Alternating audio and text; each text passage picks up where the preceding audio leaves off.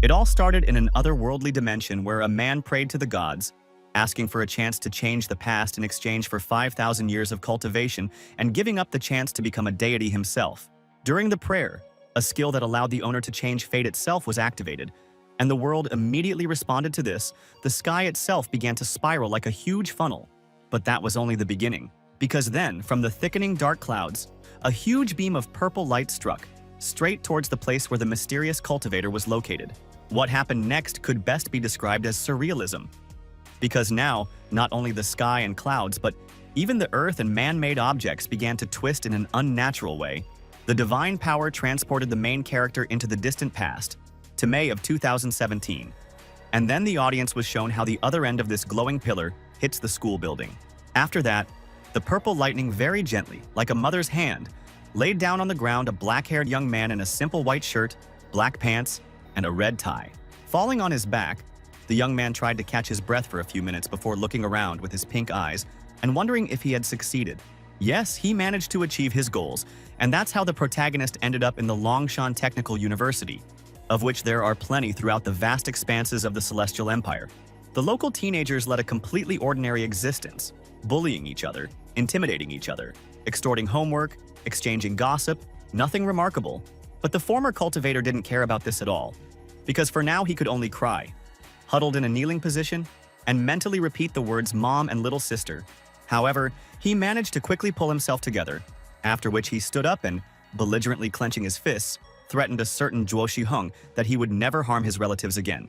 After this promising episode, the action moves directly to the university dormitory, specifically to room number 1103. It turned out to be an ordinary room for students who did not have their own housing in the city. There were tables with computers installed on them and stairs leading to the bunks above. Looking at the clock, which showed that it was now 4:30 o'clock in the afternoon, the protagonist thought with excitement that he urgently needed to find at least a little money to help his family. Despite the fact that it was a good cause, without any discounts or conditions, the main character looked uncertain and even scared, as if he did not know whether he could cope with the task. But in the end, he forced himself to sit down at the computer, reminding himself that they vitally needed every yuan, which meant there was no time for weakness. At this point, the door creaked open and several young men entered the room, loudly and enthusiastically discussing the possibility of visiting a newly opened crayfish shop. Seeing the main character, one of them mockingly noted that the respected young Master Mu had not changed his habits and had once again missed classes.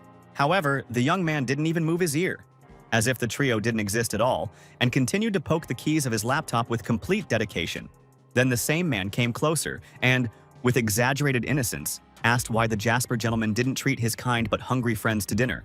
The main character continued to ignore the presence of this group, and then the second teenager became terribly angry, saying that he himself didn't have a penny, but he had so much pride, he continued to yell that he would tell the whole class that the protagonist was not a rich man at all, but simply a liar. But the student finished formatting the system of his device with a detached face. In the end, the troublemaker got so carried away that his own friends had to grab his hands and remind him that Mu has the right to behave the way he does. However, in essence, they were in complete agreement with their leader, and therefore demanded that the brunette fork out some money, so to speak, to show gratitude for keeping his secret. But the pink-eyed boy no longer wanted to have anything to do with these stupid school intrigues, and he, hiding his laptop in his bag, indifferently replied that they could talk as much as they wanted. To say that the blackmailers were speechless would be a colossal understatement. All they could do was stare at their former friend with their mouths agape. Then their leader came to his senses and again began to yell that the time traveler was simply an ungrateful pig and the last scumbag. But the departing cultivator did not even turn around. When he slammed the door, which was immediately hit by a book thrown by someone in anger, he only thought about how to quickly regain his cultivation and stop being a pathetic mortal man. But first, the protagonist went to a hardware store where he sold his laptop for 800 yuan, less than he would have liked. But the shop owner indignantly noted that this was still generous, considering that the device was old and used. He almost cried, remembering how his mother had saved money for months to buy her son this laptop, and now he was selling it for such a ridiculous amount. In the past, when Mu was still a completely ordinary person, he led a meaningless and senseless life as an idle money guzzler. And now he terribly regretted it. And if only that were not enough, he also forced his mother to constantly give him money whenever her own reserves showed the bottom after a day of revelry. The cultivator looked with incredible regret at the history of his correspondence with his parent, how he wrote to his mother time and time again, and she meekly transferred him huge sums despite her own problems. Out of pain and shame, the protagonist began to cry for the first time, feeling like a disgusting parasite. But then someone called him by his full name and surname, Mu Li. It turned out to be a young girl wearing large striped pants with suspenders. And at the sight of her, the main character jerked as if someone had kicked him hard. And it was also his younger sister, the very one the protagonist had recently remembered with incredible regret.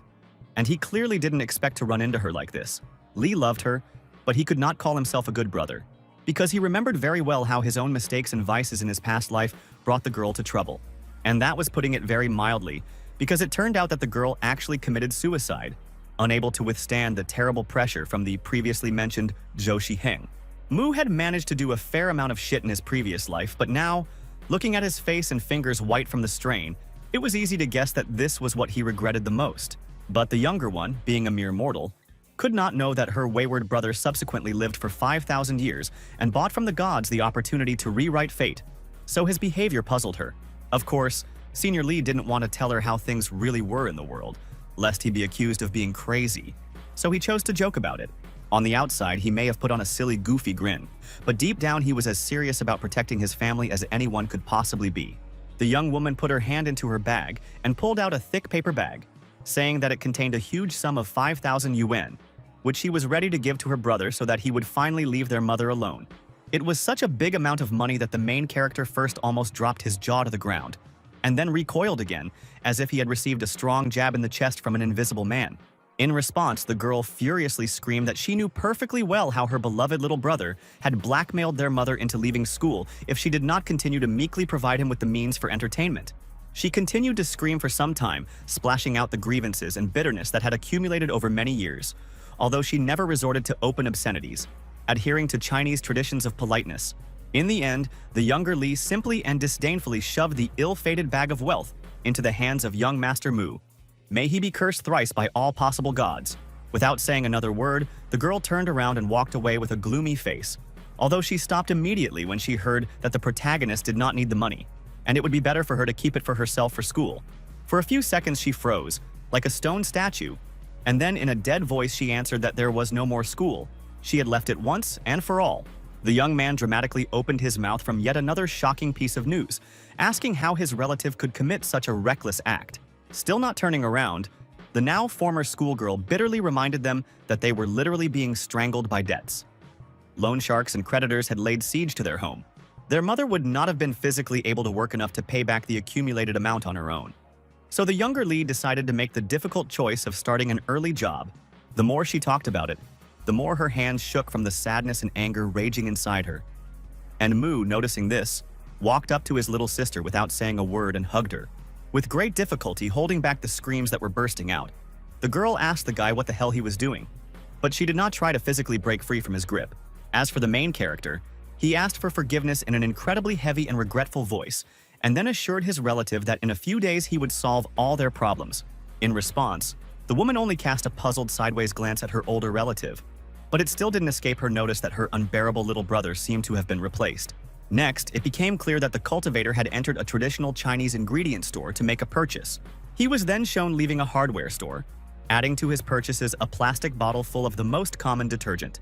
With this wonderful treasure, the main character quickly walked towards the city limits and entered the forest, as far away from any witnesses and curious eyes as possible. 10 minutes later, Mu was already cooking the whole mixture in a saucepan and, sadly stirring it, was thinking about the fact that the earth was extremely poor in spiritual energy, so he needed an elixir to become imbi again. But then suddenly the mixture bubbling on the fire hissed and released a whole cloud of orange smoke into the air, a clear indication that the miracle soup was finally ready. Then the potion began to glow with a bright light, similar to the reflections of the rising sun, and even the main character was surprised at how his idea worked. When both the light and the smoke disappeared, in their place there was only a clear, sparkling liquid, which seemed to scream with its very appearance, calling for it to be drunk. With the utmost care, Muli poured the resulting potion into a plate and then brought it to his lips and carefully swallowed it whole, not leaving a single drop at the bottom. At this moment, the youth's entire body was enveloped in this supernatural light and he soared above the ground, thinking about how cultivation was divided into 5 types: Lianqi, Yuandan, Shenhong, Huashen, and Tianren.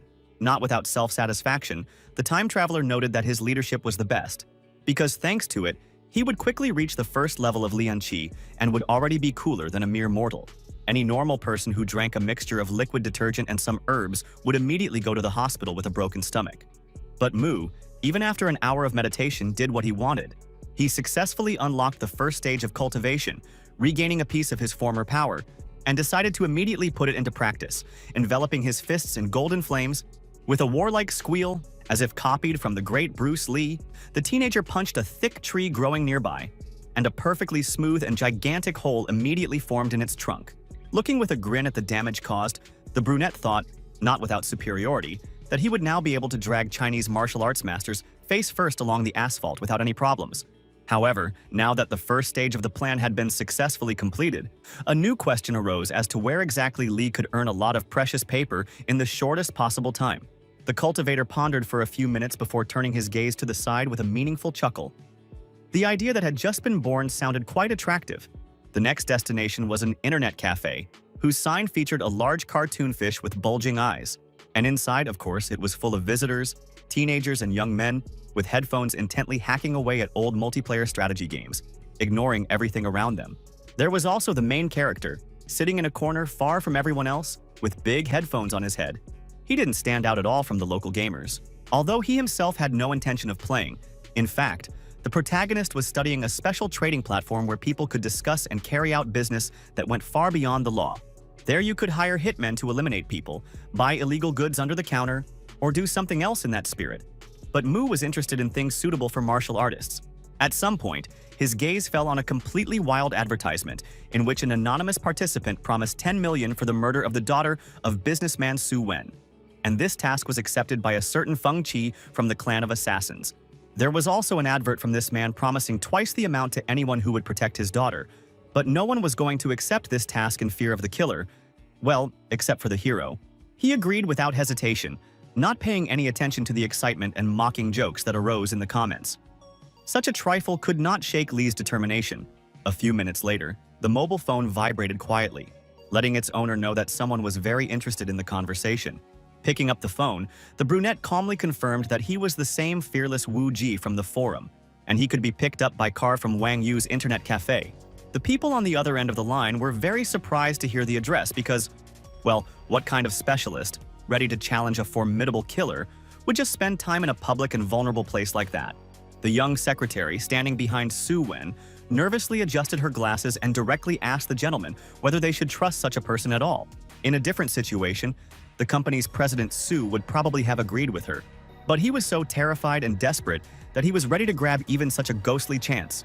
Half an hour passed from that moment, and a long black car carrying a passenger could be seen approaching the luxurious villa of a wealthy family. After getting outside and taking a good look around, the cultivator lazily thought that this house was indeed huge, although his face showed that he was not impressed. This, however, could not be said about the venerable Wen, who was almost speechless upon realizing that the supposed bodyguard was not only accessing the darknet from an internet cafe, but also a schoolboy. However, he contained his surprise and greeted the protagonist very kindly, introducing himself as the author of that very advertisement and extending his hand for a handshake. However, the brunette did not accept it, and in general did not react to the greeting in any way. Instead, he wanted to look around the surroundings, and Su Wen agreed without hesitation. He soon explained to the protagonist that he had an old enemy, a fellow businessman, but much more ruthless. And he became especially angry with Su when he told the police about his opponent's illegal dealings. Now this man is wanted and is doing his best to avoid prison. But no one could have imagined that he would go so far in his thirst for revenge. Muli almost stopped listening to the old man at some point, and instead focused entirely on the surroundings, even though everything was seemingly quiet. The family's villa was surrounded by an idyllic garden full of tropical plants, birds chirping softly above, and a marble fountain babbling in the center. Anyone who didn't know the true state of affairs of the estate's owners would feel calm and safe here, but the cultivator tensed up like a spring about to shoot. Thanks to his supernatural abilities, he instantly saw and heard all the disguised bodyguards watching his every move, including those who were far away and watching the villa through cameras. He noted with a hint of mockery that the employer's house was quiet despite the crowds, and the businessman began to sweat, not understanding how the kid knew about the extra precautions. But then, with even more obvious mockery and contempt, the cultivator noted that all these bodyguards were nothing more than fodder for a professional assassin sent by the enemy.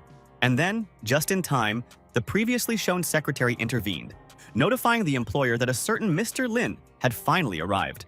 It turned out to be Lin Yue, an elderly martial artist who had reached the middle rank, and his young disciple, Zhao Chuan, a low-rank martial artist.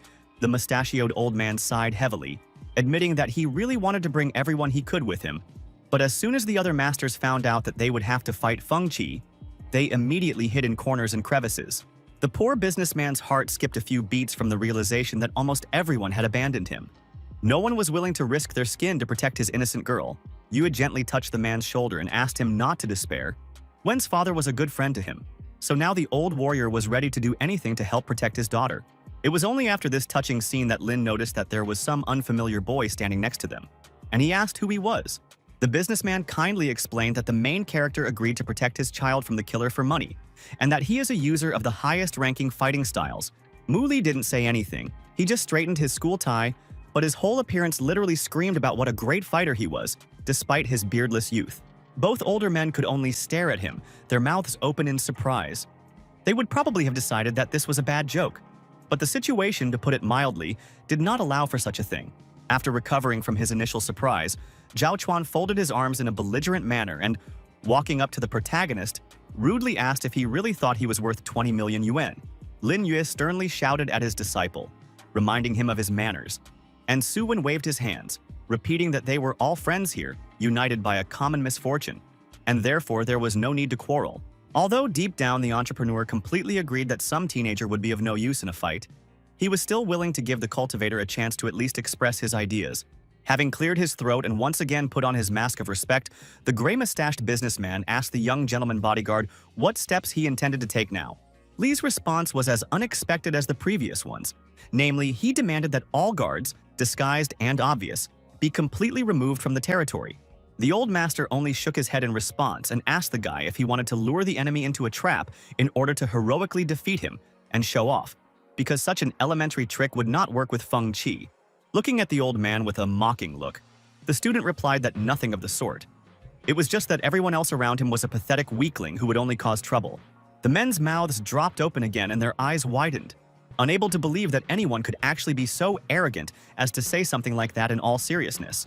Wen, however, did not get angry as one might expect. He only mentally noted that this schoolboy was indeed very brave to say such a thing. But that was not the end of the show, after which the man from the future turned to the martial artists and contemptuously said that they were also so weak that they would hardly be of any use. This disdain infuriated Zhao to the extreme, so he yelled back that if the brat considered himself Wuzun, then they could test how well he could swing his fists at any time. Li snorted even more arrogantly and said that Chuan was not even fit to serve as his punching bag, and he mentally added that the title of Supreme Master was nothing impressive to him. It would seem that it would be impossible to enrage the young fighter even more, but the student successfully coped with this. The warrior boiled so much that you could put a kettle on him to warm up. Seeing this, Mu smirked arrogantly, stretched out his hand in a semblance of a fighting stance, and condescendingly allowed everyone who wanted to pounce on him in a pack. Perhaps they would even succeed. There were indeed many people willing to wipe away that lousy smile, practically the entire staff of Su's bodyguards, and although Wen himself tried to reduce everything to a traditional one-on-one duel, the young man refused. As for Zhao, he was already mentally imagining how much pleasure he would have in slapping this mangy brat in the face, making him regret every condescending word. After this, it was as if an invisible gong was ringing, symbolizing the signal for the beginning of the battle, and all the guards rushed towards their prey with screams and shouts.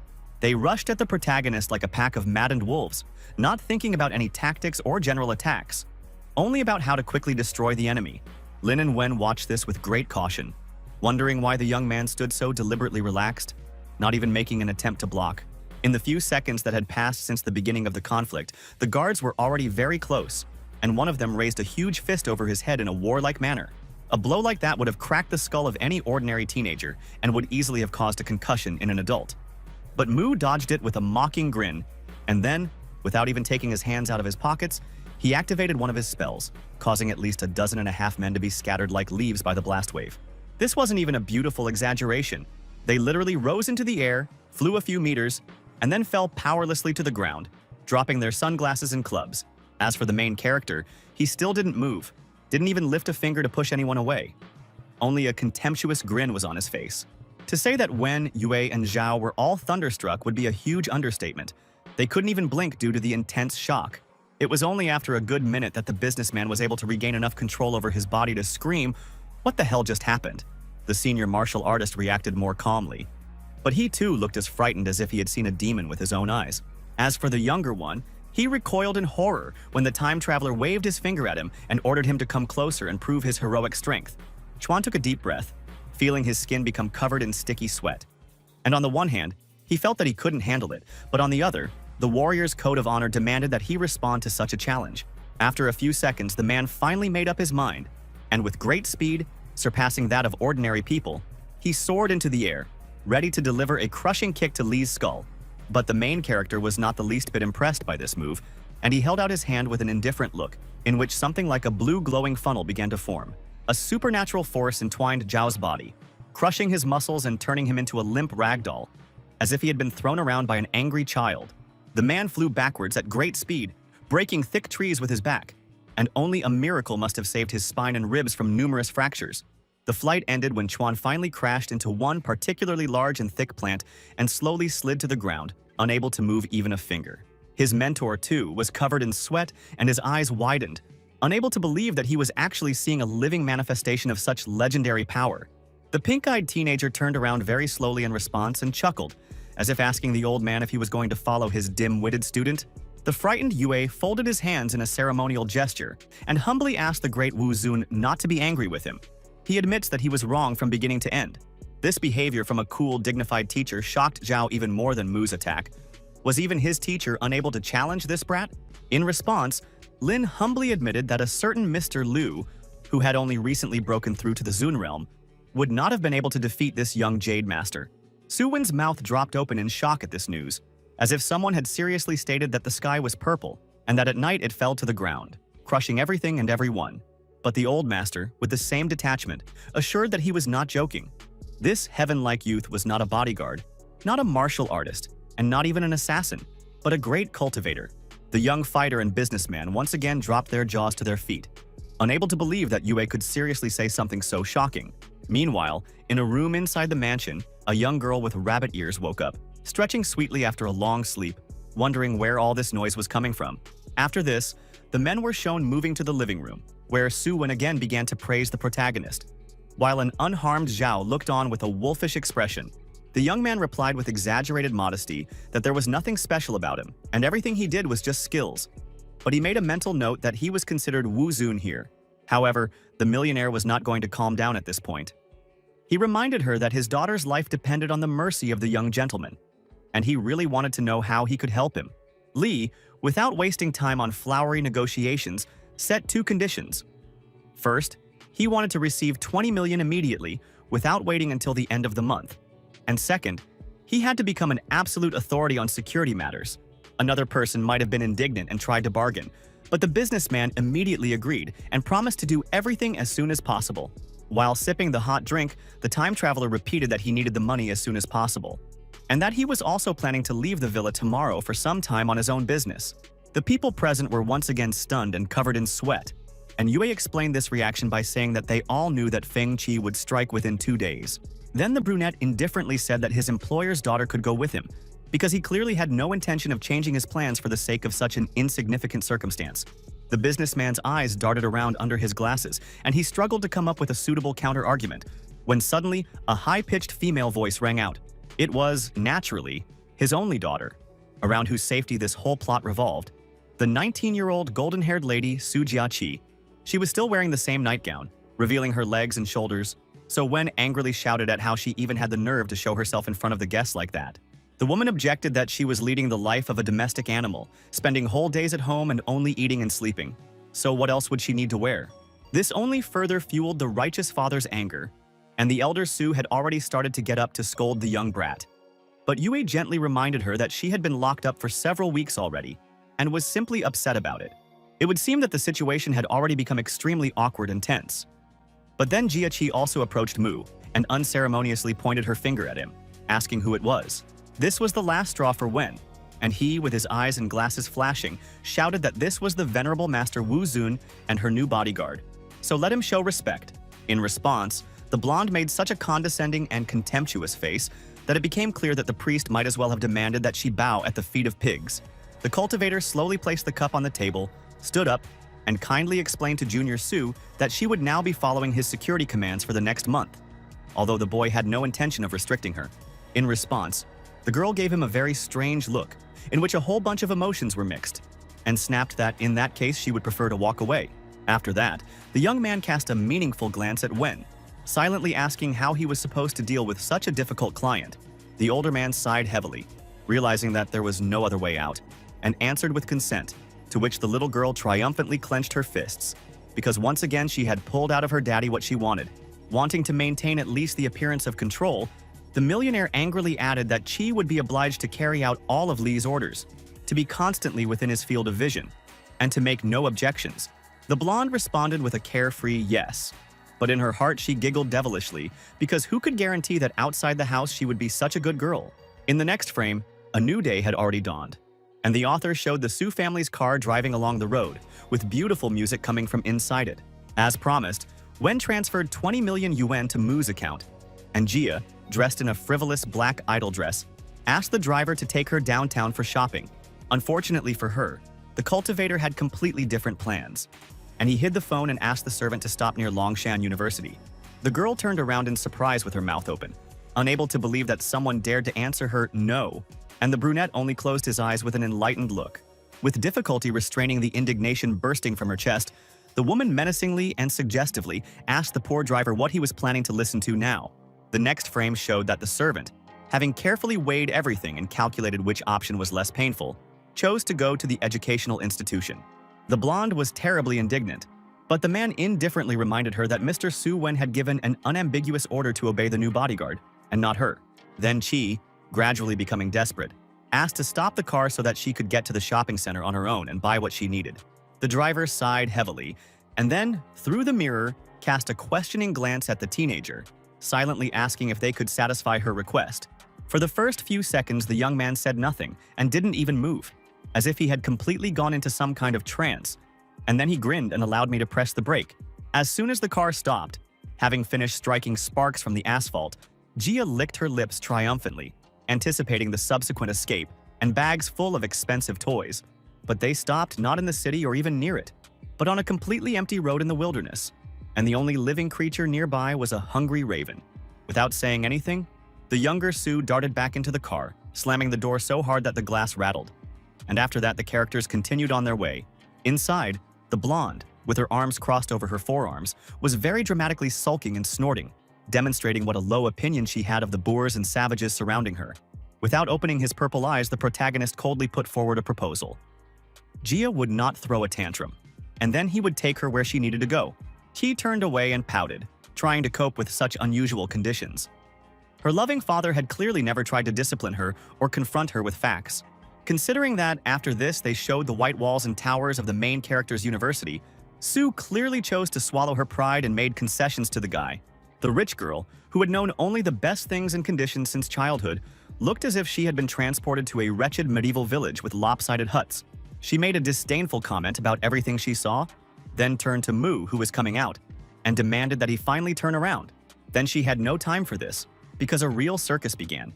Dozens of students climbed out of the windows and began whistling, squealing, and screaming like monkeys, calling the beauty to them. The protagonist completely ignored this, and he still didn't try to look back at his ward, only coldly ordered her to follow him inside.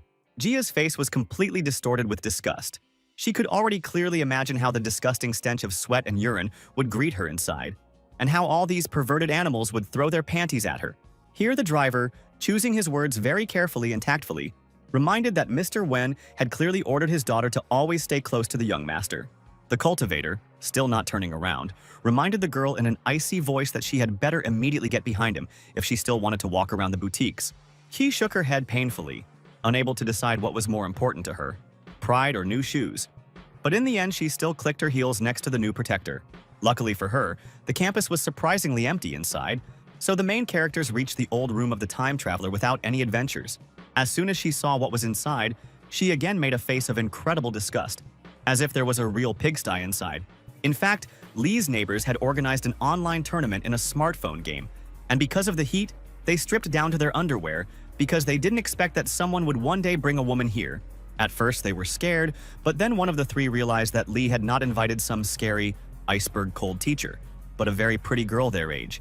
The boys immediately started making eyes at Jiaki and making ambiguous suggestions about playing together, causing the atmosphere to become considerably tense. Chi, interestingly, did not mock them or ridicule them for their bad manners. She only cowered in fear behind the cultivator, like a small child.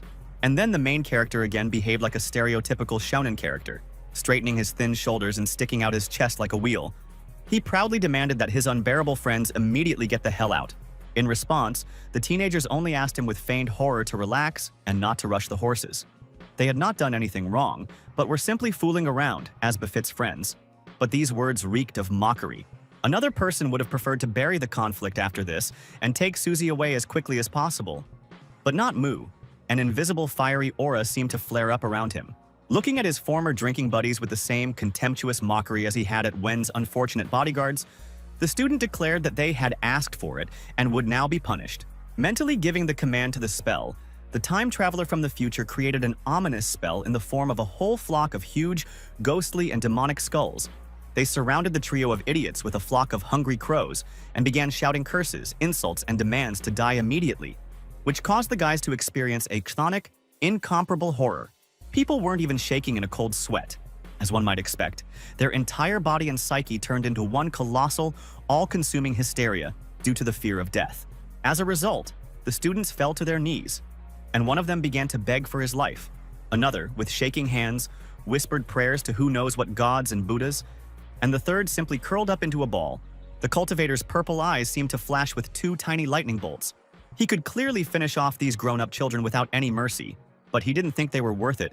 The sight of the three boys suddenly going into hysterics was so sudden and scary that even Jiaki was scared and asked what was wrong with them, to which Lee nonchalantly replied that it was nothing to worry about. It was just an illusion. No longer paying attention to the madness of his former roommates and not paying attention to Sue's fright, the young man asked the blonde to wait for a while he found his things. When the main characters got back into the car, Chi, looking at the young bodyguard as if he were a dangerous psychopath, directly asked him what he had done to those three good-for-nothings. Then the brunette scowled, looking at the woman from under his brows, and said menacingly that she had witnessed the manifestation of his power, and therefore if she behaved badly. Jockey gasped loudly, pulled back and covered herself with her hands, but it was done so theatrically that it was hard to tell whether she was actually scared or just acting. Immediately after this, the protagonist turned away so as to look ahead of himself, and in a calm voice assured that everything described above was nothing more than a joke. In response, Chi screamed loudly and pounced on the vile cultivator with her fists, raining down blow after blow. But to the hero, it was nothing more than mosquito bites. In any case, the teenagers quickly calmed down, and the driver, without taking his eyes off the road, asked where he now needed to take the two young owners. The cultivator didn't have time to come up with an answer because he received a call on his phone. Picking up the phone, he asked the person on the other end where he could meet him. The mysterious voice said that the young man would be able to find him at number 107 on Longtaw Street, and the car headed to that very place. Given the mysterious, even sinister atmosphere of this dialogue, one could easily assume that Lee received a call from the killer and went to fight him. But in fact, they arrived at a maid-themed cafe. At the sight of these beauties in black and white dresses and the sparkling pink building, Mu was dumbfounded, realizing that this was where his little sister Shin now worked, while Jiaki giggled vilely, enjoying the boy's shame. However, the protagonist managed to quickly overcome his embarrassment and confusion, after which he and Chi slowly walked along the luxurious corridor in pink and beige tones. This cafe could not complain about the lack of customers or workers, because everywhere you could look there were happy men and women, and they were served by beautiful girls in themed outfits. They quickly found a free table and took it, and immediately after that the waitress came up, politely asking what the Jasper gentleman would like. The boy asked where the woman named Mu Xin was, and the worker, without changing her expression at all, replied that she was just heading their way with an order. It really was the protagonist's younger sister, and although her uniform was completely closed, devoid of even a hint of vulgarity, she blushed desperately. The protagonist slowly rose to his feet at the sight of this, and only the gods know what effort it took for him to not scream throughout the entire room. Then a hand came down on the girl's bottom with a slap, and the man in the white uniform said in a brazen manner that Xian had criminally made him wait, so let her move her beautiful limbs faster. As one might guess, this enraged the cultivator more than anything else, and it would be difficult to convey in words how much the boy wanted to finish off this bastard. It turned out to be Sun Chung-ren, the 23-year-old sole heir of a rich company, and from his face it was clear that the man felt like a real king of the world. The girl was bursting with anger and resentment, but she did not dare to argue with such a powerful man. She only pressed the tray to her chest and quietly said that she still had a lot of unfinished work. Needless to say, this had no effect on the depraved golden boy, and he reached out his hand to the victim to continue his little, funny game. He pulled out a pink box from his pocket, slowly opened it, and showed the whole world a luxurious ring with a faceted gemstone that was clearly worth a fortune. Looking at the young waitress with her eyes wet with passion, Sun asked her to be his girlfriend, as if it was the same as getting married. The other patrons of the cafe watched this with their mouths open in surprise, clearly trying to figure out what the brunette would do next, whether she would agree or find enough pride and courage in herself to tell Chung to go to hell. The main character had not yet intervened, only watching the unfolding scene like a hawk. But Chi immediately recognized Ren and kindly explained what a high-flying bird he was. The young millionaire, meanwhile, leaned forward and in a sly voice told Jean that he knew very well how poor her family was and what a spendthrift her brother was. But he could easily fix it if he got her consent. Many people, driven by a thirst for easy money, would have agreed without hesitation, but the girl, if she resembled her brother in anything, was her unbending pride and sense of self-worth. Sun snorted in great irritation, closed the box and jerked his hand back, unable to believe that some slut without a clan or tribe dared to ignore his generous offer. In his excitement, he completely failed to notice that he had tilted the glass of expensive cocktail too much, and the liquid began to flow over the edge. She fell right onto his basin, staining his expensive pants and shirt, and Ren indignantly screamed throughout the room, calling the owner of the cafe to sort things out. The man, nervously clenching his sweaty palms, actually ran out of his office, hoping that young Master Chung was not too angry and could be satisfied. The young rich man pointed to the damp stain spreading across his trousers and with hidden self-satisfaction said that one of the maids was to blame for this, so let her correct her offense. The businessman was overcome with terrible anger, but not at the impudent golden boy, which would have been mortally dangerous, but at the defenseless Xian, who was incapable of resistance. It was much easier for the man to shift the blame onto the young and poor worker, and he even swung his hand at her, furiously shouting accusations and curses. However, no slap or punch ever happened, because someone else's hand grabbed the cafe owner and squeezed him as if it was made entirely of metal. The shocked businessman turned around, but instead of some 2-meter-tall brute, he saw only a frail teenager in white with a stony face. In response to demands to immediately release him, the protagonist did so, but literally, he threw the offender across the room so that he smashed one of the expensive tables with his body. The other viewers watched with shocked faces, their brains simply refusing to process the information that some skinny kid could beat up a grown man like in a B-movie. As for Jian, she could only open her mouth and cover it with her hand automatically, unable to believe that she was seeing the hated older sibling in front of her. Wen's daughter was in a state of shock. She hadn't seen that, so to speak, duel in the yard, and the whole way she took Mu for an ordinary teenager with a huge ego. Oddly enough, the first one to overcome his stupor was Ren, who stood up on shaking legs, pointed his finger at Li and asked in the most menacing voice possible what kind of devil he was. The cultivator dealt him a slashing blow with his palm at high speed. He didn't even say anything. He was so angry at this smug and spoiled bastard. Like the manager before him, Sun went to the other end of the room, sliding across the floor on his own back until he came to a stop, hitting the wall painfully. Trembling with a mixture of fear and anger, Chung hissed that he was the heir to a powerful corporation. And since some brat dared to raise a hand against him, he was simply asking for punishment. But then another female voice rang out, sarcastically noting that he had no idea that this company was so influential. And Ren broke out in a cold sweat. It was Jiaki. She quietly approached the protagonist from behind, placed her hand on his shoulder in a proprietary manner, and carelessly asked if Sui had any complaints against him. Oddly enough, she scared the guy much more than the cultivator. His face became so pale and wet that the dead in the graves looked more attractive. No, he didn't want to escalate the conflict any further, and so he chose to run away in disgrace, listening to ridicule afterwards, and desperate attempts to threaten revenge did not help Chung save face at all.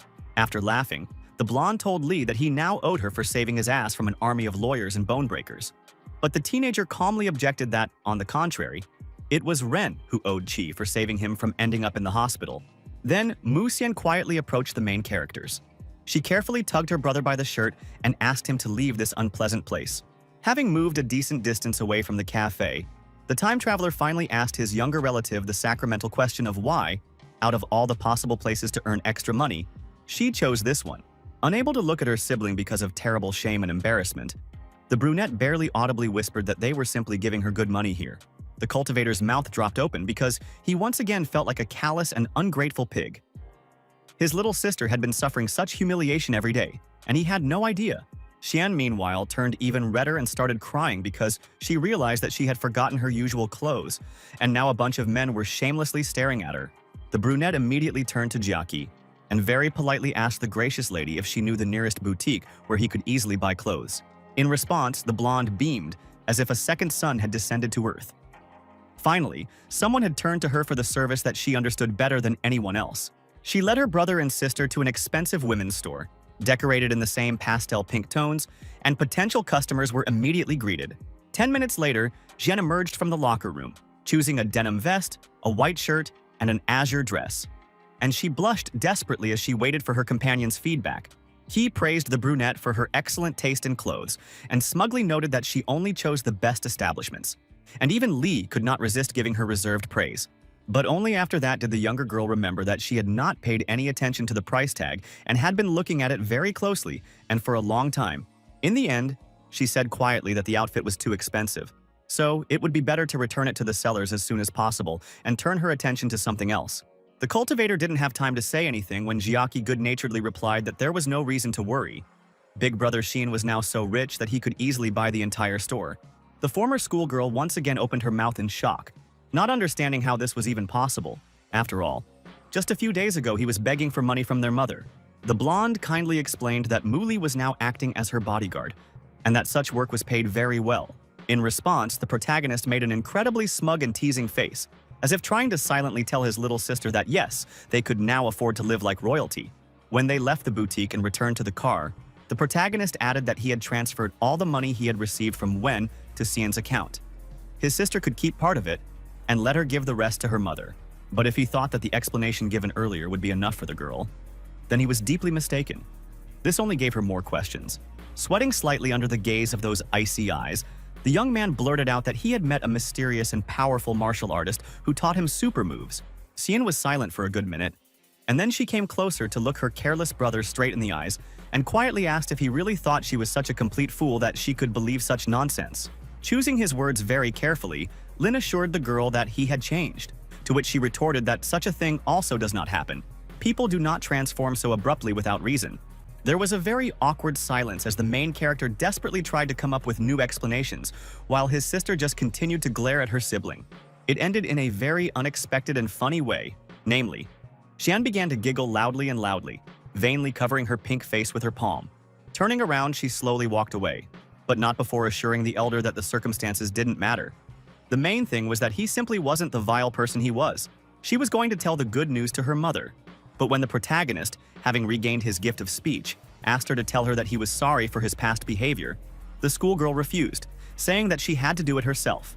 After she left, Jiaki giggled very maliciously, because it turns out that the formidable Master Mu, who is capable of knocking down men 3 times heavier than himself, deep down simply has an unhealthy fetish for his own sister.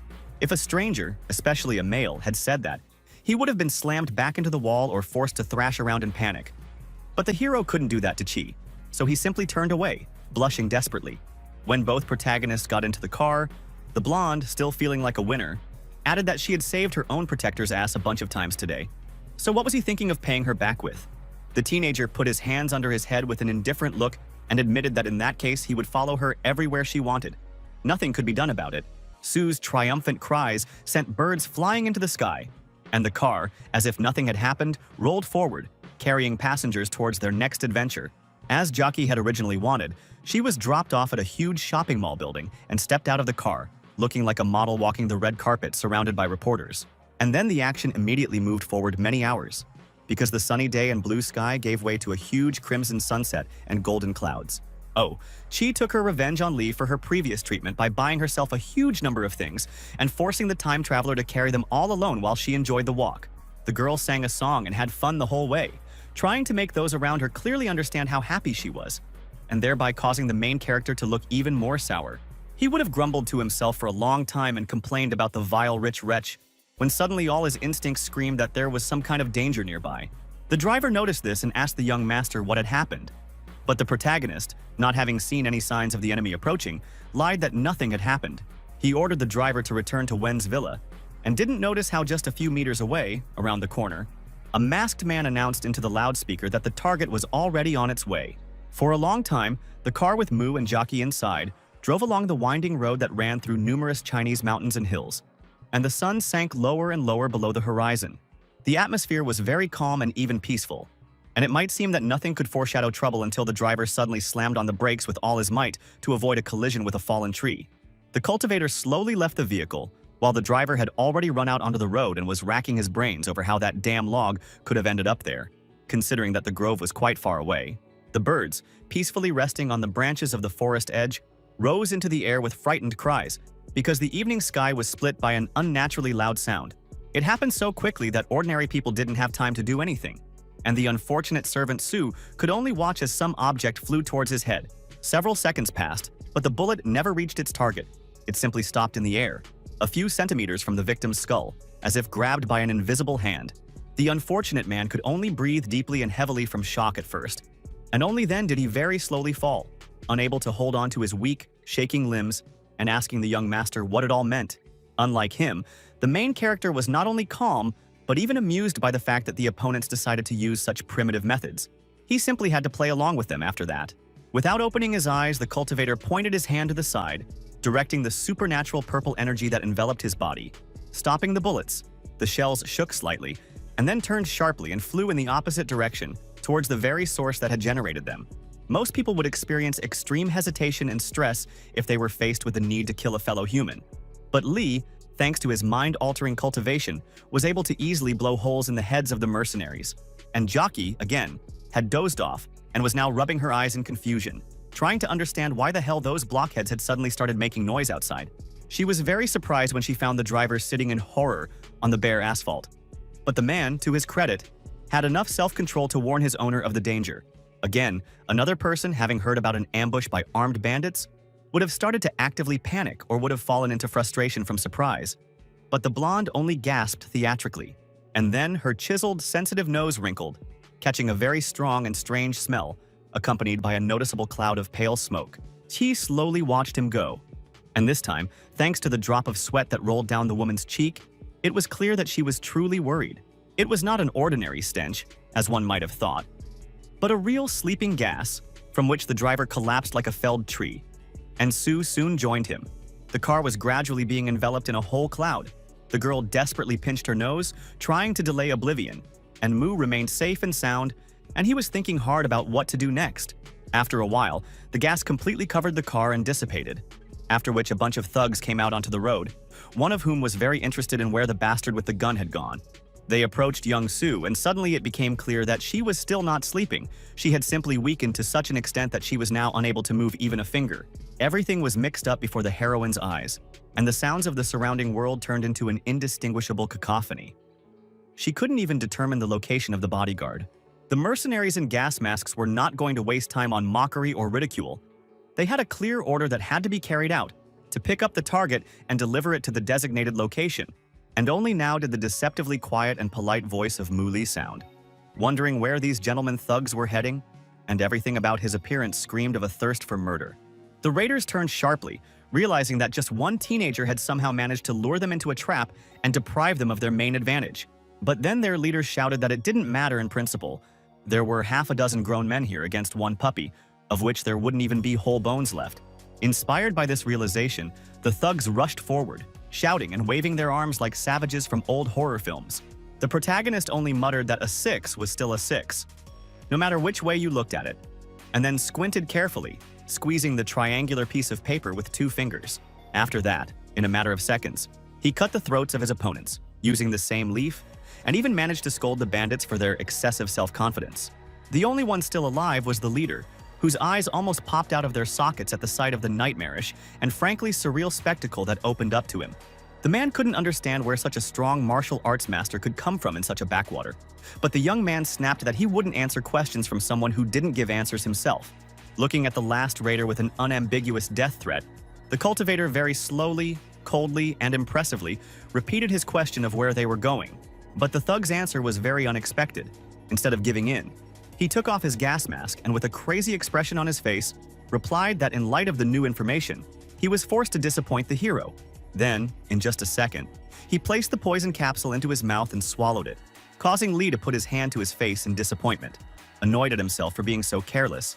On the other hand, there was still a chance that there were more mercenaries hiding somewhere nearby, for example, in the treetops, and the time traveler was going to immediately make sure of this. With his hand outstretched in front of him with an open palm, the boy quickly recited an ancient spell, and a wave of purple energy blew the thick tree into small pieces.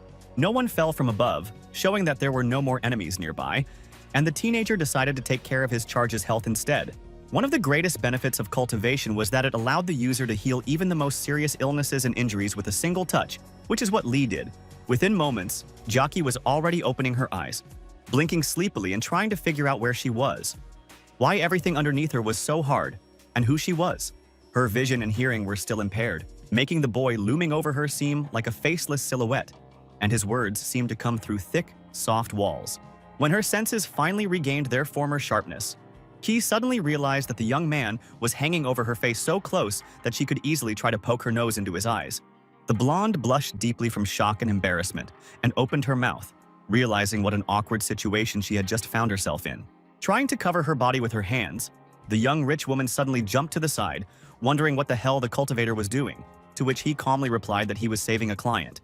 Only now did Jackie realize that there was someone else next to them, and she began to cast worried glances from side to side. After a few more moments, Sue realized that all of these men were dead as nails, and this truly sent a chilling, limb-numbing horror through her. The time traveler from the future calmly explained that these were not innocent bystanders, but killers hired by some villain. And then he began to wake up the driver. The man slowly opened his eyes and mouth, breathing in the now clean air. Despite his age, he was clearly coping with the ordeal better than his hostess. However, this man also could not hold back a cry of shock when he saw the corpses of mercenaries scattered all over the road with bullets or knife wounds. The protagonist said, a little irritated, that they needed to go back home where they could talk peacefully, because Lee didn't want to explain anything a second time so quickly.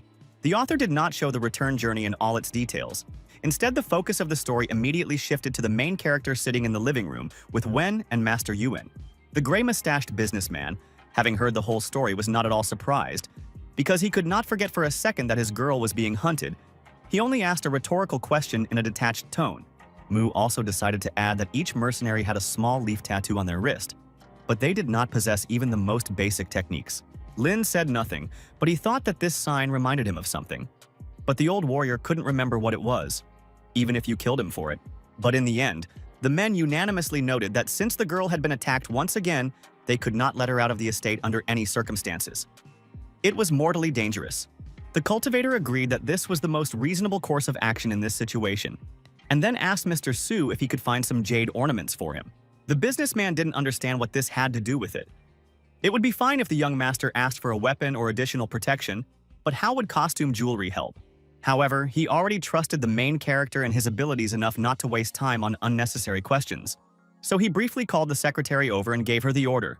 The woman bowed briefly to her employer, and then carefully opened the box she was holding in her hands, and a bright glow burst out from it. It was a repository of various jewels, and in it, among other things, was a whole stack of rings made of beautiful, bright green jade. The time traveler accepted the gift with some reverence, apparently because the result exceeded even his wildest expectations. Wen suggested that the young man needed this to perform a ritual to exorcise evil spirits, to which Yue responded that this was complete nonsense, invented by swindlers, and that real martial arts practitioners were above this. The businessman glanced nervously at the teenager and quickly apologized for formulating his thoughts incorrectly, but the main character only smiled, showing that everything was fine. When night fell, the protagonist retired to a room with large windows through which a bright crescent moon was clearly visible, and its light fell on the glowing jewelry in the guy's hands. The jade rings and hoops first lit up with a supernatural pink-purple flame, reminiscent of the cultivator's own eyes, and then again became just pieces of green stone. After this, the boy knocked on a certain door, carefully but loudly and clearly enough to definitely attract attention. It turned out to be the passage to Su Jiaqi-Chi's bedroom, and she asked, not without irritation, why the cultivator was making noise in the middle of the night, what he suddenly wanted from her. In response, Muli showed off a very wide jade hoop and, with a completely serious face, demanded that the woman put this thing on her body. Naturally, this terribly embarrassed the girl. She blushed and covered her bust with her hands, and then indignantly screamed, "Why is this necessary at all?" In the past, To avoid awkward questions from those around him, the main character, holding a still unprocessed piece of stone, asked the guard to bring him a gun. The guard handed the cultivator his weapon without objection, and for a second he looked at the instrument of destruction, as if it were a stupid plastic toy. The brunette nevertheless accepted the gun, and then, with a very slow and theatrically calculated gesture, threw the small green amulet high into the air. Without saying anything bad, the protagonist took aim and with impeccable accuracy fired a bullet right into the center of the jade jewelry, causing those around him to open their mouths in surprise. One would think that a rare item worth thousands of yuan would ingloriously shatter into pieces, but no. A force field instantly formed around it and reflected the blow. After that, the artifact slowly fell into the cultivator's open palm. And Yue, a man in his 60s, looked at it and was surprised like a little child. But, as it turned out, it was a little premature, because as soon as the amulet touched the creator's skin, it immediately crumbled into dozens of green crumbs.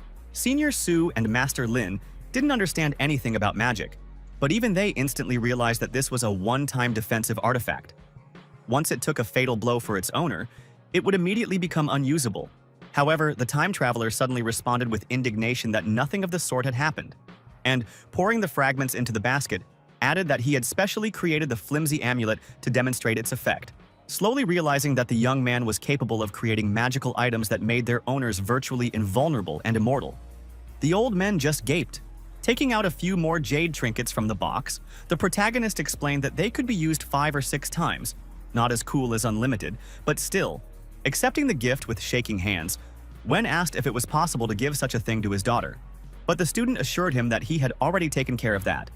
The rest of the artifacts were intended for the businessman himself and for Mu's relatives. Looking at the teenager's back with inexpressible gratitude, Su Sr. swore that he would immediately take care of this request of his, to which Li responded with a laconic thanks. That's how the first day of the former immortal warrior and celestial being as a bodyguard of a noble family passed. Stormy, cheerful, and sometimes deadly dangerous.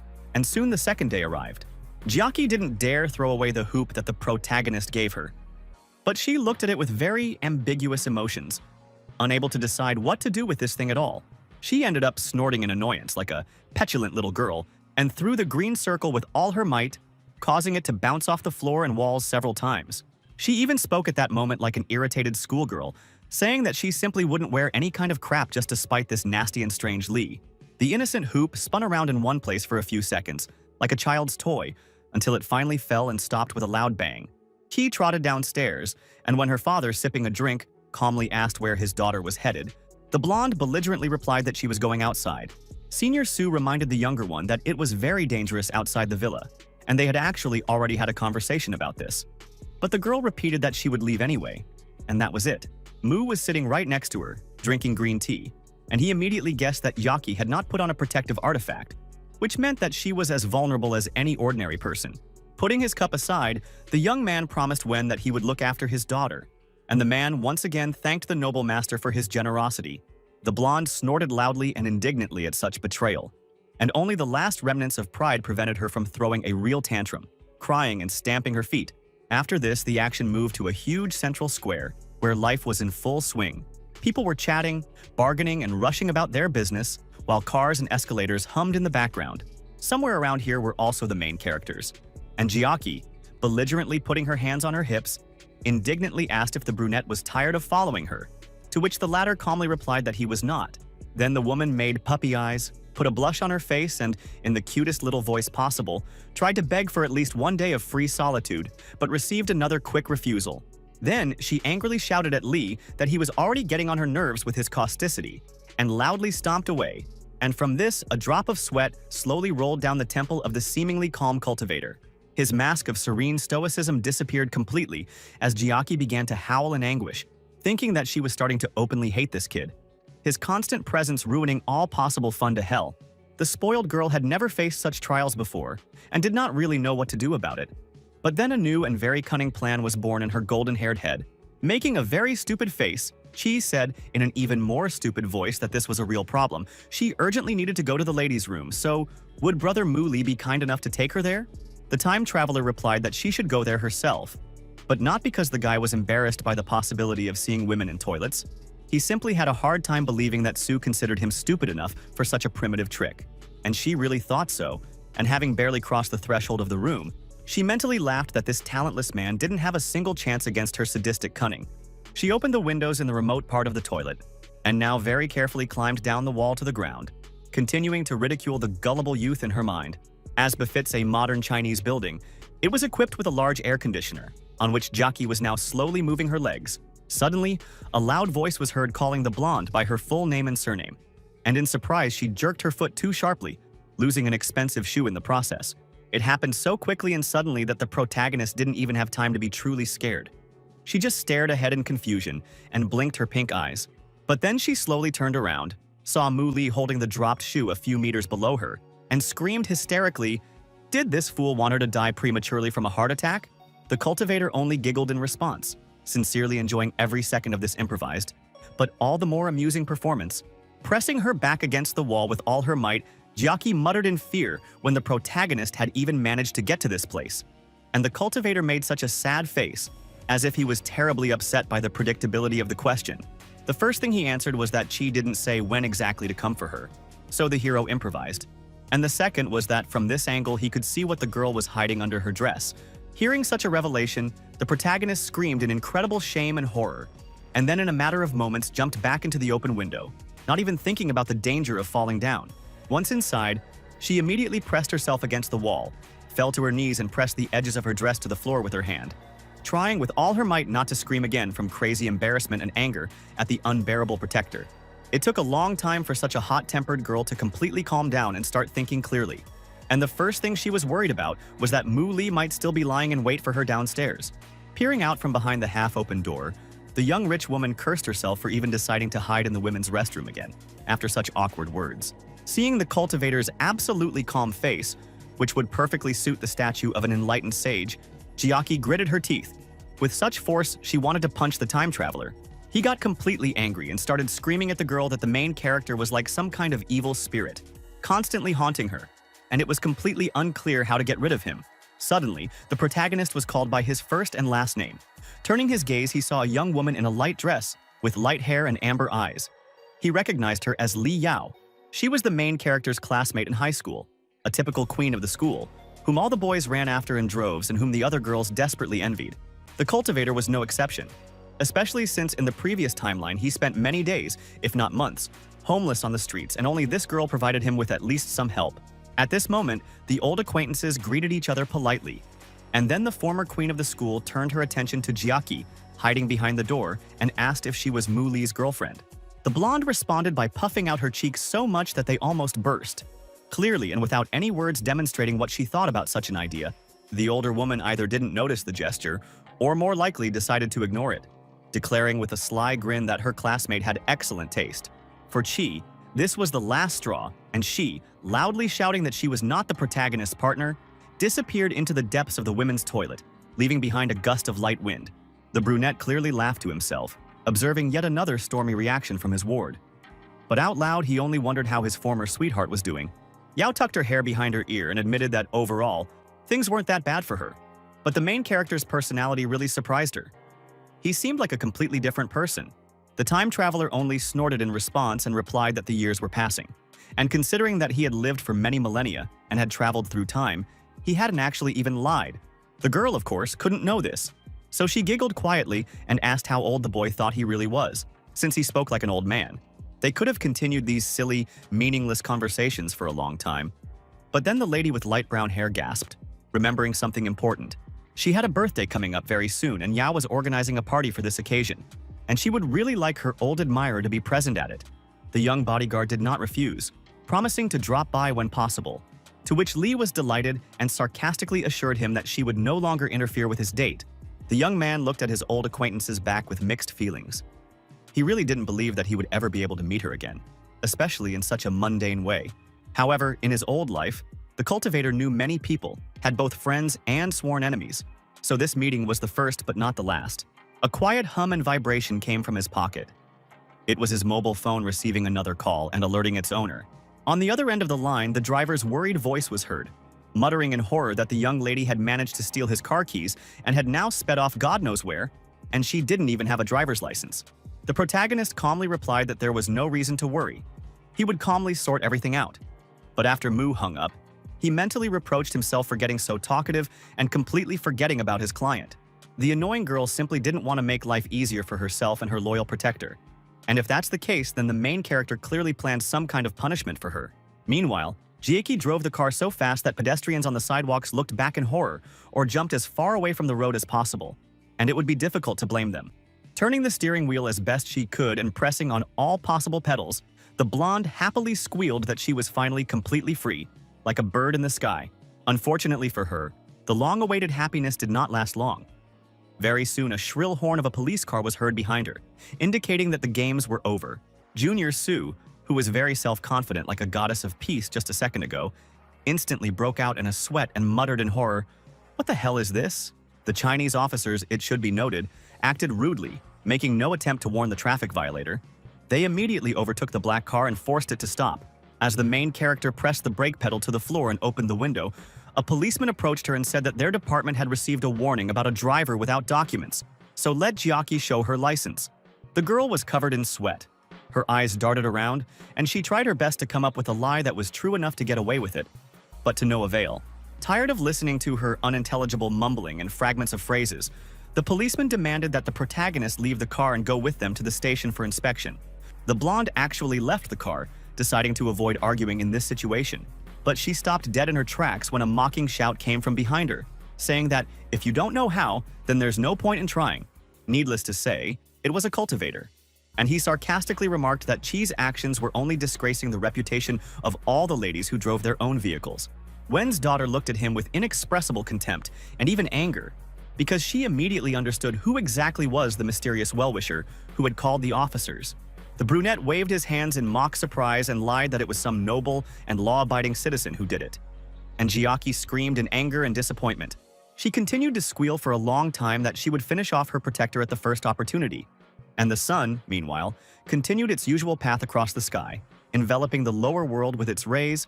Exactly 3 days had passed since then, and the scene had once again shifted to the Sioux clan's country villa, which looked as serene and peaceful as usual. The main character stood in front of Chi's door and knocked loudly, calling on the girl to stop feigning deafness and come out to meet him face to face. To say that these sounds irritated the blonde, like the work of a drill in the neighboring apartment, would be a huge understatement, so she could not stand it and indignantly opened the door.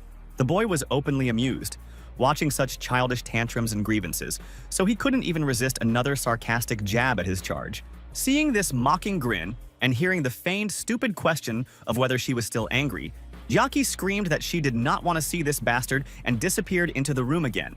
The teenager could have continued to mock her for a long time, taking advantage of his position and abilities. But after that, he seriously knocked on her door and warned that they had a common cause. There was silence in the room for a few seconds, as Sue obviously genuinely didn't want to see this troll again, but in the end, curiosity was stronger than pride. No, she was still choked by an incredibly strong anger, from which she simply wanted to grab the offender by the eyes and throat. But the cultivator calmly stated that if Chi helped him now, he would give her a break later. The blonde's anger instantly evaporated, replaced by a lively interest. In order to at least partially return to her former way of life, she was ready to do a lot. After this, the action moved to a luxurious multi-story mansion, which looked as if it was built in the image of the ancient mansions of kings and princes. Su Jiaqi slowly got out of the car, but in such a state that few would be able to recognize her. Instead of a sloppy nightgown or a gothic short dress, she was wearing a light green outfit, and her hair was tied into a strict bun. Turning to Mu Li so that she could see him at least out of the corner of her eye, the blonde irritably reminded him that the hero had promised to leave her alone, and it would be better if he remembered that. Naturally, in reality, the cultivator had no intention of keeping such a stupid promise. He would simply keep an eye on his client in such a way that she would not be able to guess about it. Li Yao had already noticed the main characters and was happily waving her hand at them, calling them to come over. And on her right hand stood Li Hong, an older man, but very rich and influential due to his position as president of a joint stock company. While Mu was chatting with his old friend and congratulating her, Wen's daughter tried her best to maintain a polite expression, although in her heart she was completely distorted. Seeing this lover of bringing couples together again, the fair-haired girl, not noticing the tension in the air, calmly turned to the blonde, introduced herself, and explained that several years ago she had studied with the main character, and the protagonist realized that this was a wonderful chance for revenge. So in the same good-natured and polite tone, she said her first and last name, and then added that she was the owner of the time traveler. Yao's mouth dropped open in shock as thoughts each more perverted than the last, immediately began to creep into her head. And Mu felt a sharp attack of shame for the first time in a long time. But he instantly grew cold and tensed when another, openly mocking and sarcastic voice was heard nearby, asking if such a prince had really honored them with his presence. It turned out to be a certain Wu Ming, another old acquaintance of the brunette, and he was a thin guy in an expensive light gray suit and with pink hair. He casually waved a glass of elite wine. Unlike Yao, the protagonist basically couldn't say anything good about this man. He was a first-class scumbag who was once slandered by Mu, claiming that Li had stolen his wallet. At that time, the main character was still a completely ordinary teenager, without any superpowers, so this rich kid could afford to bully him for free for several years. Despite the fact that many millennia had passed, the pink-eyed teenager was vindictive enough to sincerely despise Ming for all of this, especially since he once again tried to make a laughingstock of the boy. A whole bunch of sycophants readily chuckled at his crude and tasteless joke, and even Jia Qi, who had not yet completely forgiven the bodyguard for the joke with the police, sympathized a little with him at this moment. Yisu was not going to stand by and tolerate such bullying, so she resolutely stepped forward and disdainfully told the defender that there were too many annoying buzzing flies here and they should come out. The cultivation adept instantly understood what she was getting at, so he simply agreed, while Ming's mouth dropped open, unable to believe that someone had the audacity to call him an insect. Then Wu took a good look at Wen's daughter and almost shattered his own teeth from anger. Because how could such a, so to speak, scum of society like Mu get his hands on such a beauty? At this point, the herald loudly warned the hosts of the party that the Jade Master Sun Dafu, the president of an influential real estate company and father of the ever-memorable Sun Chung Ren, had finally arrived. Yes, this was the same depraved golden boy that the main characters had the displeasure of meeting at the Maid Cafe. And he, of course, could not miss such a pompous party. He paid his respects to Yao, who grimaced as if she had swallowed a piece of lemon, knowing full well what a slippery and unpleasant person this young man was. However, she responded to the congratulations and thanked him for them. And Chung sipped his wine with pleasure until his gaze suddenly caught another familiar face. Needless to say, he saw the same black-haired, purple-eyed bone breaker who had made Sun ride through the entire Maid Cafe on his own butt. Few people would be able to forgive such humiliation in just a few days, especially such a narcissistic and depraved boy. So the brown-haired man immediately seethed with bile. He immediately began to think about plans for terrible retribution, but nothing sensible came to mind. And then Wu Ming arrived to help. The pink-haired guy tried to introduce himself in order to make another useful acquaintance in high circles, but Ren had no time for that. He simply realized that a potential ally had come to him himself. Zhen put his hand on his new acquaintance's shoulder in a brotherly manner, and then, in an emphatically friendly tone, asked if he could help him with one small problem. The young opportunist, of course, did not refuse. And then Chung pointed his hand at the protagonist, who was lost in the crowd, and asked if Yi could help him humiliate this man. The former school bully was very happy because he accidentally discovered that he was not the only one who hated the protagonist. Not to mention that he considered himself a real master in the field of humiliation. The two villains quickly came up with some kind of plan and agreed to put it into action as quickly as possible, while the cultivator, watching how much Jockey was eating, tactlessly advised her to take care of her figure. The blonde didn't care at all. The cakes, pastries, muffins, and other sweets were so delicious that she simply couldn't stop and devoured one after another. And then Mu Oi suddenly heard a voice that demanded that he come closer immediately. The speaker had some important business with him. It was Min, and the time traveler, a scientist with bitter experience at school, understood perfectly well that nothing good could be expected from this man. But he still decided to come up and check just in case. With his hands in his pockets, the main character slowly walked towards his former school rival, while slightly moving his hips to the beat of the upbeat music. When the pink-eyed boy came very close to Wu, he asked him, without unnecessary politeness, what he wanted, what important business he suddenly had. The young man frowned slightly, as if he was assessing the best way to hit the hated boy. And Sun, standing 10 steps away from them, did not take his eyes off what was happening. Eventually, he came up, giggling nastily like a stereotypical hyena, and the protagonist jerked back as if he had been hit. He didn't expect to see this bastard here either. And then the real show began. The brown-haired man grabbed the brunette by the hand and shouted very loudly, so that it could be heard throughout the entire hall, why he suddenly needed his things. Then the younger son theatrically fell to the ground, trying his best to look like he was dying, and Wu theatrically covered him with his body and indignantly asked Li if it wasn't enough that he stole, but he also went so far as to attack people. The people around him began to stare at this and comment more and more, but the cultivator not only wasn't embarrassed, but even grinned. realizing that the old enemy had decided to resort to an equally ancient trick. Meanwhile, Chi continued to gobble up one expensive dessert after another, and became so carried away that she only now realized that the party had become too noisy. But Min still didn't calm down. Now he turned directly to the other visitors of the banquet and called on them all to come up and admire this shameful marauder. People had already formed a real ring around the petrified teenager, and were starting to discuss this fake crime ever more loudly. To his credit, the young man did not lose his composure at all. On the contrary, Mu said in a friendly manner that they were all adults here, so why did this couple suddenly start acting like they were incomprehensible? In response, Wu pompously said that Li had always been a suspicious fop. And although the guy hoped that with age the hero would come to his senses, this apparently never happened. Truly, only the grave can correct a hunchback. It is unknown how this bullying would have ended. Perhaps the cultivator would have started throwing people everywhere again. But then, at the most tense moment, Yao intervened. The hostess of the banquet covered the time traveler with her own body, as if he was being threatened with a weapon, and then in a pleading tone assured Mina that her dear little Mu would never do such a thing. The bully merely arrogantly noted that the woman was too trusting to see the true essence of things, and this made the hero an even bigger pig, since he used this for such vile purposes. The young bodyguard said and did nothing, and the antagonist began to leave, but not before he cast such a scorching, hateful look at the back of the young man's head that goosebumps ran down his skin. And then, a strange hand, holding a very expensive-looking wristwatch made of gold-plated material, carefully approached Li's pockets. It was Sun Ren Cheng, and although the cultivator managed to grab his hand, the brown-haired man only shouted to the entire hall that they had proof of Mu's guilt. The stolen item was in his pocket. However, they both grossly underestimated their intended victim, because the main character was no longer a dumb teenager meekly swallowing insults. Without any fear of possible problems, the guy pushed the young villain's hand away with such force that he screamed and once again fell on his own ass. Elder Sun, noticing this, immediately shouted out, "Who the hell is this guy? And by what right does this thug dare to attack his beloved son?"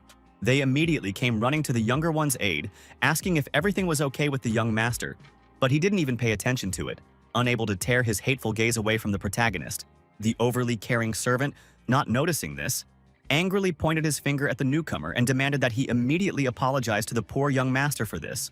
Da Fu himself narrowed his eyes so much that he looked like a huge, hungry snake, and he hissed for the main character to apologize immediately, preferably on his knees, so that the matter would not end up in court. This threat, naturally, did not make the slightest impression on the young man. After all, he had superpowers. Why should he be afraid of an ordinary person? In response, the man choked with indignation. Not only did this puppy dare to steal such an expensive thing and hit his son, but now he also didn't understand what was happening to himself. Here, the woman's voice, which was deliberately calm, parted, which was why there was such a scandal, because these watches cost a measly few 100,000 wen.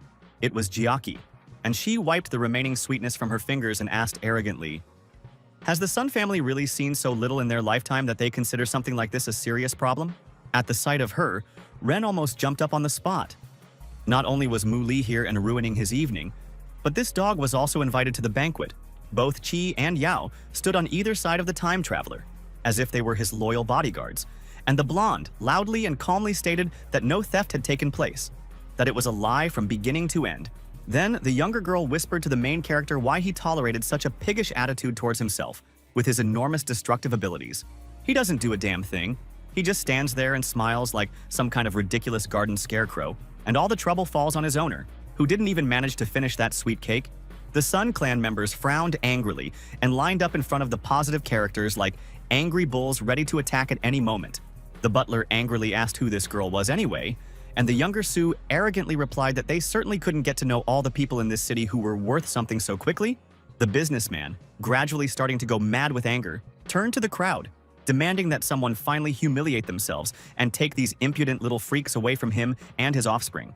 Jiaqi felt very frustrated when she realized that this was not an act. Ren's father really did not recognize her and thought she was some random brat. But then she decided to put a good face on the matter and stated with exaggerated nonchalance that it was good that she had never been kicked out before. So it was even interesting. Then someone's hand gently touched her shoulder, and a familiar voice softly and quietly but confidently asked the woman to stay close to him. Of course, it was the protagonist, who did not forget that he was first and foremost the bodyguard of this hot-tempered blonde, and Qi herself quickly began to blush from this sudden gesture.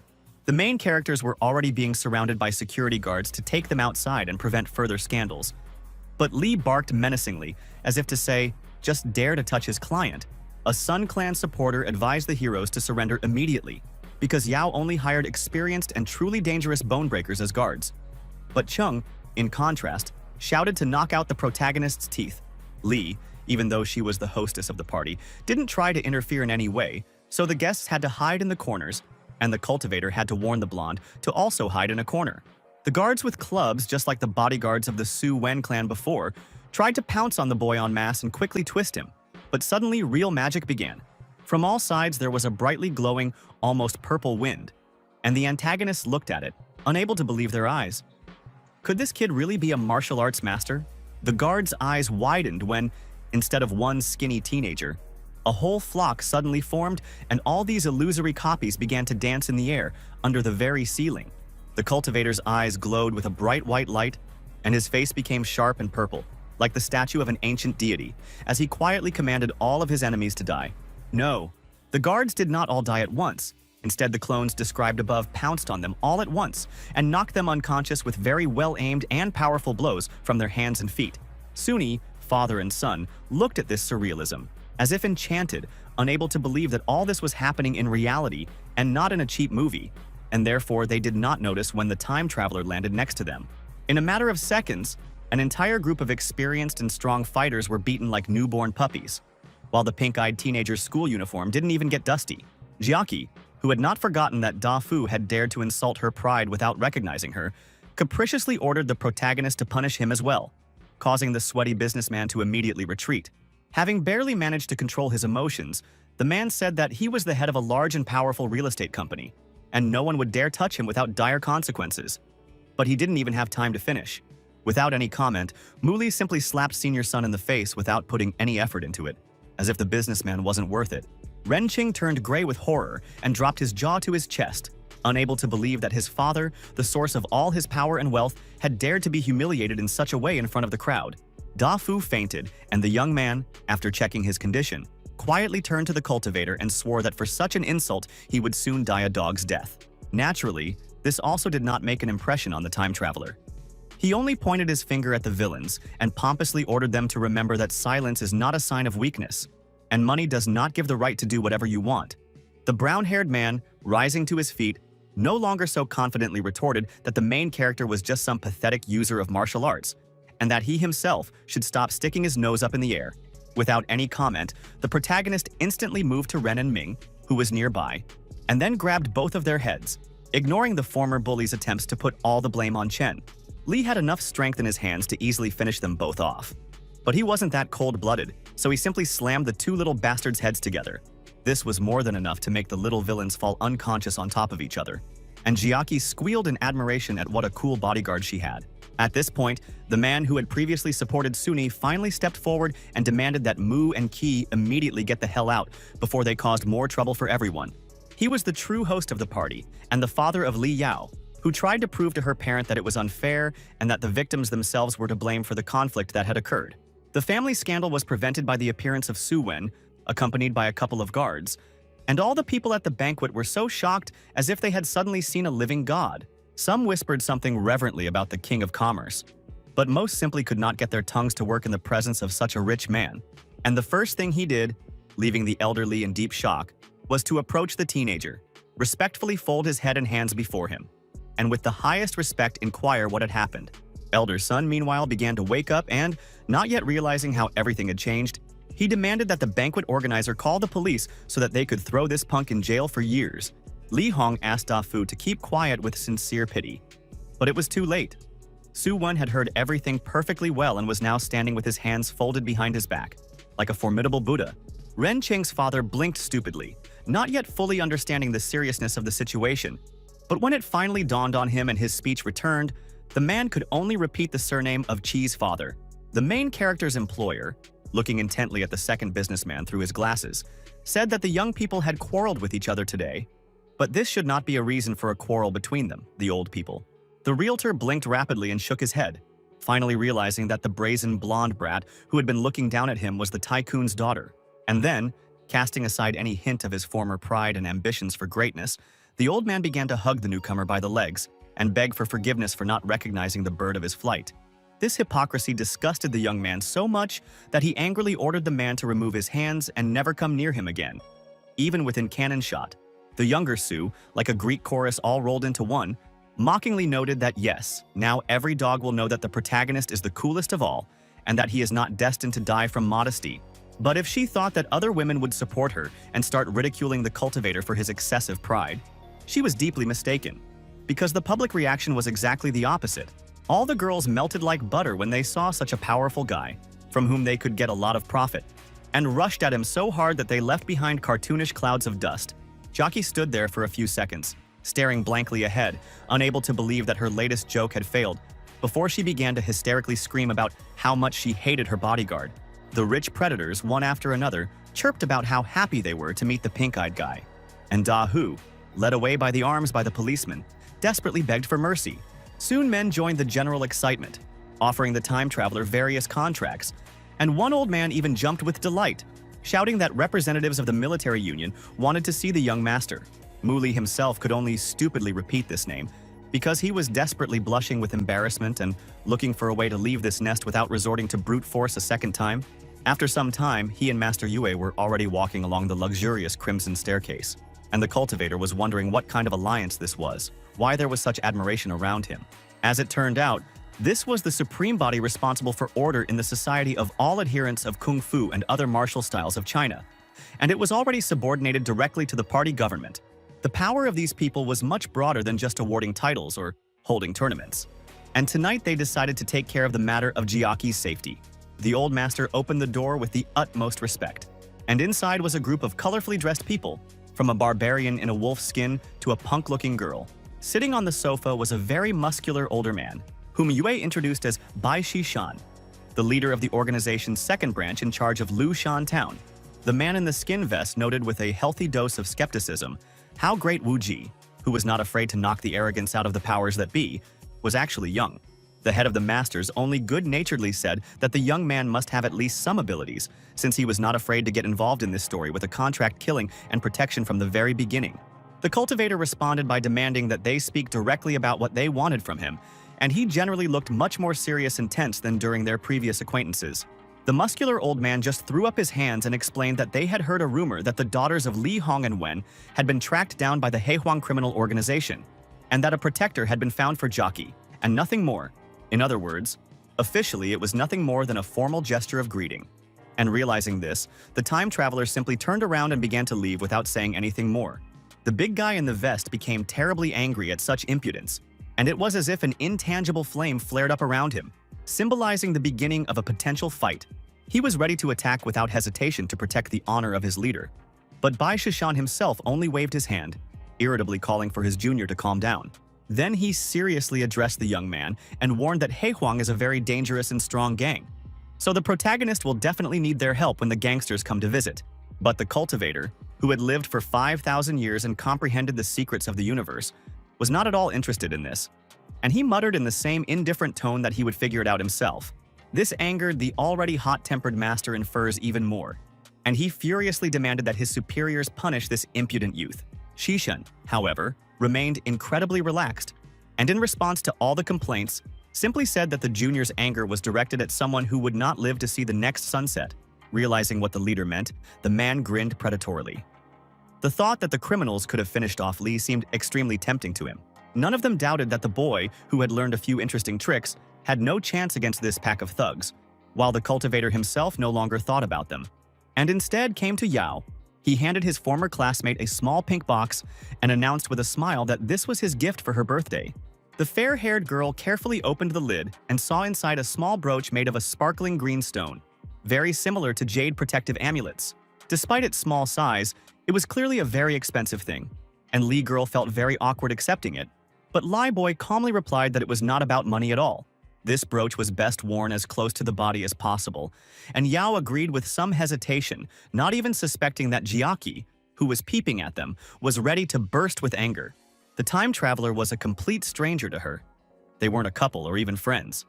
But the blonde was still terribly angry that this bastard was giving another woman the same things he was giving her. The main character's old classmate, noticeably blushing, also noted that the masquerade ball would soon begin, and the brunette, in turn, readily expressed his consent. And the rest of the guests, having experienced several shocks in one evening, had already completely forgotten about them and were calmly enjoying the buffet and gossip. Some time passed, and the time came for another ceremonial event, to which Mu appeared in a pompous black and white outfit and with a small mask on his face. As for Su Jia, she put on a huge and cartoonish pink rabbit costume and was genuinely surprised that the bodyguard was able to recognize her in this form. In response to questions, the boy only shrugged his shoulders and phlegmatically replied that he felt that it was Chi who was hiding under this mascot uniform. It is quite possible that the matter would have soon ended in another quarrel between the protagonists. But everyone quickly had other things on their minds because she finally came down the stairs. It was still the same Yao, but for the party she decided to wear a complex pink and peach dress with an open waist, as well as a flirty mask covering half of her face. This sight was enough to have a much stronger effect on Mu than any threats, attacks, or boastful speeches from his enemies. He couldn't even keep his mouth shut. Ignoring the fact that some people had already started to openly stare at her, Lee walked up to the protagonist and asked him with embarrassment if her costume was too weird. Naturally, the cultivator readily replied that everything was fine, and Yao, giggling shyly, immediately thanked her former classmate and invited him to the dance. The brunette admitted even more embarrassedly that of all the possible things, dancing was the one thing he didn't know how to do at all. But that didn't stop Lee. She promised her partner to teach him everything as the play progressed, and as if by chance, Jackie, who had retreated into the background, took off the rabbit's head and now, snorting irritably and blushing, grumbled that all men were just pigs. Suddenly, all electricity went out completely, which alarmed some people, but others remained relaxed, believing it to be a sign of a surprise to come. Then a piercing scream was heard. The well-known girl screamed loudly, demanding that she be left alone immediately, and then called on the time traveler for help. As much as he wanted to just relax and have a nice evening, principles and duty were more important than anything. So the young man apologized to Yao and warned her that he was leaving. Being a much more mature person than Chi, she didn't make a scene and only asked the brunette to be careful, when suddenly an ominous voice from behind whispered that it would be more logical for her to be afraid for herself. The woman turned around in horror, beginning to realize that she was in the middle of a huge trap. But it was too late to run away or call for help from those around her. The unknown attacker tried to do something bad to Lee. But then the brooch, the same one that was given to Mu, rose into the air and illuminated the entire area with a bright light. And it didn't just illuminate it. It became so bright in the room, as if a second tiny sun had descended into it. And this, frankly speaking, scared Yao even more than an ordinary criminal. But it was not something dangerous. On the contrary, the unknown people whispered with reverent horror that all this light and the barrier formed around the girl was the power of Yugu, and it was impossible to do anything with it. One of the bandits ordered the others to retreat, and the action immediately moved outside, to a Chinese metropolis shrouded in night darkness. Soon the thugs were met by a sinister man with blonde hair and a scar on his face. He was very unhappy that the kidnapping of Li failed, although the guys justified it by saying that the masters had ambushed them. Then, Bai Shushan materialized behind the criminals, and he menacingly announced to the tense Hong Dao Ba that this time he would definitely not be able to escape justice. As you might guess, this blonde guy was the leader of He Huang, and he was actually even glad to have the opportunity to sort things out with the organization in one epic battle. In another situation, bravura and dramatic music would have already begun to play, and the sworn enemies would have brought down thunder and lightning on each other. But then someone else's footsteps and a strange voice were heard. Of course, it was the protagonist. And Mu decided not to beat around the bush this time, directly warning those around him that he didn't care about their claims against each other, as long as they brought Yaki back. The elderly master immediately dropped his hand with an open palm, warning the protagonist not to dare to rush into a fight with such an opponent. It would be certain death. The forces were too unequal, and the brunette, characteristically, even decided to listen to the old man. He folded his arms across his chest, stepped aside, and said that he was giving him and Hong Dao a few minutes for everything. Without wasting another second, Bai Shishan activated one of his most powerful moves, his hand completely covered in a purple glow, very reminiscent of supernatural flames. But the blonde didn't just become the leader of one of the most dangerous criminal groups in China for nothing. He blocked this blow without much effort, and waves of orange energy spread throughout the area. Looking one of his old enemies straight in the eye, Ba even asked with a hint of resentment whether the Master Chief had too low an opinion of his own abilities. The old warrior, however, clearly belonged to that category of people who believed that the best argument in any fight was a stronger blow. So he silently made a new lunge with his hand. And so began an extremely fierce duel between the two great masters. fists and glittering palms flying through the air at such a speed that an ordinary person might not even be able to see anything. Hong Dao, however, was clearly not one to respect the principles of fair combat, because he seized the opportunity and immediately reached for the blade hidden in his bosom. Just one swift and crushing blow, and blood was pouring out of the mouth of the venerable martial artist, as if he were a completely ordinary person. Realizing what had happened to him, Bai showered Ba with choice curses, but the criminal bloodthirstily replied that in war, any means were good, and now he would finally send his enemy to his forefathers. Unfortunately for him, it turned out that he wasn't the only person in the area who thought the rules of combat were best kept within the confines of the training grounds, as he took a good kick to the side. Naturally, it was the main character. He hit the thug with such force that the latter flew far to the side, as if a comet had crashed into him at full speed. The blonde managed to fly several dozen meters before finally crashing into the wall and punching a huge hole in it, leaving a huge blanket of dust in the air for a few seconds. To prevent the head of the organization's branch from thinking that the cultivator was concerned about his life and health, the teenager calmly reminded them that he had only given them 1 minute of time. As for Hong Dan, he had to be given credit. From such a blow, an ordinary person would have died immediately or gone to the hospital with broken bones, whereas the criminal simply coughed heavily. Bai looked at this with his mouth open in shock, gradually realizing that the person he thought was an overly confident brat was actually much stronger than him. Ba, meanwhile, had risen fully to his feet, and he cast a look full of malice and hatred at the time traveler, at the same time asking who it was who suddenly stopped liking life. And this was not empty bravado, expressed simply out of anger over hurt pride. The gangster had a small purple pill in his hands, and he swallowed it right away. After this, the villain was completely transformed. His body got rid of bruises and wounds, became covered with huge muscles, and began to emit a supernatural golden light. After finishing yelling at the top of his lungs, Hong Dan kindly explained that he had eaten a strength-enhancing drug that he had inherited from his great-grandfather, and now he was completely invincible. No human could handle such power. Instead of giving the antagonist an extra minute to brag, the cultivator moved to the other side at such a high speed that it turned into a blur. Mu only changed Ba for talking too much, and then without hesitation or effort, he slammed him into the ground, just by placing his hand on his head and pressing down a little. As a result, the criminal was literally crushed by the enormous pressure from all sides, and blood gushed out of his mouth just like Shan's a minute earlier. The old man himself continued to watch this massacre with growing, reverent horror. He could not stop wondering who this incredibly strong boy even was. The main character cast a completely empty look at Baya, showing with his whole appearance that what had just happened was nothing more than a boring routine for him. Meanwhile, the remaining criminals quietly escaped with the kidnapped girl, who finally began to wake up and realize that she was in big trouble. Their car sped along the night road, dispersing the darkness with the light of its headlights and interrupting the trills of birds with cheerful tunes from the radio, so that few would suspect that these were notorious thugs and not ordinary revelers. One of them, sitting very close to Jiaki in the back seat, began to pester her and lick her lips in a vulgar manner, which made the blonde almost start crying, forgetting about her pride. The second bandit, who was driving the car, tried to calm his accomplice down, reminding him that Old Man Zhu had ordered chi from them, and once he finished his business with her, they would be able to do whatever they wanted. To no avail, the pervert, overcome with passion, seemed not to have heard anything, and then Su really burst into tears, wondering where this idiot Mu was hanging around when he was needed most. Of course, as the genre dictates, it was at this moment that the cultivator appeared, moving towards the car at such a speed that it seemed to have been struck by a huge pink lightning bolt. The thug who had been trying to kiss Jiaki just a second ago now had his eyes wide open and made a stupid face, not understanding what the hell had just happened. The driver, who hadn't really noticed anything, started making fun of his friend, saying that he had gone so crazy that he had apparently started seeing pink elephants when he was sober. None of them had noticed the figure of a skinny teenager in a white school shirt standing in the distance, but Chi immediately realized that the green glow slowly enveloping her was somehow familiar. When the cultivator confirmed that his ward was under the same supernatural protection as Li Yao before, he turned the car's nose into crumpled scrap metal without further ado.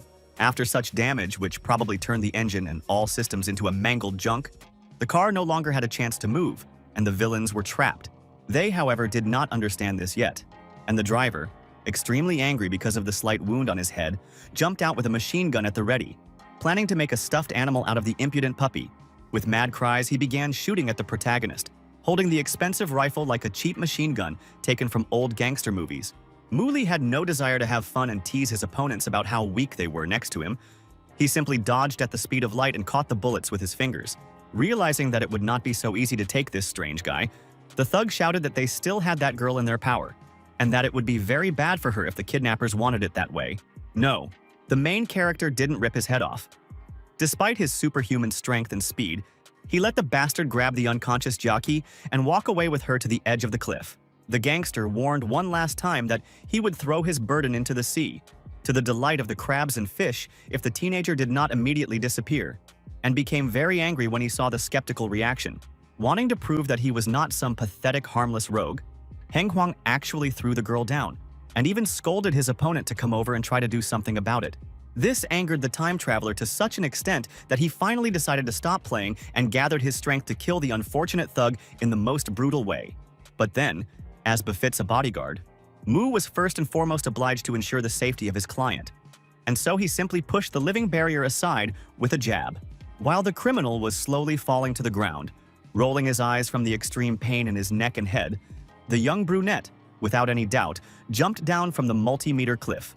Luckily, he could fly much better than he could dance, so nothing stopped Lee from repeating Superman's most famous feat and saving a defenseless falling woman.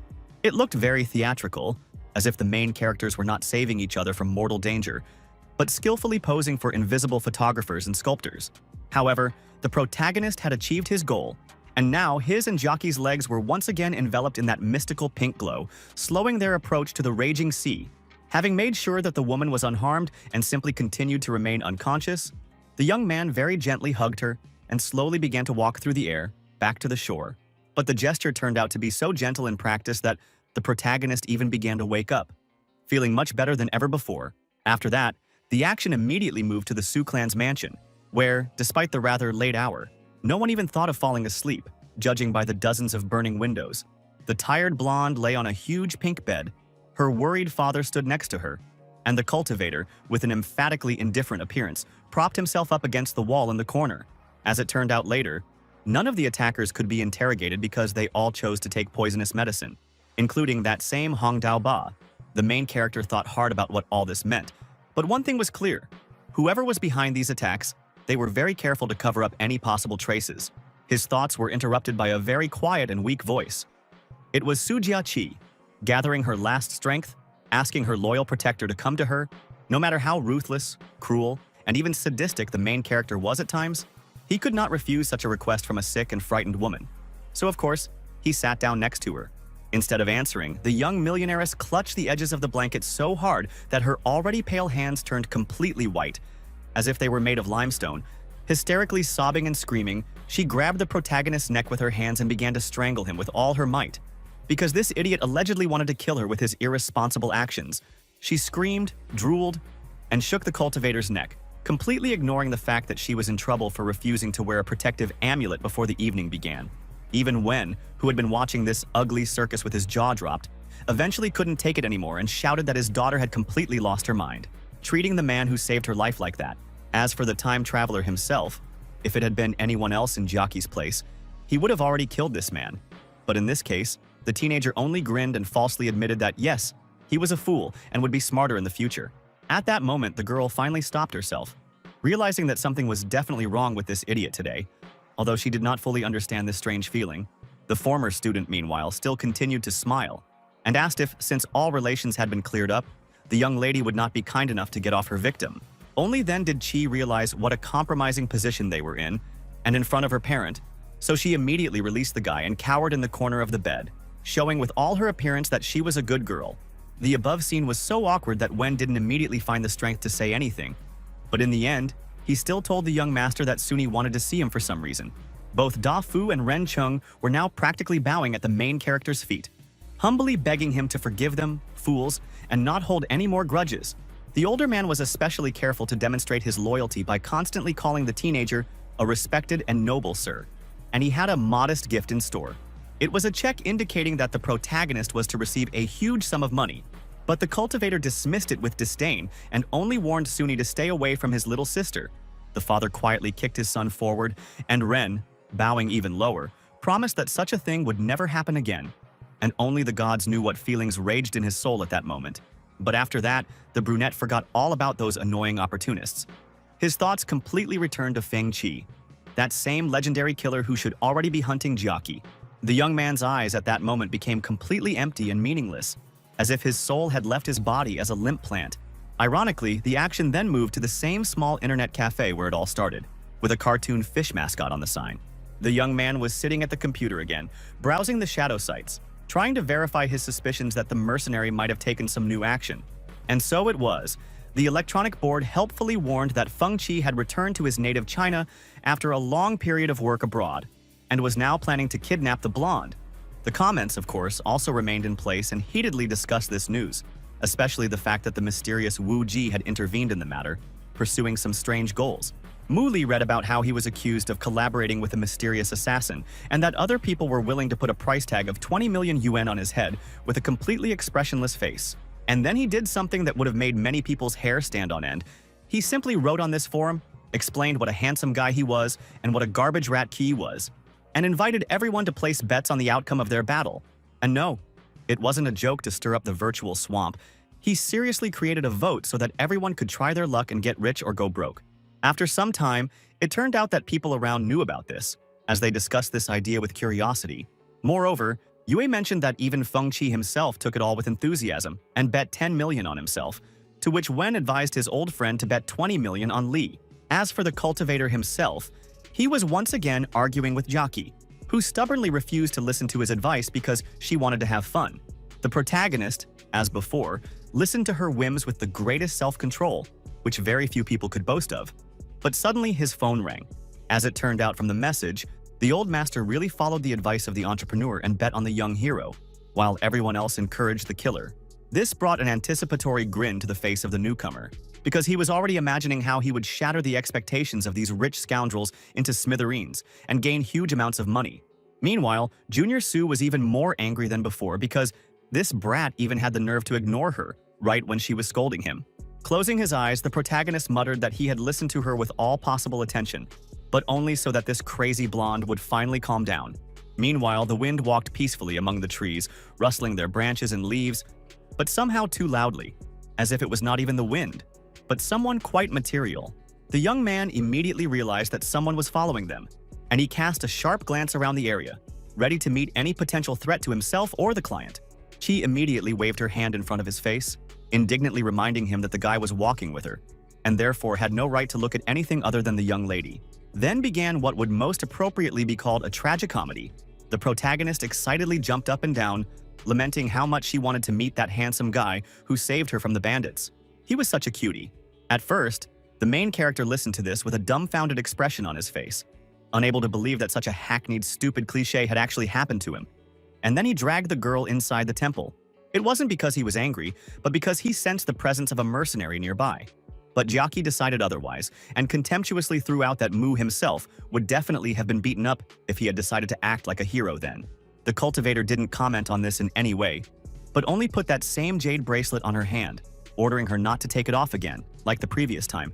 The spoiled and naughty girl screamed that it was disgusting crap, and the fed-up time traveler coldly said that this artifact would protect her life from danger.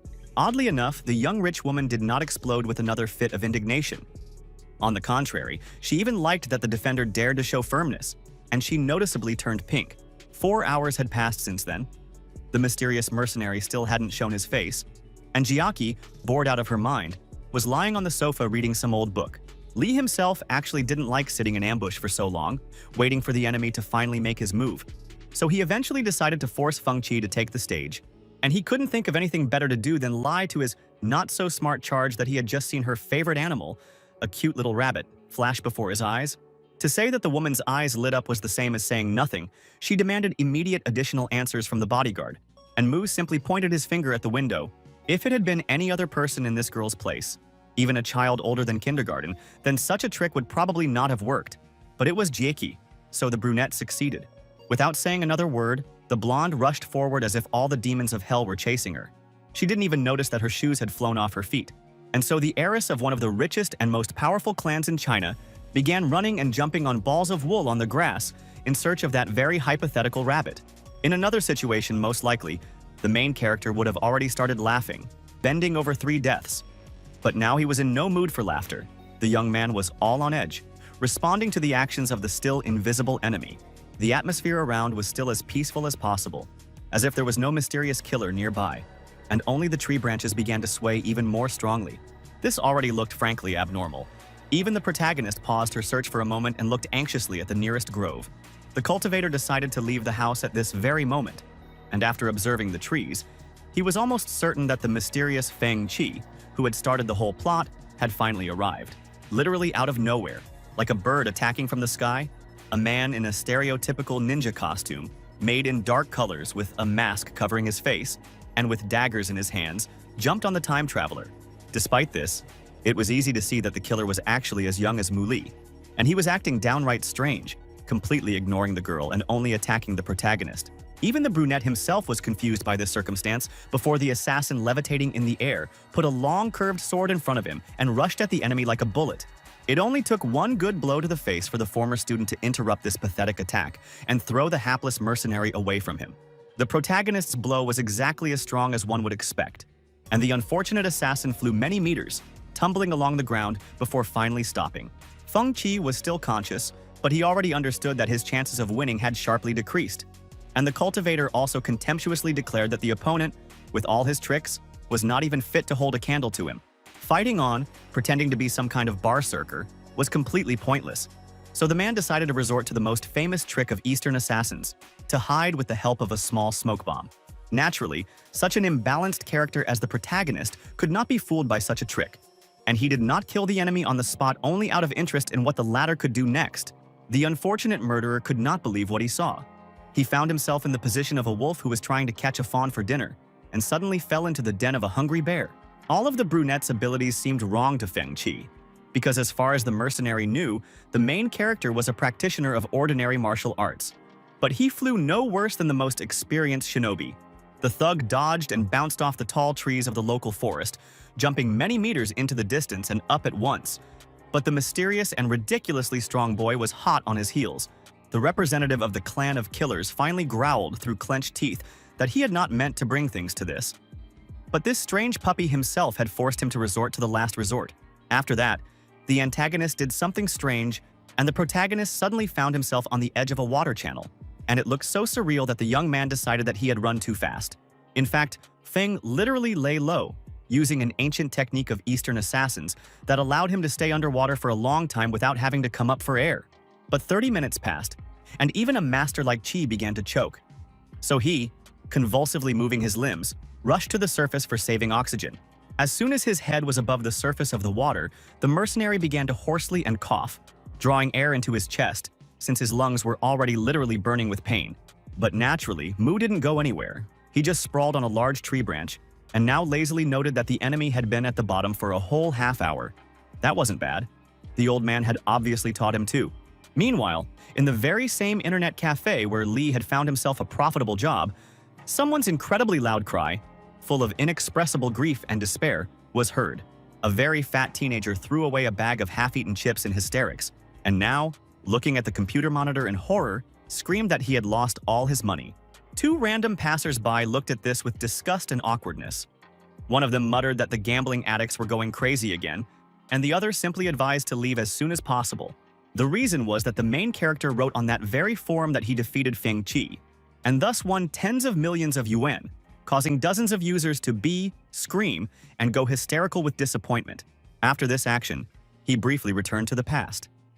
Qi looked with great disbelief and shock at how the young brunette easily stood with his feet on the water and looked at him as if he were some kind of exotic animal. To give the man his due, no matter how low his chances were objectively, he wasn't going to just fall on his back, exposing his belly to the winner. Even the cultivator himself, characteristically, noted with almost sincere friendliness that the killer hid his presence very well. He liked it. Chuckling, Qi put forward a proposal to teach his opponent this trick, but only on the condition that the latter would help him get out onto dry land, because the water, was cold. Without another word, Lee reached for the assassin's hood, grabbed it, and then pulled it up with force, pulling the man out completely. To say that this scene was very comical and even humiliating for the experienced thug would be a serious understatement. Even Feng himself clearly felt uncomfortable judging by his face. But the killer in any case was not going to teach such a dangerous enemy anything. He was not a fool. Instead, he took a large serrated knife from a secret pocket and more comfortably gripped the weapon with his fingers. And so, with a final, desperate cry of hatred and rage, Qi threw his armed hand forward, seeking to finish off the hated master and bodyguard. Needless to say, His plan was a complete failure. The young man caught the blade with just 2 fingers and with the ease of a small wooden stick. Mu may have lived for several thousand years and comprehended all the possible secrets of existence, but he was still a teenager. So before his counterattack, he ridiculed the enemy so that he would feel how insignificant he was next to him. With one outrageously lazy and careless movement, the protagonist threw the mercenary high into the air, and he flew tens of meters away with the ease of a feather. The man could not understand how this was possible, why such a simple and profitable case turned into a disaster, and why he was being treated like some kind of ridiculous joke. He didn't have time to think any more thoughts because Li, without saying another word, with another deft movement threw the stolen dagger at its original owner. The blade easily entered Feng Qi's head, very quickly and almost painlessly ending the life of one of China's most infamous assassins, who was feared by many people. But the cultivator didn't even consider it necessary to turn around and watch how his opponent's corpse fell into the river and sank to the bottom. For him, all this meant nothing, just another routine. At this point, the teenager's cell phone vibrated quietly in his pocket, and he slowly took it out, unlocked the screen, and read the incoming notifications. It was a message from Mu Xian, the time traveler's long-lost sister, who warned him that she missed him and that their mother was also waiting for her son at home. Of course, the young man immediately forgot about some killer, who was much more important than me, and he mentally repeated his vow to protect them from problems in this new life at any cost. The action then moved to a subway station, showing a bright, metallic dragon-like train moving far into the distance. The main character sat in the corner, completely alone, without Jiaki, and with utmost concentration looked at some object in his hands. It was a bank card, but it was designed in such a way that at first glance it became clear that it belonged not to some hard worker toiling for a bowl of rice once a week, but to a big shot. As it turned out from a short flashback, it was given to the main character by the younger Su, because it was, after all, his own winnings. For defeating Qi, and in bets, he received 50 million yuan. The girl agreed to let the bodyguard go early, since the main threat to her life was finally eliminated, but still demanded that he return quickly to help find that mysterious, handsome man. Oh, the cultivator could open her eyes, and a significant part of him openly begged for this. But the teenager held back for now. He wanted more to see how this fool would understand everything herself and burst with anger. In such pleasant thoughts, he passed the rest of the journey before a polite but lifeless mechanical voice informed the passengers of the stop at the last station. The time traveler was about to get up, but at that very moment someone's unconscious body with unnatural blue hair decided to collapse on his shoulder. It was a girl drooling in her sleep, looking even younger than Yaki, and Mu tried to wake her up, warning her that the subway had reached its destination and there was no one inside. But there was no peace for the sinners, and very soon angry male voices came from outside the train, discussing the search for a member of some family, Yu. The head of these people, having cursed his narrow-minded subordinates on his mother's side, decided to take matters into his own hands, and within a few seconds he found himself opposite the tense cultivator. It was a gang of stereotypical Asian street criminals, wearing sweaty and smelly shirts and tank tops, with ugly haircuts, scars, and bats as weapons. Their leader, slapping his aluminum baton on his hand with a hint, croaked menacingly to a certain Yu Xiaotong that they had finally met again after so much time. Only now the blue-haired woman woke up, and the Bonebreaker immediately began with the main demands. He needed the elixir of immortality, created by some teachers, and in exchange for this he was ready to spare the victim. Having recovered from the shock, the girl whispered to the absolutely indifferent protagonist, begging him to run away as quickly as possible, because blood would soon be shed. The gang leader looked like a mad bull, and when he saw that tongue dared to whisper to some kid, he immediately swung his bat to strike. No, the time traveler didn't intercept the weapon and knock the wind out of the brazen thug. Instead, Zhao grabbed his hand and forcefully dragged him along with her, towards the exit of the train. Releasing clouds of steam from his nostrils, the criminal threatened the young people that they would never be able to escape, especially since he now decided that Mu Li also possessed the coveted potion. Without stopping running for a second, Yu shouted to the protagonist that she would try to distract this big guy, whose name was Wu Hong, and that the brunette was required to do only one thing: continue running for his own life. Many people, when faced with mortal danger, would sacrifice a stranger without hesitation to save their own skin. But this woman was so noble that she would never do such a thing. Even the villains scolded her for this, chasing the main characters like a pack of enraged monkeys, waving their clubs in all directions and sending deadly waves of energy after them. One such projectile, similar to a scar from someone's claws left in space itself, rushed forward so quickly that Xiao pushed the teenager aside without further comment. Shouting at her old opponent that he wouldn't succeed, Yu folded her arms across her chest in a defensive gesture, creating a large, impenetrable shield of blue energy. But Wu Hong easily broke through this defense and arrogantly said that the girl, of course, could do something, but she was absolutely not his equal. Such a great and powerful one. Without any mercy, this huge thug hit the more fragile and thin girl in the stomach with his knee with such force that the poor girl folded in half and blood came out of her mouth. The force of this attack was such that Tung was sent flying to the other end of the carriage, rolling across the floor and hitting the seats. And the cultivator just stood there and watched the whole time. After this, the thug picked up a small glass bottle filled with green liquid from the floor, and with a nasty giggle, declared that the elixir of immortality was capable of bringing even the dead back to life. Unfortunately, Grandpa Xiao will not have the opportunity to use this potion, and you herself will soon go to the next world with him. No one was going to let her go alive. I understand that she lost, the young alchemist shouted at the young man to finally run away, without looking back and without trying to act like a hero, because he would not be able to cope with the bandit leader's eagle claw technique. But it was too late.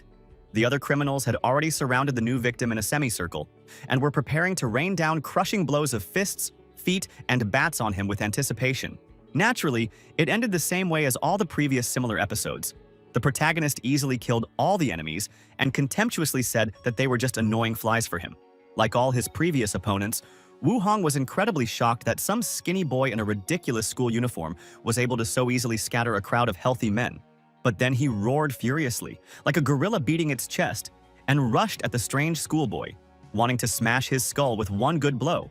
The time traveler snorted mockingly in response, saying that this bonebreaker didn't want to live any longer and immediately leaned to one side, adopting a fighting stance reminiscent of the characteristic pose of a praying mantis. And he, who would have thought, won with just one blow, plunging his hand into the bastard's chest with such force that the latter's eyes bulged out of their sockets and became covered with a network of red veins. The blow was delivered with such force that Wu Hong almost broke through the walls of the subway car with his body, and crashed into the metal with the force of a cannonball, raising huge clouds of dust and debris. Then, at Mu Li's will, the entire inside of the train was enveloped in a mystical pinkish-purple glow, as if he was about to cast a particularly powerful spell. The criminal was still alive, but it was immediately obvious that he was not going to survive, because he was desperately wheezing, trying to get at least a little air with his damaged chest. With great difficulty, He rolled to his knees and muttered that fate had brought him face to face with that same immortal and all-powerful master, Huang Fu Yun, whom the entire city spoke of with reverence. The time traveler wrinkled his face in contempt and said that he had no idea who this pathetic worm was talking about, as if the comparison itself seemed disgusting to him. Without taking his eyes off the half-dead enemy, the boy asked his next adopted sister how she was feeling, and Tung was already practically healthy without even a hint of bruises. Unlike the previous antagonists, this criminal was not proud enough to sell his life dearly. He took out the elixir of immortality and handed it back to the heroes in a humiliating gesture, begging for forgiveness. The cultivator, interestingly, really didn't add Wu, but only ordered him to get out, and then ambiguously noted that this potion was very valuable, but was contained in a fragile flask so that no one would accidentally drop it.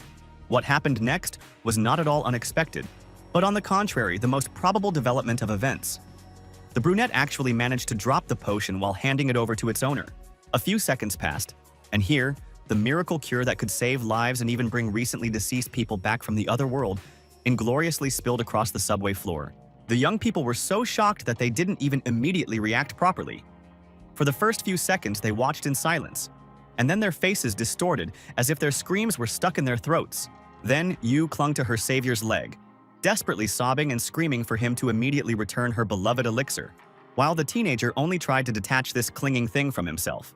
Realizing that this dry-witted fellow would not be moved to pity in this way, the girl grinned very slyly, remembering one insidious trick that her brother had taught her.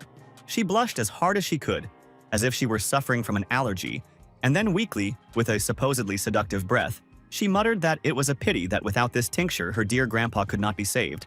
Unfortunately for her, the immortal cultivator didn't care at all about such tricks and indifferently promised to stay by her side while Tong saved her old man.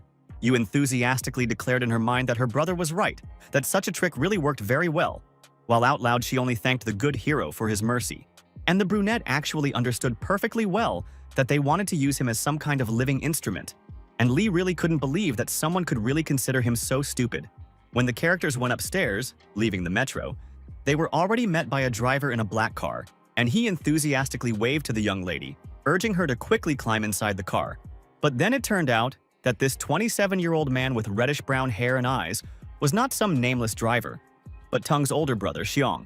He was glad to see his younger sister, but he looked at her companion with a very strange expression in his eyes, and the girl herself, noticeably embarrassed, promised to tell him everything.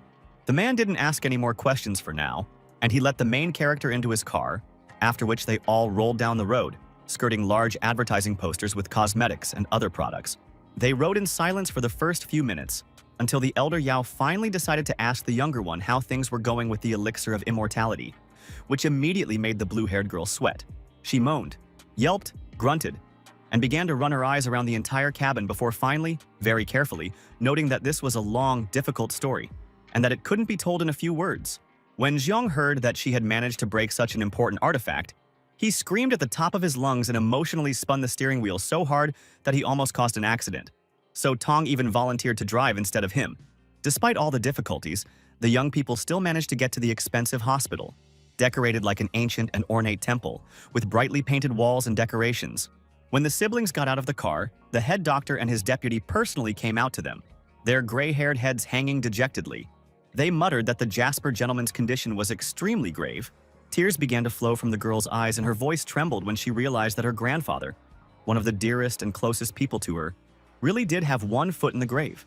Without another word, she opened the door and rushed forward, dodging wheelchairs, tables, and other obstacles, while the protagonists, hands in their pockets, calmly followed behind. Her older brother did not follow. He stayed by the car, pressing his palm to his head, and trying to understand what they should do, how to save their relative without this wonderful elixir. The most terrible thing for the man was that not only their grandfather could die, he seriously feared that his dear little sister would also die later. As for herself, Tung continued to walk through the hospital, and the clatter of her little slippers in this deathly silence seemed like something like thunderclaps. Eventually, she reached the right room, forcefully flung open the doors made of expensive scarlet wood, and called her grandfather so loudly and desperately, as if he had already passed away. No, the venerable old man was still breathing, but very slowly and weakly, and several other people of different ages had gathered around his bed, and they were all watching him like vultures. One of them, a middle-aged man in a simple white shirt that you would see on any office worker, sadly stated that they already knew that there was no elixir. Xian had called them about it. To say that the unfortunate woman was faceless would be a huge understatement. She was so overcome with grief and guilt that she could not even speak louder than a whisper. Another man, dressed in more expensive clothes and lounging languidly in a chair, only noted with contempt that he had started again from the very beginning. Nothing good would come of such an undertaking. They had to do this work themselves. It was Yu Lao one of the dying patriarch's younger sons. And now he looked straight into his niece's soul and asked how they were going to save their father now that she had screwed everything up. Trying to hide from that terrible gaze, Tung turned to the first man, her father, and assured him that she had found one incredible person who had promised to help them save her grandfather. There was a dramatic pause, and then the stunned family saw the gloomy, indifferent face of Mu Li, who had been standing silently at the entrance to the ward the entire time. The time traveler didn't say or do anything. He looked as if he didn't care about the problems of these people in principle, and he himself didn't know why he was wasting his time on this. When Air recovered from his surprise, he laughed loudly, holding his stomach, and he, sobbing and grunting, asked if Tung was all right in the head, since she dared to bring the first beggar she came across here. Then he turned more seriously to his older brother Feng and asked whether their parents' life was an empty phrase for him, and whether the man would be able to bear such responsibility in the future. The man in white tensed up, admitting that his little brother was absolutely right. They had let their father down in the worst possible way, and his daughter had played an incredibly cruel joke on them. It is unknown what these quarrels would have ultimately led to. It is quite possible that it would have even come to a fight. But now the protagonist has finally decided to make his move. Without saying a word to anyone, the teenager walked up to the dying old man's bed, and then with a slight smile, placed his hand on his chest, after which they were both enveloped in a purple, flame-like glow. The people around him dropped their jaws to the floor, but no one had time to complain about what the hell this kid was doing, because he himself now added that the Patriarch's energy channels were damaged. However, didn't pay attention to this. He still approached the main character, roughly grabbed him by the shoulder and asked who gave him the right to touch their father. In response, the cultivator, again without saying anything, pushed the man away with such force that he was slammed into the wall several meters away from the bed with the sick man. The poor guy's eyes rolled back in his head so much that only the whites were visible, and his internal organs clearly suffered serious damage because a large stream of blood spurted out. Other people, looking at this, felt incredible horror and disgust. because no matter how unpleasant this man behaved, he was still just a grief-stricken son and did not deserve such vile treatment. As for Lao's older brother, he was shocked to think that this boy was definitely no pushover, because as it turned out, was the strongest kung fu master in their family. And this man did not have the courage to express his reasonable, in fact, claims to the stunned time traveler. On the contrary, he humiliatingly folded his hands and began to beg for his parents' salvation. This so angered the hitherto silent old man in a black suit and glasses that he shouted, as if to say, "Well, since you, gentlemen, prefer the opinion of such an experienced doctor, then he will proudly ride off into the sunset." Glaring angrily through the glass, he added that he had checked everything very carefully, and there was no doubt that the elderly gentleman was doomed to death, and even that very elixir would not have been able to prevent it. The current head of the clan found himself in a difficult situation, because on the one hand, Mu behaved not like a kind healer but like a thug, and on the other hand, they simply had no other hopes left. Then Tung, who had been hiding in the background, quietly approached the main character, and she too whispered in a grief-stricken voice that there was really no way to save her grandfather. The brunette, closing his eyes and twisting his lips into something resembling a smile, announced that it was just a minor illness, and there was no need to cause any panic here. Most people without the context of the situation would have been furious at how callous the boy seemed in this situation. But the girl only breathed a sigh of relief, knowing that her relative would live. But even she, along with her father, was confused and angry when the teenager, in the same carefree tone, declared that he would simply hit the elder once or twice, and he would immediately be as good as new. Feng, trying to choose his words very carefully so as not to anger this murderous maniac, asked if Mu had any grudge against their family, because how else could such a proposal be explained? The boy looked back at him as if the man was a blank space that had somehow managed to speak, while Tung watched the events unfold with growing concern. In the end, the time traveler declared that beatings were the simplest and most effective method, but added nothing more, as if it were as obvious a fact as the fact that the grass is green and the sky is blue. Like a wizard from a fantasy movie, he waved his hand and the old man began to rise into the air, and Lao finally regaining consciousness, roared at how this beast even dared to raise a hand to him. Then it dawned on him that something unhealthy was happening to his father, and he rushed at the boy, shouting that he had not given his consent to do such a thing. Again, without even trying to talk to the man or calm him down, the cultivator simply kicked him in the jaw with such force that the poor guy flew back to the other side of the room. And the saddest thing is that no one even tried to help him, or at least pull him out of the wall. All eyes were glued to the strange tricks the boy was doing to the sick man. The noise of this strange ritual grew louder and louder with each passing minute, until it filled the entire hospital, and even the birds on the roofs took to the skies in fright. Looking at the devilry that was happening, the younger Yu mentally prayed to her grandfather, asking him for forgiveness because even she began to suspect that his stupidity had brought him some kind of psychopath and not a hero and healer. But the ritual was clearly already coming to an end, because Li concentrated streams of purple energy in his own palm, after which he sharply struck the elder's chest with it, aiming at the area where the heart should be. But then what would best be described as a surreal tragicomedy began, with a high school boy standing under the ceiling kicking, hitting and slapping an unconscious grandfather in white. This strange performance, composed for no one knows who, ended only after a few minutes when the cultivator finally allowed his victim to collapse back into the bed. To the horror of those around him, the old man still showed no signs of life, and then the protagonist, still standing in the middle of nowhere, loomed over him. Lao, having peeled his body and face away from the dent in the wall, screamed that his elder brother was guilty of a monstrous sin, because he was to blame for the death of their father. But no one paid attention to him. Everyone was busy with the patriarch. Feng and Tong watched with great excitement for the slightest changes, trying to notice even the slightest twitching of the eyes. Before the girl breathed a sigh of relief, her grandfather began to come to his senses. Yes, he had indeed come to life. And now, without opening his eyes, he sat, desperately clutching his repeatedly bruised stomach, as any victim of such a beating, magical or not, would have done, or instantly forgot about the grievances against his brother and niece, and about the desire to immediately get even with the impudent puppy. He just ran up to his father, asking with desperate hope if he was feeling well enough. The patriarch's answer was unexpected. He finally removed his hand from his stomach, opened his eyes and replied with a smile that he had never felt so magical in his life. All the wounds had simply disappeared. The cultivator, starting to leave, indifferently replied that now that he had cleared his grandfather's energy channels, he naturally felt much better, and if no one else demanded anything from Mu, then he would leave. However, he stopped immediately when Feng promised to give him anything as gratitude for saving the life of the elder Yu. and the young man asked with interest whether this family had any ancient medicines in their storehouses. The best ones would have been very old ones, prepared in the last century. But it turned out that all possible means had been spent earlier on saving the patriarch. And then Lao again butted in with his opinion. He couldn't understand how his family could crawl on their knees in front of such a bastard, but no one noticed him, while the cultivator, upon hearing about the clan's problems, simply warned that he was leaving for personal matters. Someone had already called the driver, warning him to take the young gentleman to where he needed to go.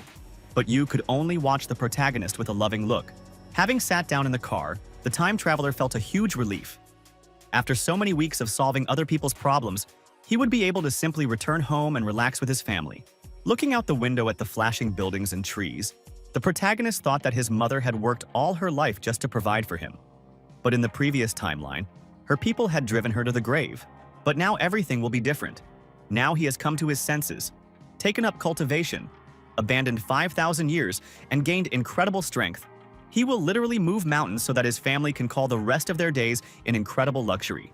After this, the action moved to a small house surrounded by flowering trees, and Jian just came out of it with a garbage bag in her hands. The main character couldn't resist a little harmless joke, standing behind a tree and waiting until his sister turned away completely, so that you suddenly greeted her. Seeing her reformed brother, the girl jumped up and down as if she were a little child, or a teenager finishing school. As it turned out a little later, the Mu family really was incredibly poor. Their house had no wallpaper and almost no furniture, and for dinner there were only vegetables and very little meat.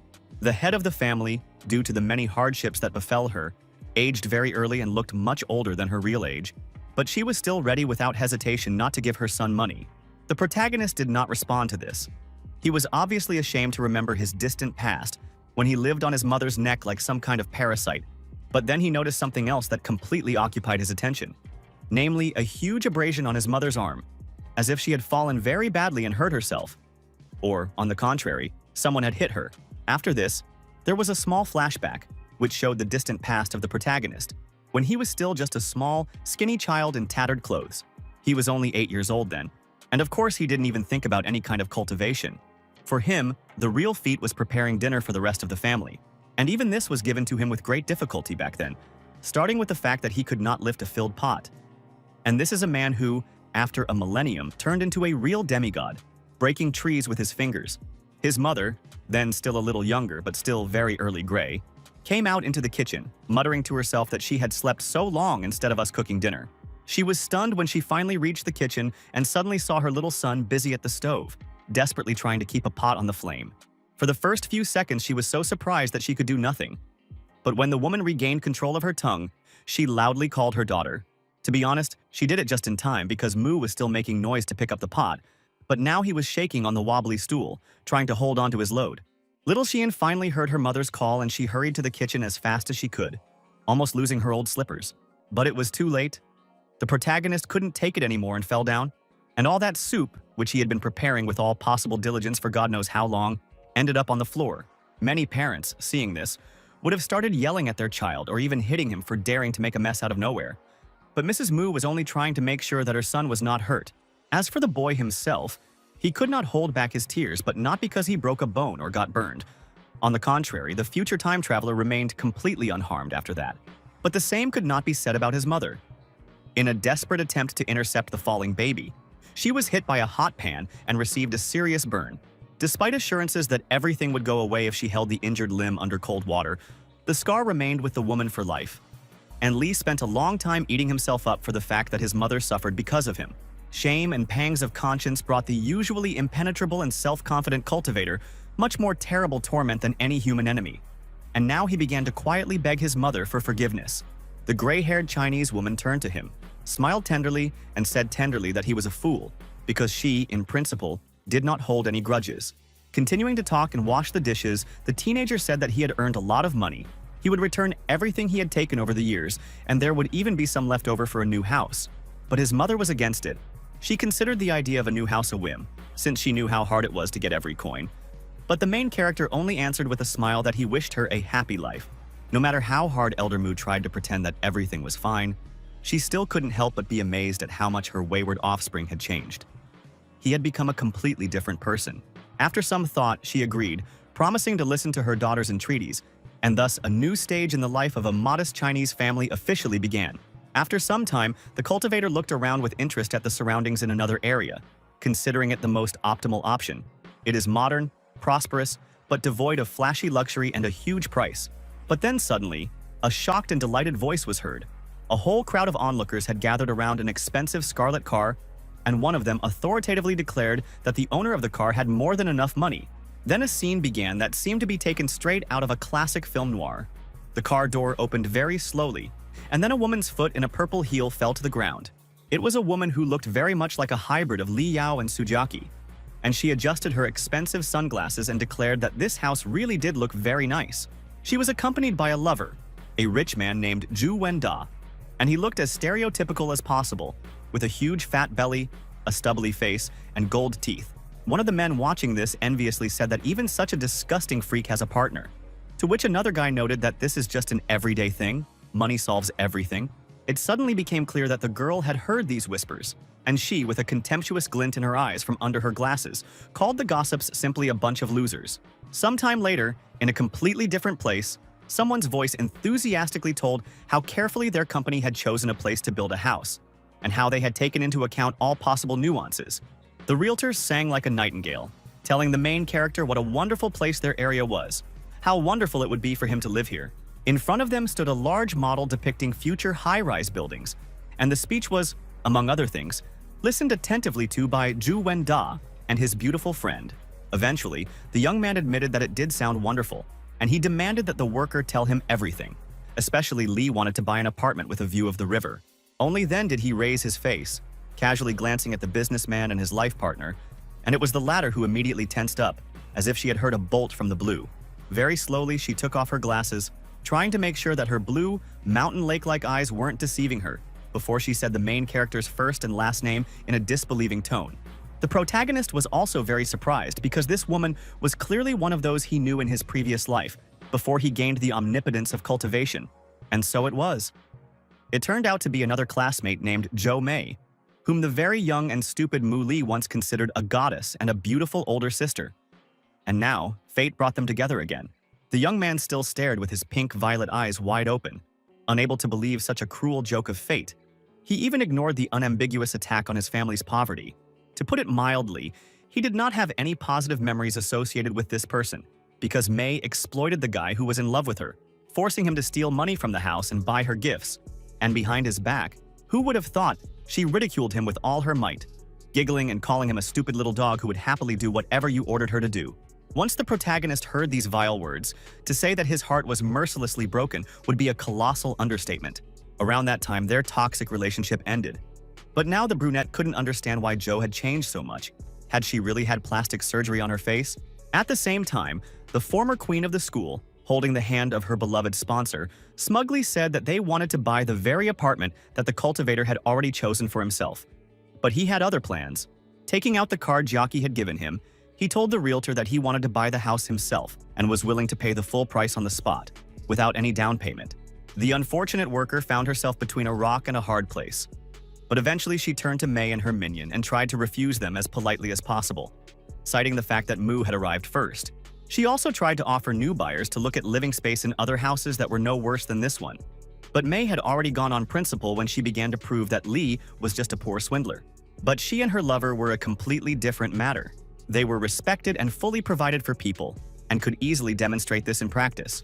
But instead, the focus shifted to the blue sky, covered with pale clouds, to which strange glowing feathers began to rise, as if the time traveler had secretly cast another spell. After that, everything returned to the problematic purchase of the apartment, and the company employee tried again and again to read the main character's card through a special machine. Unfortunately, it was absolutely useless. The card simply refused to be read, as if it were an ordinary multicolored piece of plastic, and the realtor worriedly asked whether Mu had entered the correct password. Zhou, who was watching this, said with a nasty grin that she was right from the start. The brunette was just a beggar with holes in his pockets, trying to get into high society. The young man, to his credit, completely ignored this jackal talk, and instead suggested that the problem was that the transfer limit had been exceeded, but that this could easily be fixed using web banking. He took out his phone, spent a few minutes manipulating various services before proudly announcing that everything was ready. 5 million yuan had been spent on the company, so he was guaranteed a new luxury home. The saleswoman checked everything carefully, and then with a beaming smile, announced that yes, the operation had been successfully completed. And now, the last remaining residential plot of the future complex belonged to the Mu family. Zhou looked at it with such disgust, as if she had suddenly stumbled upon a mountain of rotting carrion.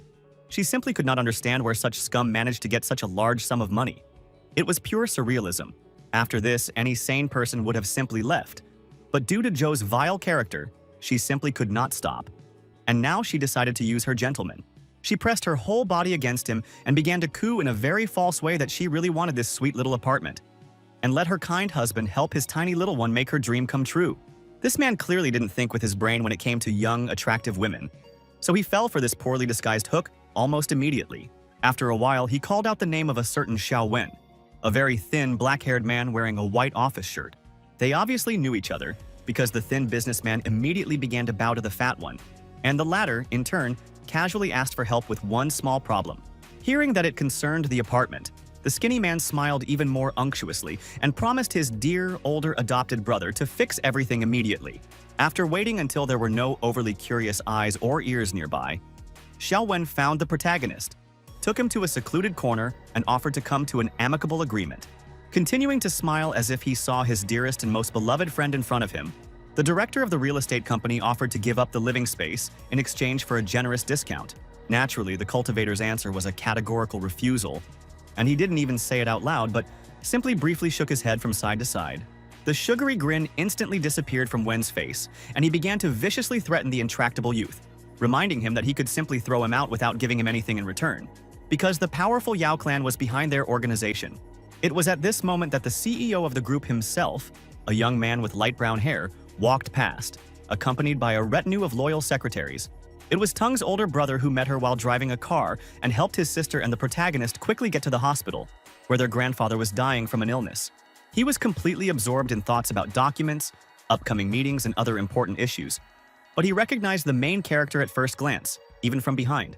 And the local director, not even realizing what a terrible mess he had gotten himself into, continued to intimidate the intractable client, describing how powerful and terrible his patrons were. Having handed over a folder of papers to one of the assistants, the young millionaire called out to the cultivator in a friendly manner and greeted him, admitting that he had not expected such a meeting. Then he shook the teenager's hands with all possible respect, as if he were beneath him in rank. And this sight made all the spectators' jaws drop. Even Da and Mei were surprised. Although it was not immediately, Muli really remembered how this man gave him a ride after leaving the subway, and he immediately asked for help in solving his housing problems. Hearing what the matter was, Xianyao took a deep breath and closed his eyes with a very gloomy expression, so that one could practically hear the countdown of the bomb's invisible dial. Then the young businessman started yelling at the whole room, asking what kind of dog dared to put a spoke in the wheel of his precious friend, and Van whined that he was forced to. Here the second Van stepped forward, the fat one with gold teeth, and the man humiliatingly muttered that yes, he was a fool, a blockhead, completely blind. He did not dare kiss the ground on which young gentlemen walked. Kill him. Xian sternly warned Zhu that this should be the first and last time, otherwise he would really lose his head.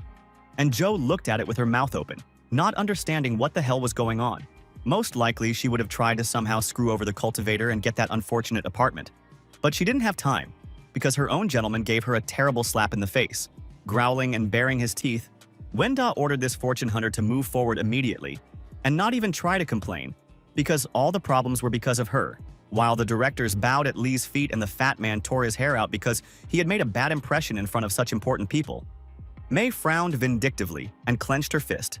Fortunately for everyone, the protagonist this time decided to be kind and not call anyone to account.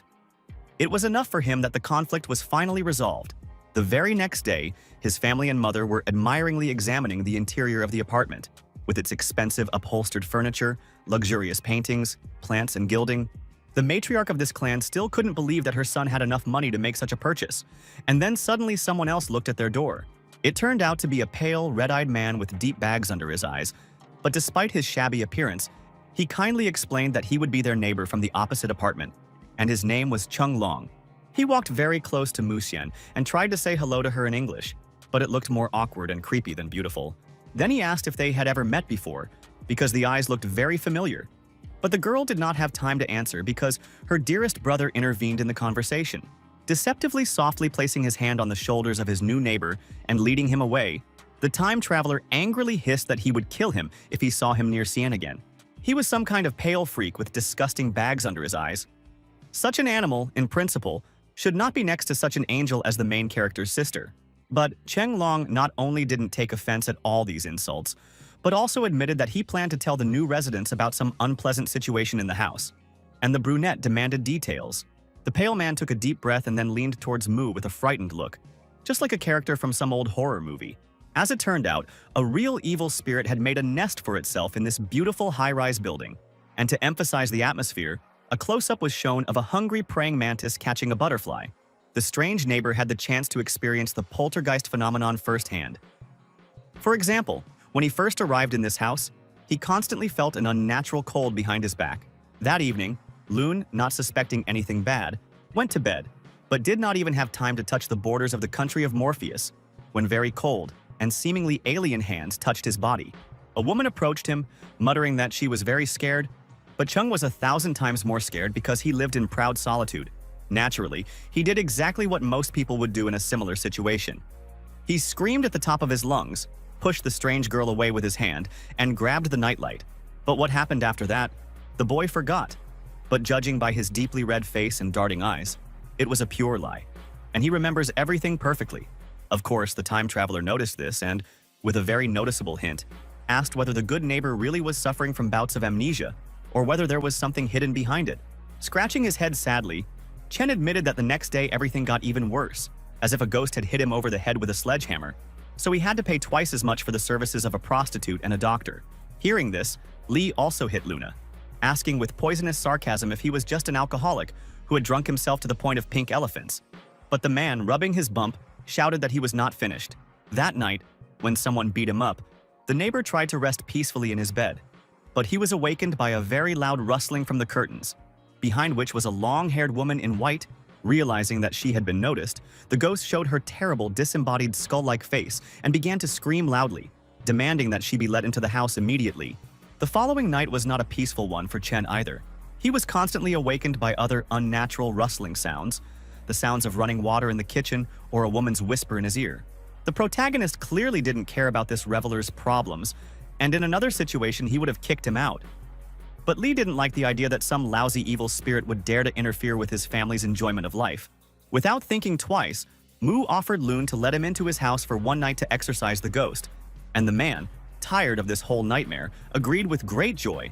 Immediately after this, the action shifted to night, showing the main character lying boredly on a bed in a strange apartment, waiting for the supernatural to begin.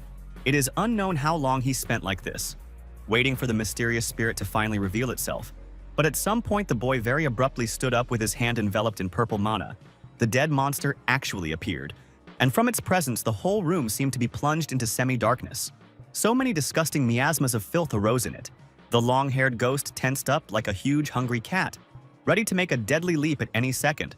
But the time traveler, as always, looked relaxed and even amused. And interestingly, he didn't immediately start casting spells on the ghostly woman, but instead turned around and familiarly asked how he could be of help. Bulging its glowing red eyes, the evil spirit whined in a terrible voice that made icy sweat run down your back, that its legs were gone. The half-open window in the apartment swung open even wider, letting in the Arctic wind, and the ghost, staring at the main character, asked if he could give her his limbs. Out of boredom, the brunette rolled his eyes so much that they began to look in completely opposite directions, and quipped whether this girl wanted him to put shoes on her after that. This struck the dead woman so much that she genuinely fell into a stupor, and for some time she could only open and close her mouth, like a fish out of water. At the same time, the window, the very one that had been opened by the ghostly force to create more horror, slammed shut on its own, as if it suddenly felt ashamed of the failed act. After this, Mu lay down on the bed, put his hands under his head, and indifferently said that if the evil spirits no longer had any complaints against him, then let them go away and not interfere with his sleep. Of course, such an attitude would enrage even an ordinary person, let alone a mad, vengeful spirit. So the dead woman rushed to the attack with a piercing scream. She pompously announced that if the impudent mortal worm did not wish to give her his legs on his own, then she would gladly take them with her own hands. And then the whole scene went black, and, like in an old farcical cartoon, there were slapping sounds and huge stars flew towards the screen. Yes, the main character really turned out to be so brutal that he even beat up a deadly ghost like a hysterical little girl. And now she could only sit on the bed and whine about how unfair it was. The protagonist listened to this with a stony face, and the cunning little beast, deciding that she had lulled his vigilance, rushed forward again, only now with the promise to bite out the enemy's throat. Naturally, this did not happen, because the young man intercepted one of her hands without any difficulty. For such an experienced master, this was easier than going for a drink of water. At the same time, the protagonist touched the ghostly girl's forehead with his fingers, placing something like a seal on it. And because of his magical power, the evil spirits could not break free and run away. After this, the ghost's entire body began to crumble, emitting a stream of pink peach petals, and thus the monster gradually transformed into a cute young girl with a large bow in her hair. This very bow shone especially brightly and even coquettishly in the light of the moon and stars, as if it were some kind of badge of distinction, polished to an ideal state.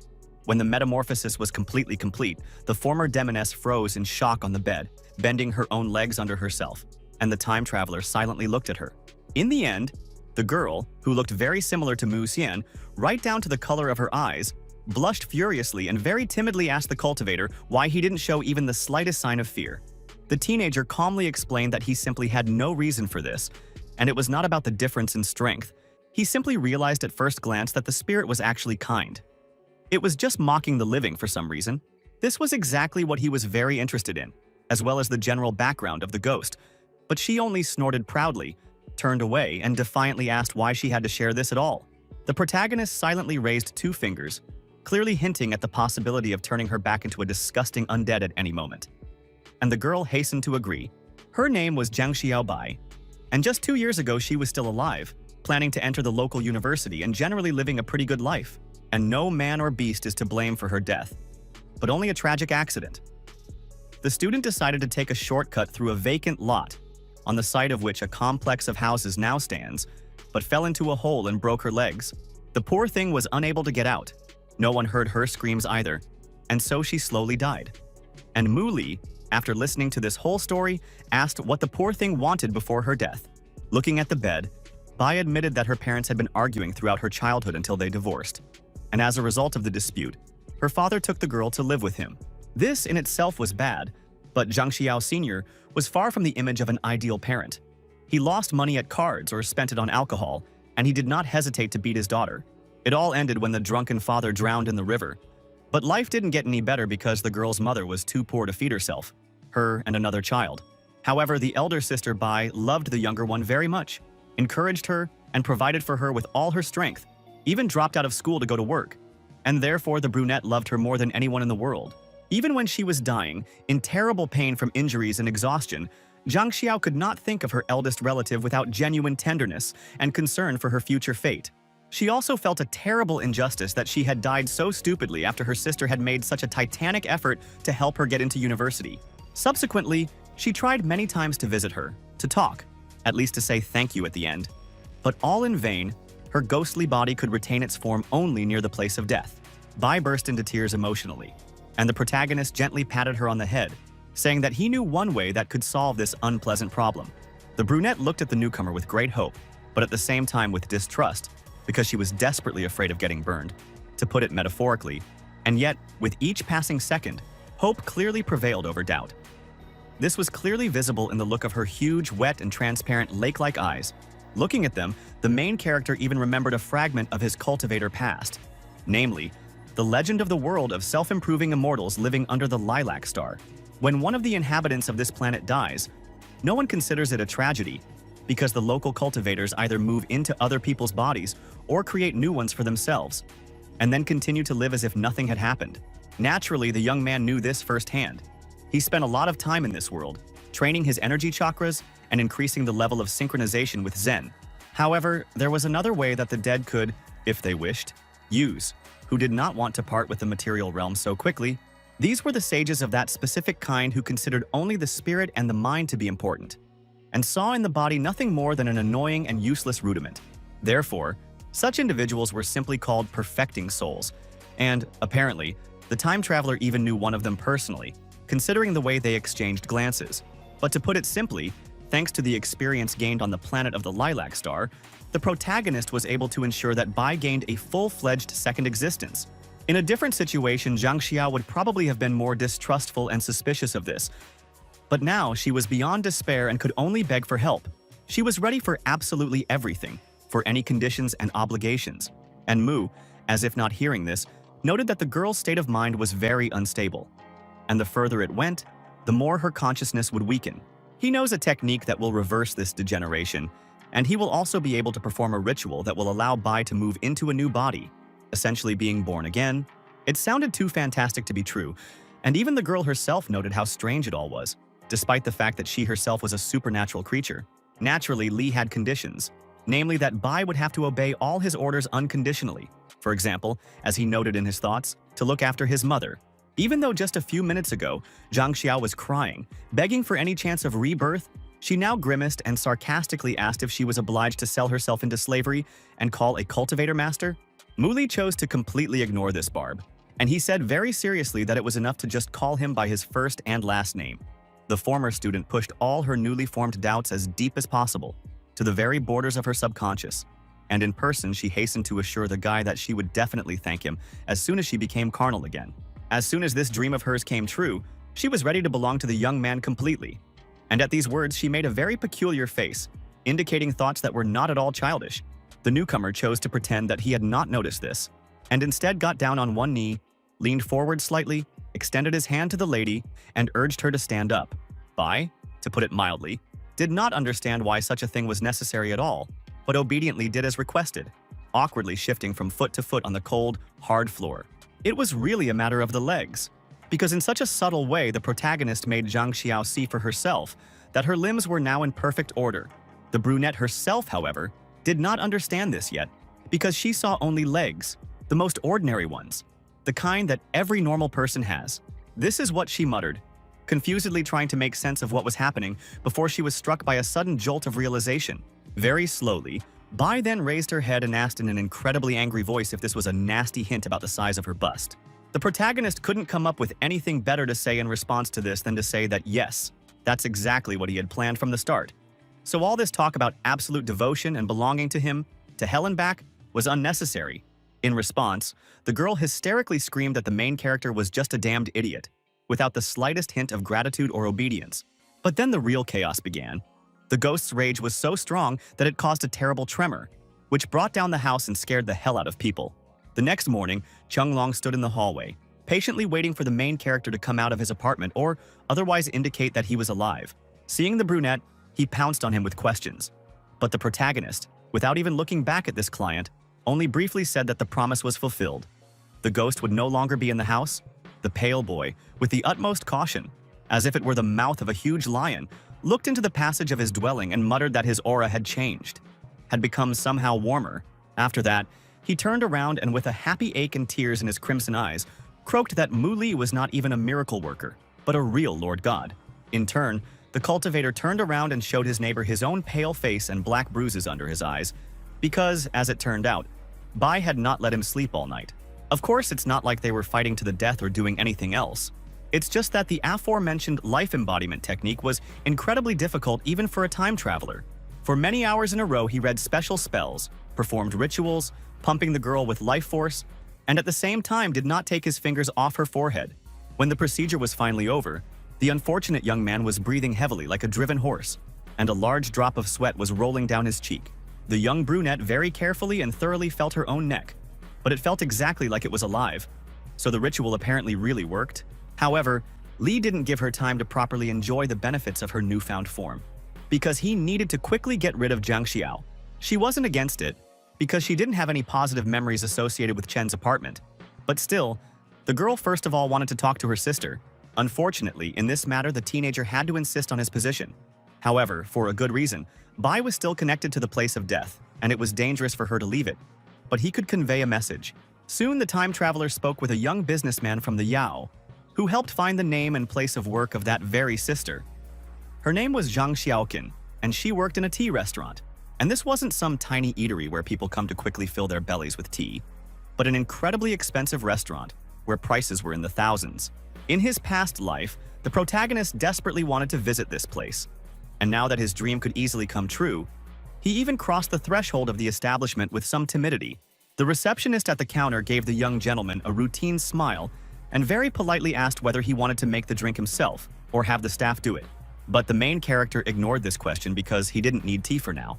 On the contrary, He was completely focused on finding Zhang Xiaoqin. The woman even sweated a little, because the aforementioned person was the best and obviously the most expensive worker at their place. But the hero clarified that he was not looking for her for drinking games. This argument was enough, so the lady turned around and shouted for the girl to come over, as a young man wanted to see her on personal business. When she came out, it turned out that over the previous 2 years this girl had hardly changed in appearance, remaining exactly the same as her younger sister remembered her. She was wearing an azure and white tea shop uniform and was holding a tray with various utensils. But Zhang quickly hid it and focused on the customer. He said very carefully that he wanted to pass on a note on behalf of a certain woman. But somehow Xiaoqin immediately began to guess who he was talking about. With trembling hands, she snatched the letter and greedily began to read the contents. And the more she read, the more crimson her cheeks became and the paler her forehead. There was Bai's farewell, and Mu himself, in order to make the situation at least a little more realistic, lied that he saw the black-haired student being taken away in an ambulance, and he promised to deliver a message to her, but forgot. Xiaoqin was so consumed with sadness and melancholy that she had not said anything about it yet. She could only shed tears for her beloved sister. In the end, she simply fell to her knees and began to sob loudly, not embarrassed in front of anyone at all. She had absolutely no time for it. Looking at this, the cultivator felt almost the same pangs of conscience as he did from remembering his own sinful past. For he understood well how painful it was. Unfortunately, the moment was ruined by a man who ran down the stairs and ordered Zhang to get back to work immediately because 2 big shots were coming. Wiping away tears and snot, she muttered that she felt very unwell today, so it would be better if Mr. Director assigned this work to someone else. The man grumbled angrily in response, saying what a delicate little violet she was, but he was still ready to let her go home early. But only after the girl had served these 2. Xiaoqin, still crying, muttered that she simply couldn't work now. She wanted to please the boss, but she simply couldn't. Not in this state. The man responded by calling her by her first and last name very loudly and clearly, trying to suppress her with his authority and find out what she was trying to achieve with such behavior. Here the main character finally intervened in the conversation.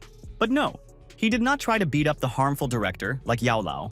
Instead, he civilly offered to serve these important clients himself. The owner of the tea house responded with a not very polite question as to whether the protagonist even knew how to handle this drink.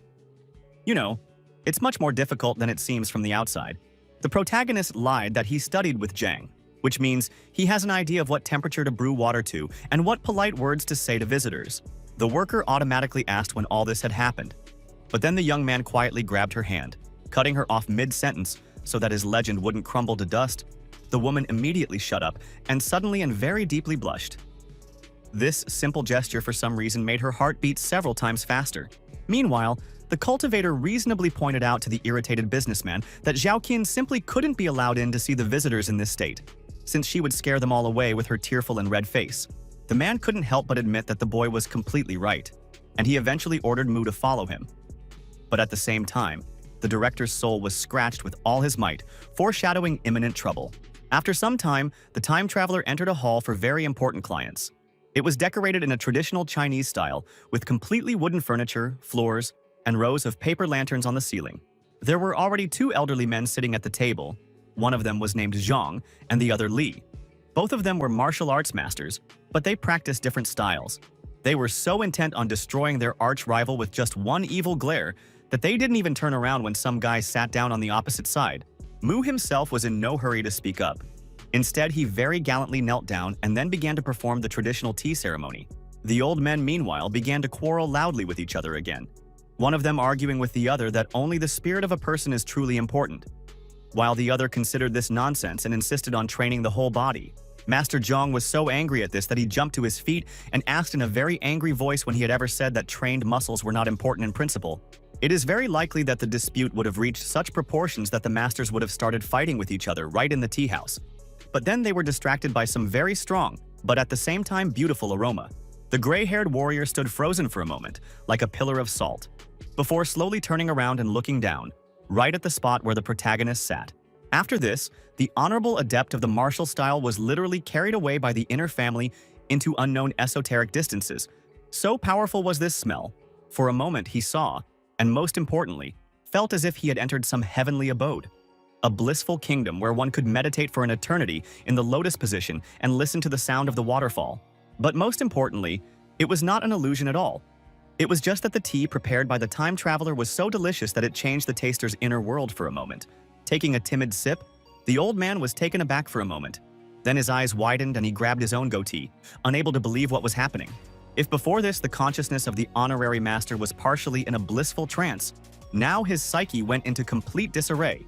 The drink tasted so fantastic that Zhang mentally tore off all his clothes and was now running, jumping, diving and tumbling, unable to cope with the delight that had overwhelmed him.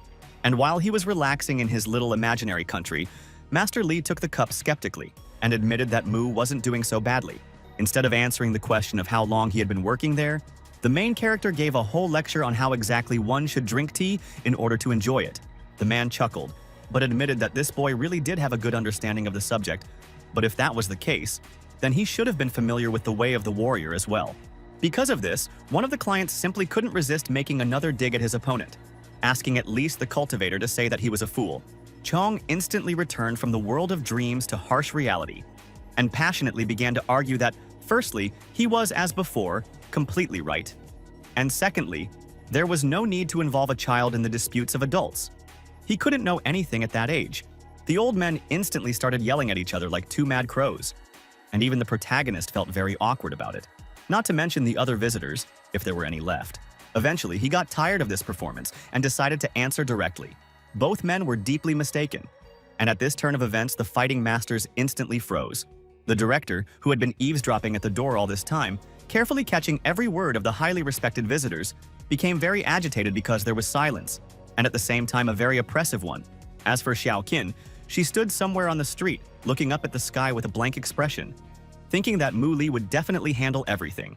Meanwhile, the old warriors let go of each other and looked at the strange teenager with distrust, clearly wondering what he even meant. Master Li admitted with exaggerated politeness that he had not expected this, but now he wanted to hear arguments and as detailed ones as possible. However, behind him, it was as if a wall of raging flames had risen. The boy, getting to his feet, calmly explained that both of their fighting methods have their advantages, but at the same time they also have significant disadvantages.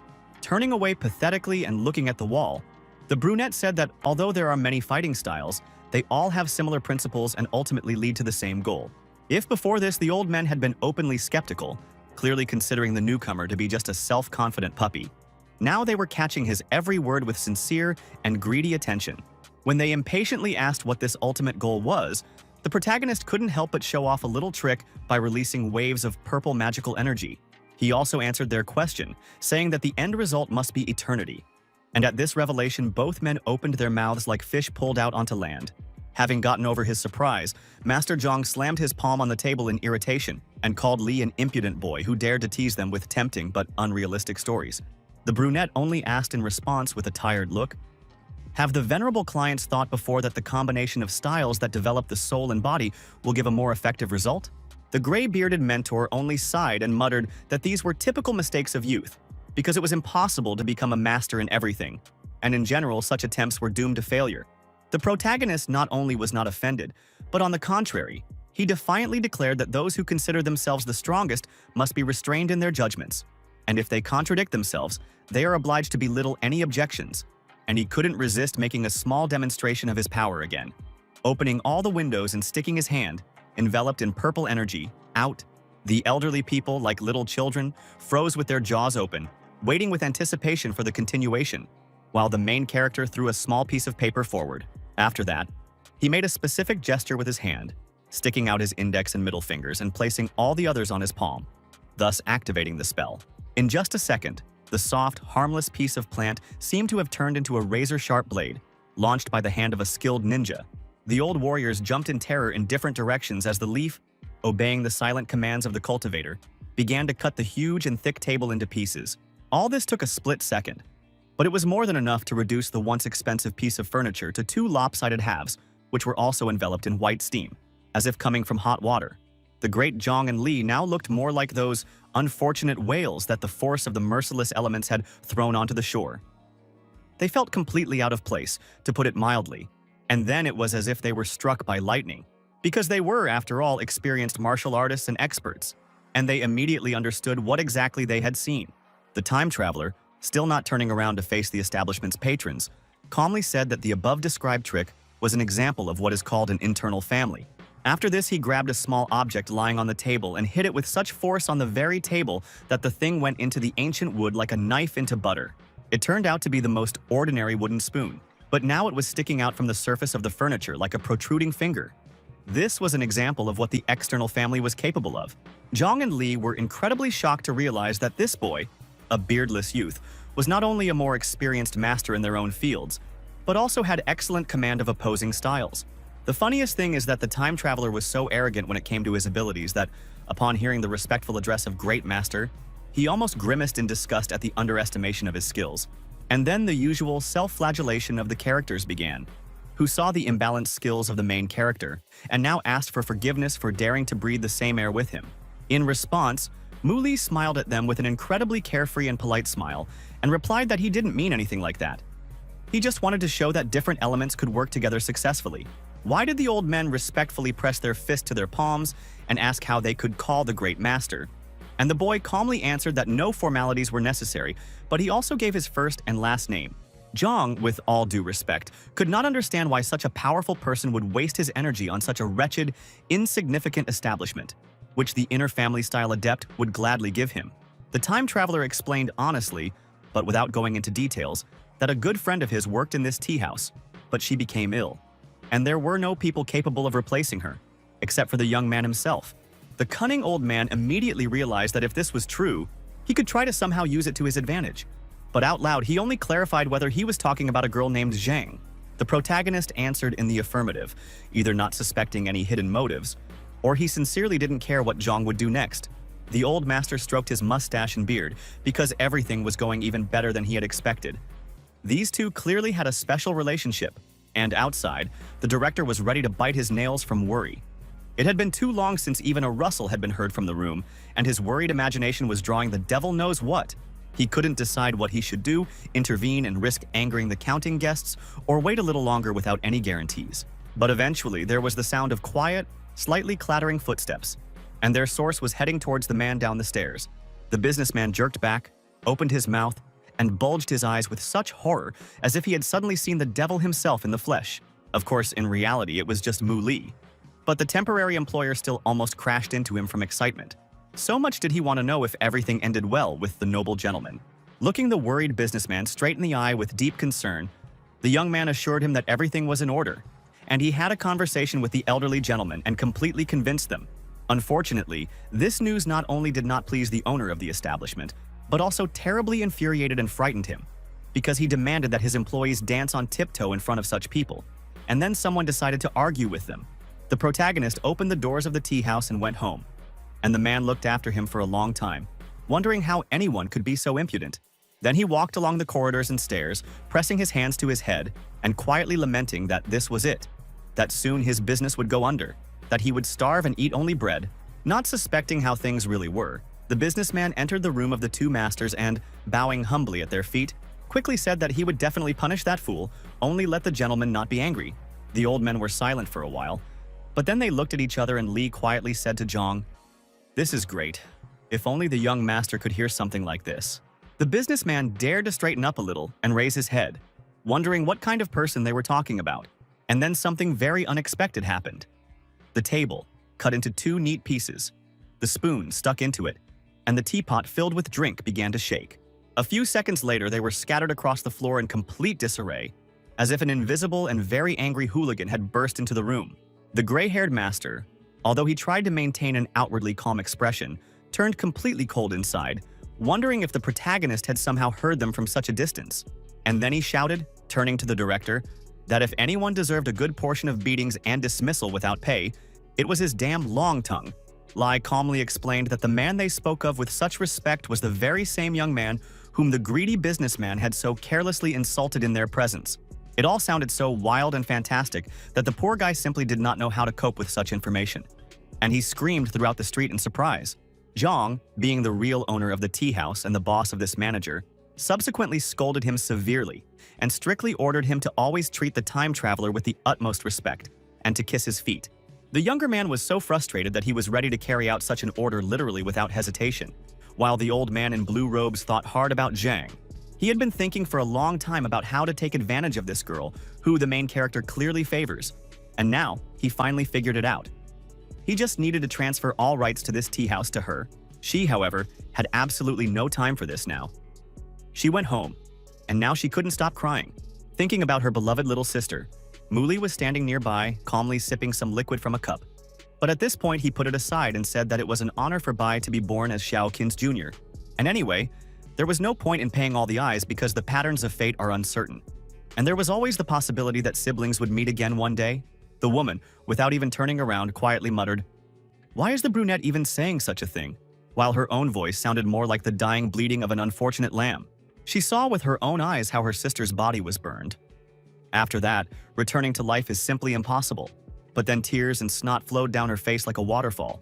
Because she desperately wanted to believe that the main character was actually right and that it was still possible.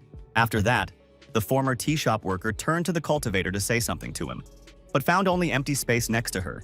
Looking at the door that was left open, Xiaoqin automatically finished saying that she wanted to somehow thank her unexpected benefactor. After this, the action returned to the Mu family's new apartment, and specifically to the time traveler's bedroom, where the confused Bai was. She no longer resembled a disgusting walking corpse, but she was still a disembodied ghost, and she looked around her with cat-like curiosity. A beautifully painted jade vase caught her attention, and the brunette explained that he had bought the artifact at the market as a vessel for the girl's soul. Shyly clutching a pillow to her chest, Zhang Xiao asked the question that had plagued so many other characters up until this point, namely, where the hell did Li get so many abilities from? He behaves like that, and proves with his actions that he can do absolutely everything in the world, like some kind of Lord God. And now the brunette almost screamed and demanded to immediately tell where he got all this from. The usually impenetrable cultivator began to sweat noticeably from such a set, and he tried to laugh it off, in turn asking where Bai herself was getting so many questions from. But that wasn't the end. The younger Zhang made a particularly nasty face and promised to turn Li's entire room upside down to find his indecent things, like Chenglong and his adult magazines. In the next frame, the young man was already reaching for that very vase, and, opening it very eloquently and laconically, said that this was the end of his conversation with the ghost. He struggled with Bai for a while, trying with all his might to push the bastard inside the artifact, like into a hunter's trap, while she, in turn, desperately resisted. Then there was a knock on the door of the room. A gentle girl's voice asked her brother if he could come in, and the cultivator felt as if he had been hit by a huge pile of snow. Finally tired of this whole circus, he shoved Zhang Xiao inside the vase in a few moments, ignoring her indignant grimaces and childish insults. And then the door opened, and Mu Xian, her eyes flashing like some kind of demon, ominously said that every action of the protagonist will definitely have consequences. It turned out that she thought her dear older brother had dared to bring home a girl of bad reputation. And although that was not the case, the little girl immediately warned that she would never allow such a thing. The protagonist, sweating heavily, laughed falsely and remarked that he was not one of those types of people, and in general, let the relative finally tell her why she needed him. As it turned out, one of the Yaos, Xiao Song, had not forgotten how the time traveler, as a reward for healing their grandfather and father, demanded a rare and ancient medicine. And today, he managed to get it, trying his best to hide the vase behind his back without being noticed. The brunette assured his younger sister that he would immediately go out and check everything, letting her know that there was nothing to worry about. But when the brunette had already left the threshold of the room, he couldn't help but press his face against the artifact and mockingly ask Bai to be good and not go out. The expensive jade antique immediately began to thrash about as if it were having a fit, and a shrill voice screamed that she would simply die of boredom. And then Xian shouted again, asking why her brother was taking so long to find out, as if she still suspected that he had somehow hidden a night butterfly. Poor Mu Li was spinning around like a top, desperately trying to grab the nasty ghost pot without attracting any more suspicious attention. After some time, the brown-haired man in an expensive suit respectfully handed the boy a box containing a century-old medicinal plant that his clan had been growing for generations. Now, as a token of gratitude for saving the life of their patriarch, they decided to part with the priceless artifact for the sake of the main character, and he certainly did not refuse. Having examined the gift very meticulously, but not without interest, the cultivator recognized it as wild ginseng, and from it one could even brew an elixir of immortality, albeit a low-level one. Scratching his head shyly, Xiao Song reminded that his entire family was now in great debt to the boy. They were even willing to look for such things for him all over China. Instead of gratitude, the time traveler suddenly slammed the suitcase shut and asked for forgiveness with an official smile, because Yao should have offered to buy these things for a good price.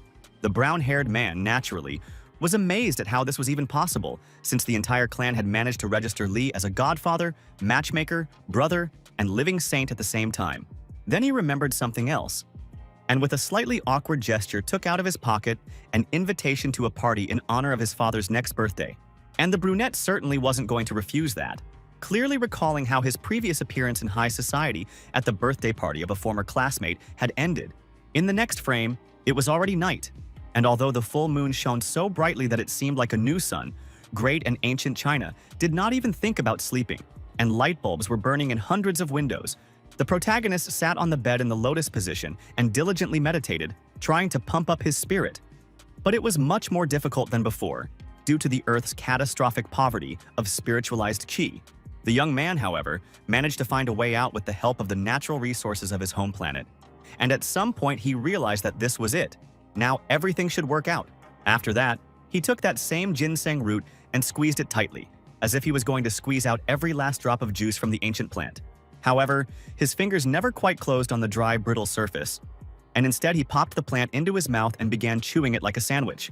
And that same jade vase was now open, and from it very slowly poured pale green smoke, gradually increasing in size and changing outlines.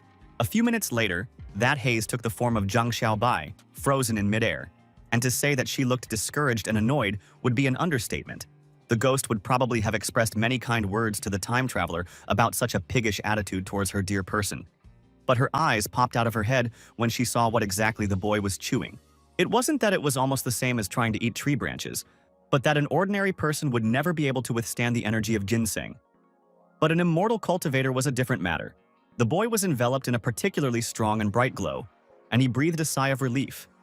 He had successfully improved his spiritual strength to the average level, but the younger Zhang completely ruined the epicness of the moment by rudely asking if the protagonist had gone crazy, and he asked in an equally harsh tone who had said what.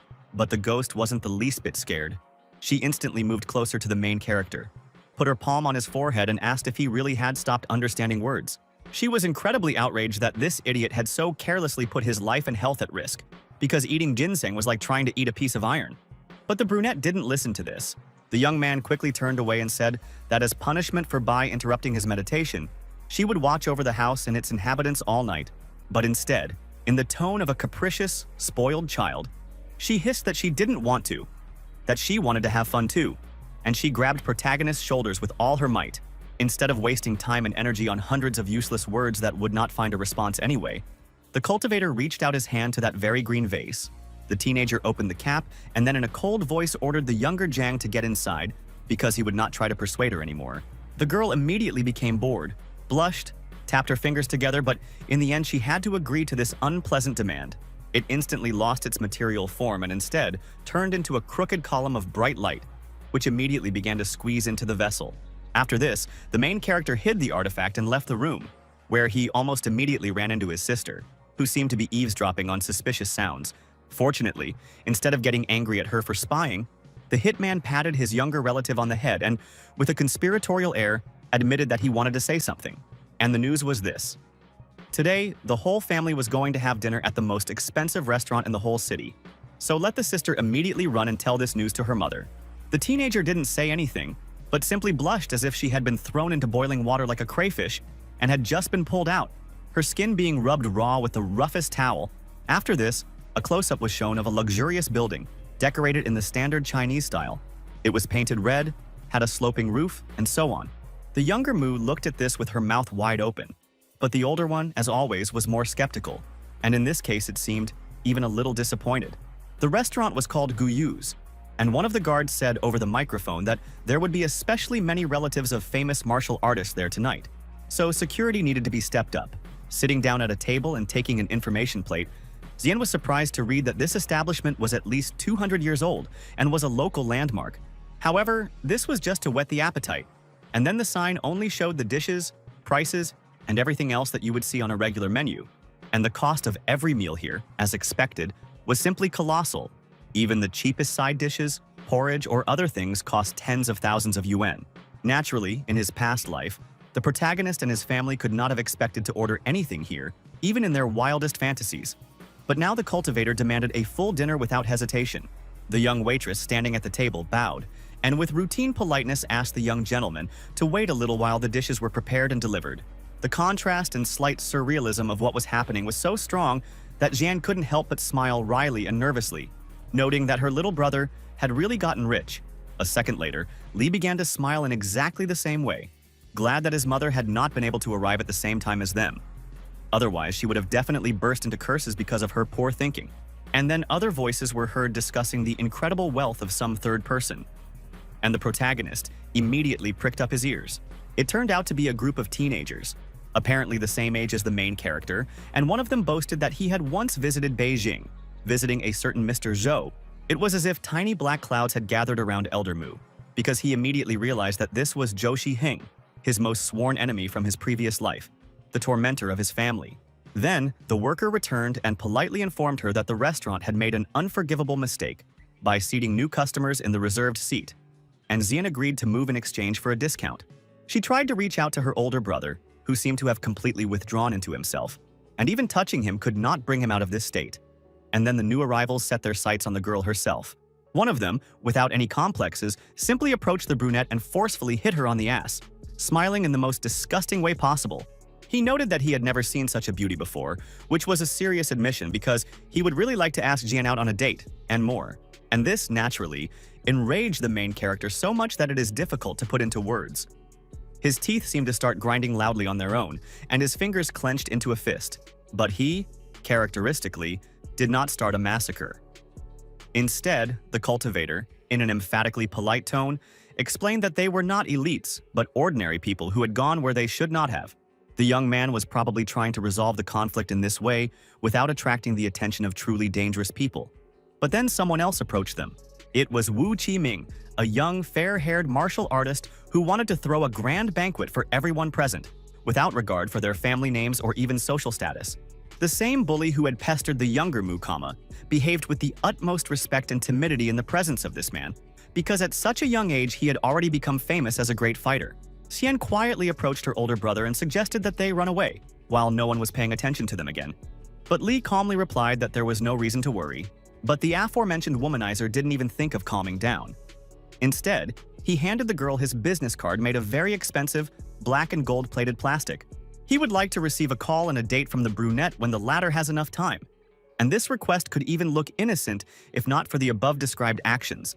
The former schoolgirl didn't have time to say or do anything, because the protagonist intervened in the conversation. With the look of a curious monkey, he snatched the business card and announced that he would keep it for himself. It was too beautiful. Another rich boy, confident that the whole world belongs to him thanks to the authority and wealth of his family, immediately flared up and began to shower the main character with insults. Instead of answering, the cultivator hit the young bastard in the stomach with such force that blood came out of his mouth and splattered the space for several meters around. After that, the kinetic impulse threw the body with such force that it crashed into the far wall and left a huge crack in it. People immediately came running to the noise, including the previously described Qi. But it was too late. The hooligan looked completely lifeless, and even his eyelids did not move. Then, the assembled people stared at the time traveler, realizing that only he could have attacked this visitor, and the brunette himself, as if nothing had happened, began another passionate speech. Looking at the blonde with genuine irritation and even contempt, he proudly announced that his last name was Mu, and the girl he was currently hugging was his beloved sister. Xian herself could only press her hands to her face, hiding her wide-open mouth and wondering when her good-for-nothing and spoiled brother had even managed to become such an imba, and her unpleasant admirer, as it turned out, still remained alive, because he began to slowly get up from the floor, spit blood, and ask how this farmhand even dared to raise his hand against him. The brunette, looming over him with absolute indifference on his face, said that yes, he had hit him, and that the golden boy would do next, causing the latter to foam at the mouth with rage. Other visitors noted with irritation that they had never heard of any Mu family, except perhaps the owner of a seedy inn, and they were genuinely outraged that his relative dared to attack one of them. In response, the protagonist turned a lazy gaze on the speaker and, in the voice of a tiger preparing to attack, asked what the hell he was talking to the guy from the hotel about. Wu Ji intervened in this conversation, but then, like lightning, a passionate guess pierced him. What if these were actually relatives of the Mu clan who had come here from the capital? The situation was already very tense. And then two women entered the room, saw the beaten young man, and began discussing it right in front of him. The young man gritted his teeth in anger, because this was the first time in his life that he had been subjected to such humiliation. And this experience was certainly not one of the pleasant ones. He could have tried to get up and leave with the help of his friends or complain to one of his older relatives, but instead he reached furiously for a chair. Waving it like a club, Shaitan roared that he would not leave a wet spot of Lee. Even if all the other people tried to stop him, he would not forgive such an insult. He jumped around awkwardly and waved his improvised weapon like an enraged monkey without any technique, so it was basically no trouble for the protagonist to send him flying again.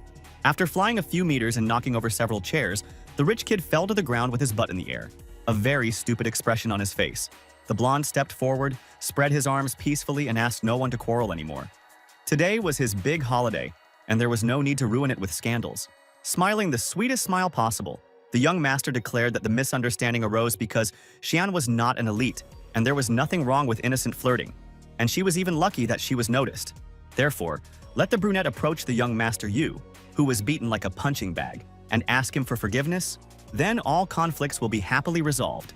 The main character let out a short, mocking laugh and asked why on earth he should do a favor for someone like him.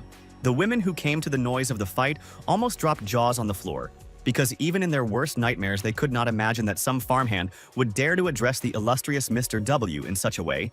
All the politeness was washed away from Jing as if by water, and he asked in a voice trembling with incoming rage, "Is it true that he, the star of the young generation of this city, has no right to respect?"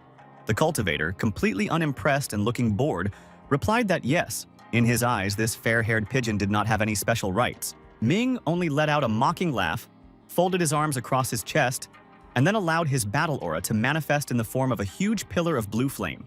He set the conditions that if he considered himself cool, then let him fight him, win, be able to do whatever he wants, and if he loses, he will seal his spiritual chakras and give up martial arts. Since the protagonist was absolutely confident in his victory over such an insect, he even put forward additional conditions, namely, that he would not be seen by the masters of this city if he lost. Xian didn't yet realize how powerful her older brother had become, so she was genuinely worried about him, and clearly tried to dissuade him from the dangerous duel. In response, the protagonist, without false modesty, stated that he used to eat people for breakfast that others considered invincible, so there was no reason to panic. The impressed brunette began to encourage her relative, but at the same time asked him to be careful, just in case.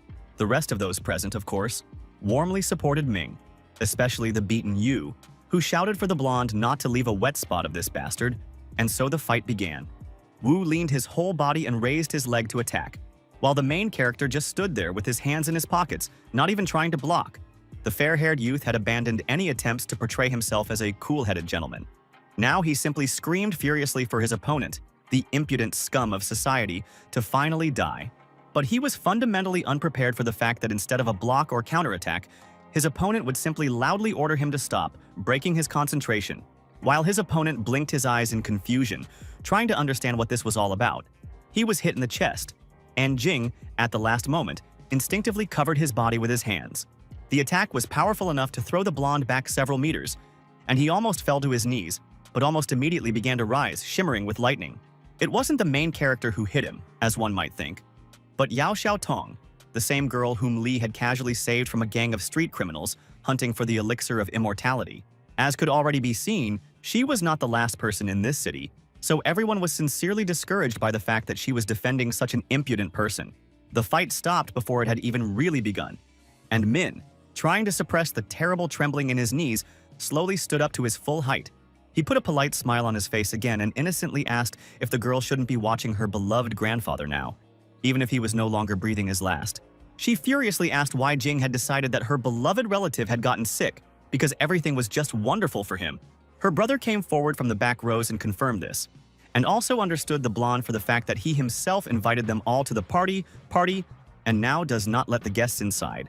This completely threw the fair-haired boy off balance, because he remembered very well how his father tried to finish off Patriarch Yao, and even sent mercenaries to get rid of the elixir. He decided that this family had deliberately spread false rumors, and this angered him to such an extent that his once handsome face was distorted into a grimace of animal rage. This lasted only a moment, after which the antagonist tried to regain his usual composure and ask why Tung had interfered in something that was none of his business. She, not really trying to hide her contemptuous smile, explained that she was simply saving his life, because Xiao remembered very well how easily Mu had beaten up the elder Wu's thugs. This news seemed to strike everyone present as if they were struck by thunder, because the leader of those bandits, Hawk Woo Hong, had a certain reputation, and when it became known that he had lost to someone, everyone was terribly surprised. As for Jing, his face acquired such a grimace that they would put a handsome man in a coffin. The evening, which had begun so wonderfully, presented one disgusting surprise after another. The siblings were happy to take advantage of this to corner the villain in every sense of the word, and they openly advised him to simply leave, admit defeat, but at least stay alive. If he doesn't agree, he will simply die ingloriously. And besides, Tung screamed at the top of her voice that if even one more brute dares to offend her beloved Li, he will receive blood revenge from the entire family. And the main character simply couldn't help but smile lightly but triumphantly. He clearly liked it when people showed such loyalty to him. Min was breaking out in a cold sweat as he thought about how their families had been waging war against each other for years. But up until now, all of the conflict had been limited to behind-the-scenes intrigue. Never before had it come to the point where a member of one clan openly raised a hand against another. And the blonde couldn't believe that this unspoken rule was broken for the sake of some nerd. And he even had some supporters.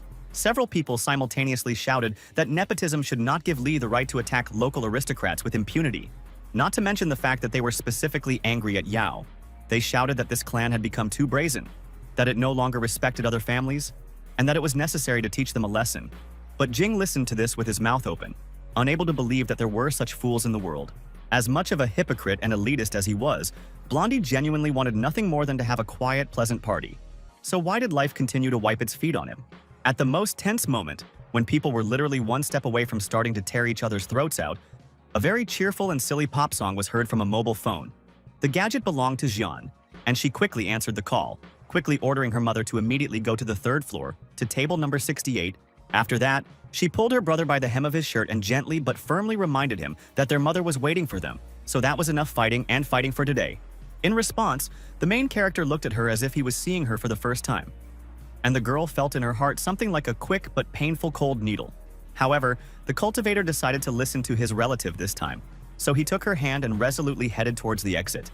And Yao Tong followed behind them. Unfortunately, he was not even allowed to peacefully leave the stage, because these offended daddy's boys came out again with their claims. But now, Li had no desire to even drag their faces through the gravel. So without further ado, he simply kicked the bastard, drawing blood again. After this, the main characters reached the elevator, the buttons of which helpfully demonstrated that they were on the 5th floor. The siblings rode in silence for a while, until Mu Xian said very meaningfully that her little brother turned out to be incredibly cool. The brunette, hiding his eyes, said that he would be much more grateful if his sister said all this emotionally, with bated breath and admiration, and not as if she were talking about the weather. The brunette instantly perked up and struck a pose, as if this blockhead was really sure that she was not capable of performing such a trick. Yes, after that, to prove how wrong the protagonist was, she began to squeal with emotion and aplomb about how great he was. And even her pupils narrowed like those of a cat that had eaten too much mint. The main character's expression became even more distorted, and he mentally admitted that he would like general respect, but not like this.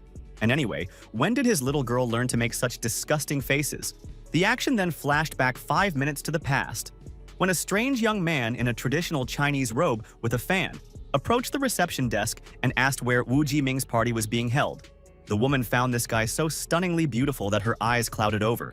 Her face turned into a solid pink mass, and her tongue barely squeezed out the coordinates. The young man gracefully covered half of his face with the accessory and politely thanked her for this small service. But he did not open his eyes for a second, and he didn't even deign to turn around when the woman began to openly drool on him, or when an old man in a dark uniform approached from behind, like an experienced bodyguard.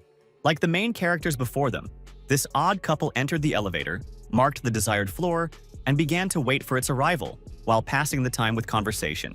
The boy with the fan was named Lu Pengfei, and he was one of the top martial artists, ranked 10th, and the one accompanying him was named Mei Qian. The old man thought that his young master had no business in such company, but the young man calmly explained that he wanted to check if there were any nuggets of genius among the locals.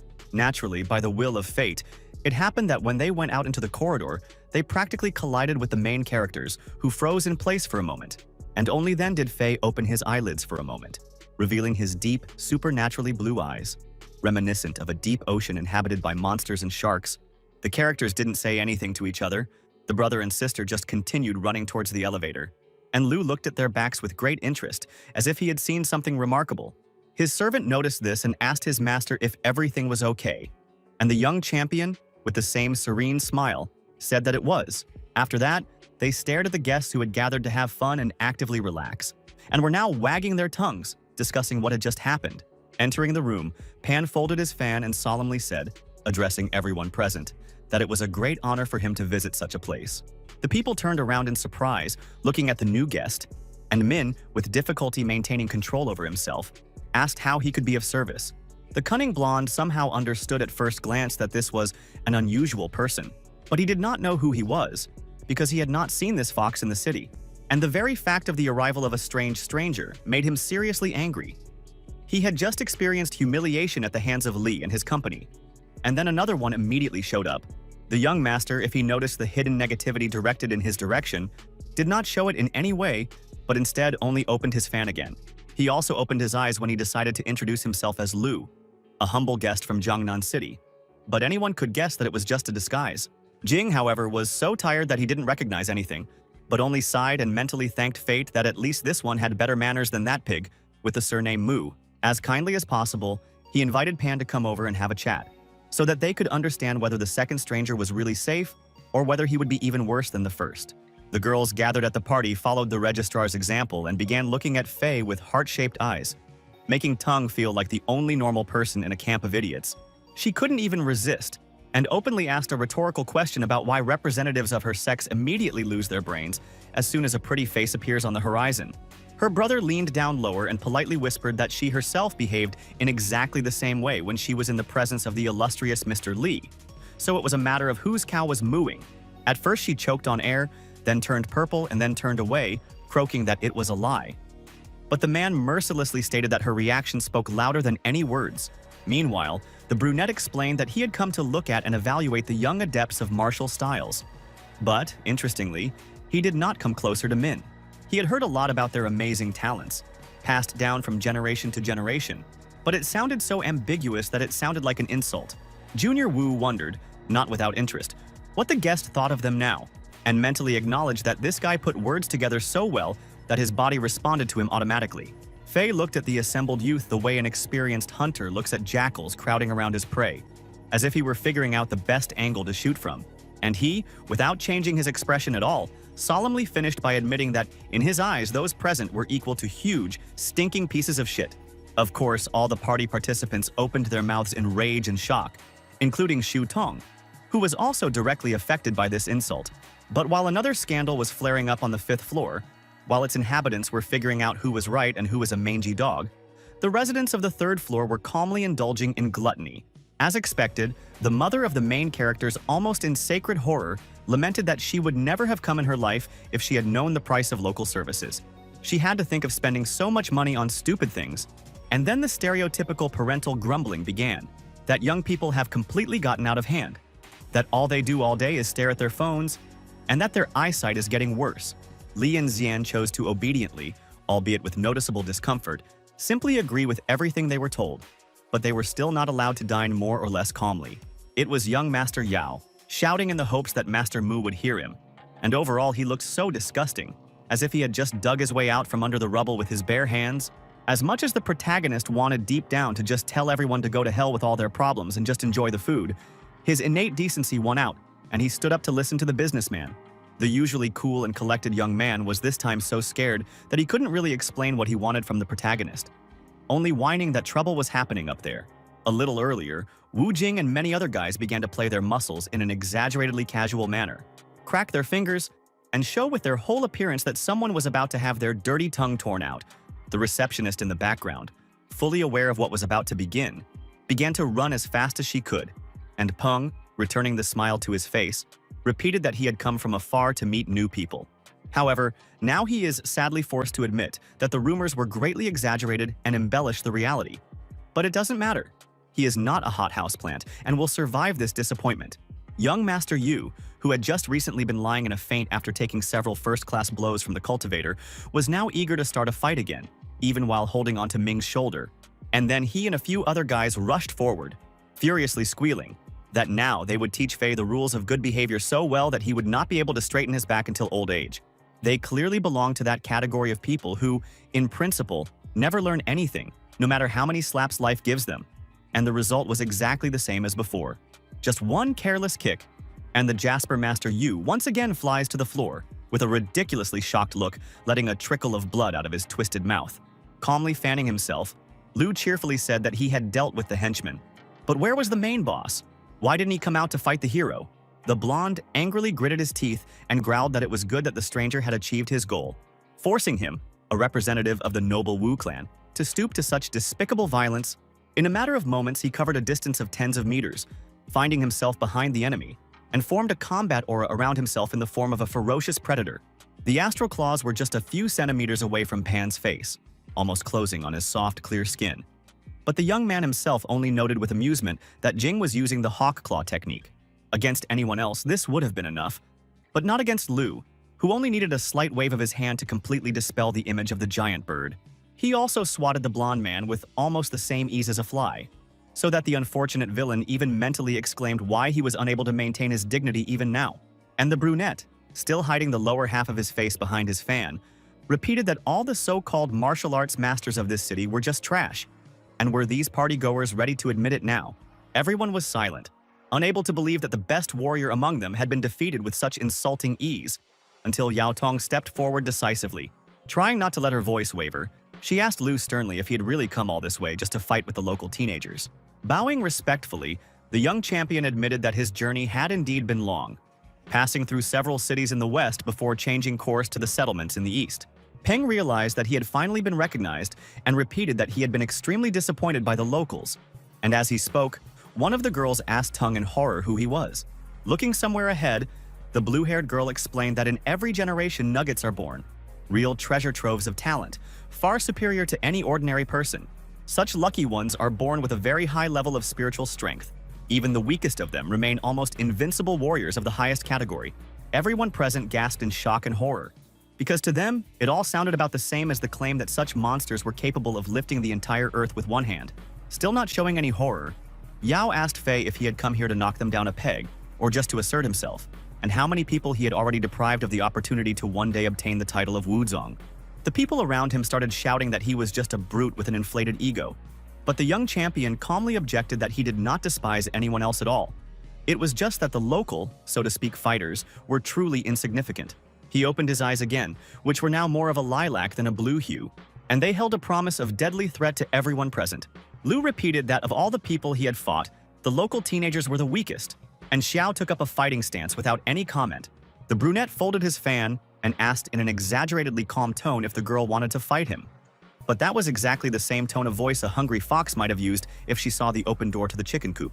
The woman understood perfectly well that she had no chance against this enemy, but the warrior's code of honor and patriotism could not allow Yao to simply leave, letting him humiliate and beat the others. The people who had only recently been ready to tear Tung and her brother apart for protecting Li now looked on in horror as the young lady put herself in danger for them. For a moment, the entire room was filled with an unnatural bright light of martial energies that collided with each other like a pair of miniature stars. When the glow faded a little, Pan's face became visible, cold as a stone statue and covered in someone else's blood. Wiping it away, he repeated expressionlessly that everyone here was weak. Xiao, fortunately, did not die, but was thrown back with such force that now there was a real field between her and Lu, covered with cracks and chips. Rage finally overpowered fear completely, and all the local boys rushed forward, hoping that at least as a crowd, they would be able to count the ribs of the arrogant stranger. Yao stopped them because she already had a better plan, which was to simply pit this psychopath against the protagonist so that he would bury him alive. Naturally, as soon as Lu Fei heard that there was a person living somewhere here who was actually much stronger than him, he immediately became interested in him. And not only him, some of the partygoers also began to exchange uncomprehending glances, wondering where such a monster could come from among them. And just at that moment, the sounds of running were heard.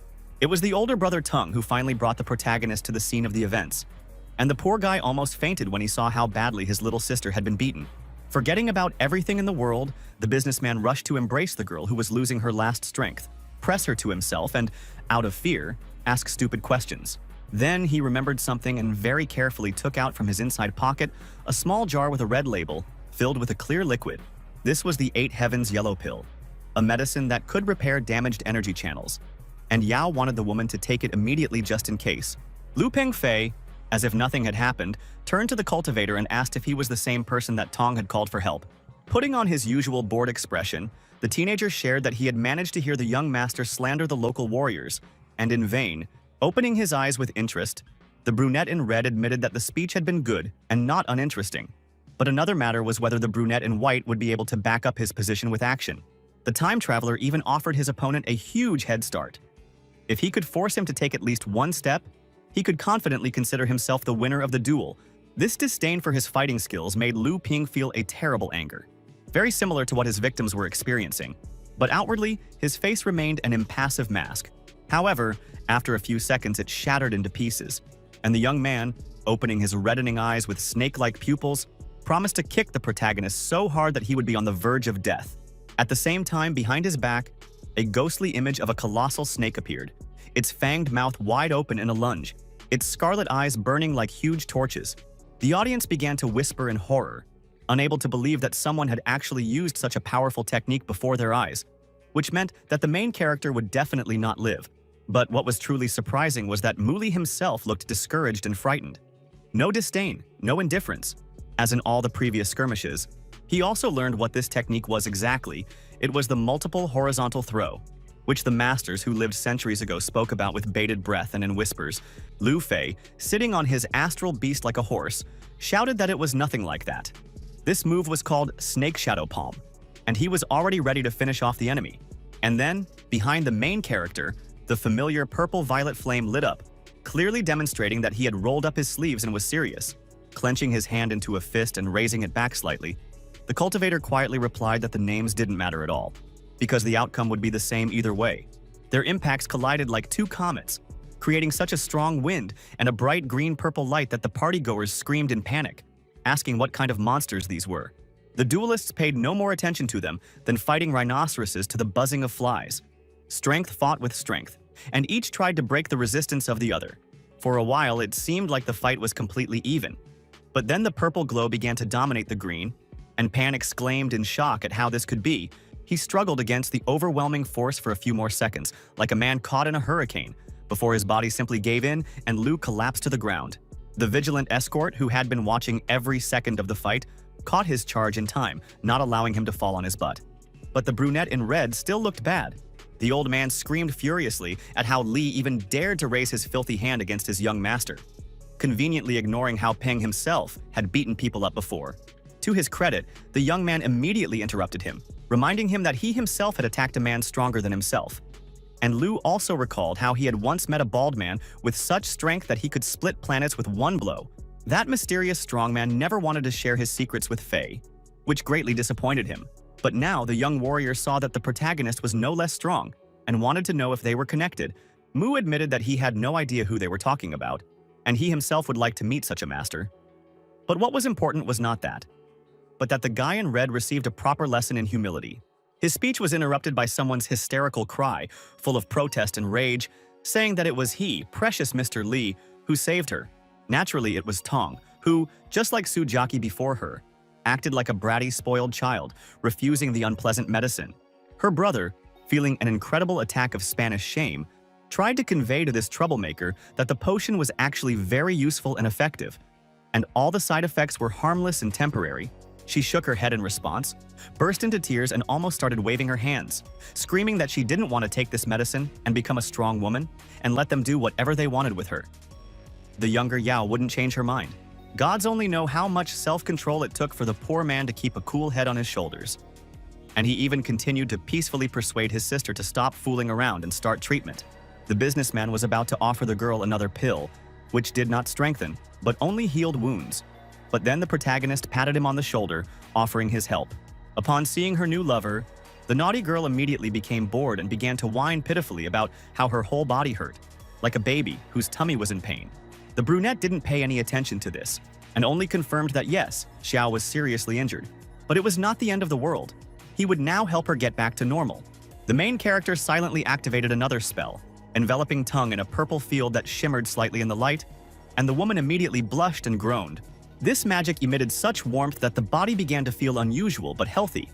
And this flow of energy also affected the wounds.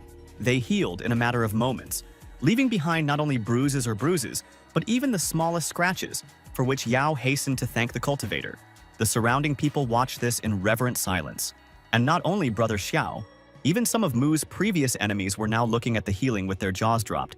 This, as it turned out, was not a random background joke.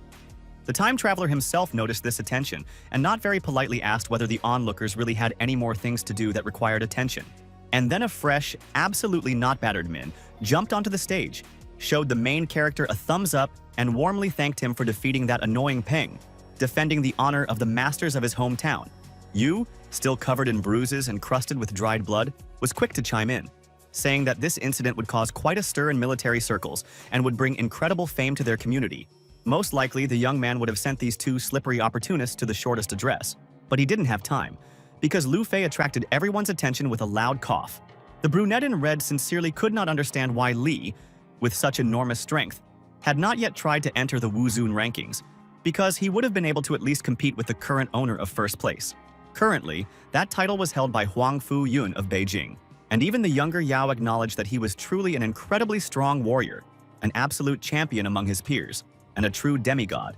But Jian said all this only to add at the end that the main character was many times better than some Huang, and she even grabbed his hand while doing so.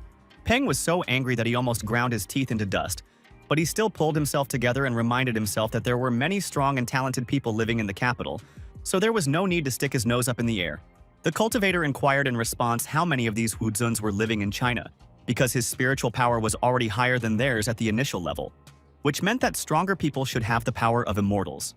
The former antagonist answered without irony that he did not know for sure, but most likely there were about 24 great masters in China, and most of them came from rich and influential families.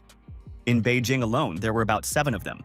For certain reasons, the name of the capital of his native country evoked in the time traveler a poisonous, seething, like boiling water, anger, and he asked in a slightly trembling voice how many more powerful fighters there were.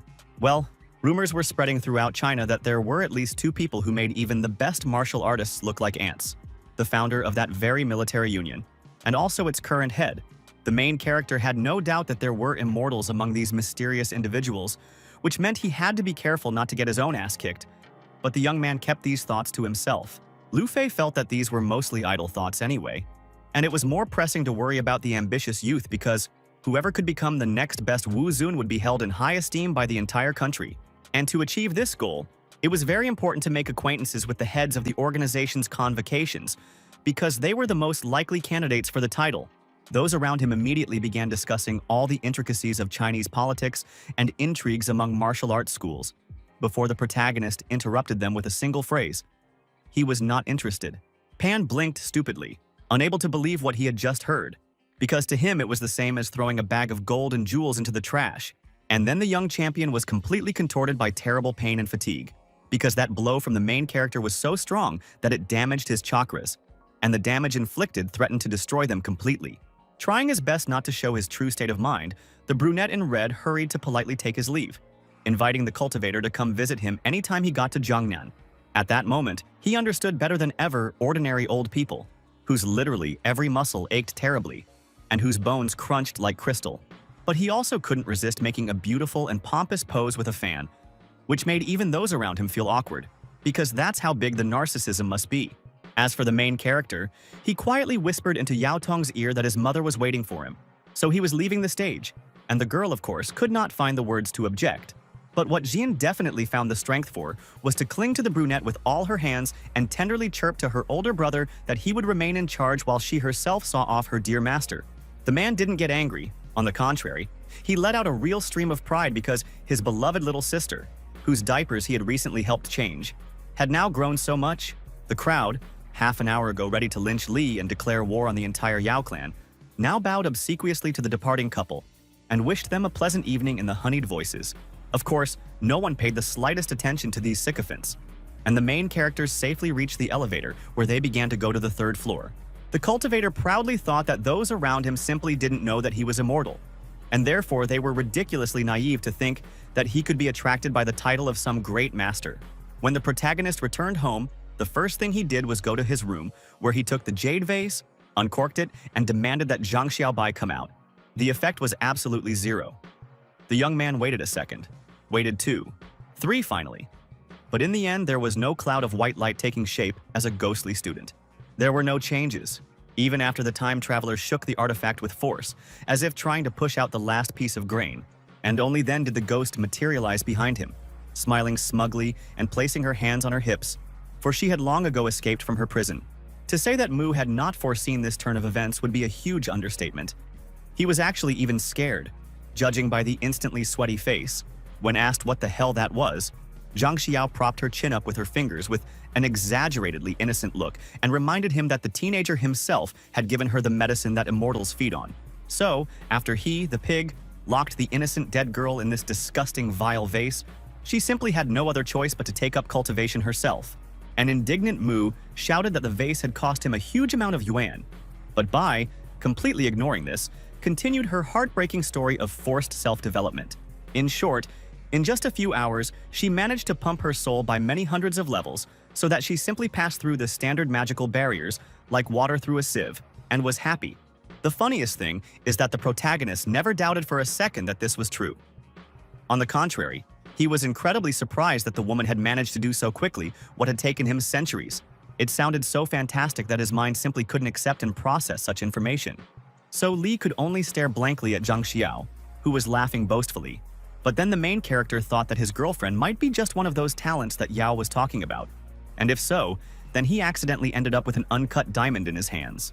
The protagonist, thinking about this, was simultaneously reading some magazine when Bai openly demanded that he, the bastard, start admiring her. Since Mu was a troll at heart, he looked pointedly at the ghost girl and lazily said that her work would do, but nothing more. After this, the former student folded her hands under her armpits, turned away and snorted with a very proud look, silently cursing the guy so much that even a hardened boatswain would have blushed. But then the young man closed the magazine and, in a more serious tone, suggested that the girl learn several useful techniques from him. Now she was capable of doing that. No matter how much Zhang Xiao was offended by her new friend for such jokes, she naturally did not immediately refuse such an offer and asked for details. The boy patted the spot next to the bed and told her to sit down. Then he would tell the new student all the necessary details. It was a completely innocent gesture that didn't carry any hidden meaning or anything like that. But the brunette blushed terribly and looked at Li as if she were a crazy pervert. In response, he only tilted his head so that only a predatory grin was visible from the side, and with hidden heat in his voice, he whispered that he was giving Bai what she wanted. Then, without any comment, he grabbed her by the arms and threw her down on the bed on her back. And the girl, to be honest, didn't even try to resist it, even though she was blushing. A second later, it became clear that everything described above was nothing more than Zhang Xiao's vulgar fantasy, and she, of course, flatly refused to share these thoughts with the perplexed protagonist. Moving on to the lessons, Mu Li explained that a spirit is a ghostly entity, lacking the stability of matter. And since Bai is a ghost, she will now be able to change her body as she wishes. The author did not show the training process in all details, but after 1 hour, the main character finally announced to the student that that was enough for now. Considering that the younger Zhang still looked like a human, the training was clearly progressing with difficulty, and the girl grumbled that she wished she could turn into a tree. And in a second, she did it with such ease, as if she were a sorceress from old Disney cartoons. But this was not the limit of her imagination. Another moment passed, and the student decided to turn into an animal, specifically, a fat and cute pink pig, to which Li replied that she had a terrible sense of taste. The ghost flared up, saying, "Does this nasty bastard really not like admiring a beautiful lady?" To which Mu retorted that he would like to see this very lady first. It sounded like a challenge, and Zhang Xiao simply couldn't help but accept it. So she was enveloped in a thick, dark pink mist for a moment. When it cleared, she appeared before the main character in more revealing clothes and, blushing desperately, asked if he was now satisfied. Slowly looking away, the boy tactfully hinted to the student that she was now showing him things that it was not customary to show in polite society. The stupid ghost, completely forgetting that she herself, of her own free will, had taken on this appearance, covered her face with her hands and screamed in panic at the top of her lungs. She could have continued screaming heartrendingly at the top of her lungs for a long time. But at some point, fortunately, she stopped, although it was because she felt bad. Her legs buckled, and she would have fallen down if the protagonist hadn't caught Bai, whose body suddenly drained of all its strength, as if someone had turned off an invisible switch. But, as he explained, there was nothing supernatural or strange about it. The girl simply used her own spiritual power for the transformations. And it is not bottomless. The ghostly brunette repeated with horror that she felt strange. Could this really be the result of her simply deciding to have a little fun with her new powers? The main character repeated that there was nothing serious about it. She had simply spent too much of her strength and endurance, but would return to normal after some time, and then stroked her in consolation. The protagonist then patted Zhang Xiao on the back, and she immediately tensed up so much that her hair literally stood on end, threatening to raise a wind in the room. But this time, she quickly got over her emotions and asked why the cultivator hadn't warned her about the consequences of fatigue if he knew everything in advance. In response, the boy made a stupid face, gave a thumbs up, and happily repeated that now the woman would not be able to use her newfound powers until she was completely rested.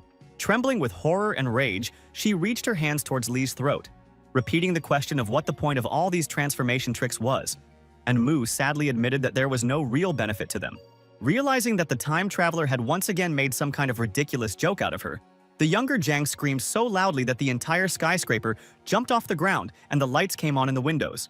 After this, the action immediately moved forward 3 days to the Yao family mansion, where a grand, unparalleled banquet was already beginning.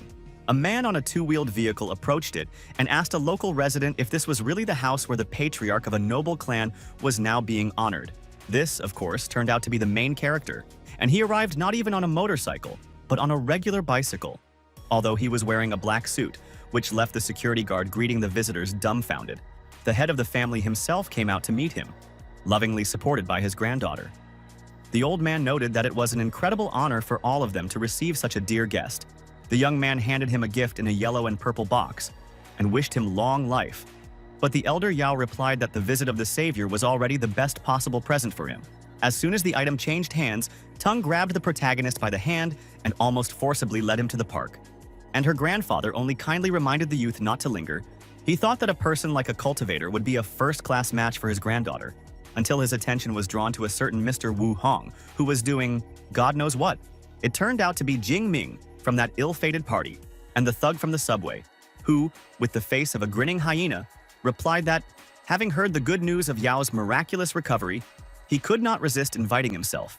The owners of the villa preferred not to make a scandal on such a joyful day and allowed these unpleasant visitors to pass, which made the man's grin grow even wider. He was already anticipating what dirty tricks he would play on everyone. As for the main characters, they had already left the park and were now sitting in one of the luxurious rooms of the estate, and Xian was slowly pouring a drink into glasses. After playing with the liquid in the glass for a bit, she finally asked the question that had probably been bothering her since the moment she saw the main character in battle: how he had become so strong so quickly. Modestly lowering his eyes, the young man answered technically truthfully that he had not done anything difficult. He had simply trained a lot to reach his current level. This answer felt like a heavy boulder had fallen on Yao's blue head. The hypothetical multi-billionaire might as well have said that he had simply found his riches on the road. Having brought a glass for clinking, the brunette amiably suggested that they address each other simply by their first names, without any gentleman or other dull titles, since they were practically the same age. It was a completely harmless formal phrase, not implying any hidden meaning. But no, Tung was so stupefied that she was already fantasizing about how they would get married and have children.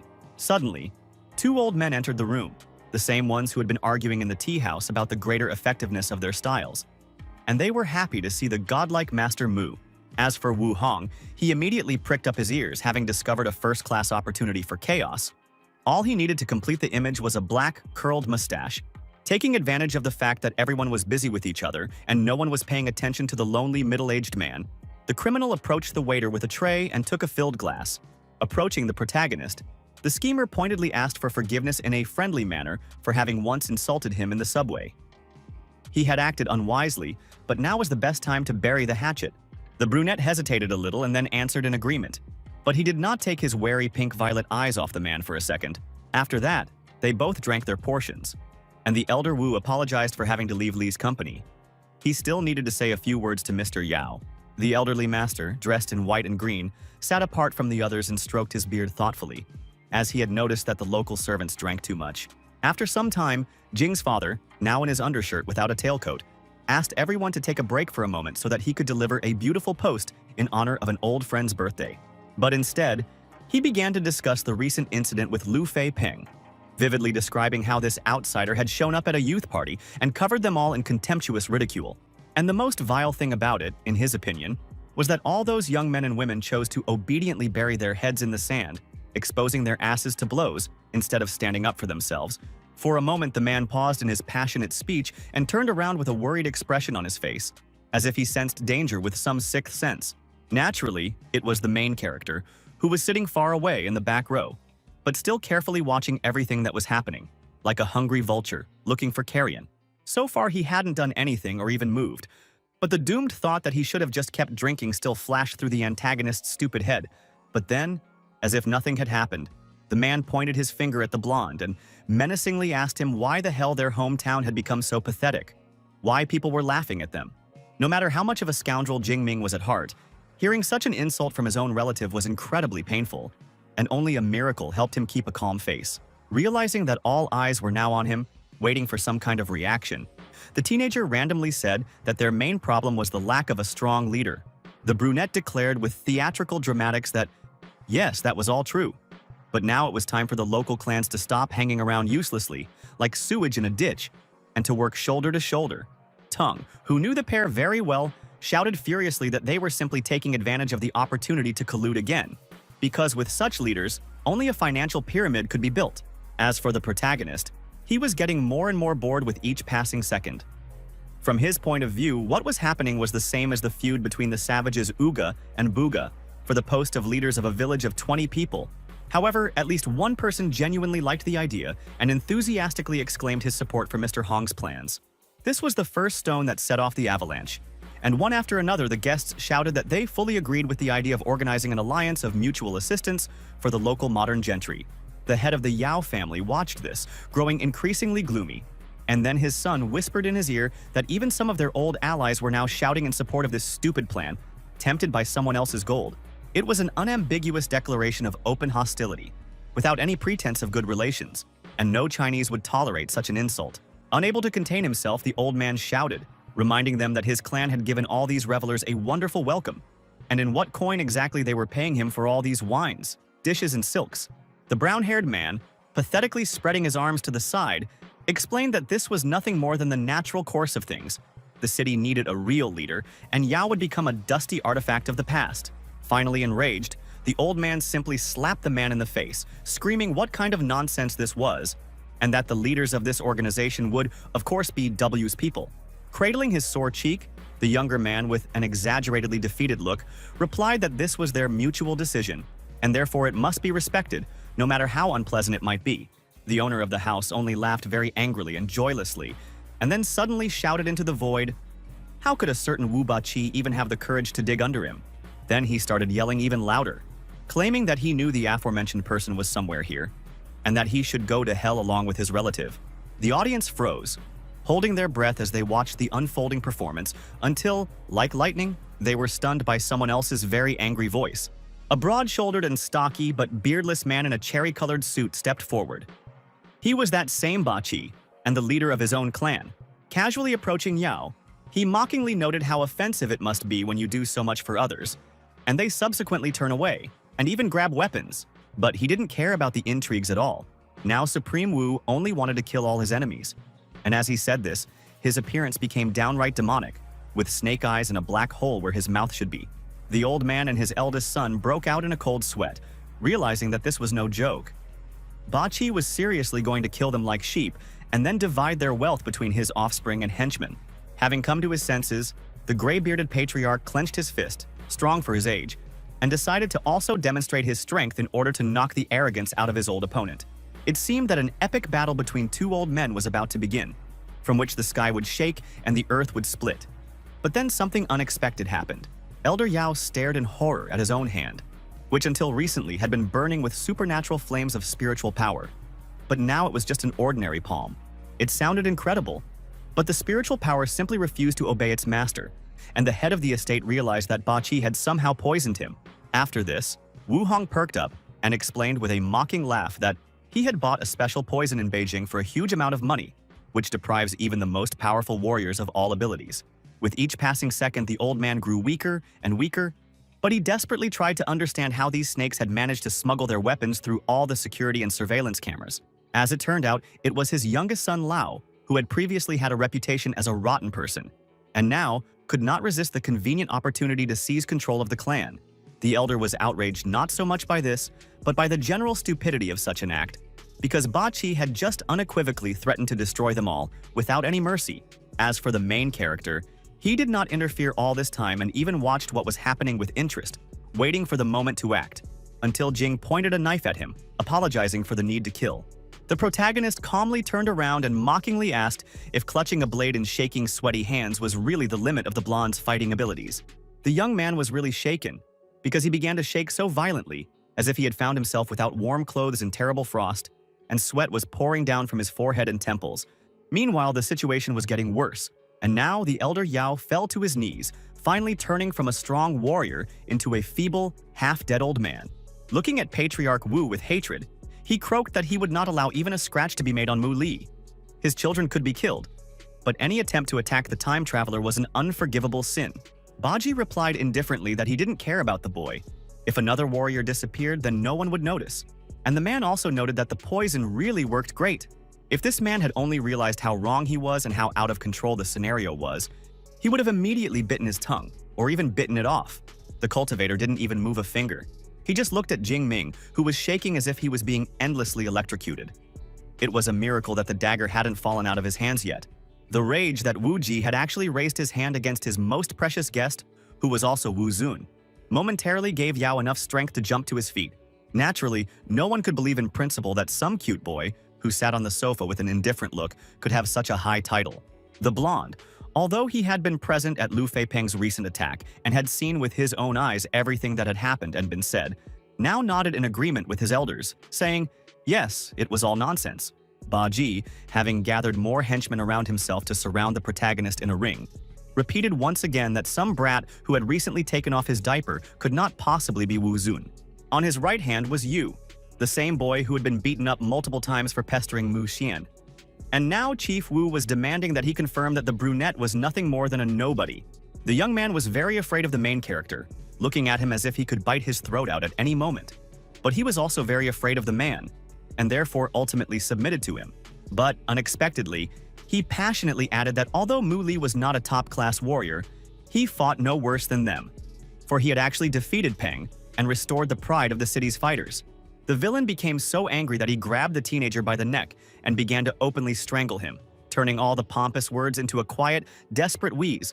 Fortunately, he still did not kill the boy and allowed him to slowly flow to the floor, while Yao turned to a certain Mr. Wang and asked him whether he, as the head of the organization's branch, would tolerate an attempt on Wu Zun's life. Xing Wang turned out to be not just another martial arts practitioner, but just a greedy bureaucrat. So he was happy to turn a blind eye to everything if it was done with money. The gray-bearded patriarch began to sob desperately, begging the protagonist for forgiveness for the fact that their entire family had let him down. This worried the old man much more than the serious threat of death. At this point, Yu's father also stepped forward, and with a smug expression, told his son that, as the heir to the family name, he had an obligation to take revenge on Mu Li because his pride had been lost because of that man at that banquet. But Jing Ming stepped forward and reminded those around him that he had suffered the most, and in a way that was hard to describe in words, for he had been humiliated 3 times. And for this, he planned to return the bill with interest by crippling the main character so that he could not walk or use his hands, but would simply wriggle on the ground like a worm. Senior Yu couldn't help but express his approval, as only a true degenerate would be able to come up with such a plan of action, and he even admitted that the blonde would be a worthy successor to him.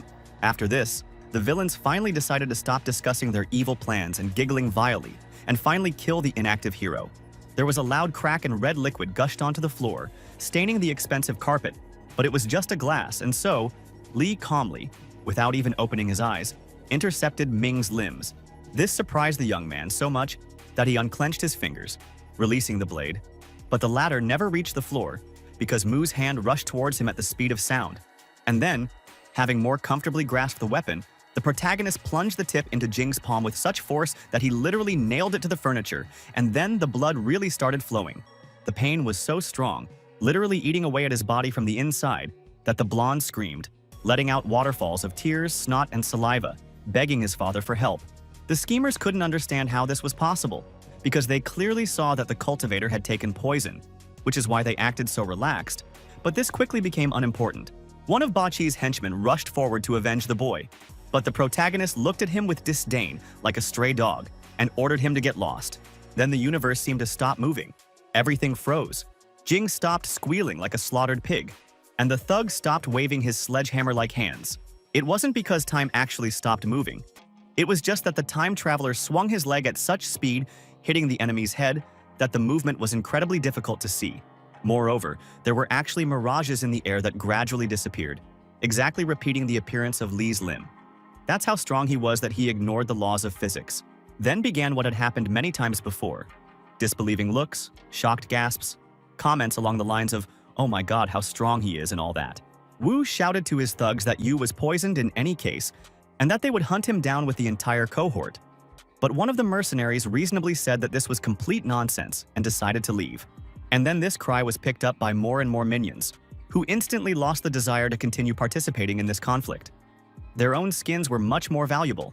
The magnificent, carefully thought-out plan to destroy old enemies and usurp power fell apart before his eyes, which drove Ba Qi into an animalistic rage. Realizing that he had no one else to rely on, the man decided to follow the good old proverb, "If you want to do something well, roll up your sleeves." Shouting throughout the hall, the scarred old man reminded those around him that he himself was a warrior of the highest caliber, at the peak of human capabilities, and he would prove those around him wrong by killing Li. Getting hotter and hotter with each passing second, Wu growled that he didn't care whether Wu Zun was his opponent or not. He had defeated more people than there were hairs on the heads of those present. And what he's facing is just an ordinary puppy, a pathetic mortal man who doesn't stand a single chance. And of course, Ba Qi was completely wrong. He rushed forward, preparing to unleash crushing blows on his target. But before he could do anything, he was intercepted by a living stream of purple energy, crushing everything in its path. After that, there was an explosion of incredible force, and also such a bright flash of light that the eyes of those around began to hurt terribly. It was like a miniature sun. When everything became quiet and the glow dissipated, a huge hole in the wall became visible, from which bricks were comically falling like autumn leaves. The hole was truly enormous. It didn't just create an unaccounted-for hole in the house. The impact of the cultivator completely destroyed one of its walls. Venerable Xing Wang, who was willing to happily allow the assassination of someone who was supposed to be at the highest rank in his organization, was now filled with awe. As for Wu Ba Qi, he did not die at all and was not even particularly hurt, but he was completely knocked out and hanging high above the ground, his clothes caught on a tree branch. The corrupt Brotherhood member was not alone in his reaction. In fact, everyone present could only gape like fish washed up on the shore by the tide. No one could believe their eyes that Qi, one of the most powerful warriors in the area, was defeated and thrown back almost 100 meters with just one blow. This is nonsense. The elder Yao immediately began to run around the main character like a mother hen, asking if he was hurt and if he hadn't forgotten about his granddaughter, while his offspring tried to find out if the brunette had ignored the poison. Well, as it turned out, the cultivator was great and powerful to the point that he was able to instantly expel the poison from his body, without even having to secretly pour it into the pot. The businessman chuckled and added that if Toon hadn't screamed like a pig, the holiday would have gone smoothly. Truly, every woman needs a firm male hand that will control her. Xian blushed and slapped him, sending him flying, and he was only happy because this was the most obvious proof that his medicine was working. The old man muttered absent-mindedly that he would probably spend the rest of his life looking for a person who would make this troublemaker silky smooth, and only then would he go to his forefathers, to which Mu objected that this was not possible. The eldest son soon reported that he had already sent people to take proper revenge on the Wu clan, and they had also managed to find an antidote to that nasty thing. Despite how much the situation had changed in just a few minutes, those around them were still in no hurry to fall back at the feet of the Yao clan, and only shifted their feet in confusion. The elder irritably shouted at them that, look, he even had medicine now, but some idiots apparently still preferred to jump at Ba Qi's command. If they did not immediately admit their mistake and begin to meekly fall at the feet of his family members again, they would be immediately beaten or even executed. And this argument proved decisive. The frightened nobles and servants began to humiliatingly shout slogans in support of Yao, one after another. And only after that did the old man order that they be given the antidote. After this, the patriarch folded his palms in a respectful gesture, addressing the protagonist as a servant to a master, and thanked him for another rescue, asking in exchange only for the opportunity to become his servants. The teenager asked if they really wanted this, but with such an air as if he genuinely didn't care about this whole family and wanted to get as far away from them as possible. He directly warned that he was not going to become their permanent bodyguard, protect them from the slightest trouble or anything else. On the contrary, the Yaos under his command would work like hell. In another situation, most would probably have refused without a second thought. But in this case, the answer, no, could lead to huge troubles, so everyone bowed their heads. After that, Mu certainly wouldn't refuse. because dozens of slaves presented themselves on a platter, a rare success even for an imba like him. What happened next was more. The patriarch became so emotional that he shouted to the whole hall that now it was not he, but this boy, who was the leader of the clan, and now everyone served him. He is their new lord and master. His word is absolute law for everyone present here, and those around him are obliged to memorize it so that they can repeat it when they are woken up in the middle of the night. A few people, however, very quietly and bitterly began to whisper that Yao had completely lost his mind to serve a boy. And Xingwang, although angry, could not help but admit that the protagonist was legendarily powerful. He actually understood perfectly well why the whole family suddenly started following this duckling boy. He was practically a living god. His favor gave enormous opportunities. And the gray-bearded old man suddenly admitted that the idea of an alliance was, in general, not bad. It would just be implemented with his family at the helm. But let people not think that they are not exploiters like some you. The patriarch used a classic populist tactic, promising those around him all possible rights and privileges, including honest and open voting on every issue, if they gave their consent. But people weren't born yesterday, and they understood perfectly well what kind of rotten essence was hidden behind all these flowery promises. But they could no longer refuse directly. To finish them off, Yao swore that, among other things, they would be obliged to thoroughly discipline the youth so that that shameful incident at the party would not be repeated, and that his own family would be the first to set an example. The eternal rivals Zhang and Ling, the masters of the inner and outer families, simultaneously shouted that they agreed. They wanted to enter this alliance first.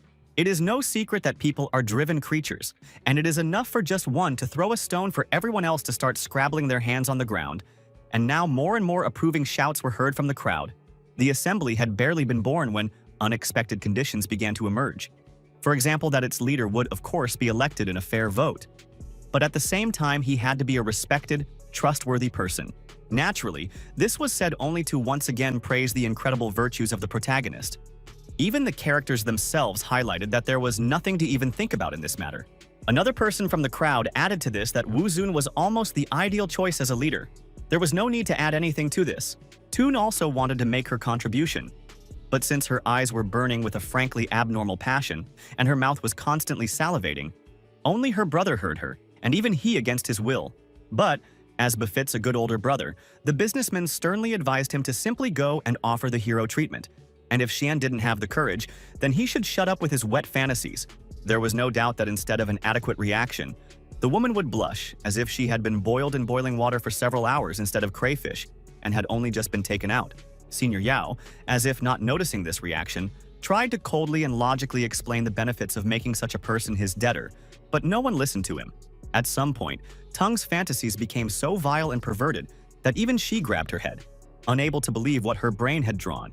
Shaitan nevertheless took pity and whispered that they should let events take their course for now, and later, when evening came, begin a combined attack on Li. Still blushing so red that you could fry an egg on her face, the little girl muttered that she simply couldn't do that to precious Mr. Mu. Plus, she doubted whether the cultivator would even want to take over the reins of power.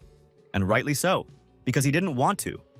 For him, it was the same as a god lowering himself to the level of a small tribe chief. The words were different, but the essence was the same. However, Elder Yao, not wanting to retreat, asked a tricky question.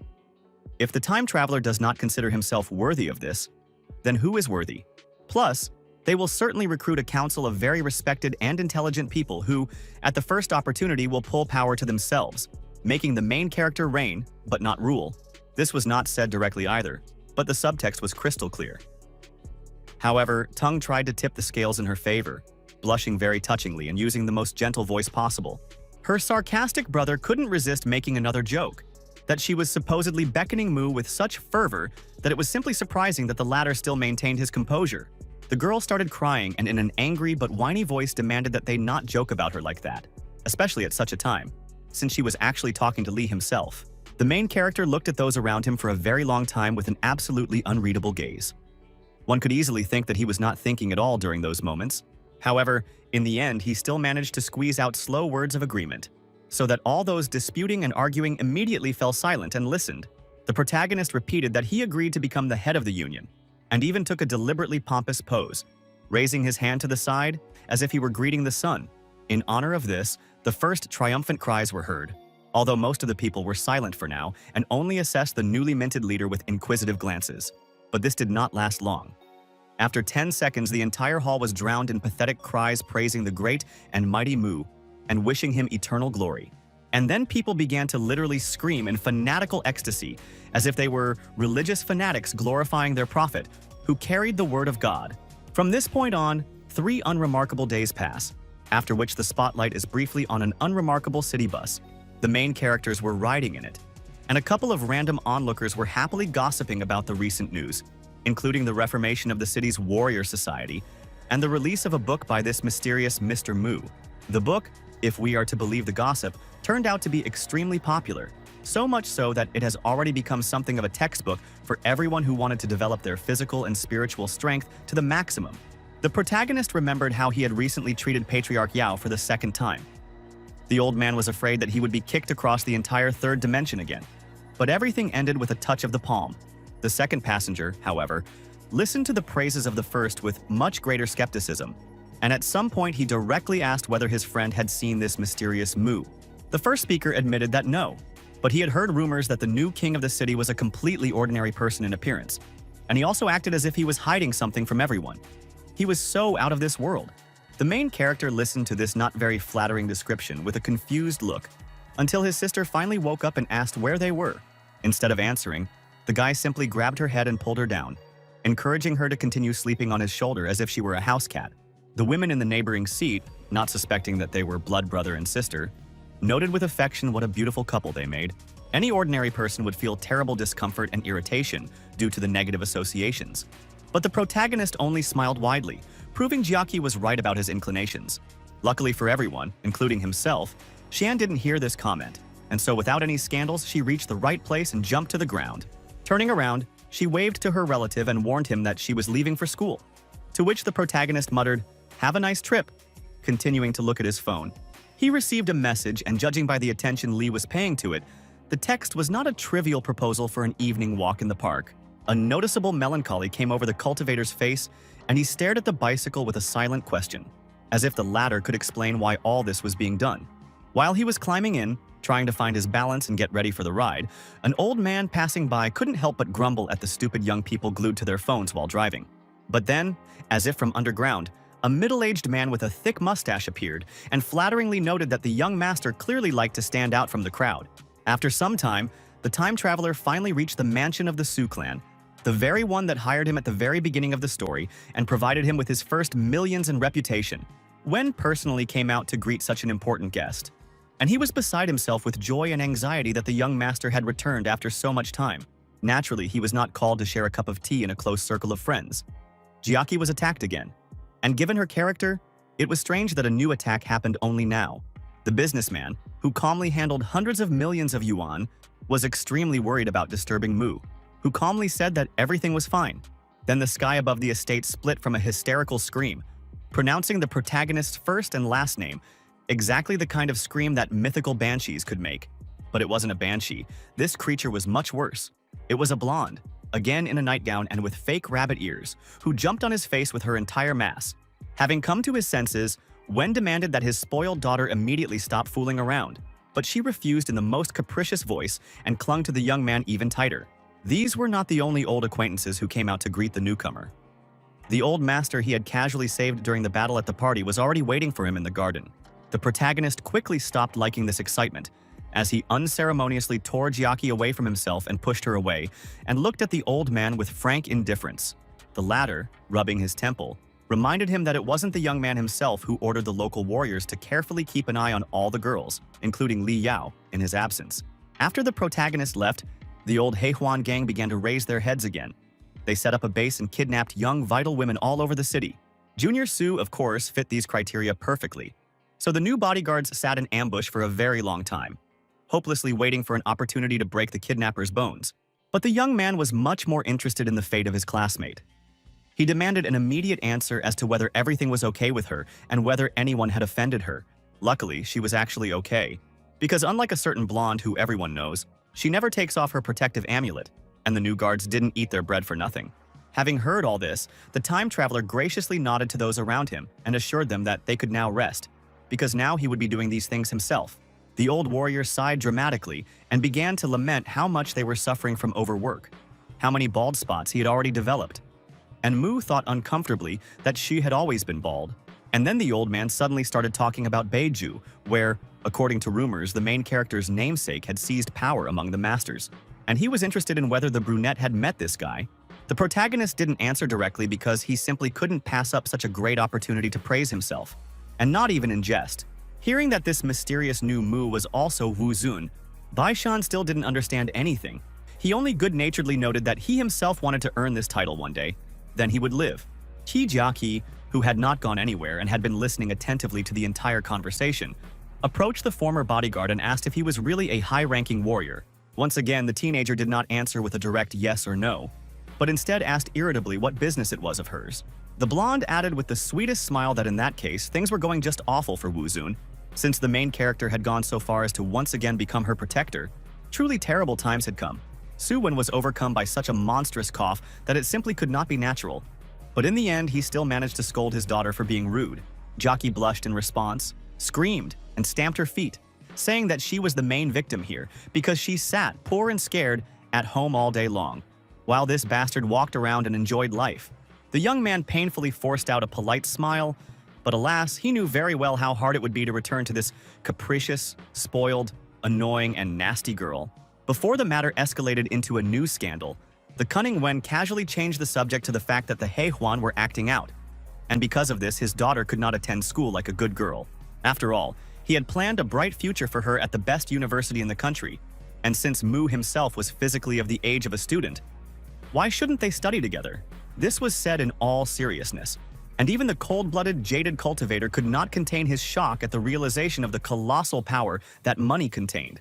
To make matters worse, people were planning to hold another celebration, which would be attended by a crowd of martial arts practitioners, and Wen was going to attend it, along with Li, if the latter didn't mind. It didn't take a prophet to predict exactly how this would end, down to the smallest detail, but the protagonist agreed, and Qi jumped for joy. The next day, the action moved to the huge Victorian-style home of the Liu family, whose heir was to become the main star of the evening.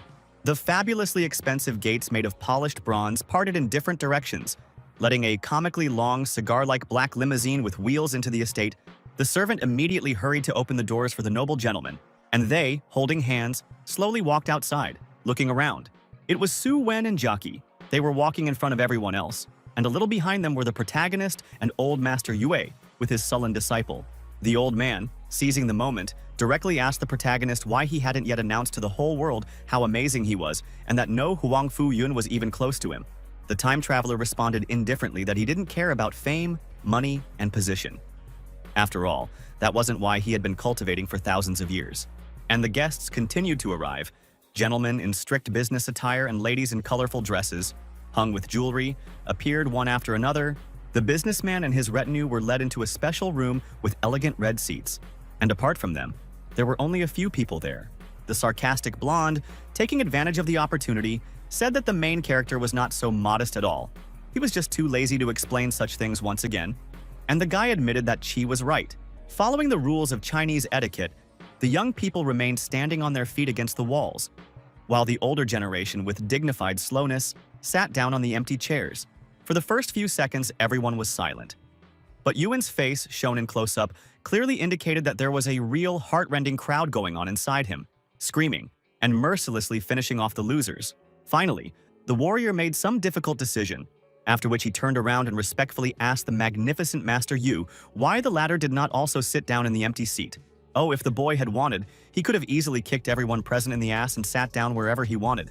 But he just didn't want to attract attention to himself right now. Surely after this, Yue would have burst into sighs and gasps about how brilliant the cultivator was, how deep and clear his thoughts were. But before he could, the servants had already announced the arrival of the Jade Master Liu. His full name was Liu Wusheng. He was 68 years old, and he wore a short but thick black beard, long hair tied in a strict bun on top of his head, and expensive green and white robes. This aristocrat was also accompanied by two thugs of the most bandit-like appearance possible. These were his bodyguards. The one wearing blue was called Zhang Sheng, and the one wearing red was Li Si. Their mere appearance was enough for the younger Su to instantly hide behind the time traveler, lamenting how scary and hungry these giants' eyes were. They would definitely try to gobble her up. Unfortunately, she was not far from the truth, because one of these guards gave her a particularly intent look and then openly and very obscenely licked his lips. The main character didn't break his face a second later or even say anything, but he shielded his charge with his hand, making it clear that she shouldn't be touched. Liji made such a hurt face, as if he were a child whose strict parent had taken away his coveted snack and put disgusting broccoli porridge on the table. But he didn't have time to do anything. Liu Xing opened his mouth and launched into a grand speech about how happy he was to see everyone present today, and how flattered he was that these noble lords and ladies had graced his home with their presence. The first to speak was a young man in green robes named Hongni Liu, and on behalf of his entire clan, he came to congratulate the master on his promotion to the Wu Zun rankings, presenting jade figurines as a gift. The other guests whispered that the Hongs of Zhongjing City were a very old family, who came up with all this nonsense with ranks and ratings, and these green artifacts were certainly worth at least tens of millions of yuan. At the same time, Yue whispered in Wen's ear that this young man was a master of the highest cork, and very soon he would take 7th place in the national register. Liu Wusheng stroked his beard with a laugh, recalling that the last time he saw this boy was when he was still a boy, and asked how his grandfather was doing. With his hands folded in a respectful gesture, Hong Ni assured that his ancestor was perfectly fine, and he was incredibly glad that the illustrious, son-like owner of the estate had taken his rightful place. At this point, Senior Su suddenly stood up from his seat and added with the same politeness that yes, they all considered Wu Shen to be a real gem in his field. The black-haired old man replied with embarrassment that he was not nearly as powerful as they said, and age was taking its toll. But Wen resolutely replied that this was all nonsense, because it was thanks to Liu that their city became famous. In their eyes, he is a true hero, an icon that every self-respecting person should look up to. And then Jiaqi kindly added that he is also a blunt salesman. She said this very quietly, so that her father would not beat her until she bled in front of everyone. But she still whispered to the protagonist whether Shen had really reached his limit or was just throwing his eyes into the dust. Unlike her, the cultivator did not try to lower his voice, saying that Liu had trained very senselessly and haphazardly, which is why he had hit his head on the ceiling. And this was heard by a very dissatisfied Hong. All the other guests opened their mouths in shock and horror, unable to believe that some young brats dared to say nasty things about the host of the evening. It was simply unheard of. One of the visitors even went all the way to Wu Shen and passionately described to him what insignificant degenerates they were, stinking slimy worms, unworthy of even crawling on the ground while such a respected person as he was looking at them. Wen, feeling his old heart about to fail, tried in horror to beg forgiveness from those around him, claiming that his daughter simply did not understand anything about these matters and did not want to intentionally offend anyone. Jia Qi, to her credit, was able to stand up for herself, firmly and decisively repeating that yes, this was a trivial misunderstanding caused by Nilu's excessive ardor. The brown-haired youth was enveloped in a supernatural azure glow as he asked in a very cold tone if Qi was unhappy with how he had exposed her vile plot. Rolling his eyes tiredly at the fact that some warlike young bull wanted to scratch his horns on them again, the protagonist repeated that no one said that Shen was a powerless old man. Then he opened his eyes, which seemed to echo with the resounding sound of cold steel, and demanded that Liu immediately take back his undeserved and unfounded slander. Of course, this had the same effect as trying to put out a fire with gasoline. Literally, Hong's flames burned even brighter when he screamed that a family as insignificant as Su's couldn't possibly tell him what to do. Moreover, it was not even one of their members who dared to raise his voice, but only a nameless servant, a non-entity without the right to vote. And the brown-haired man began to raise his fists to strike. Continuing to scream at how the protagonist dared to insult him in the first place, young Wu Zong rushed forward with his entire body, ready to leave only a pool of blood from the offender. And he, of course, fell into the same trap as many previous antagonists, overconfidently deciding that he could easily defeat yesterday's teenager. Even Mu Li himself was apparently fed up with this, as he simply declared that he was much stronger and then unceremoniously began to kick his opponent in the face with his boot. Young Wu Zong instinctively managed to block, and only because of that, his face did not turn into a disgusting mess of blood, mucus, and bruises. But he still flew back in deep shock. Jiaqi wouldn't be herself if she didn't take this as a great opportunity to cheer on her bodyguard, encouraging him to drive this boor into the ground.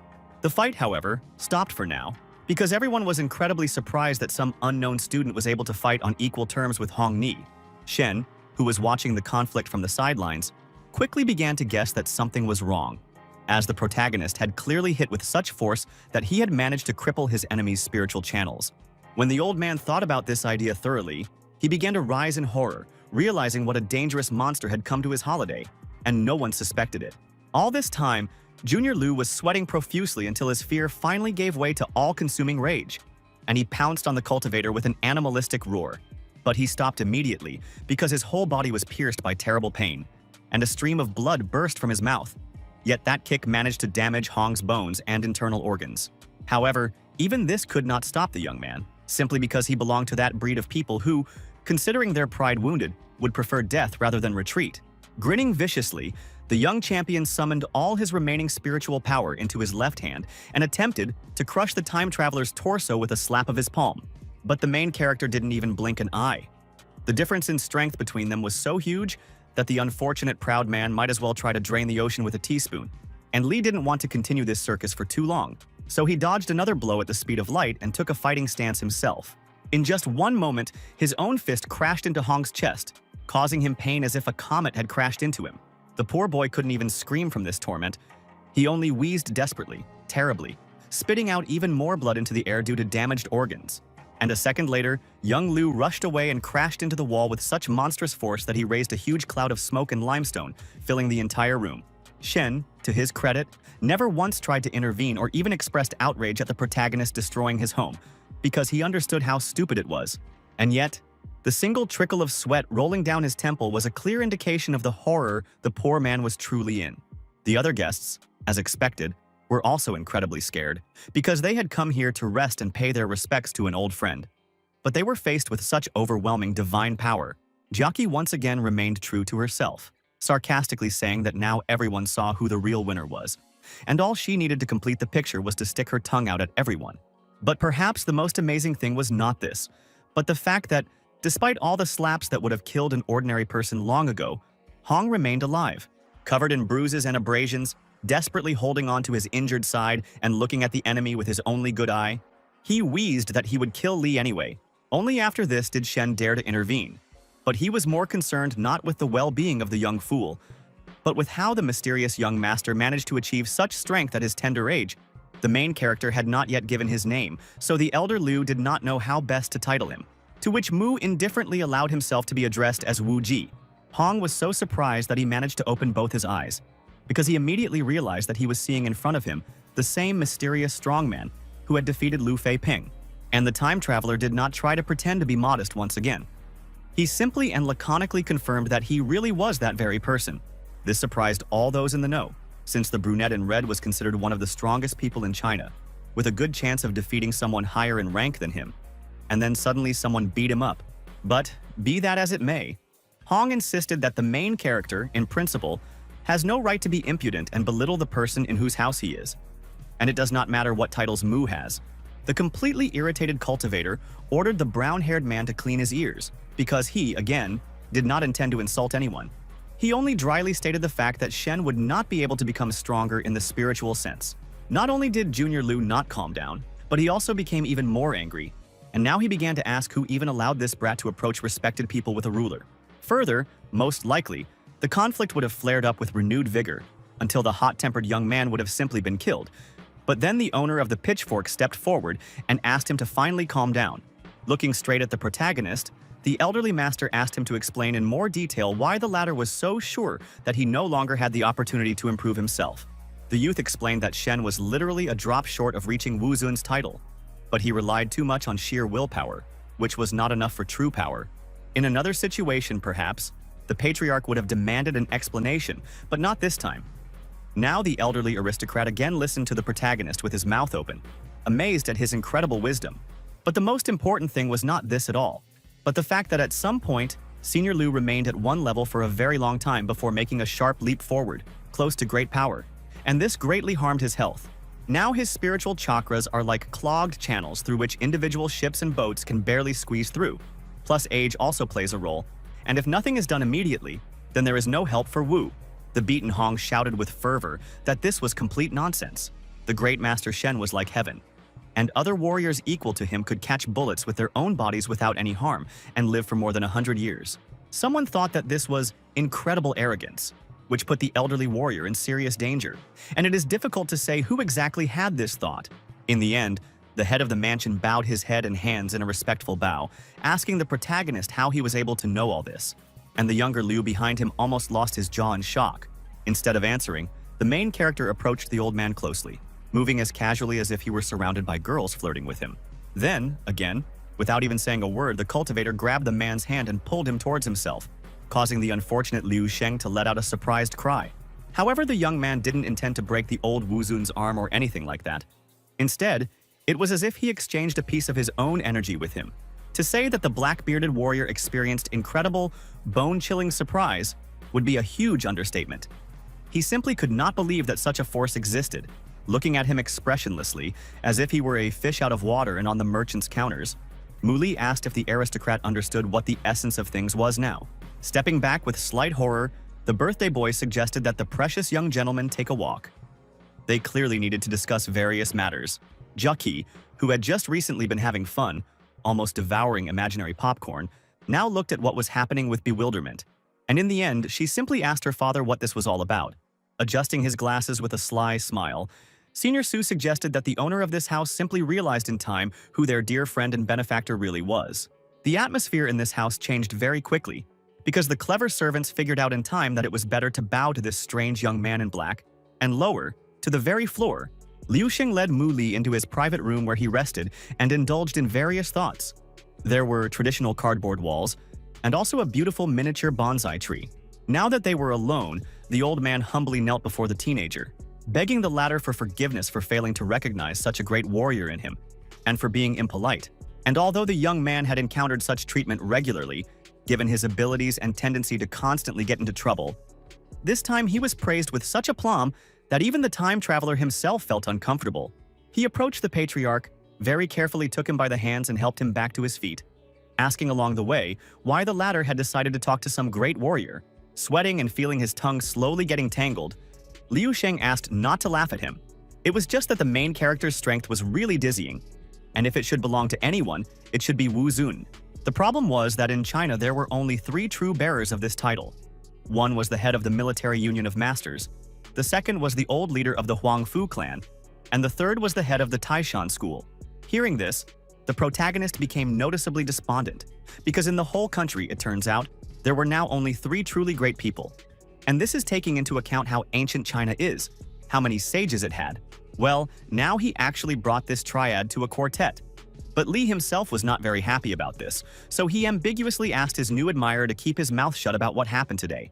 Shen agreed without hesitation, and immediately asked the question that interested him most, whether it was possible to somehow help him get better. And the main character's answer was disappointing. Many chakras were weakened and clogged, bones had become brittle, and another sharp jump in power would surely leave the honorable elder disabled. But there was still a solution to the problem. The young man was ready to write a recipe for a workout that, even if it took a long time, would completely cleanse and renew the elder Lu's body. And the latter almost burst into tears of joy upon hearing this. He fell to his knees again, thanking the Jasper Lord for all his gifts. He would remember this for the rest of his life, and in the rush of emotion the old master did not notice that they were not alone. It was Junior Su, and she looked behind her in fear because Li Si, one of Shen's bodyguards, was following her closely even when the girl went to the toilet. But then she no longer cared about her pursuer because she turned around and accidentally saw such a powerful and important person as Senior Liu kneeling in front of her bodyguard. If she was surprised, she didn't show it because she was much more worried about something else. She had finally found her protector. Without waiting for an invitation, she peered into the room, calling out the teenager's name, and Li Si, already anticipating easy prey, almost collapsed on the spot from surprise. The girl was very glad to see a man whom she could even call a friend, but having made sure that it was really him, she still decided to ask why the owner of the estate was lying on his knees before him. The embarrassed protagonist declared that this was classified information, and the blonde, shrugging her thin shoulders, decided to ignore it, but only to ask the time traveler to beat up that pervert. No, Mu Li didn't beat that guard into a bloody piece of meat, but he looked at him very closely and made a clear gesture with his fingers, meaning that he would now be keeping an eye on him. Li Si turned out to be a much smarter person than one would think from the outside, so he left whistling some carefree song, and the cultivator said that he would do without waving his fist this time.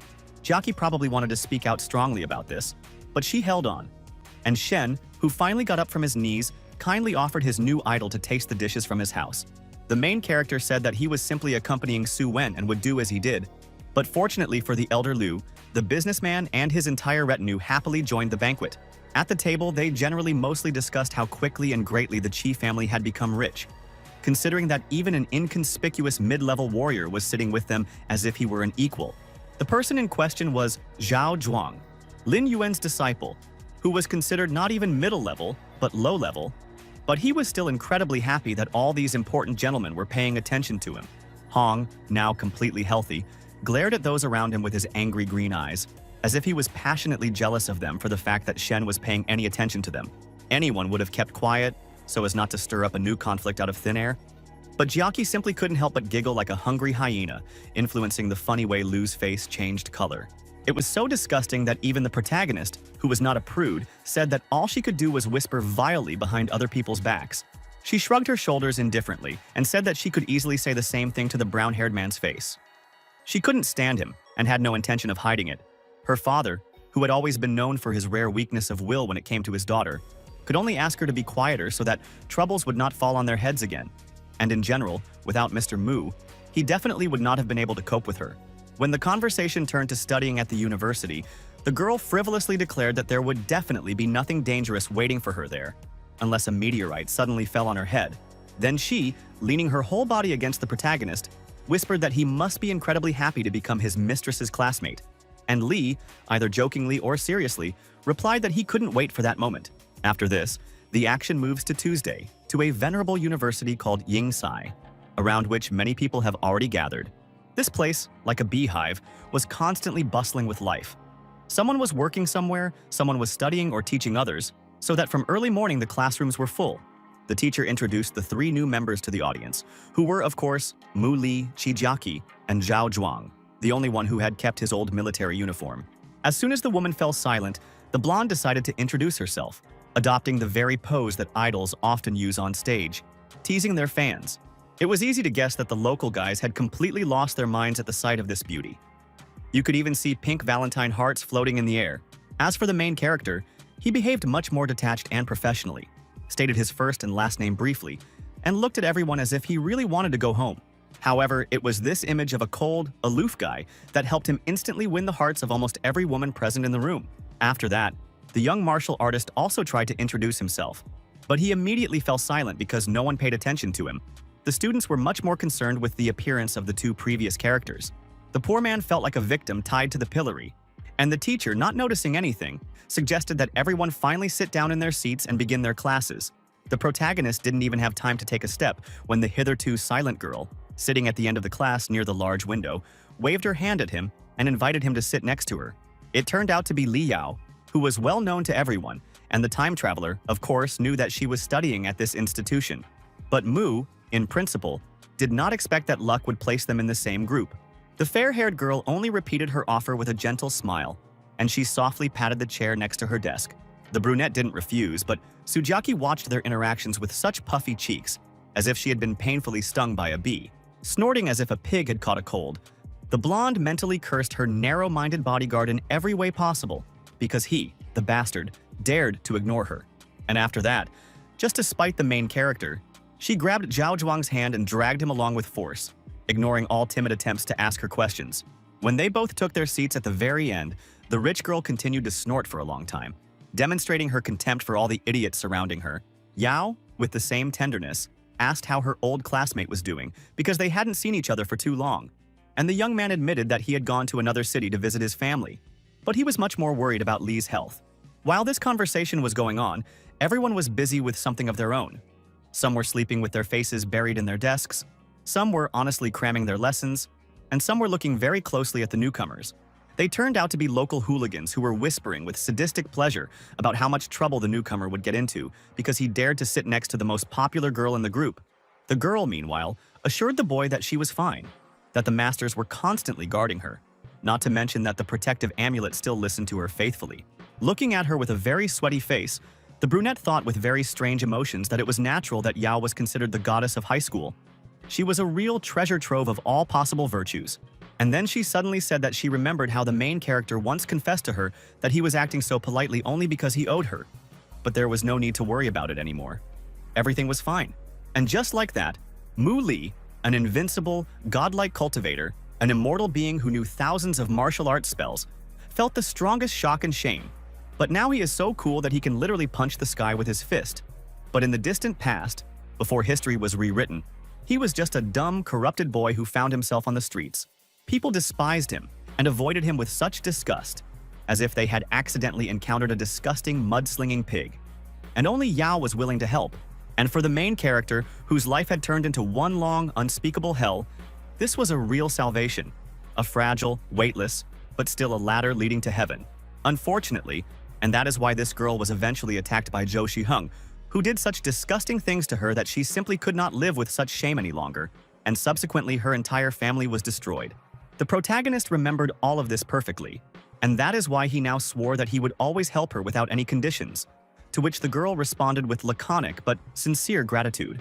Jockey, overhearing all this, was so mad with envy that she now openly cursed one of her bodyguards and tore the hair out of the head of another.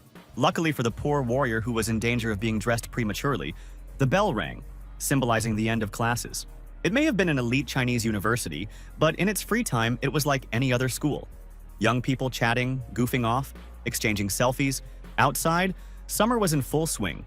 The plants were blooming, enriching the air with the scent of pollen, and beautiful butterflies fluttered around them, collecting their own food.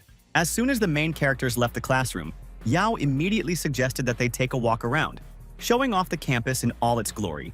Qi, who already saw this heroine as her personal, most sworn enemy, refused with a proud and contemptuous look, saying that she liked being alone better. Then, with her shoulders slumped in annoyance, she wandered away as far as her eyes could see, under the confused gazes of Zhao Zhuang and the two Lis. It was a very awkward scene, to say the least. And Yao, trying her best to remain calm, noticed with a nervous smile that the protagonist's employer had something against her. The cultivator, for her part, only calmly replied that the young lady was now behaving like a child. But it was better not to pay attention to this, because deep down she was kind. Then the fair-haired student suggested to her friend that they look at the local gym, because he, after all, was one of those people who was involved in physical development. But unfortunately, they didn't even have time to take a step, because two guys came up to them. One of them was called Xu Xiao, and the other contemptuously pointed at the time traveler. The brown-haired man in a yellow sweater and light clothes looked welcoming and friendly for now. He asked his classmate if these were her new friends. The girl cautiously called out to him by his full name and surname, Dun. To which the latter replied with a mournful look that he suffered every time he encountered such officialdom. After that, he shared that he had just returned from his uncle, who was very pleased with his nephew. And considering that he and his father ran the business together, this gave him many interesting prospects. With each passing second, his sweet mask crumbled more and more, and it became obvious that the protagonist was sincerely afraid of this man, and really didn't like it when he called her by the most diminutive and affectionate nickname. Xu Xiaodong obediently agreed to call her by her full name and surname in the future, but still noted that she was incredibly cute when she was embarrassed and blushed. And if only that were the case, then after that the rich bastard clearly reached out with his hands to that very place that is located between the stomach and the shoulders. Most likely, another conflict would have started after this. But it didn't even have time to really flare up, because the most important moment was Mu Li carefully but firmly taking his companion's hand. Completely ignoring the second man, the protagonist suggested that Yao finish the tour because their class was about to start soon, and it would be rude to be late. While Zheyu Xiao caused the fair-haired student to feel a noticeable fear and disgust, which was hidden only by her innate politeness, the cultivator's touch genuinely made the heroine blush. Of course, this did not escape the attention of the brown-haired man, and in his eyes one could see such monstrous envy that Jockey could have seemed like an example of holiness against his background. He very quickly pulled himself together and, with the sweetest smile possible, offered to personally organize a tour for the newcomer, promising to do everything so that the brunette would then know the entire history of their establishment by heart. Naturally, the protagonist saw right through him, so he not very politely replied that Yao's company was more than enough for him. But this slippery guy and his friend could not worry. And of course, that same friend, who already looked like a notorious bonebreaker, did not like this treatment at all. He angrily accused the time traveler of disrespecting his patron. Xiao, for his part, decided to play the good cop, so he began to reproach his companion for being too rude, and remind him that he was the heir to the richest family in the area, so rudeness was unnecessary. The guy in dark purple clothes meekly stated that the young gentleman was completely right. He had said too much, but tension had already formed between them. The main character looked at this with inexpressible disgust and asked himself whether all the young people in China had turned into such hypocritical, slippery snakes. However, he quickly lost interest in this because Mu received a message on his phone from a user with the telling nickname Rabbit, who desperately needed help at the stadium. Having completely forgotten about the next self-confident boys who were asking for crushing kicks, the main character asked his old friend to quickly take him to the indicated place, Xiao looked at their backs with mute amazement, unable to believe that this couple could really just turn their backs on him and leave. Believing that there were more important things to do, he had to stop his henchman with his hand from rushing into an immediate fight. But some kind of sophisticated plan was already born in his head. Meanwhile, a real crowd had already gathered at the stadium, shouting something with delight about a good hit. And in its center there were several people. As it turned out, in front of the other students, someone was mercilessly beating Juan. And even the main character was surprised that another fighter was found in this place so quickly. To give the second brunette his due, he fought back desperately, trying his best to fulfill his duty as a protector. But the enemy was simply too strong for him. Watching this merciless beating, the protagonist silently activated the spell. His purple eyes seemed to run through rows of runes, and his palms were already engulfed in flames. Noticing this, Zhou even became frightened for a moment, obviously remembering how a few weeks ago the time traveler kicked him like some kind of living ball. But this time, they were on the same side, so Mu didn't hesitate to attack his opponent, sending him flying far away with one powerful palm strike. Since it was impossible to kill the attacker in front of many students, the main character held back, and the Bonebreaker ended up not even getting hurt much. When the cultivator asked how Juan was feeling, the latter admitted that he and Qi had been walking around campus together until this guy had approached them and started saying such nasty things about the blonde that the guy's nerves had given out. The offender's name was Zheng Wei, and he asked in an offended tone whether Jiaqi was made of precious materials, since it was now impossible to even make a harmless joke about this treasure. Looking at this guy with a very intent, even appraising gaze, the time traveler asked his ward if he had tried to pester her. Warrior-like waving her fists, she shouted that everything was so. This Wei was a complete bastard, and let the protagonist finally beat the crap out of him. Her honor was offended. The cultivator would most likely have done this anyway, but the aplomb and hysterical theatricality with which Su shouted it left all the spectators in mute shock. For several very long seconds they were unable to move or speak before Zheng noticed that they were looking at him again, and he didn't like it at all. It was Mu's signature evil look, which promised any offender very serious trouble, including, among other things, repeated beatings until bloody. The bully immediately began to sweat in horror and tried to defend himself with the classic argument that he had huge connections and that attempts to attack him would result in extremely severe consequences. Li didn't attack him immediately, and the guy, getting more and more heated, began to insult him, asking what the hell he was staring at, whether he was cross-eyed or something, and let him just dare to take a step in his Mr. Wei's direction. He will receive such a scolding that for the rest of his life he will hiccup nervously and look over his shoulder. What would have happened next would have definitely been another beating of a run-of-the-mill antagonist with a huge ego. But it was at that moment that Xiaodong decided to come on stage and shame him. The bully looked at him with no less apprehension than at the protagonist. His whole appearance screamed that there were already more problems than he could handle. And now this paladin had shown up. Playfully winking at the audience, the brown-haired man reminded that all of Yao's friends are first and foremost his friends, so Zheng should immediately apologize to them. The villain, gritting his teeth in irritation, thought that this wordsmith had completely confused him and was clearly trying his best to charm this new blonde. But he was not a complete fool and understood perfectly well that he was cornered on all sides. So he swallowed his pride, bowed to Jiaqi, and asked her forgiveness for disturbing him. She snorted again in response, showing that she considered these words cheaper than toilet paper. But she also did not want to continue this unpleasant situation.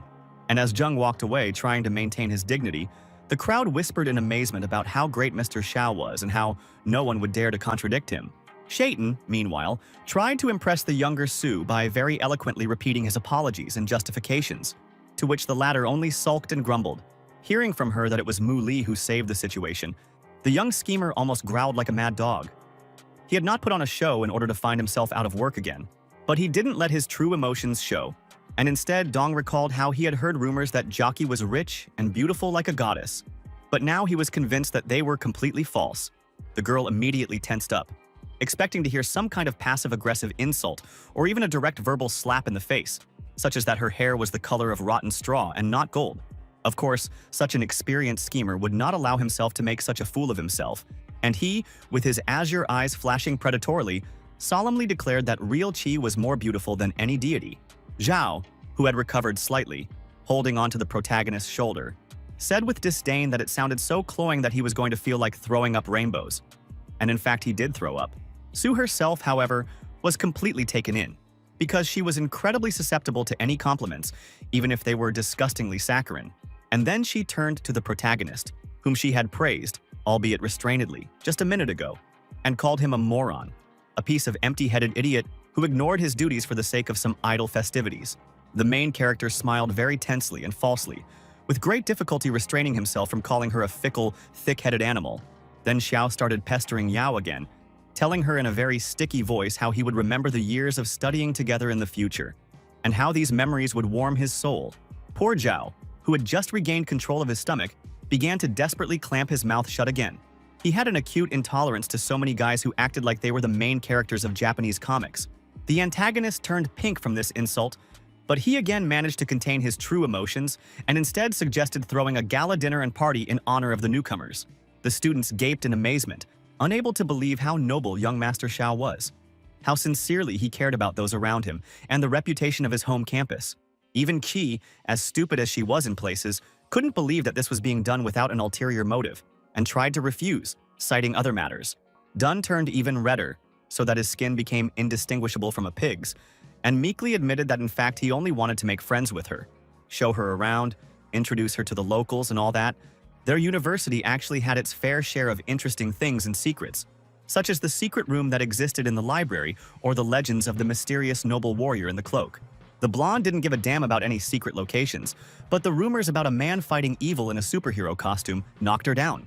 Realizing that this fish had not only swallowed the hook, but had also begun to devour the line and had almost reached the sinker, the brown-haired man hastened to add that yes, this was a great warrior with a mask on his face, and no one knew his identity.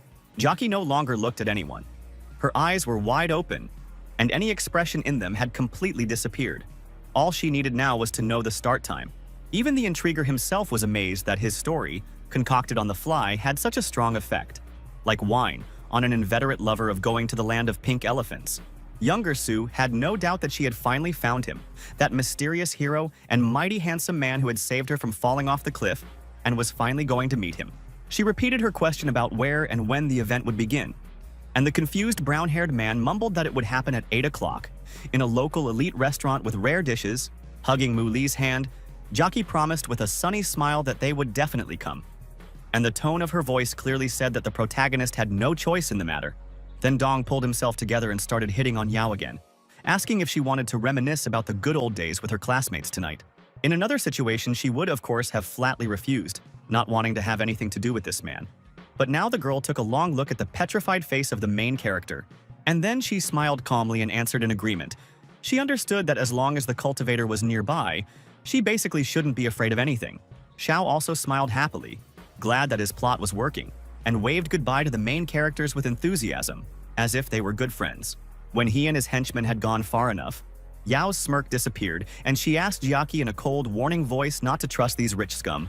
They had no good intentions. Sue replied that she was not a fool, and also saw through this parasite. But hey, with them there would be Mu Li, an absolutely invincible protagonist. With him, there was basically no need to be afraid of anything. There was a moment of silence, as if the action was taking place in a dramatic play, the characters looking at each other as the wind played with the branches of the trees above their heads.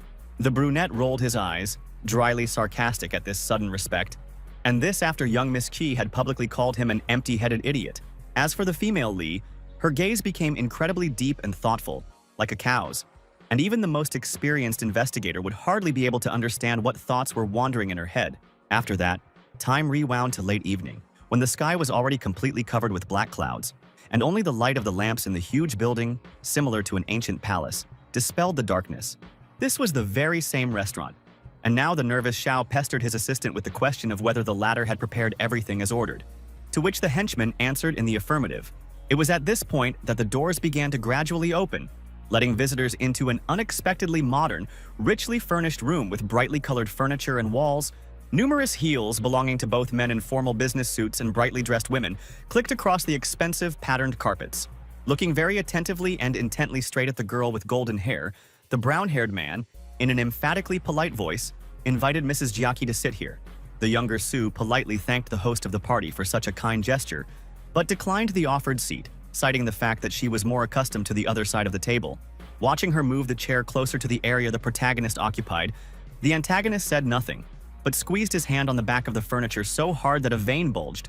Then, he closed his eyes, obviously trying to calm himself and remind himself that the game had only just begun, and it was too early to throw a tantrum over the first mishap.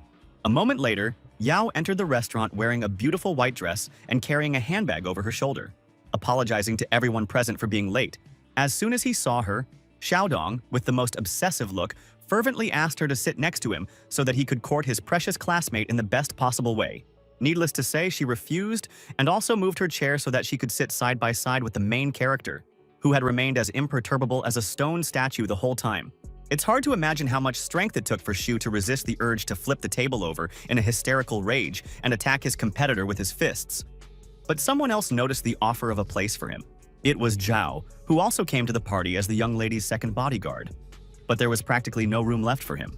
He was very grateful that the banquet organizer had left a free seat for him, and even next to him, and he didn't notice how Xiao's eye was twitching madly. Meanwhile, the blonde impatiently demanded to finally tell her about all the amazing secrets of the university. But the young man with a sly grin asked to focus on food for now, because it was divine. The heroine very loudly drawled that she was bored, because the only reason she came here at all was because of the handsome warrior in the cloak. She needed to hear about him. The poor guy screamed in his head, unable to imagine how anyone could be so narrow-minded, since even a donkey could understand that he had come up with this nonsense in a hurry. But to give Xu his due, he was an extraordinary actor, and with a very beautiful voice, he began the story about a mysterious student who really wanted to become a superhero and save the world. In reality, of course, this poor fellow only evoked contemptuous ridicule, and even his raincoat and mask actually had a very stupid and ridiculous appearance. He listened to this heartbreaking story with much more attention than anything before, her eyes showing genuine fear mixed with pity. She eagerly demanded to know what happened next, and the brown-haired man with a crooked grin told her that in the end the boy crashed from a great height when he tried to prove that he could fly. This sad news made both Jiaki and even Yao hit their heads on the table, while the protagonist calmly continued eating, not paying any attention to the stupid story. And while the girls were trying to cope with this nightmarish, uncontrollably sobbing story, Dunn quickly but quietly tapped his finger on the table.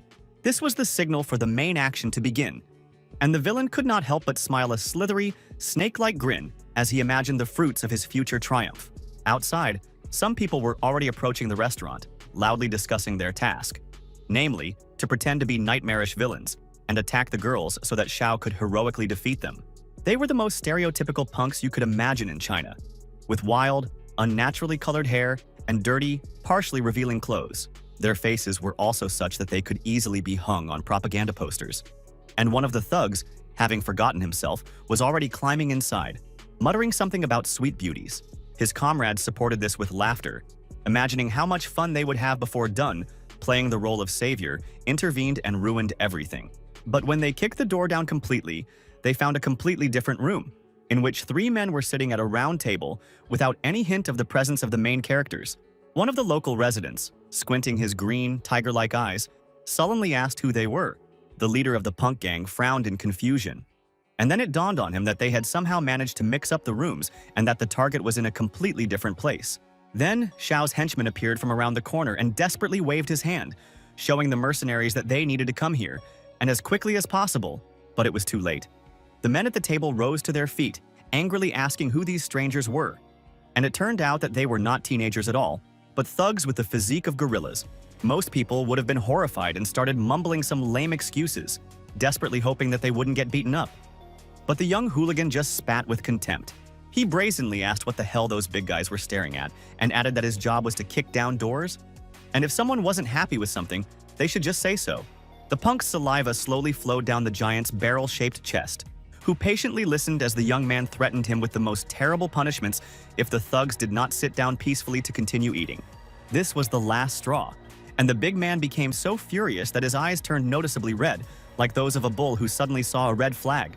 Yelling whether this scum even knew who he served, since they dared to wag their tongues here, the man knocked the teenager to the floor with one crushing blow. Meanwhile, in a completely different part of the restaurant, Jockey began to get up, thanking Xiao for the good dinner. But they couldn't stay here any longer. There were other things to do.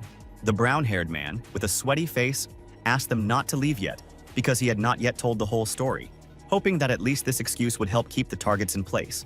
Xu didn't understand why none of the mercenaries had shown up yet. They should have broken into the room a long time ago and scared the women so that Dong could drive them away. Suddenly, a loud cry was heard, calling for help from a rich guy, but it did not belong to some beautiful and wealthy girl, but to some man. The door swung open, and the leader of the youth gang flew through it, thrown back by a powerful kick with such force that it seemed as if a cannonball had hit his stomach. Trampling the rest of the now unconscious hooligans with his foot, the giant in camouflage uniform and sleeveless jacket said with bloodthirsty satisfaction that he now knew who was to blame for his ruined dinner. Looking at Shu with wide eyes and pupils narrowed from adrenaline, the muscular man asked if the boy considered himself special in any way. Xiao's face was covered in fear, because he knew this bonebreaker very well. His name was Liu Qilin, and until recently he served in the Special Forces of China. The big guy chuckled contemptuously, saying that the student was not his boss, so he had to report to him when he was on duty, and when he was free. The brown-haired man felt like a lamb who suddenly encountered a hungry tiger. He remembered very well how many fights and scandals this man had caused in the past, and how his own family had to send him to the army. Meanwhile, the beaten hooligan somehow got up on his knees and, lisping because of his knocked-out teeth, begged for mercy. He was simply forced to tell everything. He was not guilty. Xiao contemptuously ordered him to shut up. Not only had this idiot failed to fulfill his essentially elementary role, but he had also ruined everything. The punk didn't have time to say anything else in his defense because Lin grabbed him by the scruff of the neck, like some kind of puppy, and lifted him off the floor. The former soldier and hooligan was very interested in what his old acquaintance had entrusted to such a scumbag, so he kindly asked to tell him everything in detail. Begging the man not to beat him anymore, the teenager admitted that Dunn had paid him and his friends to break into the room, cause a ruckus, start pestering women, and he would beat them all and throw them out. When those same women heard such revelations, they dropped their jaws to their feet. They had never built people about Shu's moral character, but this was too much even for them. Having come to her senses, the blonde leaned towards the main character and contemptuously whispered in his ear, "Like, look at this hero and savior." The brunette asked the girl with an awkward expression on his face what she would like to do, because he obviously felt like he was part of some kind of ridiculous farce. Liu Qi asked Xiao with even greater contempt whether it was time for the latter to learn to win the hearts of the fair sex in a different way. And in general, how were his old passions doing? Had he really abandoned them already? Feeling very well how with every second the metaphorical belt was getting closer and closer to his skinny ass, the student assured the main characters in horror that it was all slander, and that he personally would never do such a thing in his life. The brute was openly amused, watching his old adversary writhe like an eel on a frying pan. And then he began to come closer and closer. The evening that should have been his triumph, his reward, his paradise, turned into some kind of humiliating, monstrous punishment. And now Dune could only bare his teeth in despair and anger. And then Liu Qi theatrically licked his lips and asked if he himself tried to touch these girls. Would this influential golden boy have enough gunpowder to say anything against it? After that, Lin cast a terrible glance at Jockey, and she took a few steps back in fear, realizing that nothing good would come from this giant. The former soldier approached her in response, bent down and extended his hand, muttering something about how she had such a beautiful and gentle face. He wanted to stroke it. Naturally, she had no chance against such a mountain of meat, so Qi could only jerk her head away in disgust and beg him to leave. Only after this did the main character finally decide to interrupt the protracted performance, and he grabbed Liu Qi's hand with his fingers, as if in a steel vice, much to his fury, when the big guy, almost foaming with rage at the mouth, growled at how this kid dared to bother him. The cultivator only smiled tenderly and assured him that he just wanted to touch him. There was nothing to be afraid of. Unafraid, the man threatened that he could not guarantee that the protagonist's hand would remain intact if the latter did not immediately remove his fingers. The protagonist calmly said that he would back off if the bully stopped pestering women, and the big guy shook his head with exaggerated sadness, saying that he had only been away from his hometown for a few years, and now they had already forgotten about respect. However, then something unexpected happened. Both opponents unclenched their fingers, and Lin very slowly removed his hand, as if he was afraid of damaging it on an invisible obstacle. Somehow, without any supernatural flames, lightning, or flashes of light, the soldier sensed that Mu also had developed spiritual power, but this again did not frighten him, but on the contrary, made him happy, because now he could hit with full force, without fear of accidentally turning the weak little man into a puddle of slime. Rushing towards the main character, Liu Qi pragmatically decided to immediately use one of his most powerful attacks, kicking the young man with a spinning kick, but Li himself was not at all impressed. He only said in disappointment that his opponent was trying in vain to puff up his chest and pretend to be someone he doesn't know. He even decided not to waste the slightest bit of his strength, just moved his hand a little, and Lin's leg bent at an unnatural angle with a disgusting crunch. The pain, as expected, was simply monstrous, and the big guy, grabbing his injured limb, screamed so loudly that the sky above them almost split. It also turned out that his henchmen had been nearby the entire time, keeping a close eye on their boss to make sure he was safe, and now they were screaming in horror, turning to him. Kneeling and breathing heavily, Liu thought with a heavy heart about how stupid he had been, thought he could win. But in the end, he suffered an incredibly humiliating defeat. The main character's body seemed to him as strong as a statue made entirely of iron. And after that, he began to guess that Mu was the mysterious super strongman that everyone was now talking about. But to his credit, the man was no coward, as when the protagonist asked who this Liu was, the soldier angrily called him a bastard who had dishonored his family name with his filthy mouth. He could no longer use his leg, but he knew a couple of tricks that could unpleasantly surprise his enemy, and so he began to punch with such speed and force that the illusion of many hands remained in the air. Unfortunately, this move had no effect. The newcomer dodged it with such casual and contemptuous ease, as if he were a leaf dancing in the wind. In addition, Li himself moved so fast that Liu himself looked like a turtle against his background, and this allowed him to once again activate one of his abilities. After this, he grabbed his enemy's head with his fingers and very gently, as if caressing a pet, pressed, but with such force that it would shatter a stone, and so the proud Liu Qilin found himself brought to his knees, not even thrown to the ground by a blow, but simply forced to fall down in front of his offender. After that, the cultivator said in a wise voice that young people today could do with some lessons in respect, because if he really wanted to harm the fighter, he would have killed him by accident long ago. But if the disobedient child continues to be cheeky, then the head of the family simply has no other choice but to force him into the necessary subordination. One might expect that after this the time traveler would beat him half to death, as he had done many times with previous antagonists. But no, Qin remained alive and relatively healthy. They all moved into the living room where the big guy just sat on a chair while the cultivator talked on the phone before the phone was handed back to him, since it was his grandfather on the end of it. Hitherto unbending and desperately brave, ready to fight to the last whole bone, Lin listened with horror as his ancestor furiously reviled him for all possible sins. The venerable patriarch literally spat saliva, because not only did this young degenerate remain incorrigible even after the army, but he also dared to bark at the main character himself. Hearing this was a real betrayal for him. But the grandfather was not finished yet. He ordered the foolish grandson to immediately beg the cultivator for forgiveness and mercy. But if this happens again one day, he won't even wait to see if his descendant comes home alive or dies in the alley, but will simply immediately kick him out of the family. For the Chinese, this was an incredibly serious and terrible threat, so that Lin's last desire to swear evaporated. And now he, almost sobbing, asked who Mu was. Was he really a deity, since Wu Zong revered him so much? The cultivator was 5,000 years old, older than the Egyptian pyramids, but at the same time he simply could not get rid of his teenage love of showing off and bragging. And with a grin, he asked if the big guy wanted to continue swearing. Rubbing his head, the big guy muttered that his grandfather had already said everything, so he had nothing to add to it. Not to mention that the protagonist, unlike the younger Liu, was not harmed at all. In his defense, he could only say that Xu Xiaodong was a well-known scumbag. And since they were all sitting at the same table, Qi was sure that the heroes were no better than him. The brunette crouched down next to him for a moment and did something using supernatural powers, but then suddenly stood up and threateningly asked who they considered his friends here. And Lin was genuinely surprised that Mu really didn't work under Xiao, considering that he immediately got into a fight when the warriors started making fun of those girls. Naturally, Jockey and Yao were incredibly outraged that they were considered. It was scary to even think about it. Shudong's women. It was simply disgusting. But if the blonde could have continued the conflict and painted a vivid picture of the big guy, what a thick-headed idiot with an empty head he was. Then Li only smiled tenderly and noted that there was confusion. Junior Liu slowly said that he noticed how the brown-haired man kept looking in their direction as soon as Qi entered the room. And at first he didn't pay attention to it, but now it dawned on him.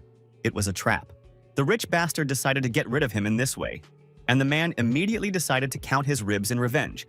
And Mu just nodded to his companions and suggested that they leave. They had nothing more to do here. He didn't care what would happen to these two guys next, and Sue generally agreed with him, pulling her new classmate by the hand and reminding her that they would have to cross paths with this hypocrite Dong later. The brown-haired man's face was covered in fear, and he helplessly reached out with his hands, first to one character, then to another, before openly begging the cultivator not to abandon him. Lin, meanwhile, became so furious that a supernatural light emanated from him. For more than anything else in the world, he despised precisely such rich, self-satisfied, and slippery freaks. However, even against their background, Xu stood out as especially disgusting, and he simply did not deserve to live. And because of this, the intriguer asked with an even more desperate plea to be given the opportunity to explain himself. All this time, he seemed to be accidentally retreating towards the exit, but only to run into, as if into living walls, the huge and muscular friends of the younger Liu. The soldier himself was already separating his arms and shoulders before the hard work. Saying that the protagonist was still a good guy, he healed all his wounds in seconds, and even his grandfather needed several minutes to do this. In the future, he planned to get to know the cultivator better, but all of that could wait. And first he had to make one slug squeal in terror for his own skin.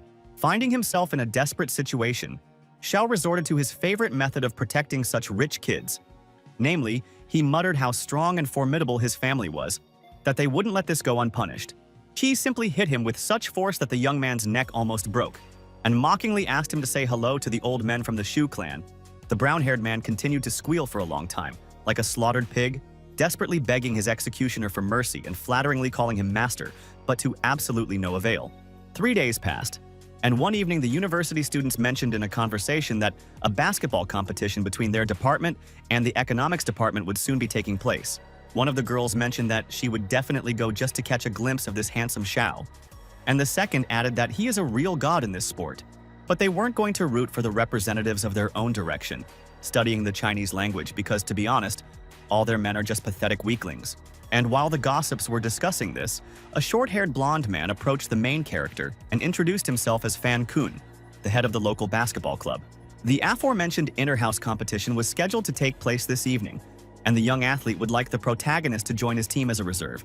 Mu was more than skeptical because, firstly, he didn't even know how to play basketball, and secondly, he would also have to perform the duties of a reserve player. The boy, anticipating an ironclad refusal, somewhat anxiously clarified that the main character would not need to do anything at all. They just needed another person in the group to count. This was very important for Kun, because he even unknowingly egged on the protagonist, convincing the latter not to be a weak-willed girl who is afraid of a sprain in her finger. The main character could have ignored this attempt to dare him, but Fan spoke too loudly, which is why their classmates heard their conversation, and they immediately pestered the time traveler. Several girls chattered excitedly, asking if the cultivator planned to take part in this competition. And he repeated once again, with noticeable discomfort, that he didn't play at all. But the blonde wasn't going to take no for an answer, and he casually placed his hand on the main character's shoulder and asked the latter to come to the basketball court at 5 in the evening. The girls, literally glowing with enthusiasm, promised that they would definitely come to support Li, to which the latter repeated in a tired voice that she did not know how to play, and he did not give any consent. But then someone else called his name, and the brunette slowly turned his eyes, perfectly imagining who exactly he would see. Of course, it was Yaki, who was enthusiastically waving her fist and urging her bodyguard to agree. She was even willing to play the role of a cheerleader for him along with Yao. The fair-haired girl, interestingly, was not at all against it, and she again used her most sweet and wise smile. The protagonist would most likely have flatly refused any other person and continued to do his own thing. But next to his old classmate, he became incredibly submissive. Unfortunately, none of them knew then that this entire conversation was being very carefully eavesdropped on by one man. Trembling with anger, it was Xu Xiaodong, who had already fully recovered from the beating, and now he made a solemn oath to take revenge on the main character at any cost for his humiliation. After some time, the action moved to the stadium, where girls were already sitting in the stands, and they supported the brown-haired guy with loving eyes, shouting at him how cool and handsome he was. The antagonist felt incredibly confident and smug. He may not have been a great warrior, but he was truly at home on the sports field. Junior Su shrugged her shoulders in disdain, noting that even the women from their department had gathered just to stare at this asshole. It was simply disgusting. And then she suddenly bent down and began to grope her hands on the ground in search of some object. And Li looked at this with bewilderment and curiosity. It turned out to be a huge homemade flag, designed to support and encourage the main character. And Qi even began to shout out a liver she had made up on the spot. The cultivator, who was already on the site, thought with a strong feeling of Spanish shame that his ward, of all people, was certainly not afraid of shame. Listening to her squeal, jump, and wave her scarlet rag so that a noticeable breeze rose in the air, the time traveler could only hopelessly cover his hand with his palm and groan, holding on to the second reserve player. Looking at him with an inexpressible, almost physically tangible hatred, the young villain swore that if Mu even now dared to cross his path, he would be destroyed. And so began another confrontation between the faculties of economics and Chinese language. And the announcer solemnly announced the beginning of the first half. As soon as the referee blew his whistle, the young men began a fierce fight for the orange ball, almost tearing it out of each other's hands. The sports equipment moved from one hind limb to another with lightning speed, flashing so fast that sometimes the spectators did not have time to follow the progress of the match. Right now, the ball was in Xiao's hands and he was slamming it into the ground, looking defiantly at the opposing team, as if daring them to try and take the thing away from him. Literally every action of his made women go crazy. They screamed so loudly that birds fell from the sky, and some had already managed to splash their neighbors with saliva and tears. 20 minutes of play passed, and finally the ball crashed through the basket, scoring points for one of the teams on the field. The first half of the competition ended, and the announcer announced a break, while the scoreboard helpfully showed that the players from the Chinese department were losing by a humiliating margin of 8-65. Dunn, looking at his supporters with a smug grin, declared that among their opponents there was only trash. They would crush these worthless people with one hand. Several spectators from the stands even supported him, shouting that the blue team was a real disgrace to basketball. They always went out on the field only to humiliate themselves once again. The blonde, propping her face up with her hands, sighed heavily and asked the air why their faculty, out of all the others, had such a weak team. Yao calmly explained that this was completely normal for their university. The economics department had always been considered something like the local kings, and dozens of girls had come to cheer for them. This completely robbed the opposing group of their will to win, and to Chi's great chagrin, even her and Li's presence was not enough to make up the difference. The players in blue sullenly left the stadium, holding their aching knees, wiping away sweat and sullenly talking to each other, until Fang Kun approached the main character and reminded him that it was now his turn to play. The protagonist didn't like it because he was invited just to make up for the number of participants, and he might have been the immortal, all-powerful god Ziwei, but basketball was really his weak point. But, as it turned out, they simply had no other choice. Two guys went to the hospital with serious injuries, and if a couple of substitutes did not immediately replace them, the tournament would end, and everything would be fine. But the main character remembered these, so to speak, injuries very well. One boy whined sadly that he had cut his finger, and another, breathing heavily as if he were breathing, noted that it was too hard for him. After that, the blonde directly noted that the cultivator had no other choice. And since he still hadn't left under a false pretext, he was definitely better than those two deserters. Gulping cool water from a bottle, Xiao was triumphant in his mind. Today, they would leave only a bunch of crying, hysterical children from the Chinese department. That would be great. A few minutes later, the referee blew his whistle again, signaling to those around him that the rest time was over, and it was time to begin the second round. The boys in red and blue shirts fought fiercely for the basketball, passing it to their group mates and trying to steal it from under their opponents' noses. The stadium was shaking with the stamping, running, and jumping of dozens of feet, whose owners moved with lightning speed from one end of the playing field to the other. The time traveler, as he had done many times before, did nothing at all. He simply stood there like a pillar and watched those around him very carefully. Xu Xiao, in turn, was watching him very carefully. And in his glazed gaze, one could read an unambiguous threat. One would expect him to try to set up the main character, to make a fool of him in front of the university, but instead, he suddenly threw him the ball. And the brunette caught the projectile, but at the same time he looked as if he didn't understand what this strange round and orange thing was, and what he was supposed to do with it. But this time it was no pretense. The cultivator, as he had already said, was incredibly poor at this sport, and now he was simply jammed, like a machine that had received a system error. Very slowly, so slowly that those around him could almost physically hear the creaking of rusty gears, like in some old cartoon, the main character turned around a little, and he, without even turning around completely, threw the ball into the air, passing it to those around him, because they clearly needed this thing much more than he did. However, he threw the ball with such force and speed that no one even had time to try to intercept it. Not to mention the fact that this piece of rubber flew over the basket almost instantly. Jiaqi, Yao, and both teams were incredibly shocked because with just one careless move, the time traveler managed to score a point from across the entire court. For about a minute, everyone was silent, unable to say even a word. But then several people began to shout and joyfully shake their fists, greeting Mu Li, and the first among them was Jakai. But most of those present did not share such enthusiasm. And Fang Kun even asked with the face of a sad turtle, "What the hell is the main character doing anyway?" As it turned out, the protagonist, through stupidity, managed to throw the ball into his own team's basket, and now the stands were laughing like a pack of hyenas, unable to believe that someone actually did it. Slowly blinking his pink-violet eyes, the brunette asked the captain what he did wrong. After all, he was able to throw the ball where he needed to. So why did the point go to the opponents? The blonde loudly slapped himself on the forehead with his palm. And then, in a frankly devastated tone, asked if Mu really hadn't been able to figure out whose half of the field was located, and this in such a long time. Realizing what he had done wrong, the main character clapped his hands enthusiastically, and it was as if a small electric light bulb had come on above his head, like in old American cartoons. Shudong and his minions continued to watch this with laughter, and the antagonist even wondered how you idiot was even going to beat him now. Soon the coach announced that it was now the turn of the economics department to serve, and Xiao prepared to drive the ball into the enemy basket like the final nail in the coffin. But this triumphant gesture was interrupted by Mu Li, who stood between the antagonist and his half of the field, with his arms spread wide in different directions. The brown-haired man was not at all embarrassed, since the action was now taking place on his territory, where he was already a great master, and he was going to teach one impudent newcomer a painful lesson. And these were not really empty words, as Dun moved very deftly and quickly, easily avoiding the protagonist's arms and causing him to spin around senselessly in place. Moreover, the youngster managed to pull off a complex feint, throwing the ball between the legs of an enemy player, Hao, in order to catch it himself on the other side, while Li only continued to turn his head. Xiao did it so easily that he even felt disappointed, and because of this, he mentally called Mu an idiot.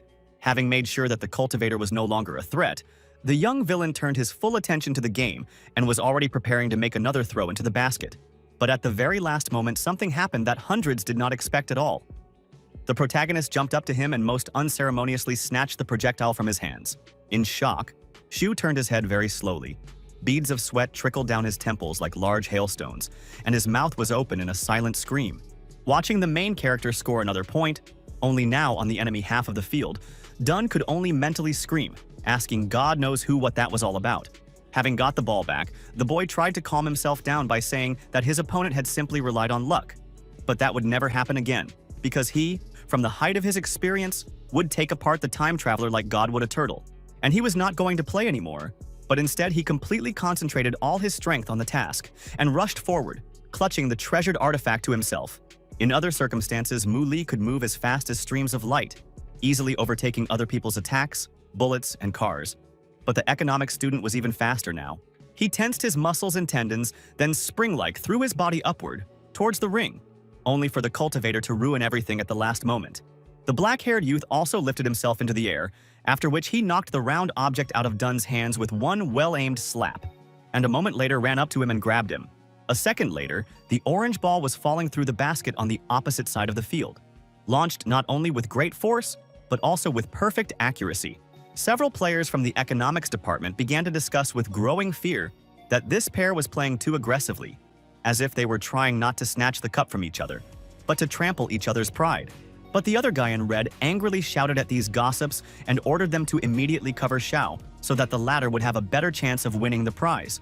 Then, several people immediately surrounded the main character, like a pack of wolves, not allowing him to take a single step back or to the side and waiting for the opportunity to take the ball. But Li, not the least bit embarrassed, rose into the air again with a mighty leap and easily brought his team another point, to the horror of the Reds. After that, 15 minutes passed, and as it turned out, the forces were now practically equal. Both teams had exactly 68 points, and now there was only one attempt left to tip the scales in someone's favor. Just one successful throw and his team would win the cup again, or on the contrary, would fall into a puddle for the first time in a long time, and Shu understood this perfectly well, judging by his frightened face. On the other hand, Fang Kun was at his limit. He was no less than his eternal rival. At this moment, he clearly felt as if he was walking on a tightrope at a great height. And then something unexpected happened. Both of these guys, like a pair of hunting dogs, rushed at the main character, ready to snatch the ball from him at any cost. The brunette swallowed, realizing that this had been a trap from the very beginning. This couple had been in cahoots, and they had been deliberately luring him into this competition.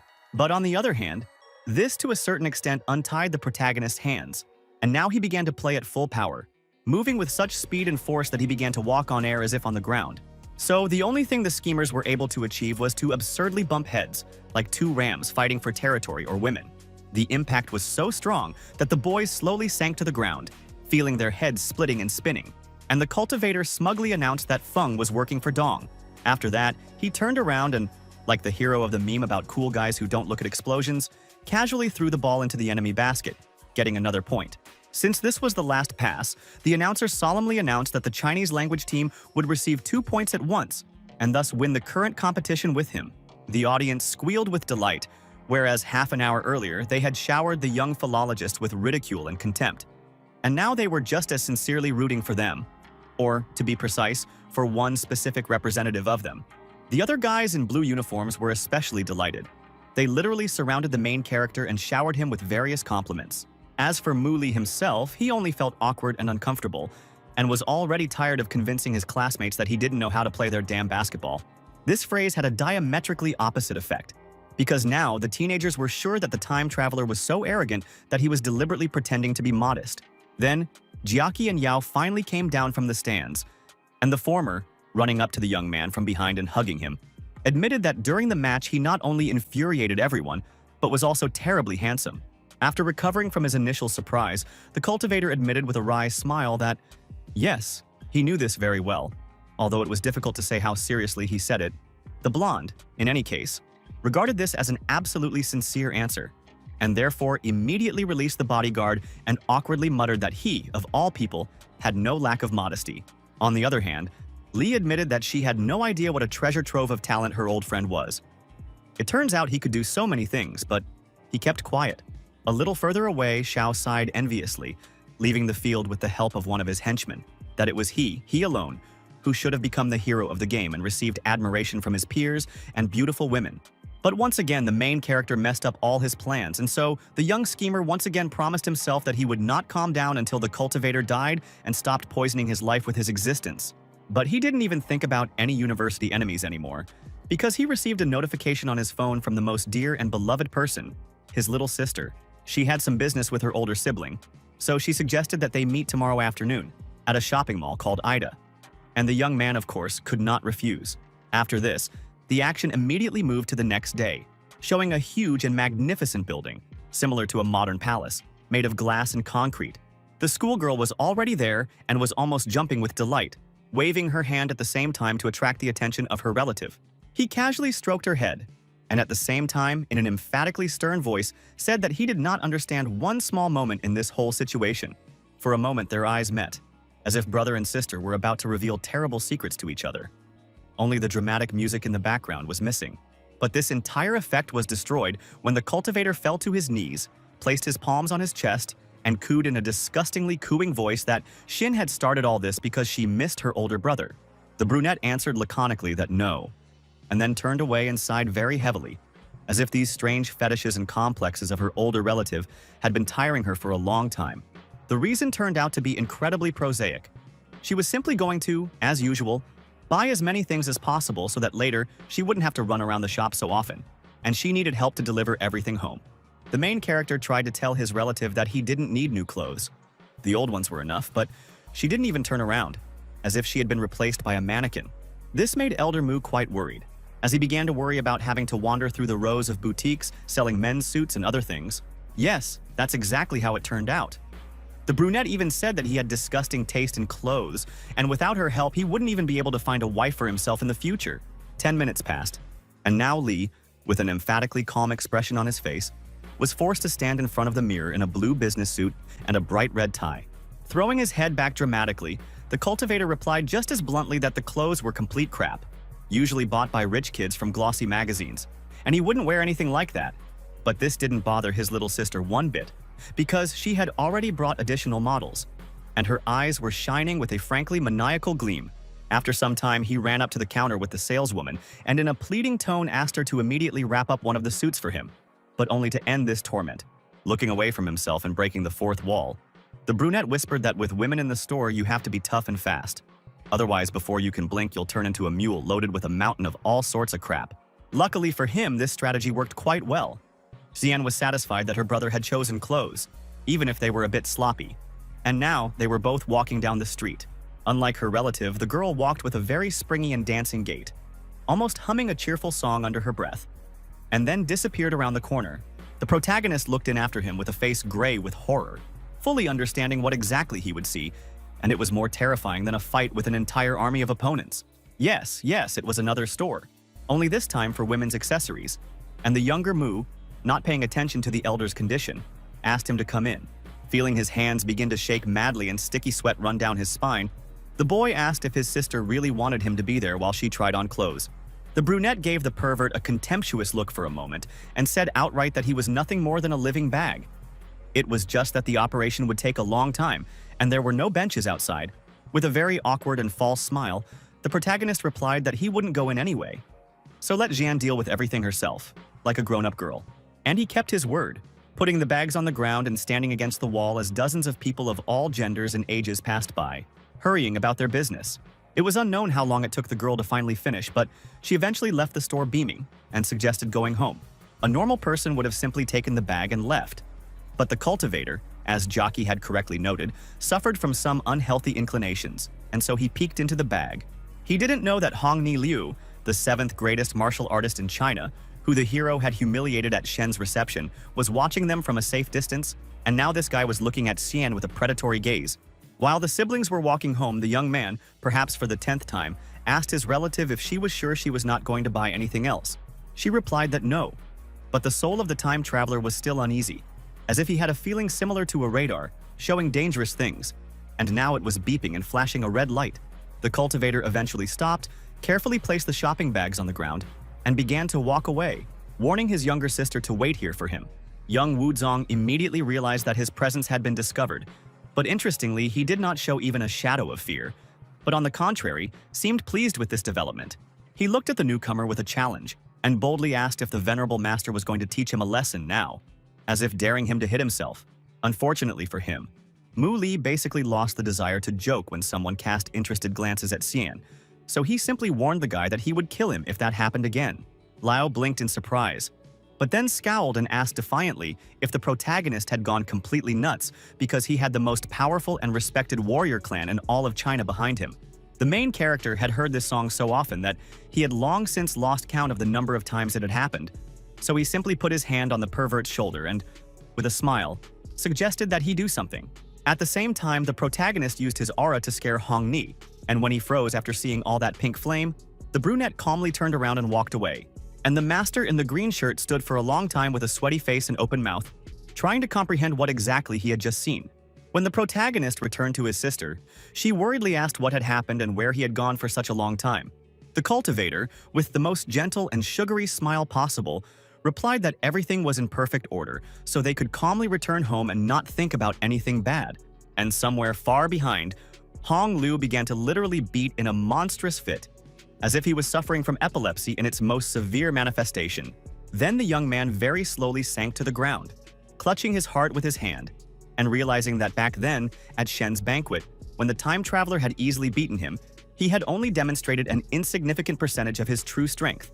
And while this pervert was trying to cope with a crisis of self-esteem, unable to accept the fact that such strong people exist, the world continued to live as if nothing had changed.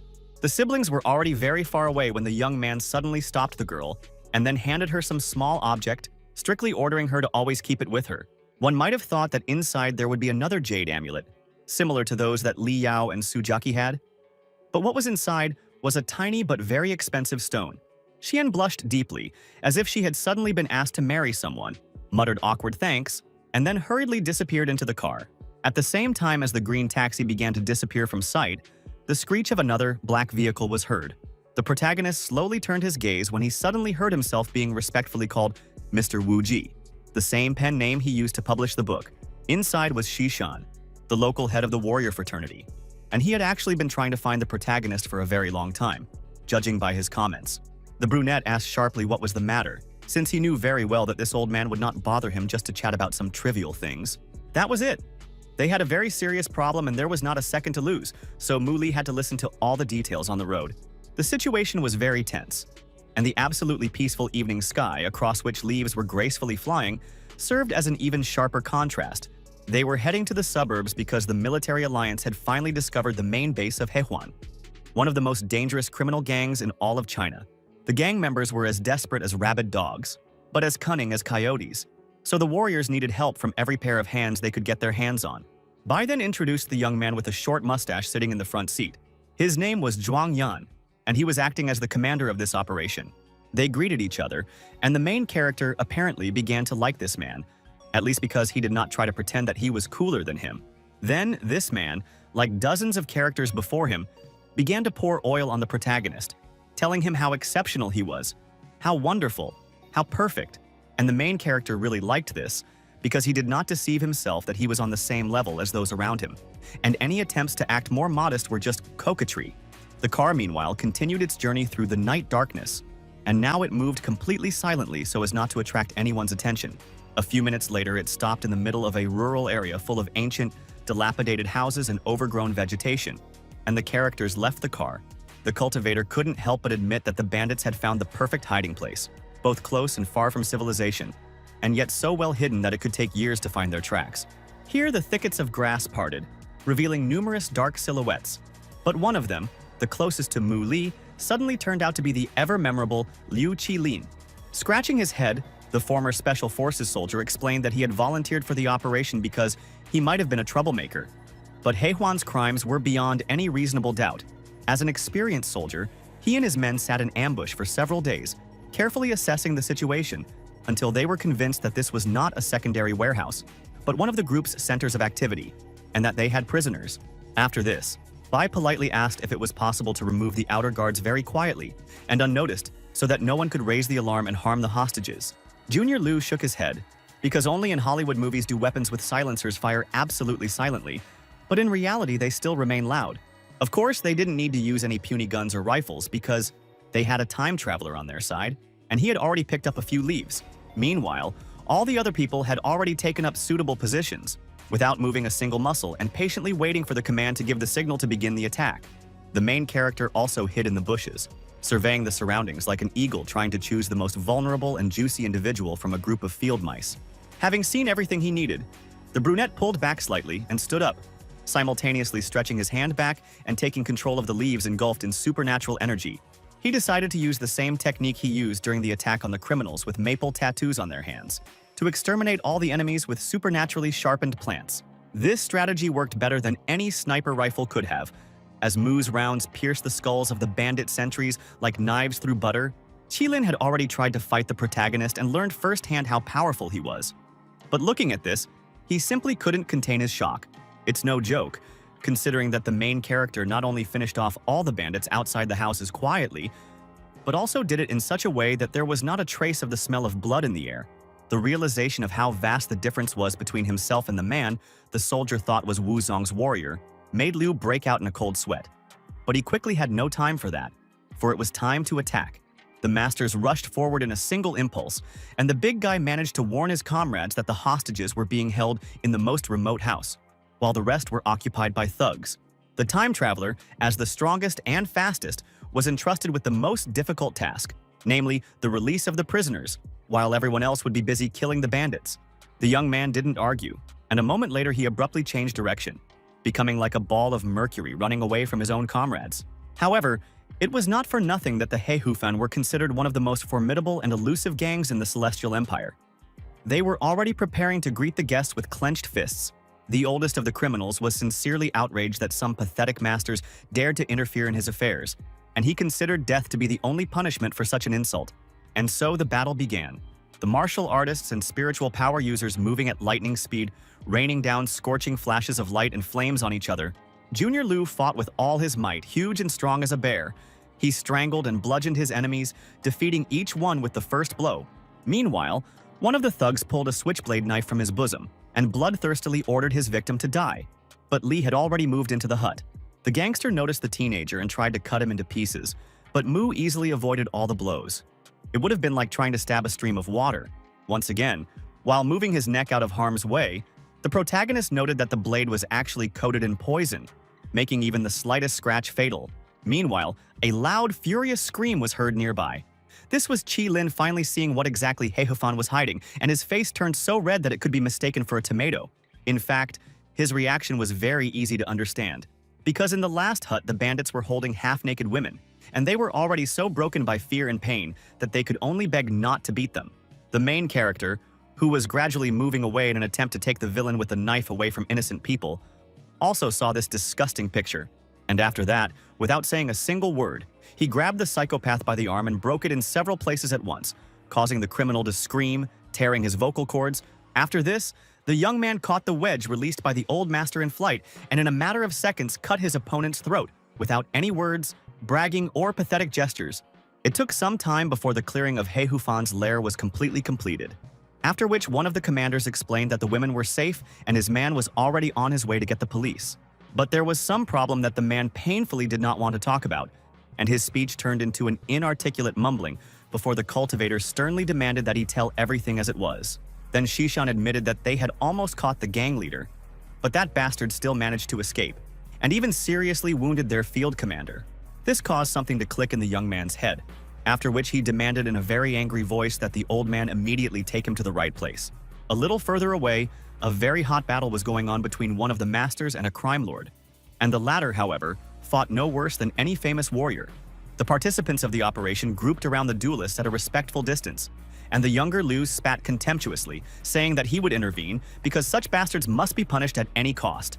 Before anyone could stop him, Qilin rushed forward like a humanoid cannonball, ready to crush the top bandit's skull with one blow. But when the distance was reduced to a measly few meters, the leader of He Hufan turned around, showing his bristly face, distorted with irritation and anger. Everything happened very slowly, as if in slow motion, and this gave the antagonist enough time to gather his strength and then let out an incredibly powerful scream. The space shook as if an incredibly loud thunder had rumbled right above this place, and then a column of flame shot up around the crime lord. Liu jumped aside at the last moment, looking at the ongoing metamorphosis no longer with rage, but with fear, for the enemy turned out to be much worse than any of them had foreseen. As for Zhuang Yan, who had been trying to detain the boss all this time, the poor guy was thrown many meters away by the blast wave, like a ragdoll. Even Shin, one of the greatest martial artists in the area, was visibly sweating, realizing that their opponent held truly enormous power. Qilin, wiping away the blood that came out of his nose and mouth, Evil muttered that his own strength here was also not enough. Otherwise, he would have long ago cut the throat of this bastard. And then the main character finally stepped forward, enveloped in a purple-pink aura of power, and he laconically suggested that his new comrade take a break. Bai tried to warn the main character in fear that the crime boss's aura was not only strong but also poisonous. But the protagonist didn't care at all. For others, this opponent may have been a terrible monster, but from his point of view, it was just another insect that thought too much of itself. After finishing speaking, the young man moved from his old position straight to the He Hufan leader in the blink of an eye. No one even had time to notice when he made the move. But before striking, he, of course, could not resist giving highly moral instructions, telling his next enemy what a bastard he was, how blinded by greed he was, and how he ruined other people's lives. The man blinked in amazement, not understanding what kind of strange puppy this was, and why the hell he was even here. The cultivator had already raised his palm up and was ready to kill the boss with one blow. A split second, one short gesture, and just one cry, and the criminal's body was pierced through and through by a destructive stream of shining energy. But the man was still alive after that, desperately pressing his hands to his passionate wound.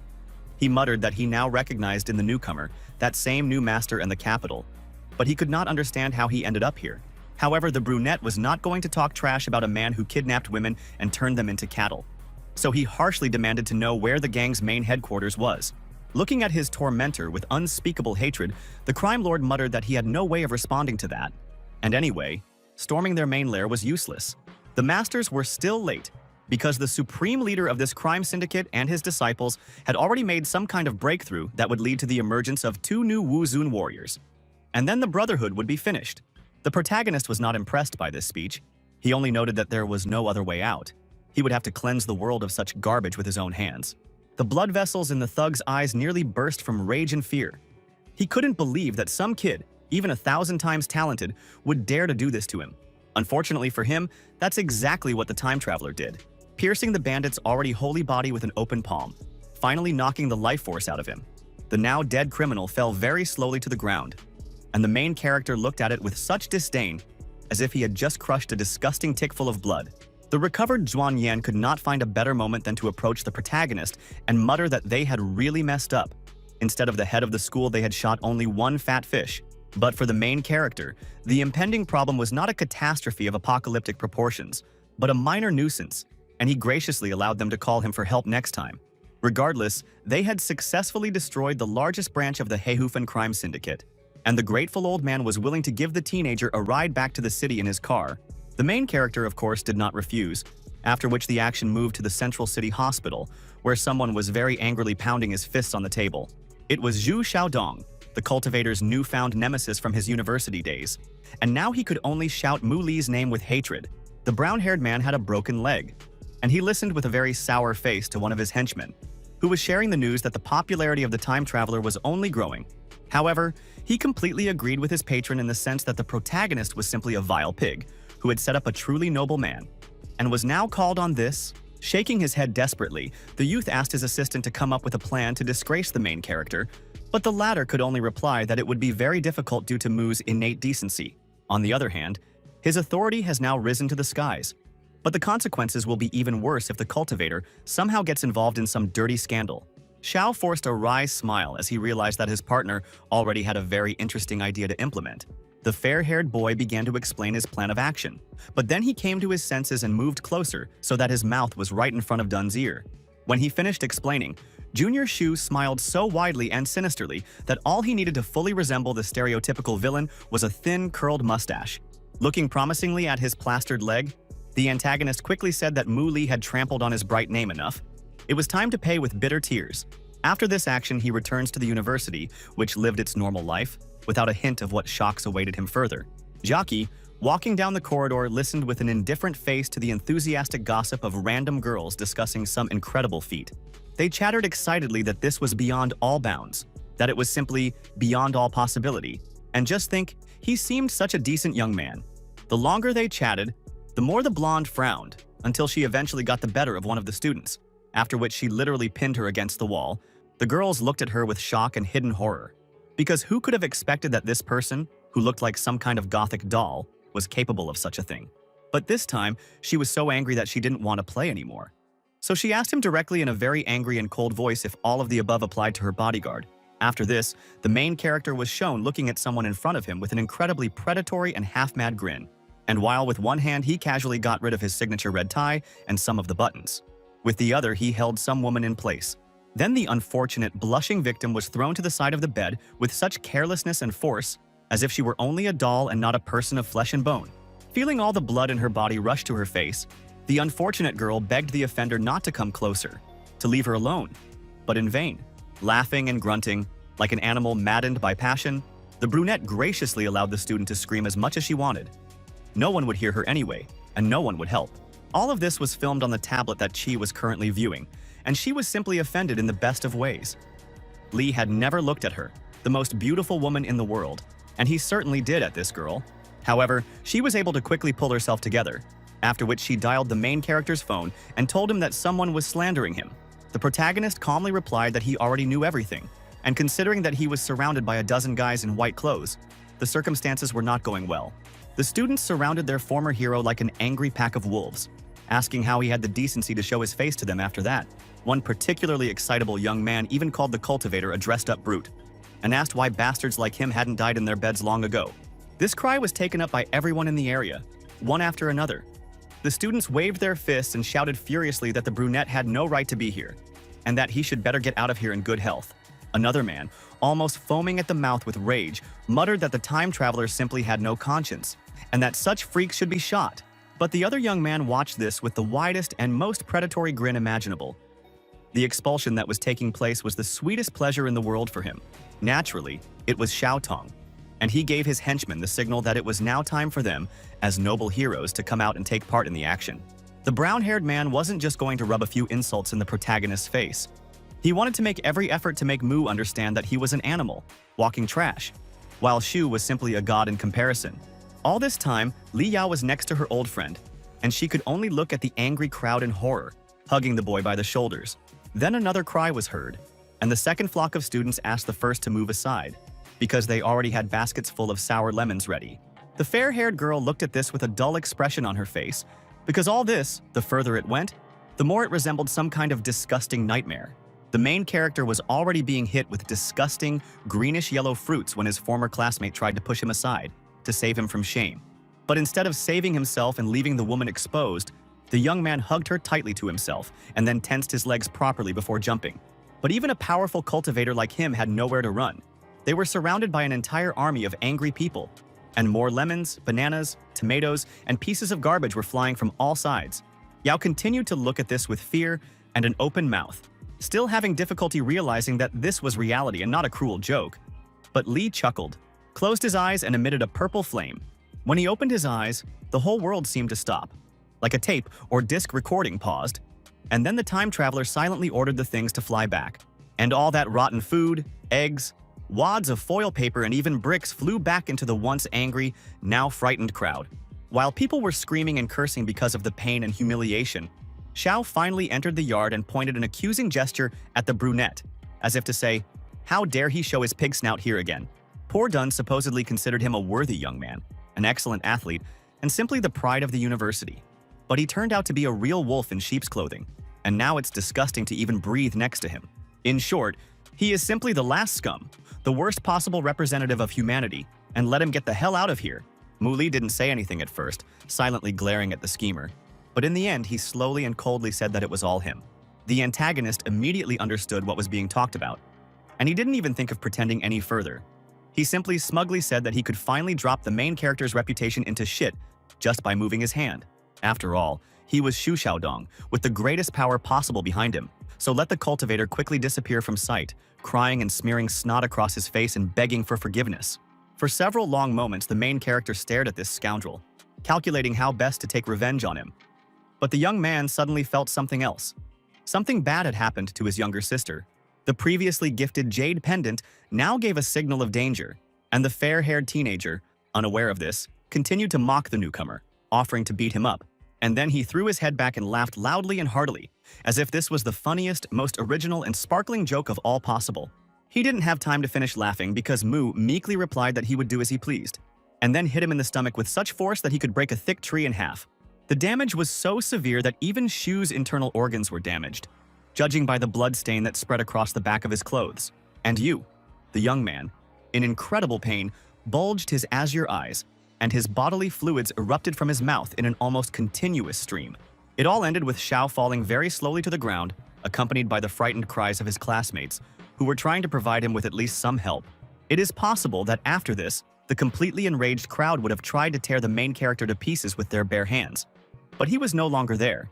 He was rushing at the speed of sound to his sister. Then he sped up even more, so that he turned the sauces into an indistinguishable figure from the outside, because he made an oath that he would never again allow the disasters from his previous life to happen again.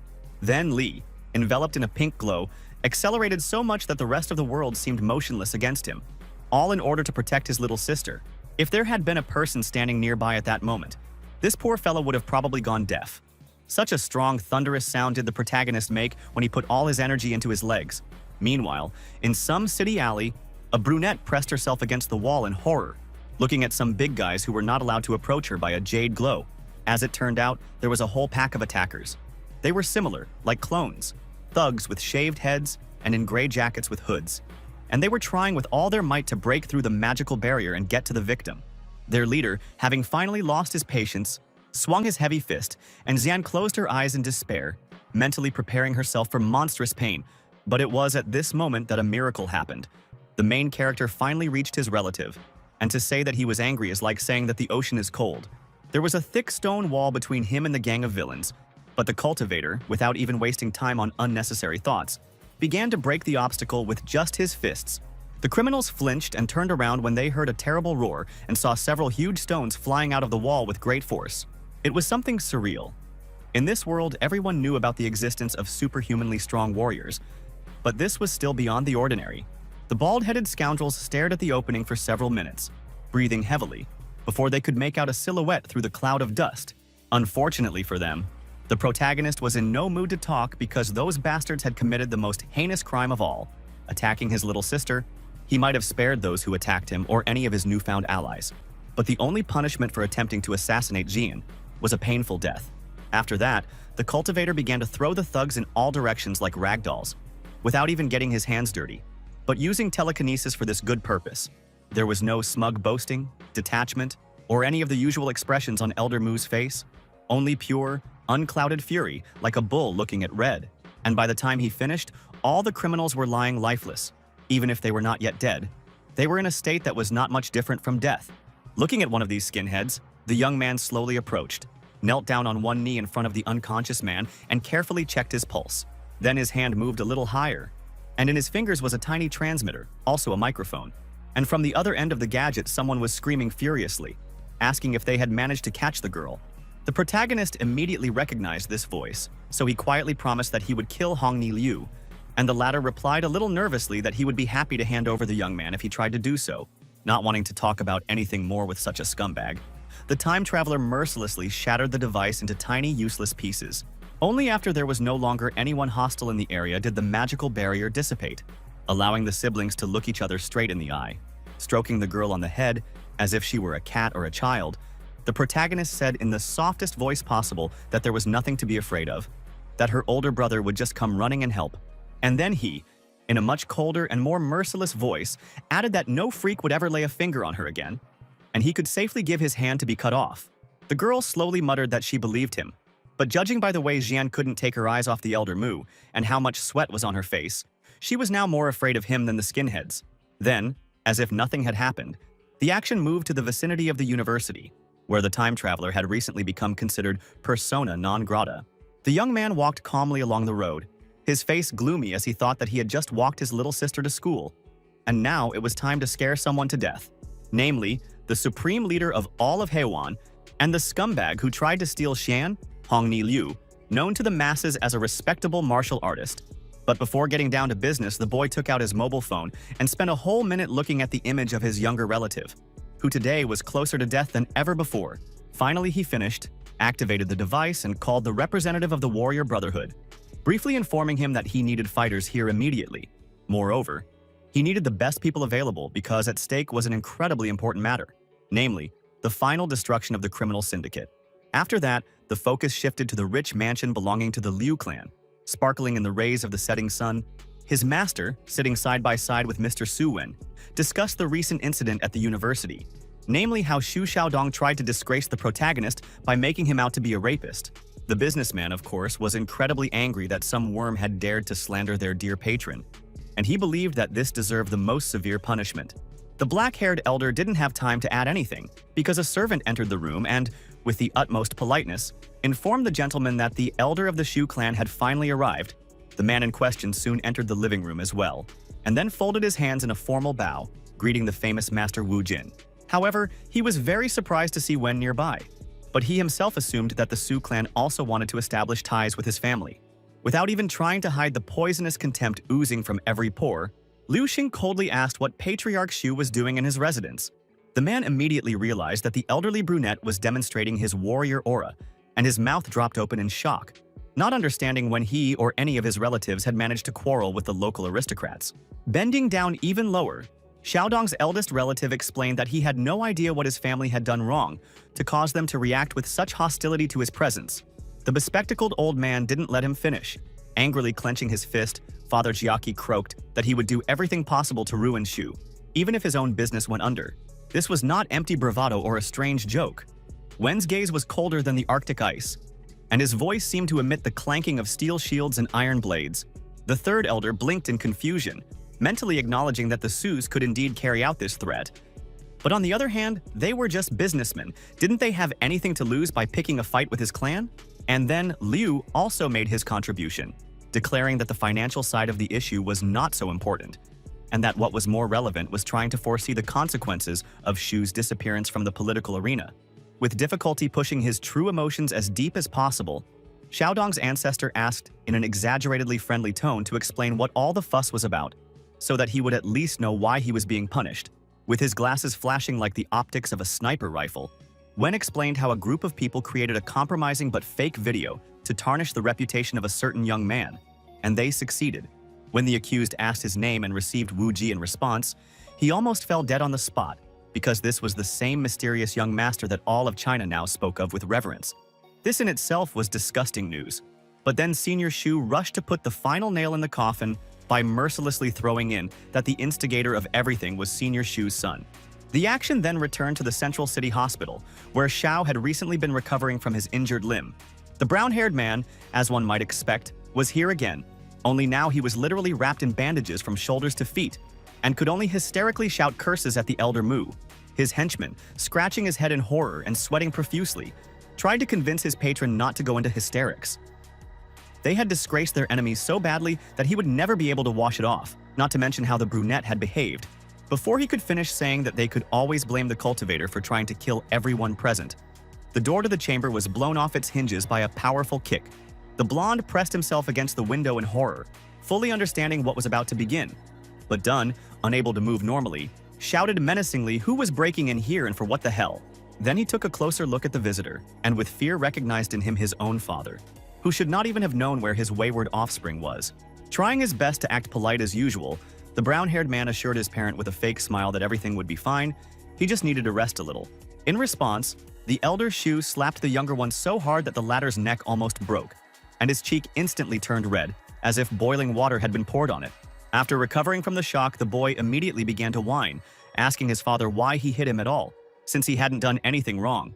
Spraying saliva so much that it flew all over the ward, the man screamed that his thick-headed offspring had almost destroyed their entire family. And for that, he should not only be beaten, but kicked out of the house altogether. Continuing to squeal like a boar who had been shot in the ass by a hunter, the aristocrat demanded that his offspring immediately and humiliatingly beg for forgiveness. Otherwise, he would become a beggar and unknown. Unfortunately, or fortunately, it was at this point that the focus of the narrative shifted to a completely different place, namely, Sue's mansion. Jackie, dancing with joy in her signature pink nightgown with ear flaps, announced that everything had been resolved safely, and Xiao had received exactly the punishment he deserved.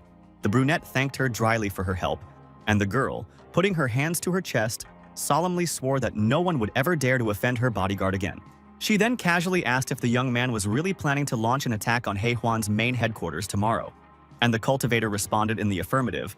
There was no longer any talk of mercy or forgiveness, because these bastards dared to raise their hand not even against an ordinary innocent girl, but against his damn sister. The time traveler could have continued to puff angrily and gnash his teeth for a long time. But then a small army suddenly appeared before his eyes, ready to act at any moment. Having led them out into the street, the main character, for the sake of decency, asked if everyone here was ready for what might await them, and none of those gathered answered negatively. So, when it became clear that no one was going to chicken out, and everyone was ready to go into battle without a second thought, the protagonist gave the signal to begin, as if unleashing a pack of hounds. He also demanded that his newly acquired servants kill literally everyone they saw, because there could be no mercy for the scum who dared to offend his sister. The warriors moved like a squad of ants attacking an anthill, not a single unnecessary movement, not a single unnecessary sound, only concentration and purposefulness. When they broke into the Hong family's mansion, they were finally noticed and someone screamed in fear, but it was too late to run away or call for help. The men inside this house fell one after another, struck down by the blades of the masters, and, as the protagonist ordered, none of them were given the chance to save their lives. When all the floors throughout the house were littered with corpses and pools of blood, one of Mu's henchmen notified the cultivator that they were done here. There was no one else alive in the 5th Syndicate base. They had no idea that Heihuan had so many branches all over the country. But now that was becoming a thing of the past, and the mansion was slowly but surely turning into ashes, and just in time, the location of the criminal's next lair became known. It was located in some underground casino, so there were only a few hours left before its destruction. And in that very casino, a certain bearded, bony man was furious and shaking his fists, unable to believe that 5 gang divisions had been destroyed in just one day. He was so overcome with anger that, in order to give it some kind of outlet, the crime boss began to break things around him, throwing dishes and plant pots to the ground. Having caught his breath a little, the crime lord complained that the crisis was to blame for everything. If it weren't for him, no one would have even dared to breathe too loudly in his direction. Stroking his goatee, the man turned to the young man in front of him and asked him if the young man knew who might be responsible for this outrage. Hong lied that he had no idea, but his thoughts immediately returned to the main character, because if not him, then who? A little later, some people, still hiding in the bushes at a great distance from the tall white house, watched as a line of strangers in black cloaks entered it. One of the spies quickly guessed that the protagonist, also known as Wu Ji, was responsible for this debacle. Since rumors of his hatred for Heihuan had already spread throughout China, the casino patrons continued playing for some time, throwing cards, chips, and dice, until they suddenly saw all these thugs in black clothes and decided to run away while they still could. Hearing panicked screams and desperate cries, the bearded man frowned in confusion, wondering if some kind of catastrophe had happened down there or what. One of the security guards, menacingly shining with black mirrored glasses, stepped forward and demanded an answer from the uninvited guests as to who they were. Instead of wasting time on explanations, threats, or bragging, the protagonist silently hit the big guy on the head, instantly knocking him unconscious. He then punched the thug in the chest, simultaneously using his signature energy weapon, so that the unfortunate criminal was simply torn apart. Almost any normal person would have serious problems with the idea of killing other people, but not a cultivator. He didn't even see this rabble as people, only parasites. And since it is a short conversation with parasites, especially when they stupidly attack those who are dear to you, Mu Li only continued to attack everyone he saw with angry, piercing screams. This time he didn't try to hold back, and each of his blows subsequently left huge dents on the thick, reinforced concrete walls, as if explosions had thundered there. In just a matter of seconds, the entire lower half of the casino was cleared, leaving not a single living customer, employee, or security guard. But then someone clapped mockingly. This man muttered with mocking sympathy that here was such a talented and skilled young man, with such potential. But still he would have to be killed. It turned out to be the same skinny bearded man with whom Liu had spoken. And turning to him, the time traveler growled whether he was the secret leader of the criminal group. Their conversation was interrupted by Zhuang Yan, who remarked that he had seen photographs of the true leader of Heiwan, and that this skinny guy was definitely not him. The criminal replied with fervor that this old freak had been rotting in the ground for a long time, and now he held all the power in his hands. He, the great master who knew yin and yang, he, the owner of the power that others could only dream of. And now all he had to do was just a little bit to make a breakthrough, break his ceiling, and thus become the greatest warrior in Wuzong. Zhuang blinked in confusion because this sounded completely insane. It completely went against everything he had been taught in the past. The bearded man only laughed contemptuously, mocking the ignorance of his opponent. And then he smugly added that his student was also a very capable warrior and an aristocrat to boot. It was at this moment that Ni Liu stepped out from behind his shoulder, after which he admitted with false politeness that the protagonist was certainly a talented guy, but they would not get out of this trap alive. But the cultivators didn't care about all the pompous things that this young bastard could come up with. He dared to offend his sister, which meant he should just die. The crime lord laughed again, deciding that the protagonist was just a self-confident fool. And then, at his signal, heavily armed thugs crawled out from all corners. There was a whole army of criminals, so the masters quickly found themselves in a strong minority. And even the younger Hong decided to join the battle to check who exactly was destined to part with life today. The martial artists immediately gathered around the main character, asking what they should do next, since the balance of power was no longer as favorable as before. But unlike them, the young man didn't even blink an eye. He only ordered them to proceed in a cold voice, and not a single unnecessary word more. After this, the last most bloody and brutal battle between the Warrior Brotherhood and the remnants of the Heihuan gang began. But while the secondary characters fought somewhere in the distance, the main ones came together in a silent duel. Ni Lun, who had been smiling arrogantly before, confident that victory was in his pocket, now only looked around in confusion, like a child who didn't understand why an interesting movie had suddenly ended. As it turned out, in just a few seconds the masters managed to destroy absolutely all the criminals, and none of them were injured, or even broke a sweat. The boss's eyes were already visibly twitching and turning red, because he couldn't believe that all of his best men had lost to a relatively small group of enemies, even if they were high-class warriors. But then the bearded man suddenly calmed down and said that in that case, apparently, nothing could be done. He would have to show these puppies how old-school warriors fight. Then he jumped down and moved towards the attackers with such speed that Mu Li's henchmen didn't have time to do anything. Only a couple of young warriors could only scream in fear. Just one blow from the man in red, and several young martial artists, the pride and joy of their families and cities, fly into the air like broken dolls, while the rest look on in fear. However, they quickly came to their senses and decided to surround the Heiwan leader because no matter how strong he was only one against many enemies. But the bearded man not only wasn't scared, but even smiled in anticipation, because things had finally taken a much funnier turn. Another open-palmed blow from him, and one of the young masters flies backwards limply, as if he had been kicked in the stomach by a huge and very angry horse. And not only he, several more people simultaneously flew apart like old leaves in all directions. And not even because they were hit by a blow, but simply because of the incredible and very strong aura of the crime boss. Even older people who had been cultivating their spiritual power for many decades could not cope with such a set and fell to their knees tiredly. These were the old men from the tea house who had already become familiar and decided to unite to help the protagonist. But they did not expect that their goal would be just one step away from achieving the title of Wu Zun. The antagonist triumphantly repeated that he only had a drop left to gain true power, for his spiritual strength was already unmatched. This was not empty boasting, and the rank-and-file soldiers understood that they had no chance of winning against such a monster. But fortunately, the protagonist decided to take matters into his own hands. Worried, Zhuan, who thought that even the protagonist might have difficulties, suggested that instead of a frontal attack, they should attrition the criminal, and Mu did not refuse. The bearded man himself, in any case, repeated the mistake of many previous villains, considering Li simply an arrogant puppy, from whom not even a wet spot will remain now. Letting out another furious cry, the villain rushed forward, ready at any moment to break the main character's neck or rip his heart out of his chest. But the brunette not only wasn't afraid, but even noted with some sympathy that the enemy wouldn't be able to do anything to him, even though he was one small step away from Wuzong.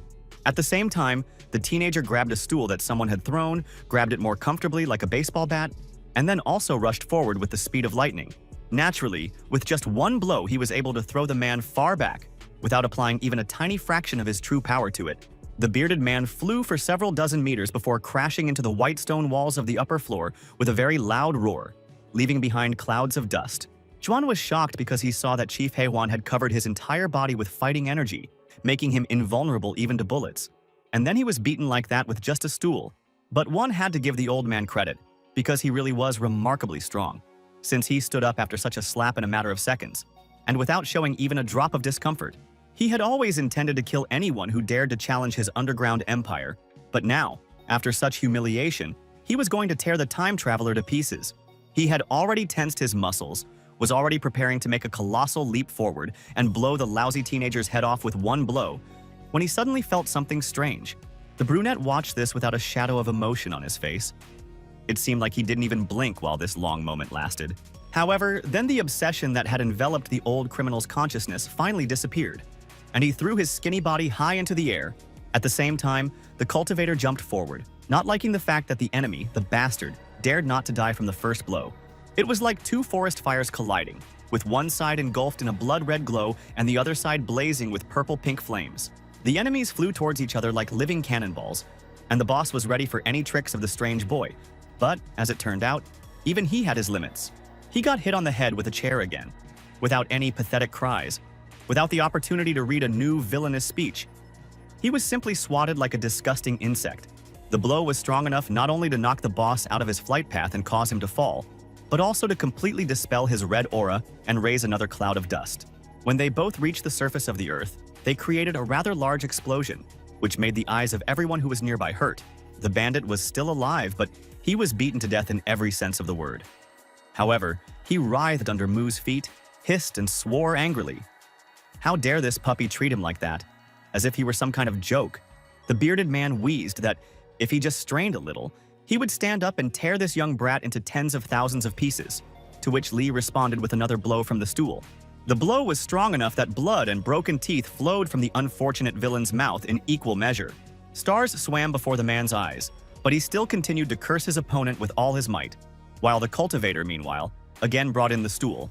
Before he was hit again, the leader of Heihufan turned to his disciple and asked in an enraged voice if this worm was finally going to help the teacher in need. Hong, who had been sitting at a safe distance throughout the fight, now grimaced contemptuously and warned that he would kill the criminal himself if he said something like that again. For some reason, the time traveler decided to let his victim go, and the bearded man, struggling to his feet, hastened to remind the teenager that he was his teacher, and Ni Liu was his student. The young man only shrugged his shoulders in response, and explained that he had already learned the gang's cigarette fighting techniques, but otherwise they were completely useless to him, so their fate was of no concern to him. Unable to believe such treachery on the part of one of his closest assistants, the man angrily croaked that he was disowning such an ungrateful student. Unfortunately for him, the beautiful theatrical gesture did not work out, because the brown-haired man, without a drop of doubt, hit him in the nose with his hand so hard that he almost broke the boss's neck. As Hong had said earlier, he had no sincere respect for his, so to speak, comrades, and now he saw no point in hiding it. But then his time came to answer, and one of the masters answered with sincere contempt that this young man could have gotten everything he wanted from life. He had money, an influential family, power, and how, in the end, Liu disposed of all those resources that most people could only dream of, linked his fate with bandits and forever disgraced the family name of his family. But shaming this guy was about as useless as trying to put out a fire with gasoline, and he was only concerned with improving his own spiritual strength, and who taught him this was of secondary importance. He was already one of the strongest warriors in China, ranking 7th in the Wuzun rankings, but only 7th, with 6 more people sitting above him. And Hong was, of course, terribly irritated by this, and he was especially envious of Huang Fu Yun, the current holder of first place. But now, those dark days were a thing of the past. Now Liu had learned so many things that any other martial artist would now look like a blind cripple compared to him. And now, he sincerely believed that he was capable of defeating anyone. If that same Yun were in front of him now, Hong would have devoured him without salt or pepper. One of the masters who fought the criminals could not believe that someone, for such a petty, selfish motive, could not only destroy his own soul, but also ruin the lives of innocent girls. But using such an argument was also useless. Liu was so callous to those around him that he simply stated that he had shown those women a great favor. As for the main character, or rather, his little sister and the blonde he constantly hangs out with, Hong considered them to be top-notch goods, so he would take special care of them later. The main character didn't say anything to this and didn't even move a finger, but only because the anger that had taken hold of him was so strong that it paralyzed his body. However, the villain felt the atmosphere in the room turn cold, but in response, he only released his fighting aura and boastfully declared that he was not the same as the defeated bearded man. Seeing his strength, Zhang was afraid, because Liu was at least no weaker than his former mentor, and at most even more powerful. But the protagonist didn't give a damn about any ranks or arguments. His soul was completely taken over by a burning hatred, which was embodied in the form of a huge lump of pink flame.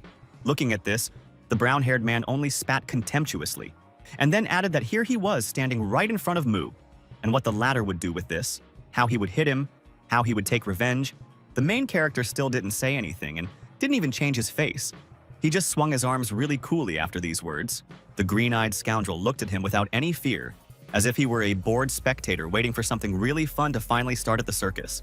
But this smug grimace immediately disappeared from his face when the latter collided with the stool, which the young man had been clutching in his hands all this time. It happened as if in slow motion. First, the antagonist's face showed shock, then his eyes bulged out of their sockets, and then his entire head was thrown back. Another second, and without any hint of pathos, he flies into the wall with absurd screams, leaving behind potholes and huge clouds of dust. No, Hong did not die after this, but he was sincerely outraged that some pathetic worm, an insignificant two-legged animal, actually dared to raise a hand against him. This villain was so arrogant and proud that he sincerely could not believe that someone would even want to hit him. But he did not have time to think of anything else. The protagonist was not going to give this bastard even the tiniest chance to get up and escape, so he began to beat him mercilessly, without stopping. He kept hitting and hitting, his expression not changing at all, and only his wide-open pink eyes revealed how much fury and hatred were burning in the cultivator's soul. At one point, the time traveler even hit his opponent so hard that the latter flew into the air again and hit the wall, again breaking off a huge piece of stone from it. Zhuan, watching this execution, could not understand this thing more than anything else, namely, how this damn stool had not yet cracked. After all, it had beaten 2 Wuzuns in a row. However, Liu's boasting was not entirely empty, because he was still alive and even relatively healthy, although his pride had clearly suffered much more than his body. But the main character still didn't show even a shadow of emotion. He seemed like nothing more than a robot programmed to destroy others. Roaring the nickname of his tormentor with hatred, the brown-haired man gathered his strength and then flew forward like an azure comet, hoping to wipe Mu into dust. The protagonist responded by raising his stool again, and this time his face finally distorted, becoming a mask of disgusted contempt and even more blazing hatred. Naturally, he hit it again and easily sent Hun flying along an unplanned trajectory, and even the author's text noted what a terrible weapon the short chair is today. The blow was again strong enough that Liu's body left a bright and shining light in the air, like a falling star, and then he crashed into the wall again, causing the dust to rise up in a huge ball and sending large chunks of building material crashing to the ground. With each blow, new streams of blood burst from his mouth, and with them, his former arrogance left his mind. Now the young man could only silently scream that this was impossible. The other masters never tried to intervene in this fight. It was simply not necessary. So they watched in silent awe as the main character carried out his reprisal. Zhuan was the most shocked of all, and he was the only one who didn't shut up, but instead kept repeating every second how strong and powerful the protagonist was. It was no joke if he wiped the floor with 2 great warriors, one of whom was Wu Zun, and the other could easily become him, without even using real martial weapons. The beating of Hong continued for God knows how long before he was thrown back against the wall once again. And now there was nothing on the villain's face except pain and fear. The protagonist slowly approached him, raising his palm upward, like a statue of an angry Buddha, ready to bring down all the punishment of heaven on the pathetic demon. But Yan suddenly protested, reminding him that no matter what a bastard Liu was, he was still a descendant of one of the oldest and richest families in China. And the brown-haired man, having come to his senses a little, began to humiliatingly whine that this was simply unfair. His spiritual strength was still unstable. Otherwise, he would have destroyed this wretched Muli with just one sneeze. Seeing such hysteria, the main character simply could not hold back a sarcastic grin, as well as a sharp question about whether the villain really believed in what he was saying. Suppressing the urge to burst into tears and throw his fists in the air, the antagonist wiped the blood from his broken nose and angrily repeated that yes, he would release his energy from his body and kill the protagonist in a second. So that Hong could test this in practice and become disappointed, the time traveler even stopped attacking him, and then kindly announced that he would help the guy level up. Of course, Ni Liu couldn't believe that the hated Wu Ji was saying this in all seriousness, correctly suspecting another sophisticated mockery. However, he did not have time to do anything, and was unable to, because the cultivator still pushed his palm forward, directing streams of pink-purple power into the enemy's body.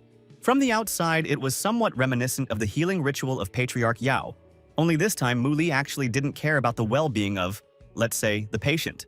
But he had not yet made any attempts to harm the brown-haired man, and within a minute he felt that same elusive change in his own material and spiritual body, what he felt would be incredibly difficult to convey in words. Even the transformation of a caterpillar into a butterfly is only a pale and primitive likeness of a true spiritual metamorphosis. Liu stood there for a long time, petrified like a statue, with his mouth wide open in a silent scream, and a very bright, deathly blue light was shining from his body. The audience was, to put it mildly, shocked to see that the Jade Master Wu Ji, among other things, could easily turn any of them into a warrior of the highest class.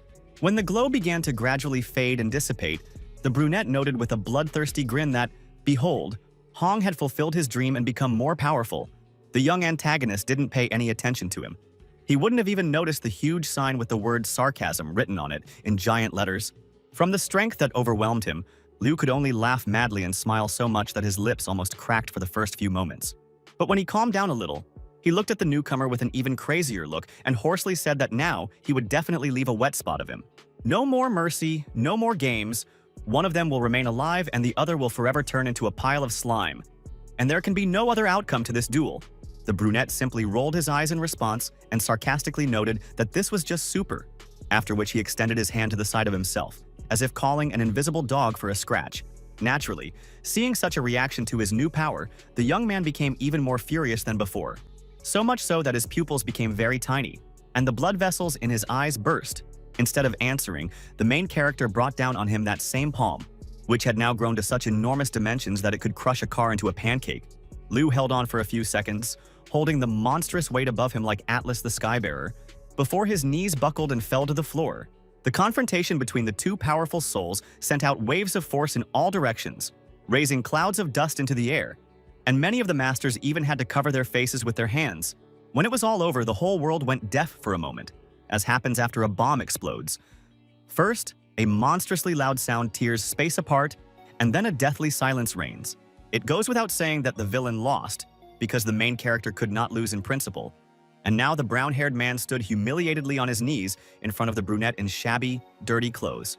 Hong's body was so badly damaged that it was gushing blood, but his fighting spirit was damaged even more, with not even a single piece of it left.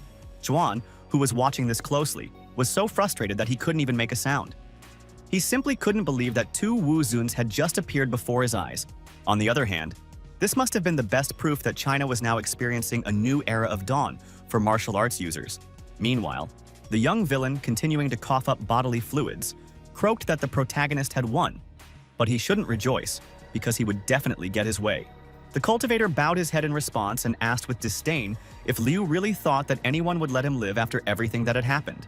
The brown-haired man, interestingly, not only wasn't scared, but even looked at the winner with defiance and insolence, asking why he shouldn't stay alive. The Hong clan had existed for 300 years, had produced two Wu Zuns, and had invented the whole ranking system, while Mu, for all his power, was still just a mongrel dog. Yes, Liu himself has now lost, but if he is killed, his clan will definitely want revenge, and with their resources, making a stuffed animal out of the time traveler and putting it in the living room will not be difficult at all. But okay, Li, enough talk about him. Now it would be much more appropriate to ask the henchmen of the cultivator from the military alliance if they have the courage to raise a hand against such a noble person. As before, Zhuanyan stepped forward, serving as something of a herald for the crowd, and he repeated with a heavy heart that yes, the villain was indeed incredibly noble. For these reasons, the only thing they can do is to hand him over to Beijing, where a new court will decide his fate, allowing the masters to wash their hands of him. Hearing this, Hong laughed contemptuously and declared that this bunch of morons would not dare to kill him in principle. And he did not notice how interested the protagonist was looking at a random ant. Jiangnan Province, where the main villain of this arc comes from, is one of the richest and most developed regions of China, and Liu's relatives have dominated it for centuries, speaking on equal terms even with the government. The current head of this clan is Ni's father, while this young bastard's grandfather is one of the most powerful and renowned warriors in the Celestial Empire.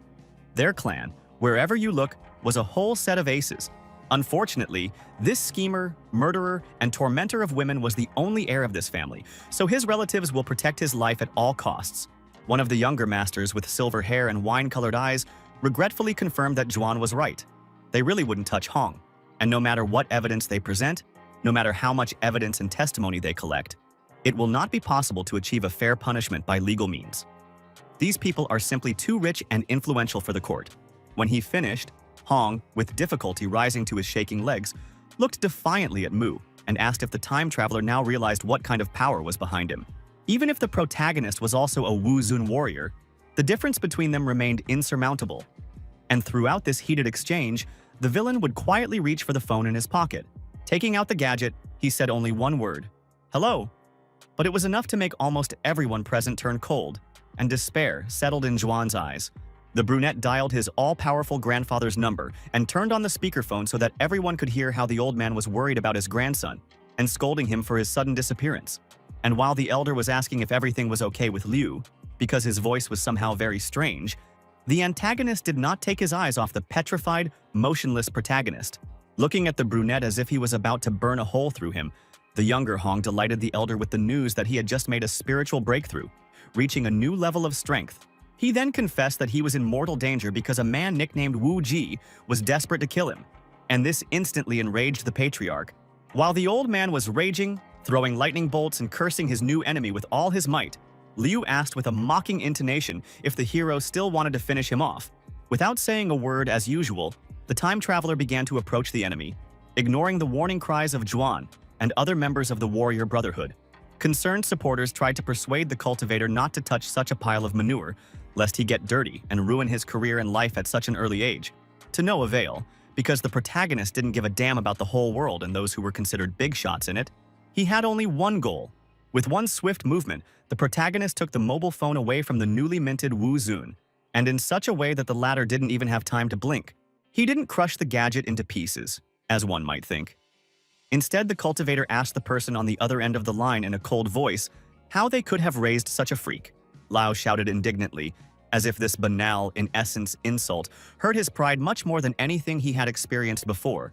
Then he rushed forward to take the phone before the damn time traveler could pull the wool over his grandfather's eyes or do something else irreparable. Naturally, he was unable to do anything, because the black-haired youth easily caught his head with one of his hands and squeezed it with such force that Hong's eyes bulged. Then Mu Li lifted Ni Liu high above the ground. He had already broken rocks, cars, and trees, so for him another person basically weighed nothing. At that moment, no one tried to talk or prove why one had better protection than the other. The hero looked at his victim with contempt and hatred, and the brown-haired man's vision darkened. His body had already suffered such serious damage that it practically stopped feeling pain. So the only symbol that something irreparable was happening was the darkness before his eyes. It all ended with the impenetrable darkness, coupled with a bloody shroud, completely obscuring the antagonist's vision, and he could no longer see anything. After making sure that the prey was no longer fluttering, the main character threw it to the ground with disdain, as if it were nothing more than a huge piece of garbage. The younger Hong's phone had been working all this time, and the elder had heard everything that was happening, and now he swore in hysterical rage that he would certainly avenge his descendant. Mu Li didn't respond, because after all, why would she do such a thing? Considering he had heard this kind of chatter more times than he had watched the sunrise. The only thing the time traveler did in the end was smash the annoying phone into pieces, clearly letting everyone present know what he thought of such threats. Meanwhile, the forgotten leader He Huan finally woke up, struggled out of the crater, and tried to escape while no one was looking. Of course, to no avail, because the protagonist could easily see mice shitting in their holes tens of kilometers away from him. Not to mention such a trifle, he was not in the mood to play the good hero from the start, so Mu, without any complexes, tried to kill the bearded man by shooting him in the back with a colossal stream of energy. The laser was so thick and hot that it almost burned the hair of the masters gathered around. The real miracle was that they themselves did not die. The crime boss, on the other hand, was not nearly as lucky, as his body was completely broken, as if he were a piece of plate. He was thrown aside as if the poor fellow had been tied to a cannonball and collided with a distant wall, creating another hole in it. Having done this, Lee began to very slowly approach the new victim, since he was not some weakling who was forced to chase villains, tearing off their heels. Juan watched this with true chthonic horror, because right before his eyes, some teenager killed two such strong people with the utmost carelessness. It wasn't even religious awe, as one might think. It was an indescribable feeling, and even the phrase, "my insides turned cold with fear," doesn't convey even a fifth of its power. Still overcoming his fear, Yan decided to approach the main character, although he behaved as if he were in a cage with a mad and hungry tiger. Trying not to let his voice tremble traitorously, the man noted that the precious and incomparable Master Wuji had colossal spiritual power. There could be no doubt about it. But still, the Hong family is indeed incredibly rich and powerful. Before declaring a blood feud, it would be wiser to lie low for a while and prepare. The teenager turned around so abruptly that it raised a strong gust of wind and gently patted the boy on the shoulders, thanking him for the reminder and involuntarily frightening Juan to the point of half fainting. Feeling sweat running down his face, the man muttered that he would definitely return to Beijing and report to his superiors that it was Li who exterminated He Huan, and he would do his utmost to ensure that the cultivator was rewarded according to his merits. The young man, who was about to leave again, turned around for a moment and asked without any expression not to do that, saying that he didn't like the fuss around his person. Yan wisely understood that arguing with such a person was not only useless, but also dangerous. So he hastened to express his agreement and wish him all the best as he parted. The old men from the tea house, who had now taken off their robes and revealed their usual clothes, hastened to assure their new leader that they would always support him. The boy replied indifferently that he knew, and that they should return home to await further orders, because Li, to put it mildly, did not care about any ceremonies right now. The older masters showed no less prudence than Juan when they readily assured him that this was exactly what they would do, and that good fortune would continue to smile upon the Jade Master. After that, the action moved back to Su's mansion, which looked incredibly peaceful and hopeful in the rays of the rising sun. On the other hand, the same could not be said about the owner of the estate, who was clearly consumed by some heavy thoughts. Venerable Su Wen walked back and forth in the courtyard, frantically rubbing his palms together, and generally looked like fathers waiting for their children to be born. It is quite possible that the unfortunate businessman would have eventually brought himself to such a state that he would have to be treated with mint tea. But in the end, a miracle still happened. The beloved Mr. Mu returned. Without giving the boy a chance to say a word, the old man in glasses pressed on him like a concerned parent who couldn't wait to know that his beloved offspring was okay. The teenager replied that everything was fine and that he was very grateful for the little help with Xu Xiaodong. But it was clear from his face that Li's thoughts were wandering in other directions. The businessman, modestly lowering his gaze, admitted that this was primarily the merit of his dear Mr. Shen, for he himself was too small a fish to single-handedly frighten someone like the father of that young schemer. By the way, the elderly Wu Zun was also here, and he, of course, was waiting with great impatience for the young master to return so that he could once again pay his respects to him. However, the reason for discussion could have been more joyful, because the black-haired man was forced to admit that the clan of the late Ni Lu had begun to push through the order to execute Mu. They even posted on the internet promising anyone who could cut off the head of the mysterious Wu Zu a reward of 10 million yuan, as well as training in their secret techniques. But with a non-disclosure agreement, users, as usual, could not ignore such juicy news, so a mountain of text quickly grew in the comments, where everyone tried to insert their opinion. This was not a trifle that could be simply laughed at. For the family of the dead Liu wielded colossal power, so very soon Longshan would be swarming with mercenaries and assassins. Zhao Juan voiced his doubts that someone could be so captivated by a reward of 10 million. But his mentor only scolded the boy for his stupidity. People didn't care much about money. They were all interested in the secrets of the oldest warrior clan in China, and thousands would risk their necks for the chance to master them. One of the protagonist's confidants wanted him to hide at home for a while, entrusting all affairs to servants. But another objected that then the thugs would create chaos on the streets of their hometown. Shen was particularly outraged by what was happening, believing that the Huns had completely lost their bearings, since they were so openly beginning to hunt respected and noble people. In his opinion, the best countermeasure was to attack. They should all go to Jiangnan and give those arrogant old bastards a good kicking in the asses. Looking at the phone, the teenager casually noted that the elder's spiritual strength had still not returned to normal. and then asked whether the Liu clan patriarch was following the prescribed recommendations. The man, who just a minute ago was so hot-tempered and warlike, like a rooster eager to fight a fox, now very suddenly wilted, closed his eyes and mumbled. Then the young man replied indifferently that he would sort everything out himself. Shenu would first have to solve his own problems, and only then rush to deal with other people's. Su Wen, trying not to appear out of place among this crowd of wise warriors and martial arts adepts, said that yes, his family were completely ordinary people, but they were rich and would help Li in any way they could. The brunette calmly said that it didn't matter now, but what really mattered was the jades that the businessman was supposed to give him. The cultivator was already so powerful that there was no one stronger than him in all of China, if not in the world. But he was not going to stop there. Holding an ancient amulet on a pendant in his hands, the time traveler reflected on the fact that over the past days, the strength of his soul had increased again. From the outside, one might even think that the boy was actually a strange, painted statue. So motionless was he. Then the main character squeezed the stone between his fingers so that it caught and refracted the sunlight. And he noted with some pleasure that he had become better at creating amulets. He will no longer have to worry about some freak with a knife or a gun depriving him of his sister and mother again. With such artifacts, they will become simply invulnerable. Then, the young man rose to his feet, opened the window, looked around, and noted, not without some pleasure, that the weather outside was now fine. And then, in the most trivial way, he stretched his entire body and yawned with such force and loudness that he could have deafened and then accidentally swallowed a fly flying past. But a second later, Li froze again and chuckled loudly, as if he had noticed some movement somewhere on the edge of perception. Unlike him, a mere mortal would not have noticed anything. Even when the stranger jumped right over the wall, you never know. Maybe it was squirrels playing around in the garden. But it was not a squirrel at all, but a bald, bearded thug whose face was distorted with a grimace of rage. And he was rushing to chop Mu's skull like a rotten watermelon. In his hands, the mercenary was clutching a huge yatagan, which could be seen on people from the Middle East. And one blow from such a thing would be enough to guarantee that an ordinary mortal would be sent to the next world.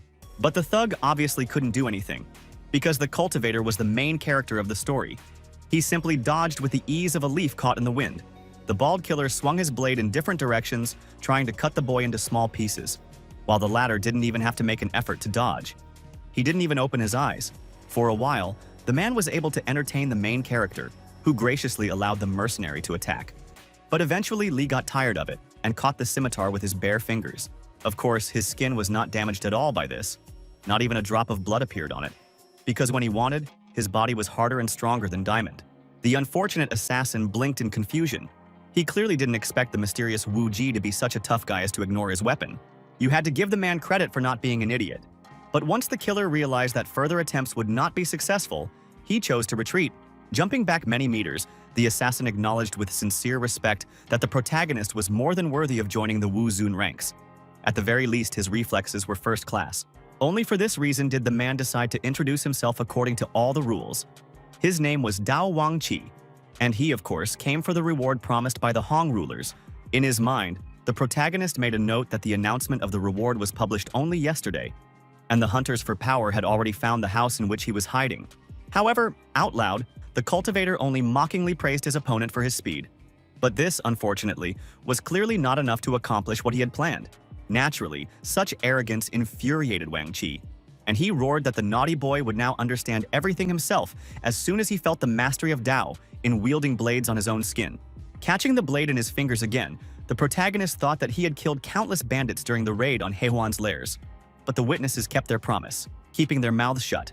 The thug was very surprised because at first he tried to calm himself down by saying that the first time the boy was just lucky, but now even a blind man would feel his enormous power, which had increased many times over. While the unfortunate Dao was experiencing frustration mixed with approaching panic, the time traveler looked incredibly bored and sad. For him, it was easier than killing a mosquito. With each passing second, the teenager released more and more of his aura. And this made the mercenary panic more and more, realizing how badly he had been set up with that announcement. After a few seconds, Mu got tired of fooling around again, and with one sharp movement he tore the heavy yatagan out of the owner's hands, causing the latter to fall to the ground. Then, the cultivator pompously exclaimed that every assassin comes for his head with some kind of toy, but he is not interested in keeping them, and he broke the sword into pieces with his fingers. Licking his lips bloodthirstily, the boy asked the killer to convey this to all the inhabitants of Hell, and then took a fighting stance with an outstretched palm glowing with strength. He had already used a similar move when he had beaten up Chief Heihuan and Hongni Liu, and now the enemy was once again pierced by a huge pink-purple laser. The damage, as before, was so severe that the man's entire body turned into a huge lump of pain and blood gushed from his mouth. Then, Wang Chi was thrown aside like an old toy that had been kicked out of the way by an irritated child. After this, the man did not make a single sound or move, and his eyes became glassy, clearly demonstrating that he had indeed gone to the next world. And then, as if out of thin air, Master Yue appeared on the scene, ready for battle, and was surprised to note how little time it took the hunters to figure out their location. No one could harm the main character. It was simply impossible, but Su could get caught in the crossfire. And to avoid this, the young man decided to leave for a while. The old warrior and his disciple sighed in dejection, and Lin even lamented out loud that they were simply too weak to truly help the young master, and were only getting in the way. Much later, when the skies had become dark and gray and people had to turn on lights in their lanterns and houses, a voice respectfully addressed the protagonist, or rather, Wu Ji. The invisible reader apologized for disturbing him, but at the same time swore that no scoundrel would disturb the young man that night. In his opinion, the cultivator should have gone to bed early today, but instead, he had been meditating for an unknown amount of time. The next day, the sun, as always, began to gradually rise over the horizon, painting the sky a soft pink hue that set off the fading stars. The main character was no longer asleep, and was looking at something in front of him with slight curiosity, making a quiet chuckle. These were people, or rather, dozens of dead people in various clothes, whom someone had finished off and then left lying on the ground haphazardly. Standing at a distance was Liu Wusheng, who had been keeping a cultivator that night. And unlike the boy, he clearly hadn't slept peacefully that night. The brunette barely glanced at the bearded old man, and certainly didn't think to thank him for his help. He only dryly said, "Excellent," and then began to leave. But before that, the protagonist nevertheless turned to the elderly aristocrat, confessing that if he would train diligently according to the method indicated by Li, he would soon be stronger than any Wu Zun.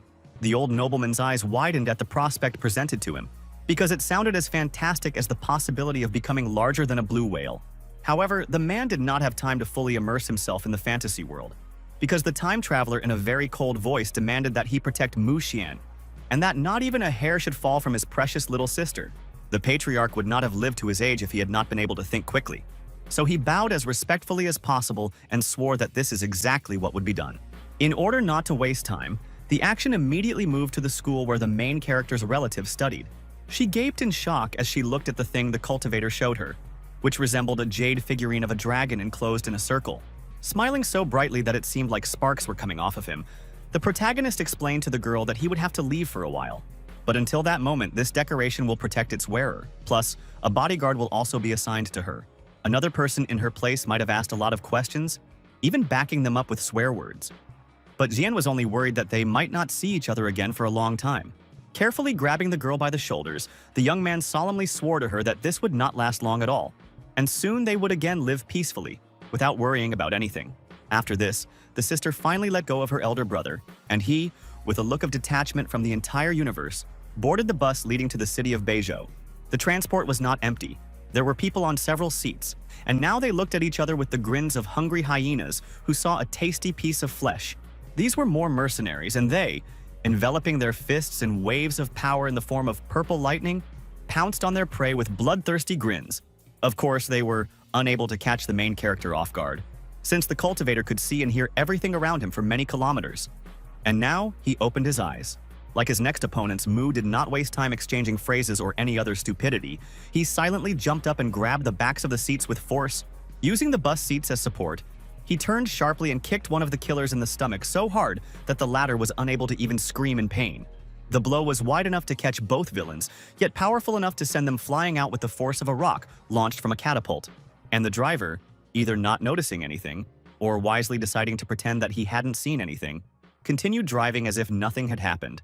However, at some point the huge machine made a very sharp and crooked turn, as if there was a serious feud going on in the driver's cabin for the steering wheel. That's almost how it happened. The shocked man froze, looking with a glassy gaze somewhere ahead of him and opening his mouth in horror, while the main character held the steering wheel. But when he demanded in a cold, lifeless voice that reeked of the stench of inexorable death that he continue driving, the unfortunate driver was forced to obey. In the end, the car managed to reach Beizhou on time, but it took such mental strength from the poor guy that he simply passed out at his workplace. And people crowded around, discussing with horror the fact that the protagonist had killed so many people, to which the cultivator himself reacted absolutely nothing. Then some voice, trying not to panic, demanded that those around him immediately call the police, and then the matter moved to a luxurious room. This was the Mu family's new home, and Bai Jiangxiao was scolding the main character for being such a pig and daring to leave her here to suffer from boredom for so long. What is characteristic is that the ghostly girl was now in a semi-material and visible form. She was sitting next to Lee on the couch and did not try to lower her voice. And some 10 meters away, the time traveler's mother was washing dishes, maintaining an absolutely stony expression on her face. Not wanting to drag the cat by the tail or by some other, more sensitive place, the brunette asked the student to continue to protect his parent. And only then they would walk wherever they wanted. This time, Bai decided not to play the part of a pest. But with her eyes shining with delight, she promised that she would definitely remember this and would remind the cultivator if he dared to forget. Now that the next point of the plan had been successfully completed, the young man blissfully threw his head back and thought that all that was left was to settle matters with the Northern Military Union. The headquarters of this part of the organization was overwhelming in every sense of the word. It was a colossal tower, many times larger than all the surrounding buildings. There was a meeting going on here about the possible war with the Hong family, and the first to speak was the Yao clan patriarch, whose name was finally revealed, Rongguang. And it was also revealed that he himself was equal to Wu Zun. The main character, sitting in the corner with a gloomy face, demanded that his minions pump up more, become stronger, and then he would call them if necessary. But he also asked his debtors and servants to protect his mother, because it was impossible to allow this woman to be disturbed in any way. People, almost pushing each other with their elbows, tried to get ahead and assure their leader that they would definitely do everything without a hitch. Patriarch Yao then blinked in surprise, not understanding why the Jade Lord suddenly began to leave without any comment. And the meeting had not yet ended. Mu Li replied succinctly that he was heading south of the country, and judging by the look in his eyes, the locals should not expect anything good from such a visit. The atmosphere in the room instantly changed, becoming gloomy and oppressive, as if all these people who had just bowed at the feet of the time traveler were now ready to tear him apart. One of the masters finally spoke up and explained that the bounty on the main character's head was valid in all regions of China, so it was safest for the brunette to be here under the protection of his loyal friends. Another Li, gray-mustached and wearing red, supported his eternal rival, agreeing that no one should climb into the frightened rat's den.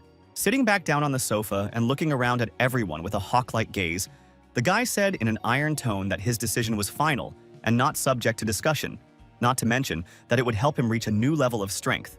He will walk to the other end of the country on foot without using any transport and improve his cultivation, and after about a month when he reaches his destination, he will give the signal to summon servants.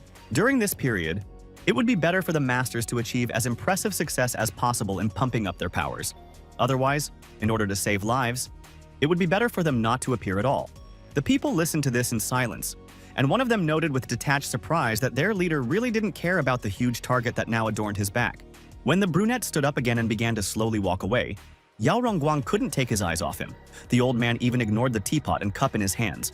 It didn't take a rocket scientist to realize that very soon there would be great upheavals in southern China, and nothing would ever be the same again.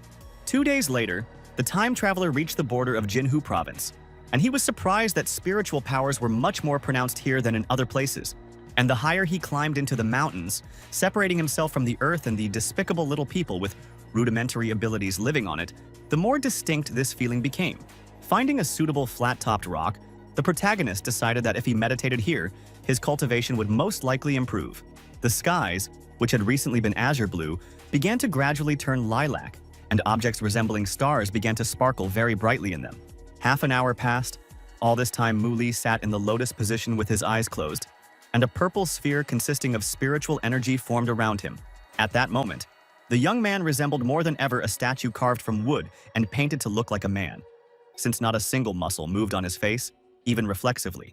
And then he opened his eyes very slowly and with difficulty, to such an extent that the supposed spectators could even hear this strained creaking of invisible mechanisms. Around him floated white, slightly greenish, balls of energy, which were a visible embodiment of the spiritual principle as such. Then the protagonist stood up and walked away until he came across dense thickets, behind which was hidden a pond with unnaturally clear and sparkling water. But the most amazing thing was not even this, but the fact that on the water lily there was a tiny humanoid creature in orange clothes, from whose head a flower was growing. Most people would immediately walk away at the sight of such tricks, mentally convincing themselves never to drink again and even to take sugar in strict doses. But the main character immediately recognized this dwarf as a Shanjing, the spirit of the earth, who lives only in those places where there is a lot of unpolluted land and water bodies, and a high concentration of qi energy.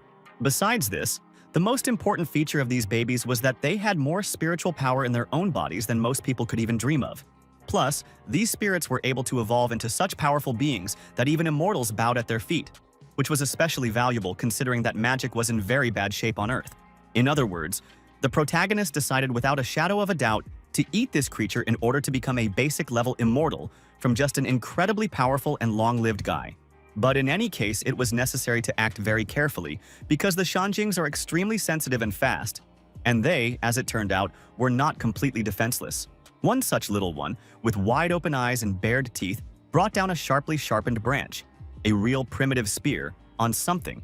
It turned out to be a very large red fish, several times larger in size than the little fisherman.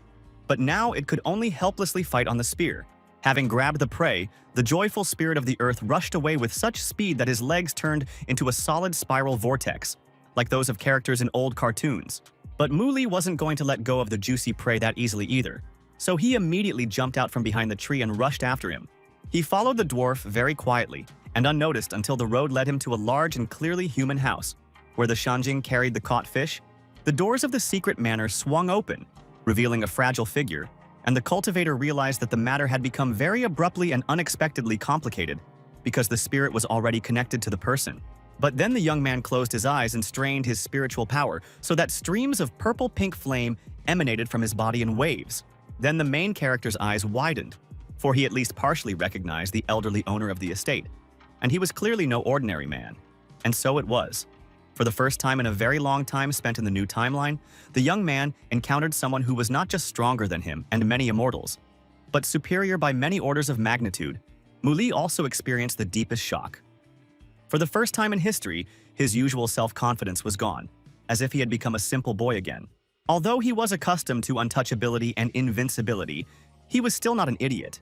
And he understood perfectly well that in the event of a conflict, such a godlike creature would devour him alive, and therefore he decided to safely leave. Using all the strength he had, the cultivator rushed away at the speed of a bullet, trying not to make a single noise. But the powerful hermit still sensed something.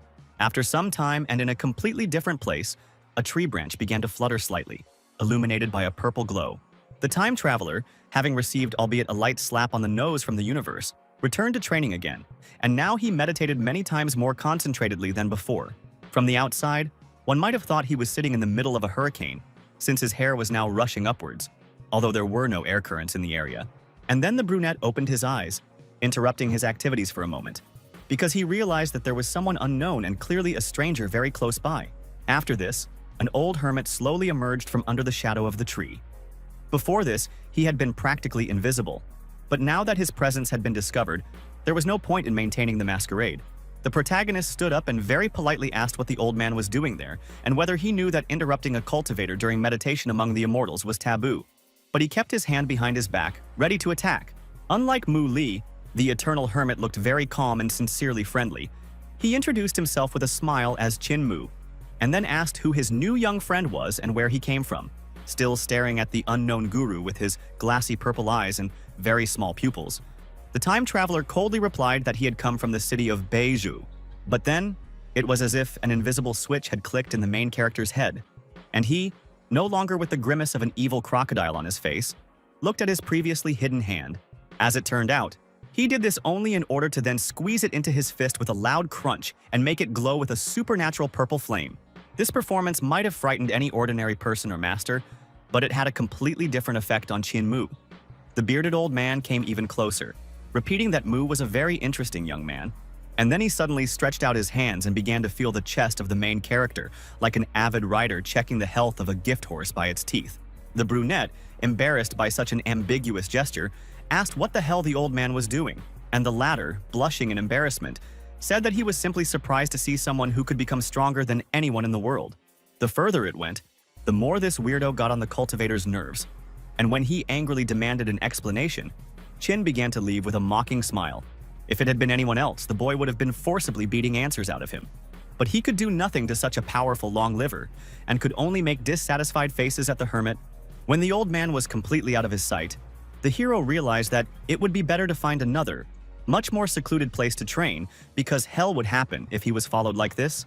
Casting an eagle eye over the surrounding area, the teenager found a small cave in the surrounding mountains, which even from a distance seemed very deep, like a mole tunnel. It was this that Lee chose as his new temporary home. And a few minutes later, the time traveler was already lighting a fire for consecration and warmth. But then, a suspicious sound was heard that made him instantly drop everything and sharply direct all his attention to the source of the alarm. It wasn't Chin Mu, who had decided to settle down nearby with a cup of tea. But it wasn't some dangerous monster like a yeti either, but just wet stalactites. Water was slowly dripping from the surface of these stone cones, making a barely audible splashing sound, and the cultivator very carefully dipped 2 fingers into it. A second later, the boy was having a hard time keeping himself from dancing with joy. And the reason was that the water flowing from the stalactites absorbed all the energy that the rocks had accumulated over the centuries. And this was just as well, because the main character, with all his stunning abilities, remained a second-rate cultivator who had not even fully mastered a single technique from the sacred books.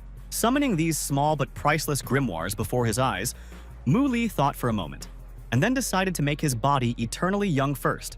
No sooner had he confirmed his choice than fragments from the required manuscript lined up side by side and emitted an intense purple glow, like prominences.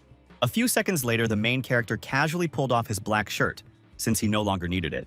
The protagonist already had an athletic build, but he, like any ordinary person, could grow old and fat. And the ritual being prepared excluded this possibility. Using the water of immortality, which strengthens the very foundations of the spiritual principle, the main character is ready to pump up another technique without looking back at the rest of the world. Then he closed his eyes, curling his fingers in the necessary gesture, and froze, not moving a single muscle anymore. If a bomb had fallen behind Mu, he would not have moved even then. A perfect, degenerate-proof body of a god could serve as a symbol of rebellion against the heavens and their order. But this technique consumed too many natural resources.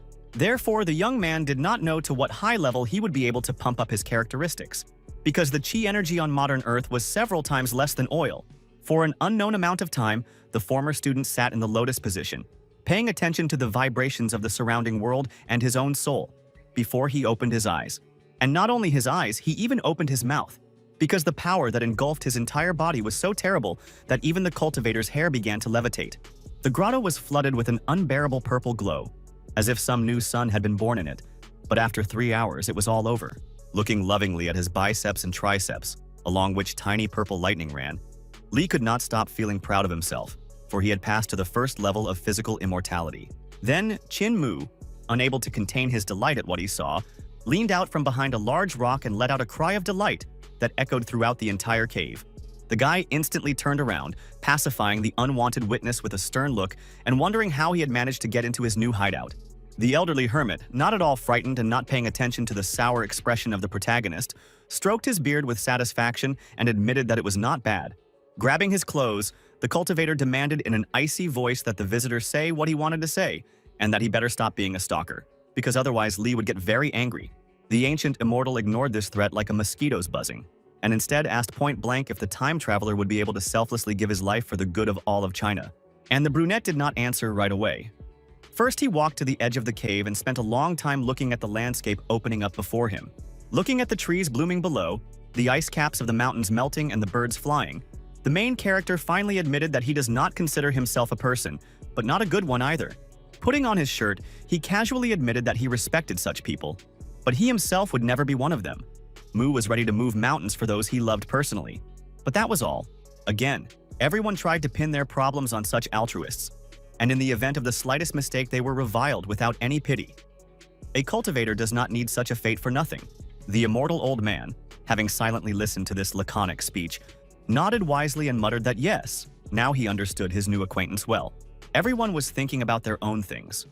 One Mu, the young one, was thinking about progress in cultivation, and the other, the older one, was sadly wondering when he would finally find a successor to the post of guardian of the surrounding area.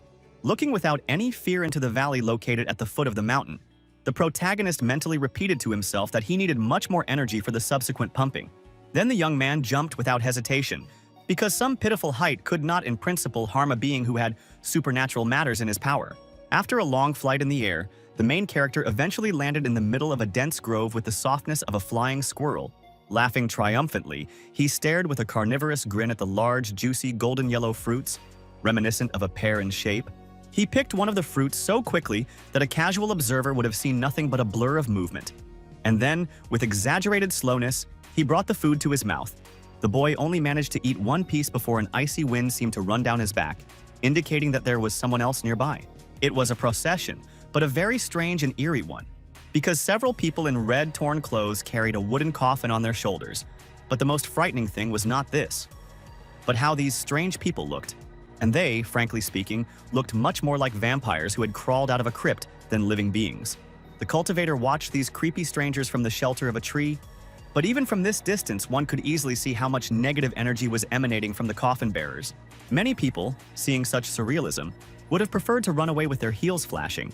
But the main character was curious where all this would lead, and he secretly followed the strangers. Their journey continued for some time before they stopped at the edge of a perfectly round, downward-sloping cave, from the bottom of which a barely visible purple smoke seemed to rise.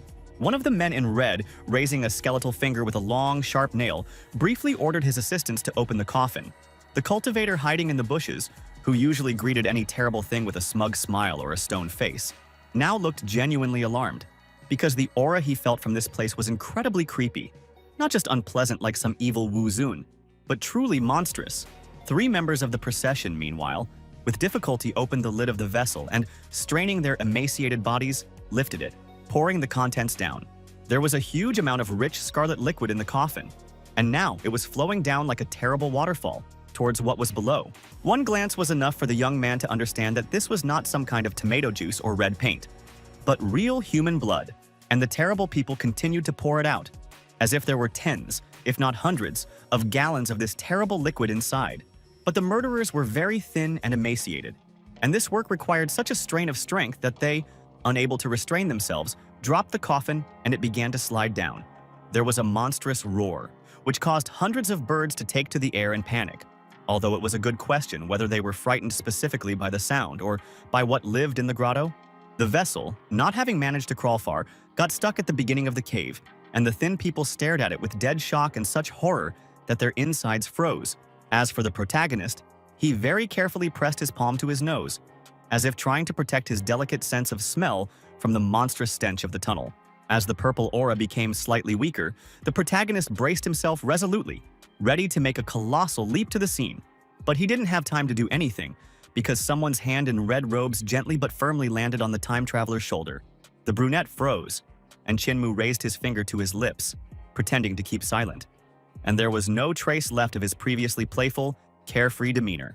When the guardians of the coffin finally began to leave, staggering and limping like beaten dogs, the young man was finally able to ask who the hell that was. Mechanically stroking his beard and mustache, the ancient hermit replied that they were followers of a cult bearing the ominous name of the Sect of the Deceased Demon. The main character slowly repeated this naming, pronouncing the words separately as if he were trying to taste each of them. Over 100 years ago, this setting was a dark time, when various sinister religions were springing up like mushrooms after rain, and these undead-like villains were among the most dangerous of the people. The teaching of these psychopaths is called hidden evil. They desecrate the bodies of the dead, and each of them stinks of a corrupted soul so much that they are no longer full-fledged people, although they have not become undead either. And Qin Mu, a nearly omnipotent enlightened sage who was far stronger than even the protagonist, considered these madmen to be so dangerous that their mere presence was a symbol of disaster. The protagonist may have looked indifferent from the outside, but in reality he listened very carefully to all of this, and only then cautiously asked what was hiding in the cave. The old man knew that the young man could not tear his gaze away from the previously indicated place, because he was also looking at him very intently. And the answer to the question was laconic and creepy. Zhang Shi, a Chinese vampire.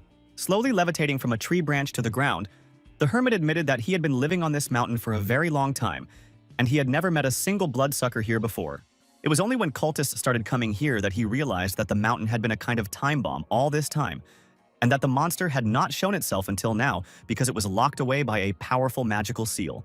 Li, lazily jumping to the ground with the grace of a panther, suggested that the followers of the deceased demon were feeding the vampire in order to gradually win him over to themselves, and then release him and make him their servant.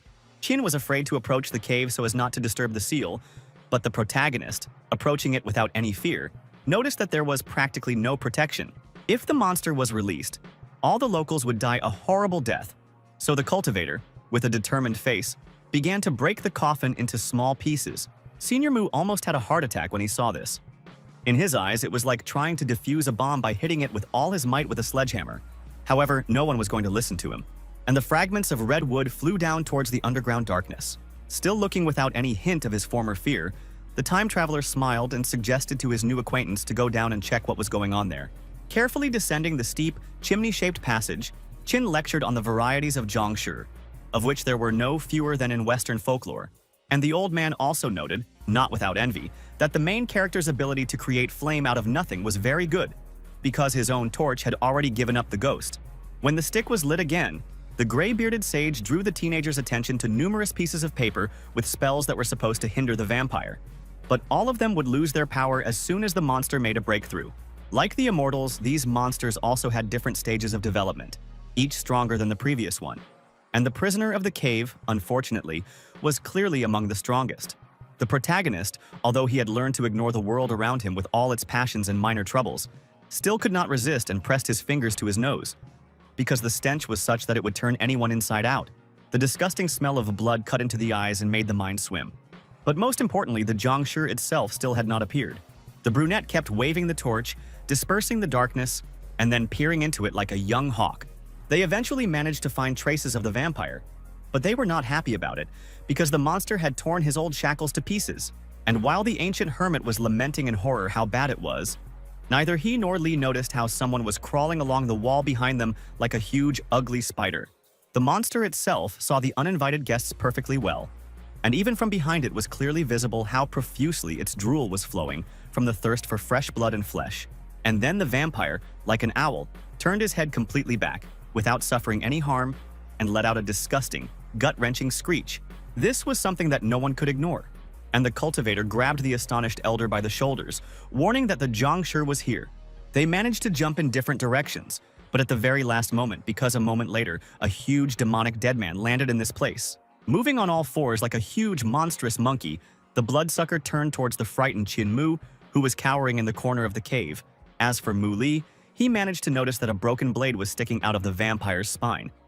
Apparently, some idiot had already climbed in here and destroyed the seal instead of the grotto's prisoner. But they had no time to think further, because the monster decided to stop playing and seriously rushed at the fresh prey, leaving a trail of saliva behind it. However, the immortal hermit did not buy his title with money.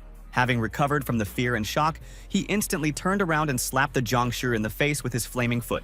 Unfortunately, this had no effect.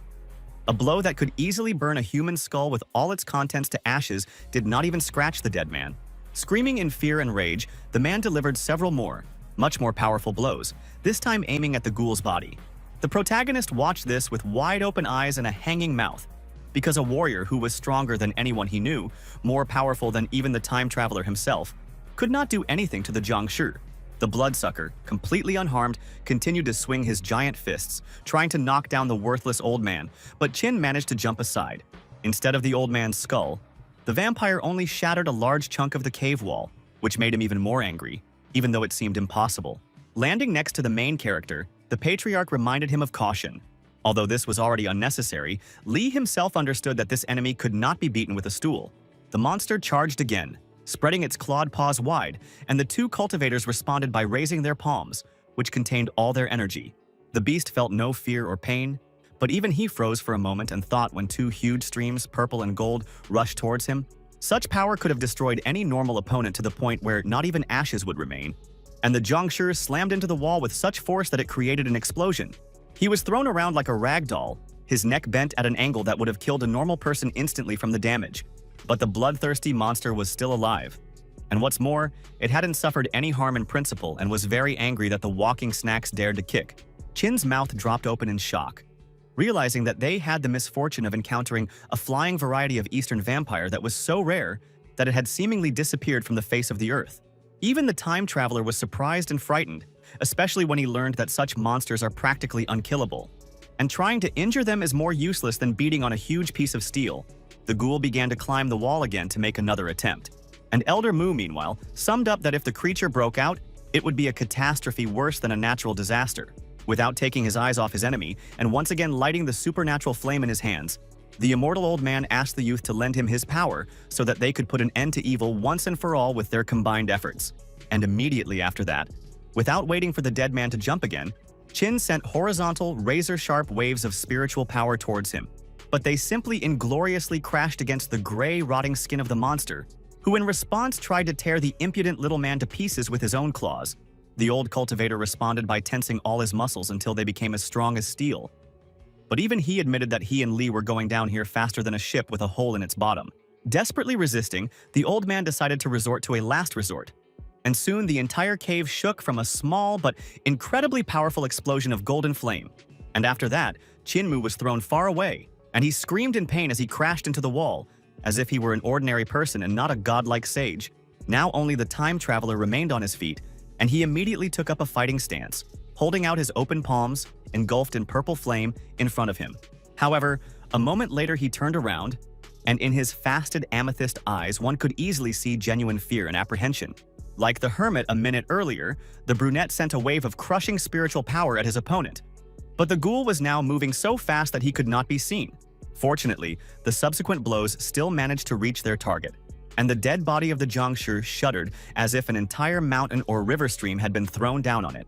No matter how much brain was left in that rotten head, it was more than enough to understand that it was useless to expose himself to new slaps. And the vampire went under the ceiling. The time traveler did not lose his head, and again sent several energy attacks after the enemy, causing the cave to shake again and huge stones to fall from above. And the monster did not remain completely unharmed. In many places, his gray skin was torn, revealing dark muscles. But for a walking dead man, this was no more dangerous than scratches. The young cultivator was about to rush to continue the fight, but the older man stopped him, reminding him that they were in the territory of the evil spirits, in the very center of their power. Right now, so weakened, they couldn't do anything to the Jiangshi, so it would be better to retreat, rest, and come up with a plan to finish off the bloodsucker and its mortal feeders once and for all.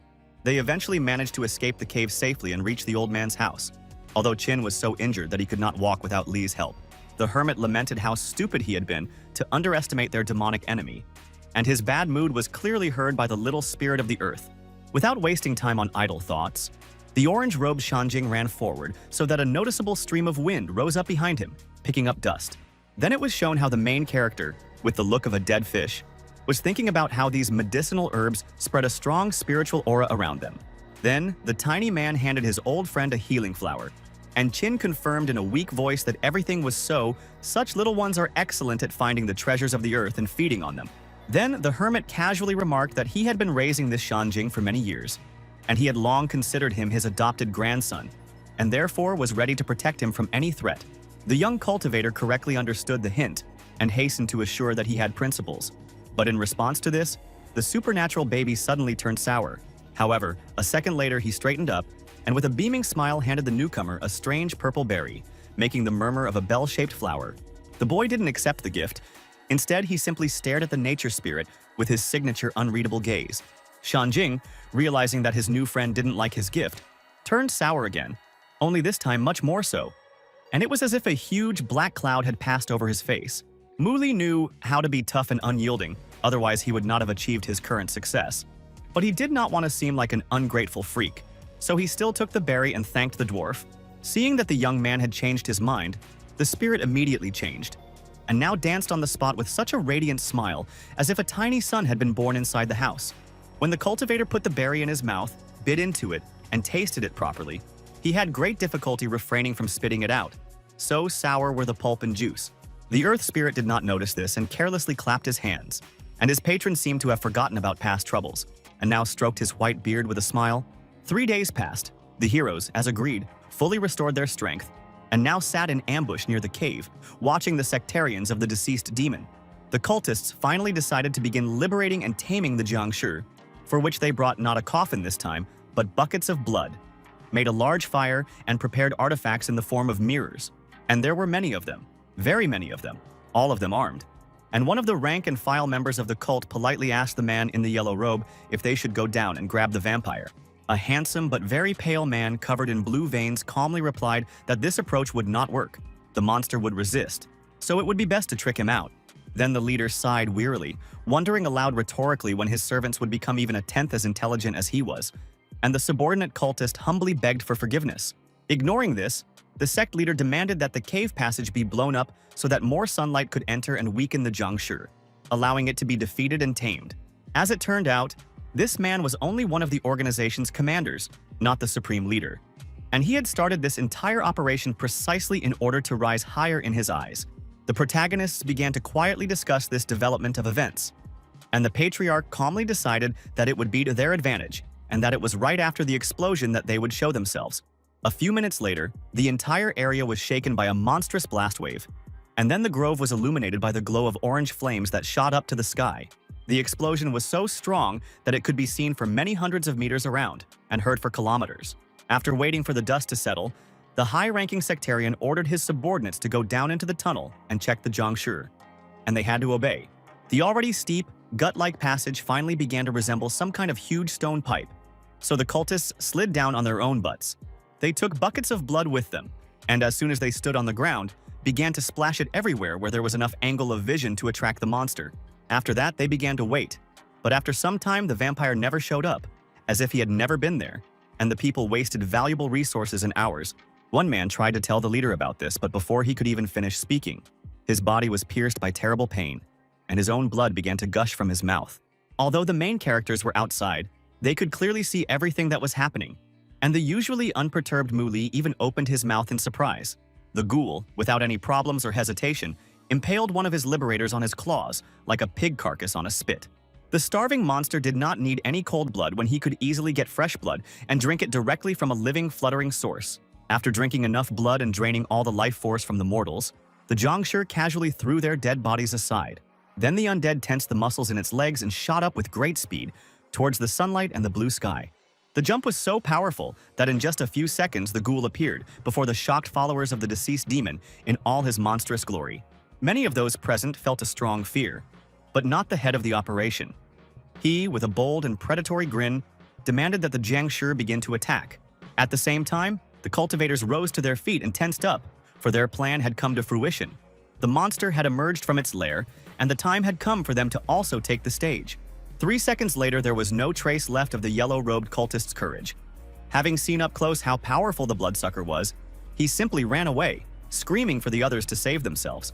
It happened so quickly that the main characters didn't even have time to jump from the tree, and a slightly embarrassed Qin Mu repeated to the young man that now they had to work. He also complained that the Jiangshi was too strong, and the protagonist couldn't help but agree with this.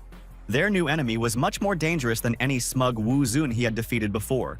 Without wasting any more time on idle talk or thoughts, the cultivators dropped to the ground, and the ghoul immediately tensed up as he smelled familiar scents. Realizing that these were the same people who had beaten him, burned him, blown him up, slammed him against the wall and chopped him up a few days ago, the enraged vampire screamed at the top of his lungs. Raising his hands, Qin coldly said that their enemy had not only had his fill of blood, but had also become extremely furious, so he was much stronger than before, and they needed to fight with extreme caution. The time traveler, looking without any fear at the vampire rushing towards them, calmly said that they would simply act according to the plan devised by the hermit, and that would be enough.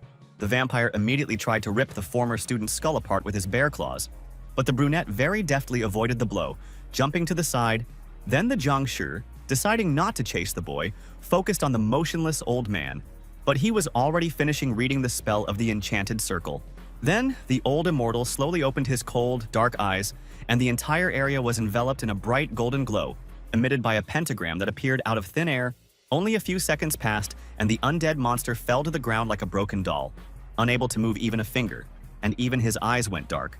The protagonist didn't want to test how long it would take for the Jiangshi to break this trap and return to its former strength, so he immediately attacked by creating a spear out of thin air.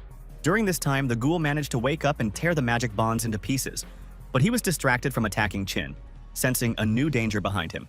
The weapon created by Mu Li struck faster than lightning striking the ground, and in just one blink of an eye, the Jiangshi was pierced by the unnaturally long and flexible tip. Such a terrible blow to the chest would have finished off any living and breathing creature. But the vampire, existing at the expense of someone else's life energy, only became even more angry. Having dispelled the alien spiritual power with its own evil will, the monster soared into the air and prepared to pounce on the impudent little man, like a hawk on a rabbit. And it was at this moment that the protagonist chose to be distracted by admiring his body, which, thanks to the ritual in the cave, had become so strong that there was now not a scratch on it. But the bloodsucker was still a very dangerous enemy, and Qin, who was sent flying many meters by a random blow and had to plow a deep furrow with his own back, was evidence of that. The immortal hermit, having risen to his feet with difficulty and seeing what was happening in the area, could not hold back a frightened cry. Jiang Shi, apparently deciding that the old man was a more valuable prey and that the boy could be eaten as a dessert, ran as fast as he could towards him. Only at the very last moment, when the monstrous claws had almost torn his robe, did the holy sage manage to raise an energy shield that blocked the attack. But the ghoul was not at all embarrassed by this.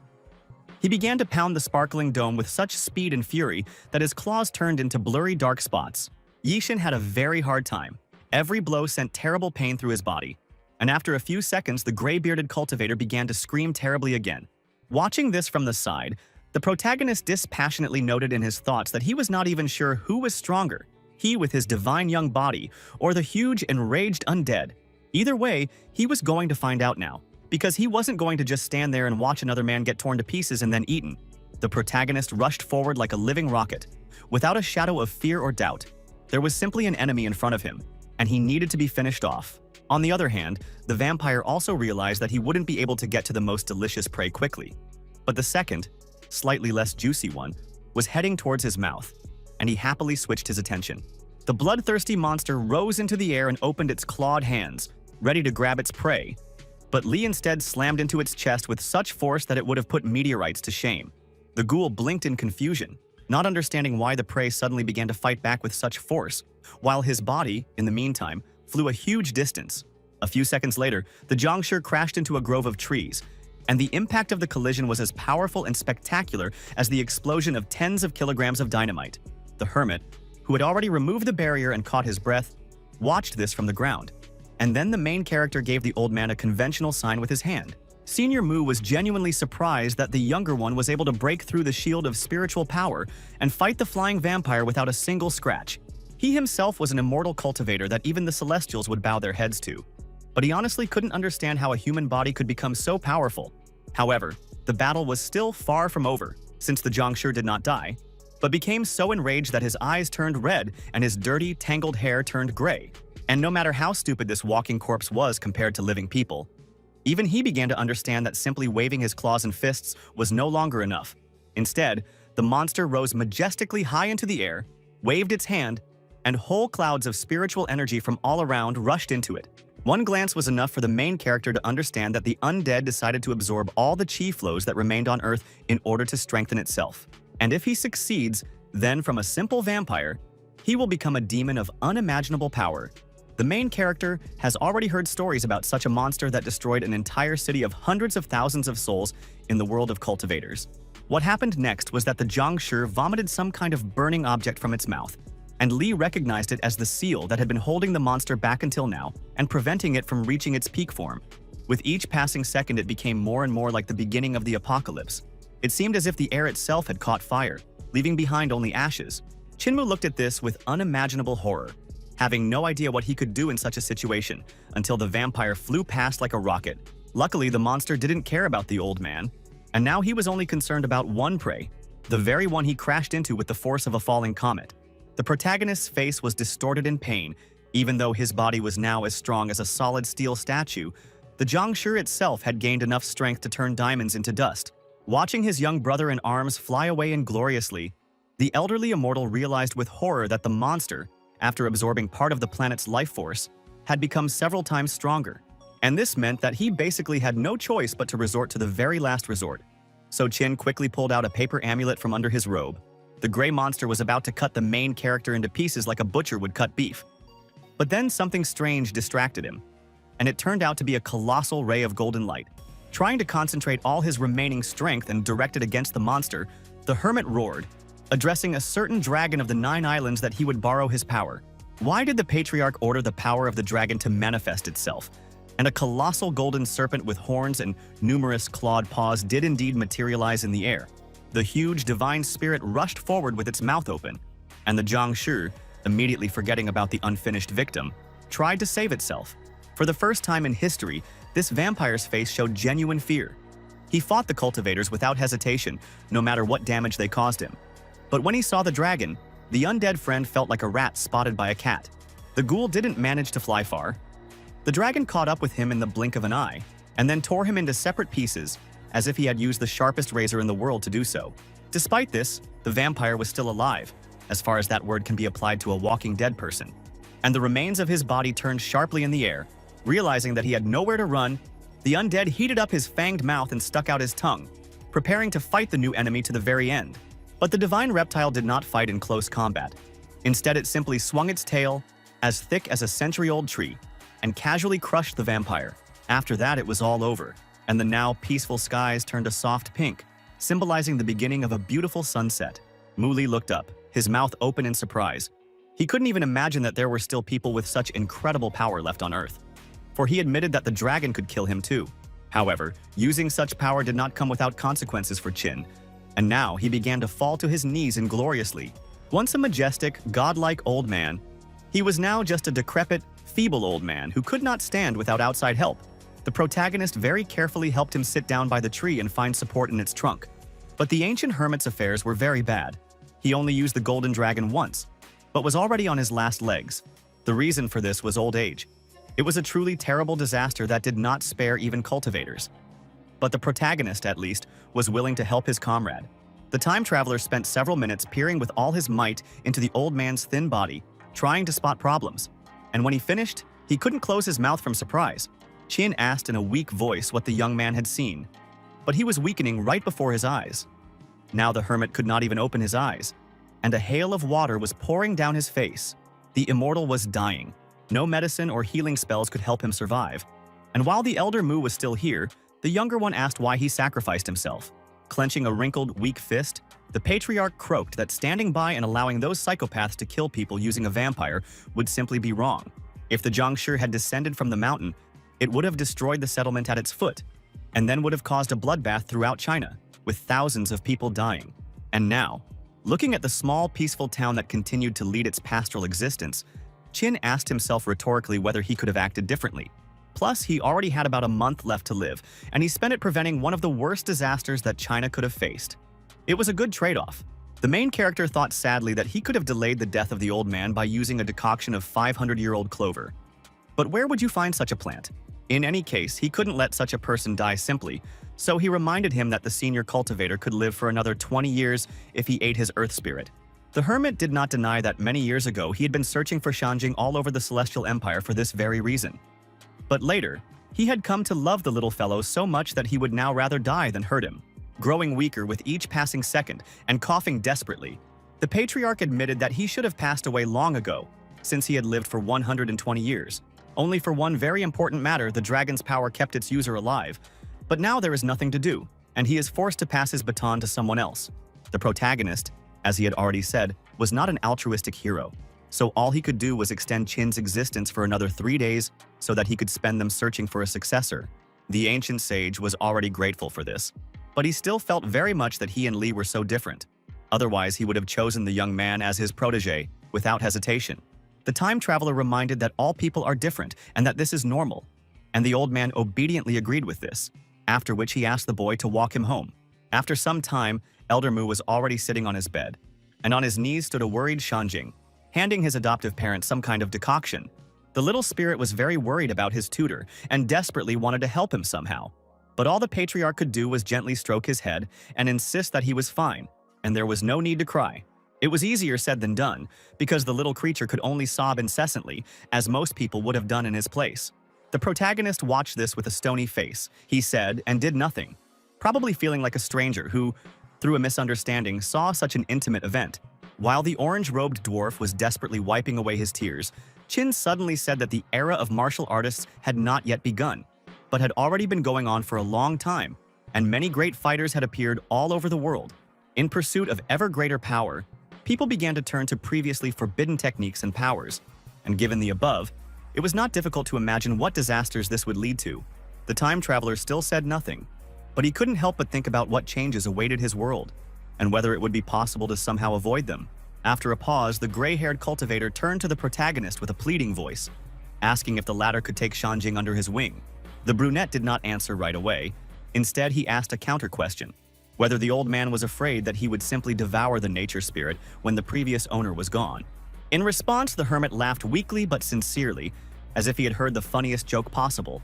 When he finished, he explained that the main character may pretend to be a selfish, gloomy, lonely wolf, but he sees perfectly well that deep down, the young man is a big, fluffy good guy.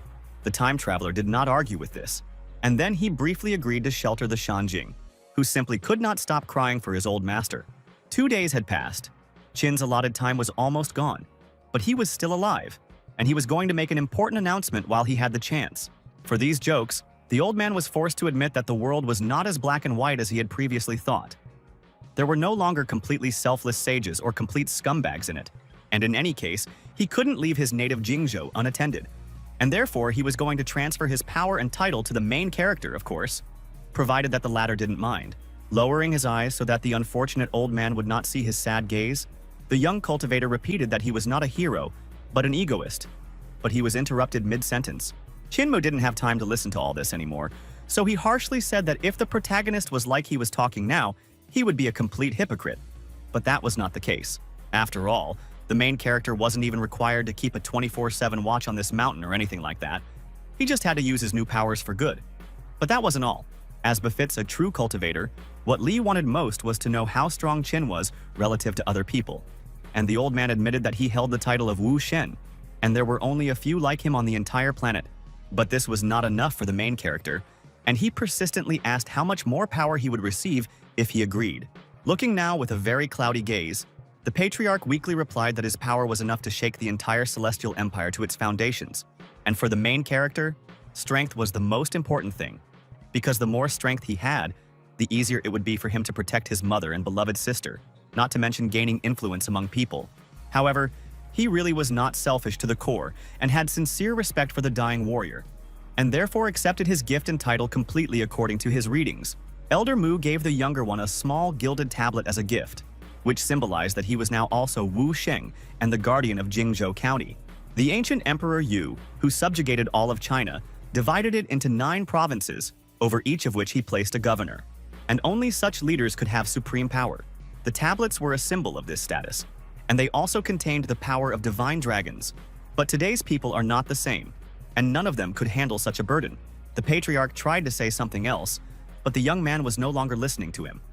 He thought with a stony face that he immediately understood that this artifact was not simple, but he did not even suspect that this thing was hereditary. Qin hastened to add that he had erased his imprint from the tablet so that it would gradually recognize its new owner and begin to transfer the power contained within it to him. Still saying nothing, the brunette cut his finger to drip blood onto the artifact and confirm his ownership of it, while the press non-owner made an official speech. After the ceremony was completely over, the tired hermit asked his young friend in a very weak voice to bring him some fresh water. Outside, a sullen Shanjing wandered around clutching some plants to its chest, while a pair of birds carefully fed their chicks, who were desperately asking their parents for food. This scene was not just symbolic, because a second later the little nature spirit opened its mouth in surprise, noticing the strange golden light. A second later, he dropped his burden in shock, because he simply did not have the strength to carry it anymore. Just like people who sometimes literally fall on their butts because they are unable to stay on their feet. A second later, the tiny man screamed desperately in terrible grief and pain, just like an ordinary frightened baby left without parental supervision. As for the protagonist, he was in the kitchen at the time, pouring himself some tea, and his hands were barely shaking. Sighing very heavily and listening to the desperate cries of the poor Shanjing, the time traveler quietly asked Qin Mu not to worry about anything, for he was going to keep his word. An old hermit, one of the wisest and most enlightened people in the world, who for more than a century protected the surrounding lands and prevented the rampage of a vampire, died and his soul ascended to the stars. The protagonist once again promised the old man that he would definitely fulfill his oath, and then left the house and looked at the horizon with a determined look, as if welcoming a fundamentally new stage in his life. But now, as Wu Shen, and the world seemed not to notice anything. No rain fell and no hurricane arose, tearing out trees by the roots. The skies remained serenely blue, and the plants grew and blossomed. It took Mu Li and Shanjing some time to carry out all the necessary ceremonies and actions. But eventually, they built a worthy tomb for the great sage. However, instead of inscribing the hermit's real name, Qin Mu, on the tombstone, the main character decided to decorate it with his own pseudonym Wu Ji. For a long time, they stood there in spirit, each thinking about their own things, until people approached the burial site, introducing themselves as the clan in charge of Jingzhou County. They came to pay their respects to their deceased guardian, especially since he had no family or children. for which the protagonist thanked them and introduced himself. The townspeople somehow knew that this unknown black-haired boy was the successor to the ancient sage, and they wanted to give him something so that they could quickly contact him in the future. It was an object that looked like an orange credit card, but the man threw it forward with such force and speed that it almost caught fire due to the friction of the air. If the protagonist had been an ordinary person, it might have even injured him, but he was himself. So the card safely slowed down and stopped against the force field of his spiritual power. This simple demonstration was more than enough to make people's mouths drop open in shock. Realizing that their new cartridge was really no worse than the old one, calmly accepting the card, Muli replied in a dispassionate voice that, out of the 8 delegates, 5 were Wu Zun-level warriors, and thus the strongest warriors in Jingzhou. The head of the family, slightly sweating from fear, bowed his head and humbly said that it didn't matter in principle, since they were nothing more than cats against a protagonist like a mighty tiger. And when the man casually asked what the new ruler was planning to do next, the cultivator indifferently replied that he was going south to deal with one matter. As the delegation dispersed in relief, the former student pulled out his phone to check on the discussion of his award, and it turned out that he had been found in a city called Wutong. One user wrote a particularly heartbreaking post about this, claiming that the mysterious Wu Ji was a careless fool and that Longshan and Beizhou could not sleep peacefully because of him. Others suggested that he was simply brave enough to face the killers face to face, or that his conscience was tormenting him. But in any case, the time traveler was going to find out who this strange double was. Meanwhile, in a richly furnished burgundy room, 2 beautiful women stood frozen in anticipation, one of them clutching a pink phone in her hand. The main character got to the building he needed quickly, and it was a luxurious white stone building with a ruby-red roof and a sign. He was outside, but somehow, supernaturally, one of the women immediately realized that finally, the man they needed had appeared. Her pink-haired friend confirmed this and blushed so hard, as if she had just seen the most exciting sight in the world. In contrast, the main character still looked as dispassionate and focused as possible, as if he were not a human, but an android in disguise. The girl in the red dress stood up to greet her dearest master Wu Ji, and her companion began to lazily fan herself, driving away the non-existent heat. As it turned out later, this building was a restaurant, and clearly a very expensive one, given its rich interior, and the women, moving seductively, went straight to the time traveler. The girls began to flirt with the main character, trying their best to tempt him, but the former student still maintained a stony calm. Seeing this, one of the seductresses assumed a sad expression and asked with theatrical tragedy whether they were really so ugly in his eyes that they were not worth attention. Naturally, this was nothing more than a clever trick designed to deceive men who were overly eager for the fair sex. And one of the killers threw sharp spits at the victim, and she was naturally incredibly surprised when the top-notch surprise weapon simply bounced off the body of the implied Wu Ji. The shock in the woman's eyes was such that even if the sun had changed its color to purple right now, it would have affected her less. The main character, for his part, was not going to stand on ceremony with the attackers, no matter what gender they were, and he spread his arms, gathering all his power in his palms. The result was a whirlwind of such force that the assassins were picked up like rag dolls, thrown in all directions and mercilessly smashed against the floor and walls.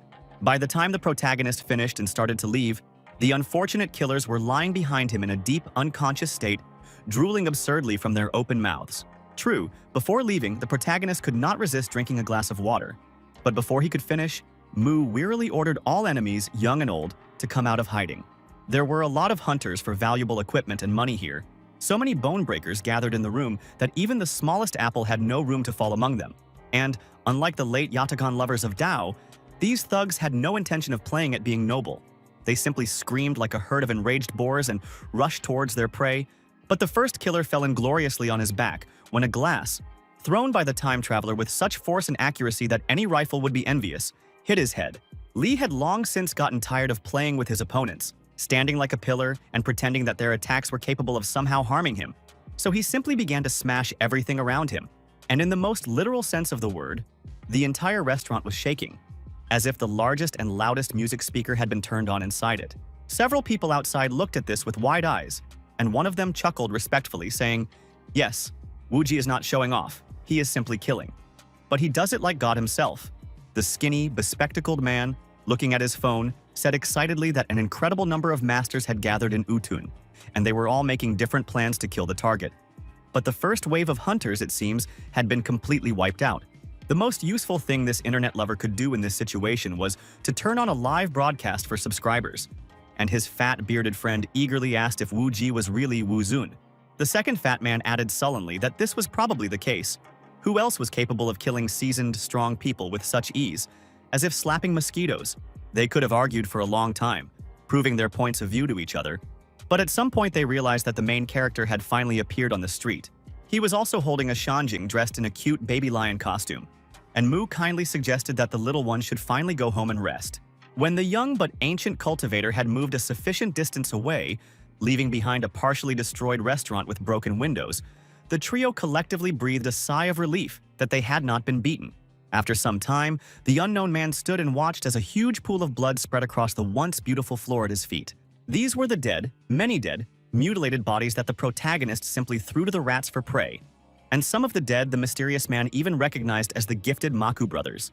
Also among the corpses was the outstanding master Qianjin Yue, who was heard of by both young and old in his homeland. But he ended his life with chopsticks stuck in his chest. On the street, a certain man was looking through the ranking of famous warriors Wu Zun, which had been greatly updated in connection with these events. And the mysterious Wu Ji had risen to second place, giving way to a certain Mu Yi. For any ordinary martial artist, this would be an incredible achievement. But the protagonist instead focused on his journey to Mount Fumo. It had taken him a long time to get here, and now he looked with slight admiration at this beautiful, utopian place, as if copied from the Garden of the Jade Emperor himself. But the cultivator, of course, was not interested in just the scenery. He had heard that a certain saint named Qingguang once lived in this place, and that an incredibly rare sacred lotus grew here, only one of 7. And if you believe the same rumors, then this lotus, grown in the waters of the divine pond, is no different from the treasures of the world of immortals under the purple star. Those in the know called this plant, which at first glance was not very remarkable, the lotus of 100 generations, immediately making it clear how important it was.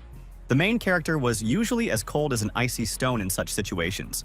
But now, looking around, he could not hide the sparkle in his eyes. Suddenly his idol was interrupted by a strange noise, but it was not a car or even a motorcycle, but a real carriage driven by an imperturbable mustachioed man. It was exactly like the ancient means of transport that the Chinese had used centuries ago, before the invention of machines, and its curtain was gracefully pulled back by a fragile hand. The time traveler stared at this with bulging eyes, unable to even blink, and only a handful of people or things managed to make such an impression on him. Inside the carriage was a beautiful young woman with dark hair and blue eyes, and she stared at the protagonist with no less surprise. When Mu Li lived in the above-described world of immortals, unlike its other inhabitants, he pursued the most trivial goals: to rewrite the past, protect his family, and take revenge on those who had offended him. And he was still far from the maximum level of his development, which he honestly admitted himself, but still already possessed such a quantity of power that he was a real deity in comparison with almost any other people. Mu Li didn't have any global goals like reshaping the world order, but he still intended to eat that lotus so that he could think about the future later. But despite this, there was something about the strange stranger from the carriage that made the protagonist unable to tear himself away. He walked forward and turned his head without even realizing it. In the end, the young man managed to overcome the strange temptation and look away. Although he admitted that the woman was indeed unusual, this feeling apparently was mutual, since the mysterious brunette also followed the protagonist with her gaze, and then asked the coachman, aka Grandpa Hua, to stop. The man didn't argue, but he twisted his lips as if he was trying to convey with his whole appearance how much he disapproved of idle conversations with strangers. During this time, the carriage managed to overtake the time traveler, so the woman found herself a few meters away from Li, and she respectfully asked if her brother was going to visit a certain temple. Her name was Zhueling Er. She was 18 years old, and of course, she also belonged to the clan of martial artists. Although it was hard to tell from such a fragile appearance and gentle smile, the protagonist laconically confirmed that everything was so. And Hua, trying not to turn around, desperately watched every movement of his ward. The young warrior politely offered the cultivator a lift to the temple, since the road to it was very long and difficult. But the coachman reminded him that there was no point in shaking hands with strangers. The girl retorted that her premonition told her that Mu Li was a good man and there was nothing to be afraid of, especially since the guy had such a long road ahead that even if he broke his leg, why torture the man then? Xu also noticed Shan Jing, who had been hiding behind his new tutor all this time, and of course mistook the spirit of the earth for an ordinary baby. Since he was wearing a disguise suit, the time traveler did not try to interfere with their acquaintance, and within a few minutes the happy little man was hanging on the laughing Lin's neck. The mustachioed man, not wanting to give up his position, reminded her that the world was full of freaks who skillfully disguised themselves as good people. But simply asked not to look at the world through jade glasses. And while the young people were sitting inside, Hua took the opportunity to angrily hiss at the cultivator that the latter should remember that he was not worthy of breathing the same air next to the girl. He then kicked the horse, causing it to start moving again, and the cultivator, although he didn't say anything, mentally noted that this old man was starting to get on his nerves. When Mu and Shui were inside, the Shanjing was sitting right in the middle between them, and for some reason he was shivering very strongly, as if an icy wind had blown nearby. Seeing his condition, the brunette awkwardly asked for forgiveness and admitted that she was actually suffering from the so-called cold disease. Only after this did she officially introduce herself to the main character, and immediately took the opportunity to clarify the name of the brunette himself. The main character briefly stated his first and last name, while the poor nature spirit, meanwhile, was freezing so much as if he had been thrown into the Arctic without clothes. Unable to contain herself, Lin stroked the baby's back and asked his name. But the Shanjing did not answer because he felt such terrible discomfort, as if he had been licked by an iceberg. Without taking his eyes off the window, through which one could see the blossoming trees, the newcomer just as coldly said that the dwarf was simply called a baby. However, even he couldn't hold back a shocked cry and a question about what the hell the little man was doing, when the latter settled down between his knees with such a look that he was being put in a coffin. And then the tiny man, not at all embarrassed, lifted the guy's shirt and began crawling over his body like a rat, to the colossal embarrassment of the protagonist himself. Yes, the main character was able to catch his new adopted son quickly enough and carefully squeeze him in his palm. But even he was amazed at how deftly he pulled off such a prank. Watching this without a shadow of a smile or laughter, again asked for forgiveness because it was because of her that the poor little one was completely frozen. When she somehow reached out to Shanjing again, causing him to desperately chatter his teeth and press his palms to his armpits, the cultivator calmly noted that he even began to feel cold. Having come to her senses, the brunette blinked in surprise, and then became noticeably embarrassed, so that a noticeable blush appeared on her pale cheeks. Jumping to the side, as far away from her fellow travelers as possible, she awkwardly explained that she had completely forgotten herself out of pity for the little one, and wondered whether she should send him to sit with his grandfather. She began to curse in every possible way her strange congenital illness, which prevented her from leading a normal existence. But for the time traveler, of course, everything was crystal clear. He thought, not without complacency, that the reason was elementary and lay in the excess of yin energy in the body, but was caught off guard when Sui asked whether he was also going to the temple for treatment. Stuttering a little from embarrassment, the woman confirmed that yes, that was why she was now heading to this place, because there were persistent rumors that it could cure any disease. The spirit of nature, listening to this with all possible attention, suddenly fell back in silent hysteria, exactly like an actor overacting. Mu Li was a 5,000-year-old cultivator who had seen immortals, ghosts, a vampire, and even a dragon. But he still asked if Air really believed in such nonsense in their enlightened age of science. Even more timid, the young warrior admitted that she didn't really trust these rumors, but her grandfather asked her to at least try, and she didn't want to upset the old man. Turning pink like a pig, Lin admitted that she had been suffering since childhood because of the impossibility of being like any normal person. And the doctors, to a man, threw up their hands, unable to advise anything. And for this reason, Air's youth was, to put it mildly, disgusting. All members of the family treated her like some kind of degenerate, and her parents at one point resigned themselves to the fact that they were forced to live with a monster. It also turned out that the coachman Hua was not her grandfather in the blood sense of the word. Her real grandfather ordered this man to take care of the younger Shui before his death. Over the years, they have traveled all over China in search of great masters in the world of medicine and healing, in a desperate attempt to get at least some help, but all in vain.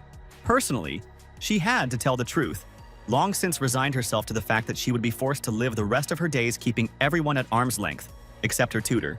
No matter how unpleasant Hua was from the outside, this man truly loved his adopted daughter, and he simply did not know how to give up, tirelessly searching for a way to save her. Since the brunette didn't have much experience in communication, she again became terribly embarrassed and began to ask Mu for forgiveness, muttering along the way that he must now hate her. She even started crying from the excess of emotions, so the cultivator couldn't help but gently pat his new acquaintance on the shoulder, assuring her that a cure existed. The younger Shui didn't believe it, but she didn't say it out loud, and only thanked Li with a smile for agreeing to listen to her at all. The former student was already deep in his thoughts, and he knew, as had been said many times, how poor the earth was in miracles. But even in it, yin entities were sometimes encountered. In the world of immortals, such phenomena were met with warm approval, and those who emphasized the cultivation of this feminine side of their soul subsequently gained the greatest power. During training, such people became, in fact, very powerful energy vampires, capable, even without wanting to, of absorbing the powers of other cultivators, which is why they have long been killed in many places. The poor Shanjing, meanwhile, had already lost consciousness from the fact that his body was frozen to the very insides, and the protagonist decided to graciously share his energy with him. It was a temporary protection from the intense heat and cold, and it certainly worked perfectly, because within a few seconds the little one turned pink and sleepily rubbed his eyes. Then he jumped on Lin again, and she was not only terribly surprised, but also glad that the baby was no longer afraid of the supernatural frost emanating from her soul. Looking straight into the brunette's eyes, the Earth Spirit made the most touching grimace he was capable of, and began to coo like a human baby. Was truly happy because for the first time in her life she could play and spend time with someone without fear of harming this creature. The carriage, meanwhile, moved forward slowly. Fortunately, a well-trained horse could pass where even the most modern SUV would get stuck. Exactly 1 hour passed before this ancient transport stopped, and Hua, tying the resting animal to a tree, warned his adopted granddaughter that they had arrived safely. It was a stereotypical Chinese temple, perched on top of a particularly high, flat-topped hill, and reached by a very long, slightly curved staircase. Feigning enthusiasm, Shui climbed outside and, seeing the time traveler already standing nearby, asked him to wait here for a bit until everything was over. Unfortunately, the floor of the carriage was much higher than the ground, and the brunette, whose legs had become numb on the way, awkwardly stepped back, falling onto the main character's chest. It was a very awkward situation, but Muli tried to let everyone know with his eyes that everything was okay. He didn't smile, but his eyes were much warmer than usual. All this made blush very brightly and quickly, and she had a hard time finding the strength to simply mutter words of gratitude. And then it turned out that Hua hadn't gone anywhere. He had seen everything that had happened, and now he had an expression on his face as if some ogre had hit the man on the head with a club with all his might. Having recovered from the shock with difficulty, he thought with bile that the protagonist was simply a nimble bastard, since it was he who usually helped his ward get down to the ground. Lin had a very frail constitution and poor health, which Mu quickly noticed and offered to carry the lady on his back. But she politely refused. If you looked closely, you could see a strange scurrying about in her clothes, as if a squirrel had made a nest there, and then someone's yellow head appeared from behind her bosom. It was Shanjing, who had been sleeping soundly all this time and was now returning to consciousness with great difficulty, gradually opening his heavy, stone-like eyelids, not quite aware of where exactly he was or what those around him were doing. The little nature deity took a huge breath into his tiny chest and then exhaled it. The gust of wind was so strong that it lifted most of the brunette's clothes, forcing her to desperately hold the hem of her clothes at her knees, like Marilyn Monroe in the famous photograph. And then she turned very pink, as if someone was doing things to her that children are not told about. But in fact, Shui was just feeling real warmth for the first time. Hua, who was walking in front, heard the suspicious sides and began to turn around with the appearance of a golden eagle who noticed an impudent owl on his territory. Li helped Lin tidy up his clothes and also admonished Shanjing not to misbehave. But the man misunderstood this, thinking that the boy was acting inappropriately toward his adopted granddaughter. The man became so enraged that for a moment he completely lost his human form, becoming like a huge demon, so terrifying that the Jiangshi next to him would have seemed like a joke. But the cultivator, somehow keeping his voice steady, explained that he had no nefarious intentions, and that the dwarf in his hand was to blame for everything. Hua, however, didn't really notice this, because it only later dawned on him that for the first time in God knows how many years, color had appeared on his ward's face. Pleased by this, the old man decided to first take the girl to the temple and make sure that she was completely cured, and all conversations could be postponed for later. Meanwhile, the time traveler, using telepathy, harshly scolded Shanjing for not only raising the wind but also sharing his spiritual power with Shui, which was altruistic but stupid. In a past life, when the main character was still an unprincipled young scumbag, he talked his friends into doing some illegal business to make money, and then they all went on a spree at a Beijing club. But a guy named Joe subsequently meanly deceived Mu and his friends, leaving the latter not only without a fat wallet, but without even a worthless rusty coin. At that time, Li was not yet a cultivator, so he fought exactly like Xiaodong and many other representatives of the Golden Youth, reveling in pure physical strength and the power of money. Mad with rage, the protagonist pounced on Joe like an evil monkey, but the bastard refused to be the descendant of the great clan of masters, and everything ended very badly. It was this man that the young man remembered with curses and hatred from the very beginning, for he had killed his mother before his own eyes and driven Xian and Yao to suicide. Of course, the time traveler remembered this with great pain in his heart, but characteristically, he also thought about Qinmu with longing, believing that the elderly hermit should not have died. To cope with the stress, the younger Mu decided to follow the simple philosophy that any attacker should be killed, and anyone who tried to harm his loved ones should be killed especially brutally. But the protagonist was no longer that spoiled idiot anyway. He had been through some tough times and was determined to live a much better life. Thinking about all this and moving forward purely on reflexes, with his eyes closed, the cultivator himself did not notice that his group, it turns out, had already approached the gates of the temple. It was a large and majestic building, built in traditional Chinese architecture, with a large courtyard and numerous columns. Having learned of the approach of the guests, one of the local monks had already come out to meet them. He was a gray-bearded and gray-mustached bald old man, wearing light clothes with the symbol of yin and yang. Hua explained in a very respectful voice that his granddaughter was suffering from what was called a cold disease, and no matter what medicine or potion they had tried before, nothing had helped. And Sui was quick to confirm this. Nodding gravely, the old monk asked the girl's permission to touch her to examine her, and Lin readily extended her hand to him. However, the old man did not even have time to properly touch the patient when he felt an incredibly strong cold and saw how her skin in one place turned into a blue spot. Until this moment, the healer, as befits a stereotypical Chinese sage and alchemist, was absolutely unperturbed and kept his eyes closed. But now emotions appeared on his face and he opened his eyes. Moreover, the tips of his fingers had already begun to freeze, turning into dark gray icicles, as if someone had dipped them in a vat of liquid nitrogen. There was a very awkward silence, as if this company had suddenly stumbled into a stinking piece of manure in the middle of you talking, and even the main character said nothing. Muli was basically in no mood for talking right now, because he was watching the abbot's reaction very carefully, and he quickly realized that the patriarch had also guessed the reason for the brunette's illness. Shanjing, who had been hiding behind the girl all this time, like a baby koala on its mother's back, now ventured to very carefully peek out to understand what was going on around him. And the old man opened his yellow eyes like gold coins again and measured the tiny spirit of the earth with an even more attentive look. This was enough for the brunette to understand that the alchemist now knew the true nature of his ward, despite the fact that the latter was disguised as a puppy. Unlike him, Hua did not notice the changed atmosphere, and he again asked if the abbot was able to heal his adopted granddaughter, and the old man calmly replied that yes, it was easy for him.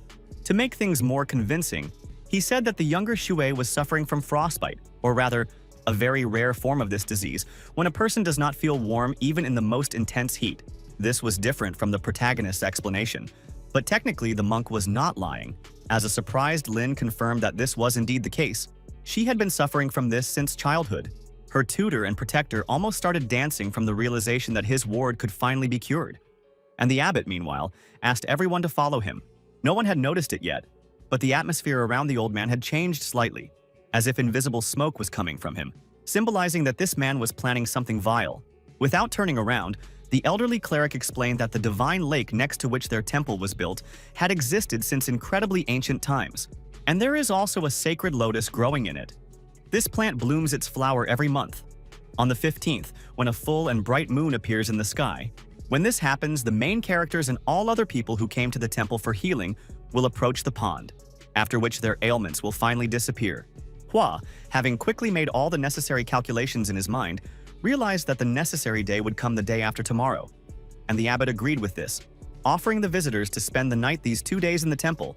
Folding her arms across her chest, respectfully thanked the grandfather monk for his kindness, something that was very valuable to her. The patriarch modestly replied that the heavens bless all who walk under them, so people should help each other. But when the whole company had already begun to leave, the cultivator lingered for a few minutes near the pond. 2 days and 15 hours flew by very quickly, because by the time a bright, unnaturally huge silver moon appeared from behind the clouds, people had already gathered near the pond. Looking at the sparkling water, Sue dreamily said that after her illness went away, she would finally live a normal life, find a loving family, go to school, and make friends there. Muli, who was standing only half a meter away from the girl, still couldn't find the strength to say anything, and at that moment, some shining object appeared from the underwater surface. This was the coveted lotus, and it was immediately obvious that this was a very unusual plant. No ordinary flower had such a huge, and at the same time glowing from within, bud. It was the size of a man, and very slowly, even majestically, began to open its petals, bringing the audience into such delight that several people even fell to their knees. The lotus, meanwhile, was no longer just shining. It was literally sparkling. like a cut diamond that someone had placed through a bright beam of light, and when it finally fully blossomed, the once dark blue sky was partially painted purple, as if by some giant invisible artist. The effect this had on Sue and Shanking was incredibly strong, to the point that the pair lost all meaningful expression and stared ahead with their jaws wide open. Meanwhile, the bald monk standing behind them slowly opened his golden eyes and said in an ambiguous tone that the flowers had finally blossomed. A few minutes later, when the huge lotus opened even more, it became clear that inside it was a creature that looked very much like a young man, only with tiny horns on its head. As the cultivator suspected, no miracles actually happen here. On the contrary, it is an evil force that has staged a deceptive performance in order to steal the life force from gullible and desperate mortals. The victims are unaware of the deception, because along with the loss of a part of their soul, they also temporarily stop feeling their ailments. But this is not a cure, and soon they will all be sucked dry like flies in a web.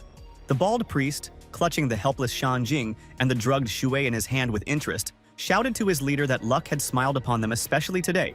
In addition to ordinary people, they had such unique individuals. If the demon devoured them, his own spiritual power would increase by several orders of magnitude. But the main character, of course, could not allow this to happen. While no one was looking, the protagonist used his old trick with the leaves, charging them with spiritual energy and throwing them forward with such force that they became more dangerous than throwing knives. One leaf managed to hit the horn of the demon, sparing in the center of the lotus, leaving a large crack on it. And the monster in the form of a beautiful man frowned angrily. A yellow-green haze emanated from it.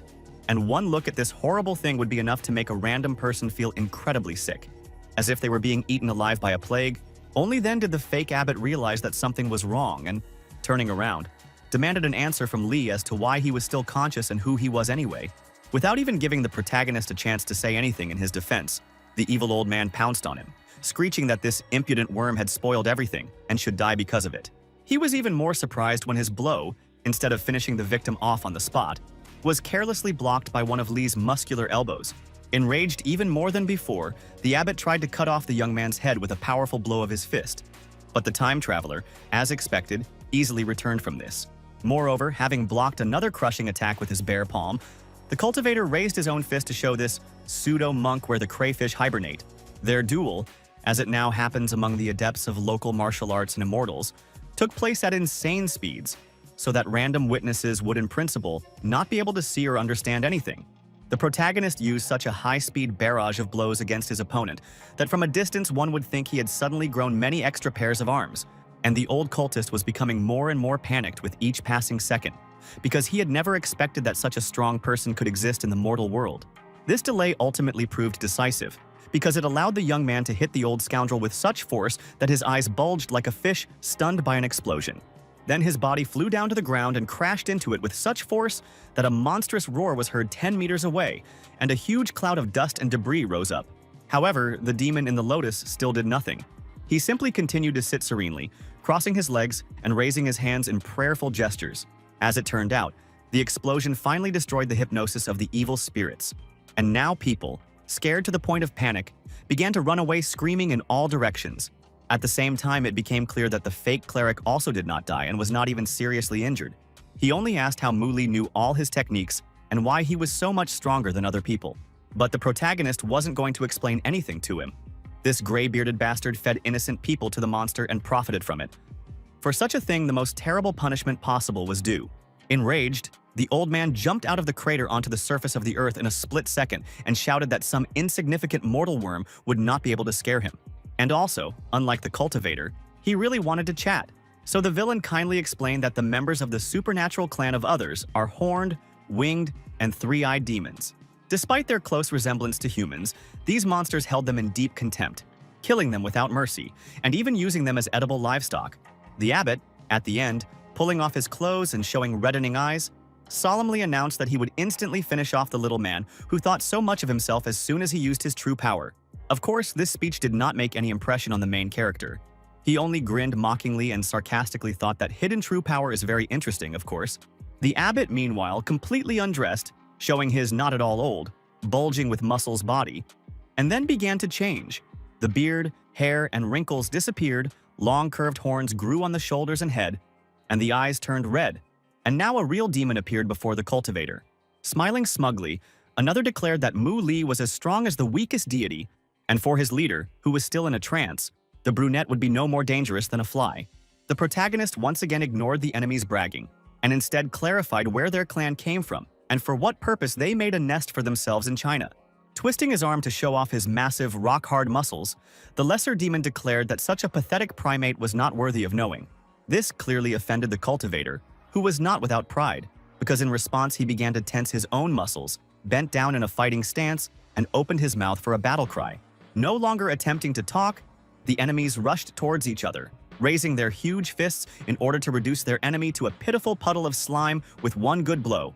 The protagonist's hand, engulfed in purple flames, and the monster's huge fist, emitting a yellow glow, collided like two asteroids. The result was an incredibly powerful explosion, as if some psychopath had buried several hundred kilograms of gunpowder in that place and finally detonated it. By this time, there was no one left alive around the lake for a long time. All the people had fled in terror in all directions, except, as it turned out, Sui Ling Er, who was still lying unconscious. Yihua, the brunette's adoptive grandfather, unable to get to his feet, desperately crawled forward and tried to shout to his ward in order to take her away from this bedlam. The supreme demon also remained in his place, imperturbable and motionless, like a wooden statue. And he still exuded that terrible yellow stench. A few moments later, it became clear that Mu Li had not been able to win. The strength and durability he had received from the ritual in the cave were not enough for him, and he was now only sullenly wiping away his bloody snot. However, he didn't consider himself a loser. Hell, the protagonist was in his homeworld, and he was going to use all his strength to kill any impudent supernatural creature. The demon tried to act very confident, but deep down he was starting to worry. He himself was only using a third of his true power so far, and the little man was most likely just bluffing. In any case, the antagonist pointedly casually suggested to the wretched mortal bug that he simply come up and test his luck for strength, if he wasn't afraid for his life. Before resuming the fight, the protagonist took one quick look at the frightened old man and the still unconscious girl, and almost cursed. They were still here, unable to leave the dangerous place, and the cultivator no longer cared about them, so now the additional responsibility for other people's lives fell on his shoulders. Unfortunately for him, the other was no fool. He noticed exactly where the former student was looking, and immediately realized that there were two juicy snacks nearby. Hana had already managed to wake up his ward and put her on her feet, but it was too late. The tree roots, revived by the will of the monster, were already rushing towards them. Flexible and fast, like the tentacles of a giant octopus, these plant appendages entangled Shu so that she could no longer move even her hand freely. She kicked and demanded to be immediately put back on the ground, and the man rushed to help the woman, but in vain, because he himself was captured. The unfortunate people writhed, screamed, and twisted, desperately trying to find salvation, and the main character still did not try to come to their aid, as if petrified by shock. But then the brunette got tired of seeing such an outrage, and he decided to release his newfound dragon power to finish off the creature once and for all. Clouds of raging purple energy gathered around him, and lightning emitted from his fingers. But his eyes remained as cold as ever, and the other instantly tensed up, realizing that the pathetic mortal had suddenly begun to use some kind of vile trick. But what exactly he did not yet understand. Not intending to give his opponent a chance to gain a second wind, the monster struck, now using half of its strength, but the cultivator stopped this blow and became even faster than before. The werewolf also immediately realized that this was not part of the powers of the traveler himself, which meant that he was indeed connected to the ancient deities and could borrow their power. This, of course, did not please the demon at all, and he redoubled the fury of his attacks, and at one point even shouted that this mortal bastard had really managed to drink the elixir of eternal life. Instead, Mu Li, stopping another hook with an open palm, said in a pompous voice that here and now, on the land of the Dragon of the Seven Districts, he would destroy his enemy. Soaring into the air and releasing lightning again, the former student shouted that he would destroy anyone who dared to attack him, and the other finally realized that he was seeing divine seals. A moment later, the monster struck with a whole scattering of pink-purple lightning, and they burned so painfully that the once self-confident monster screamed at the top of his lungs. But this was not enough to finish off the evil spirits. On the contrary, the demon became incredibly angry and growled that people should serve his relatives by nature, like cattle. Even though there are many billions of people, they are all weak, short-lived creatures, and their pitiful souls are not fit for anything other than to feed noble others. He also believed that no matter how dexterous a cultivator was, he was just an inept, arrogant puppy, unable to stop his strongest blow without help. His confidence was shaken a little when the teenager, without any emotion, flew straight at him headfirst like a rocket, and put two of his glowing fingers to his forehead. The werewolf didn't understand what it was all about, but he managed to block the attack, although due to the incredible amount of power, multicolored waves emanated in all directions. After this, the pseudo-abbot guessed that in this way the teenager was concentrating all his spiritual power in a small point, but he could not understand how this happened at all. Plus, the inhuman had trapped himself by just using his strongest blow, but at the same time found himself defenseless against the next actions of the time traveler.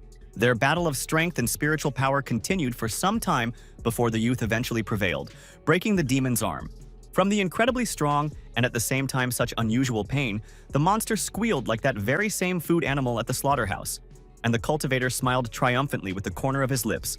And then, with just one, but incredibly fast and strong blow, he finished off his opponent, piercing his torso with his hand, as if a pig carcass was being pierced with a strong skewer. This, however, was only a warm-up, after which the main character used a particularly powerful spell to completely blow the monster's body to pieces. Dying, some simply could not believe that some man, a wretched and weak creature living no more than 80 or 100 years, could do something like that to him, a higher being. Keeping a stony expression on his face, the protagonist cut off the demon's head with one wave of his hand, but it was a matter of mercy, not an attempt to eliminate the possibility of the enemy's regeneration. The blow was so powerful that the head not only separated from the body, but also flew away from it for many tens of meters, leaving behind red marks. Meanwhile, Ji could hardly breathe anymore. The wooden tentacle was squeezing her neck with such force that the girl began to lose consciousness, her tongue hanging out of her mouth.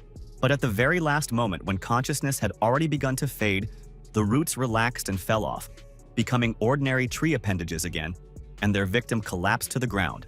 As she fainted, Linner thought that her newly born brother Mu was emitting some kind of golden glow, and it was very strange why they met at all. Watching him walk somewhere in the rays of glory and power, the brunette couldn't help but wonder why such a creature decided to appear in their icy world at all. This was the last thing she managed to think before she finally fell into oblivion from the trauma, physical and psychological, and stress she had experienced. As for the main character, he didn't bother to check how his new companions were doing. Instead, he approached the borders of the divine pond and stared at his reflection. After some time, the protagonist thought only one thought. It was the question of whether someone else had woken up already. Still looking ahead with such detachment as if his face had long been replaced by some kind of realistic mask, the brunette noted that others would find only certain death in China, and not juicy food. A day before the main character managed to reach the mountain temple where the demons had made their lair, he indulged in meditative cultivation and suddenly realized that the power of the Chinmu tablet had mixed with his own. And with every minute of the ritual, it only increased, until the time traveler realized with shock that now his possibilities were truly limitless, and in his hands was the power of the greatest immortals. The power of the Dragon of the Seven Districts is only a fragment of the ancient power, somehow connected to the seal of the earth, and its purpose is to exterminate evil spirits. Subsequently, the young man carefully examined himself and realized that his own spiritual power remained unchanged, but the borrowed abilities of the dragon rose many levels up. This was achieved by improving the circulation of the life particle flows in Mu's body. And now, he thought longingly about what heights he would have reached if he could summon this power whenever he wanted. But now, looking at the awakened ruler of the others, the protagonist was forced to admit that the late false abbot was right. The demonic leader was beyond his capabilities. The horned youth, lazily moving his hand from side to side, calmly noted that the protagonist dared to interrupt his meditation and kill one of his people. This was incredible audacity for an insignificant little man. Then the demon soared into the air so easily and casually, as if gravity did not exist for him in principle, and it only affected pathetic mortal worms. After this, the humanoid, with the same crane-like grace, descended onto the surface of the lake. For him, it was as stable and solid as asphalt, and the demon casually walked across the water, as if it were an absolutely ordinary event, not worth commenting on the level of a person capable of sitting on a chair. The cultivator blinked in astonishment, realizing that he couldn't read the level of spiritual power of the new opponent, although it was already clear that he was very strong, and the activity of his life force was extremely high. As disgusting as it was to admit, the protagonist could not do anything yet. He had only defeated one monster with great difficulty, and even then he had to resort to the help of a dragon, and he could not do it twice in a row. However, the leader of the others was not going to let the impudent boy escape, and he raised his body high into the air, becoming like a meteorite engulfed in flames. With one blow of his fist, the horned man tried to destroy the time traveler, leaving only a crater covered in bloody mucus. But the brunette blocked this attack, raising another blast wave around the area. The brown-haired man was a little surprised that the little man turned out to be so strong. But of course he hadn't tried to hit with full force yet, so it would only get harder for Mu from now on. Now a huge rock-like fist flew at the cultivator, and he desperately raised his elbows, hoping to at least soften the coming damage. When the dust cleared after that, the main character was still alive and standing on his feet, but he was thrown back several meters by the enemy's power, while the other one himself did not even break a sweat. A bruise appeared on the time traveler's arm, but Mu himself was calm. Now he understood that the Demon Lord actually had difficulty controlling the integrity of his body with magic, and was unlikely to pose a threat. The Lotus Man, as if having read these thoughts, calmly and even with a tiny bit of respect, noted that the main character had good control over his own techniques, and since the brunette had no time to help people, they decided to save themselves. Hua, finally coming to his senses, picked up Shui in his arms and rushed away. The old man ran as fast as his age and health would allow, but Li realized with horror that this was too little when it came to supernatural creatures. The mustachioed man was moving his legs with all his might, hugging the unconscious brunette to himself. But he couldn't hold back a frightened cry. A monster descended from the air. He clearly understood that he could do nothing against such an opponent, but he also had no intention of running away. So Hua, without any fear, ordered the other to simply disappear over the horizon and not touch Lin. The horned, brown-haired man pursed his lips in bewilderment, and a little sadly, just like a child who opened a bag of coveted chips and saw that most of it was empty. The demon capriciously asked himself how this worm dared to bark at him. And Grandfather throwing himself at the monster with his fists, shouted that he didn't give a damn who he was. He would never let anyone hurt his granddaughter. Most likely, after this, the unfortunate man would have died a very painful and humiliating death. But the creature's attention shifted to Mu Li, who was trying to kick him in the face. The key word was trying, because there wasn't even a speck of dirt left on the other's face. And he snorted with a school queen bee expression, showing how little he thought of his enemies. Having carefully examined the aura of the horned humanoid, the time traveler opened his mouth in surprise, because it turned out that the demon's magic was also much superior to his own. It all ended with the antagonist simply releasing a wave of golden energy that had the force of an explosion, causing the protagonist to dodge sharply, and Hua was sent flying back like a stone from a slingshot with blood on his face. The main character managed to dodge again at the very last moment, as a huge beam of destructive force now hit the place where he was standing. As for the so-called Grandfather Lin, he, being just an ordinary mortal, was lying in a deep delirium from loss of strength, and only whispered the name of his ward. The game was becoming more and more dangerous with every passing second, and the protagonist understood with crystal clarity that, just like in the case with the vampire, he had to give it his all and use all the tricks available. Fortunately, unlike the Jiangshi, the other still did not take him seriously. He even capriciously demanded that Mu Li finally show him what tricks he could do.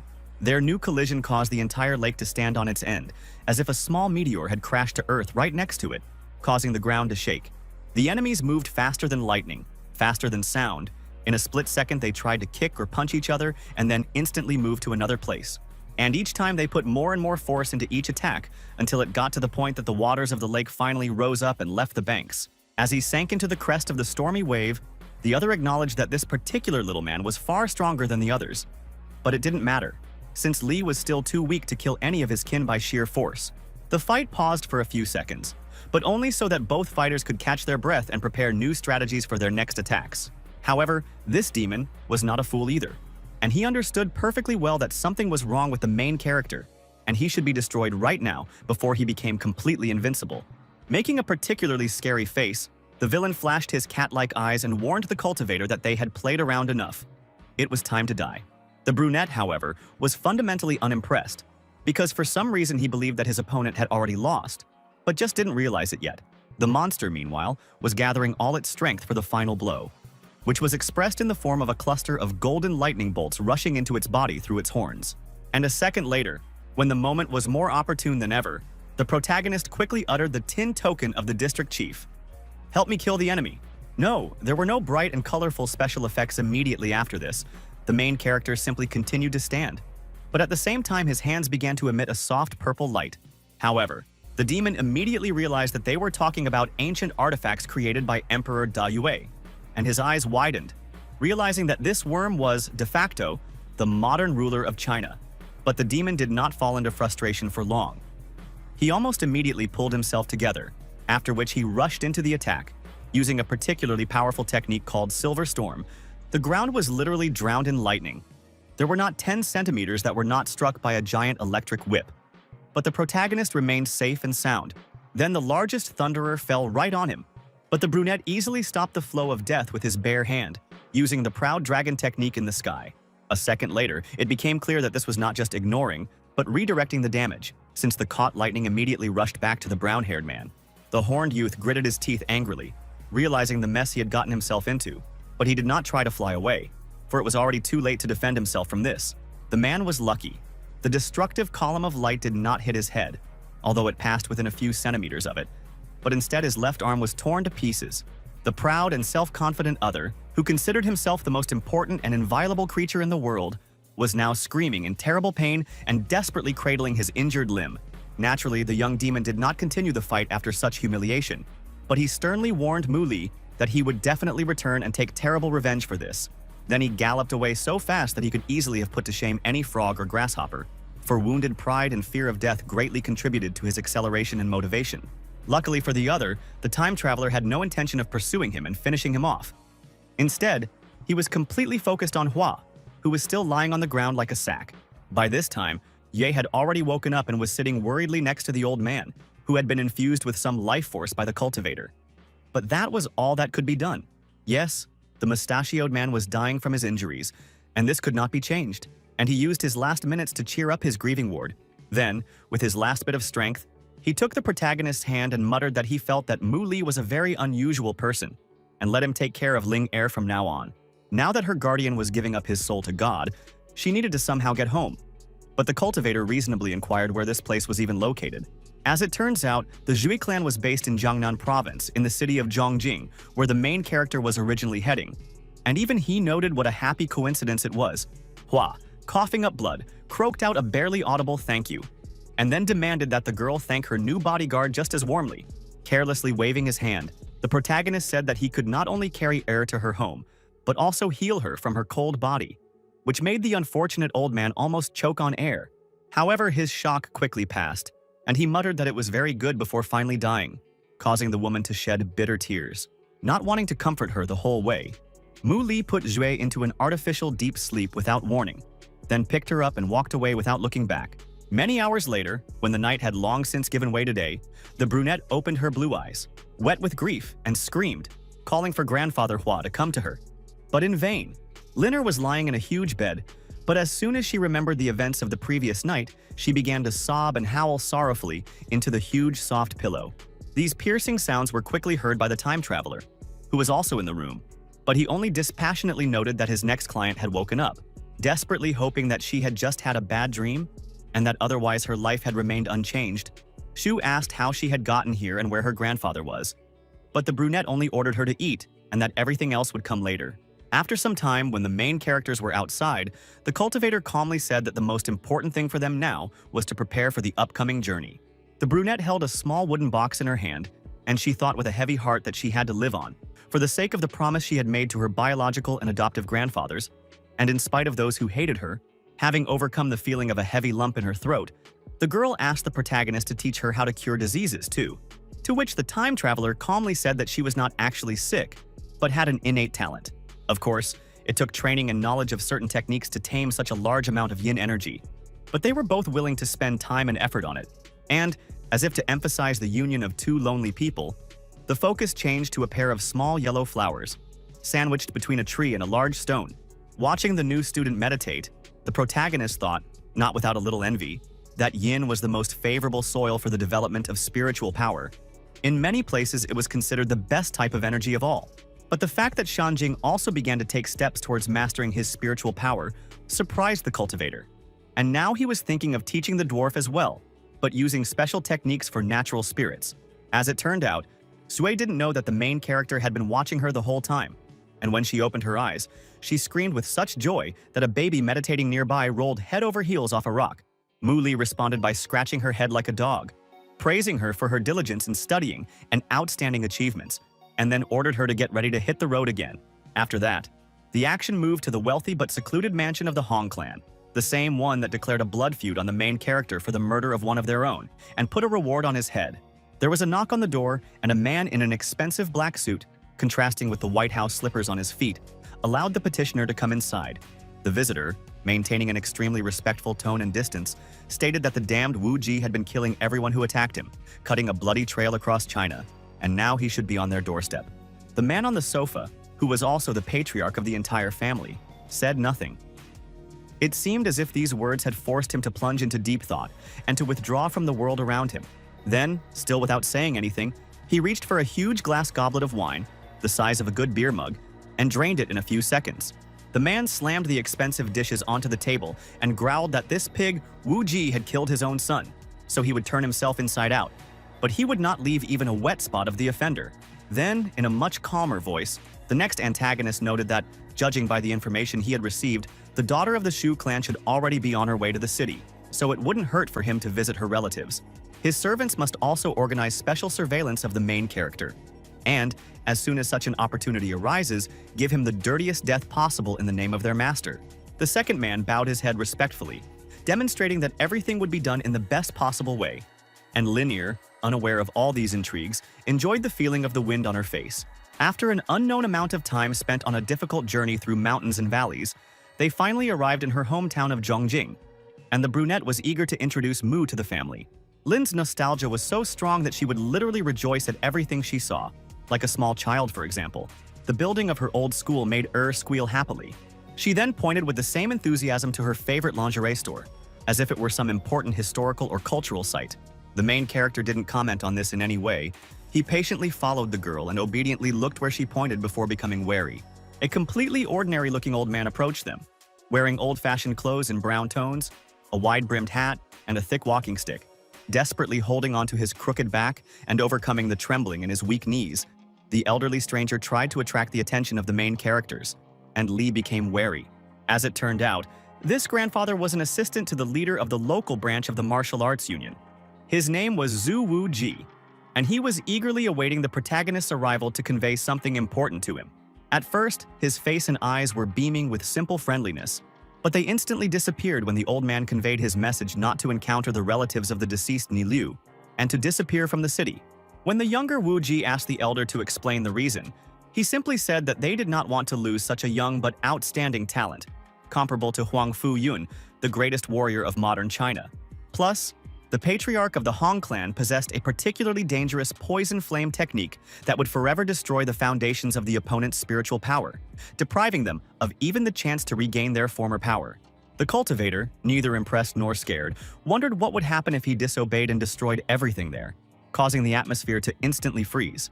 Zhao tensed up, gripping the top of his cane very tightly, while the time traveler, meanwhile, just as calmly asked why the local masters had decided that he couldn't defeat old Hong. The old man, unable to contain himself, cursed and asked why such a boy would bury his talents. But in response, he received only the usual smug grin of a hero. Muli kindly offered this well-wisher to test his strength against him and check how strong the cultivator was. And the elder Wu Ji agreed, asking for forgiveness in advance for the beating. Just a minute ago, he had been pretending to be a frail, incapable old man, but now Zhu was moving so quickly and deftly that his figure partially blurred into space, and he had no intention of retreating from the fight. Of course, the main character easily saw everything he was doing, and at some point he simply hit the enemy's legs with his palms, depriving him of good support. Wu Ji managed to flip over in midair and tried to kick the main character in the ear. But the former student blocked the move again, and with ease. Realizing that standard physical attacks would not work on the main character, the old master clearly decided to use energy techniques, judging by the glow coming from his hands. In response, Mu Li simply slapped his opponent's open palm with his own, as if they were playing high five, and easily overpowered the flow of yellow qi with his own, purple one. This caused a purple-pink wind to rise, the tongues of which engulfed the entire street, and passers-by, who had until then simply been hurrying about their business, began to turn around. Two random girls even noted that it was a very strange feeling from such a sudden and strong wind. The weather must have decided to finally go crazy. At this point, the duel ended, and Zhu, wiping the dust from his trousers, noted with admiration how they had criminally underestimated the strength of the young Wu Ji. Compared to him, even Fu Yun was just a baby, and he, of course, no longer objected to the cultivator causing trouble among the Huns. He only asked that they treat their patriarch with at least some respect due to his experience and age.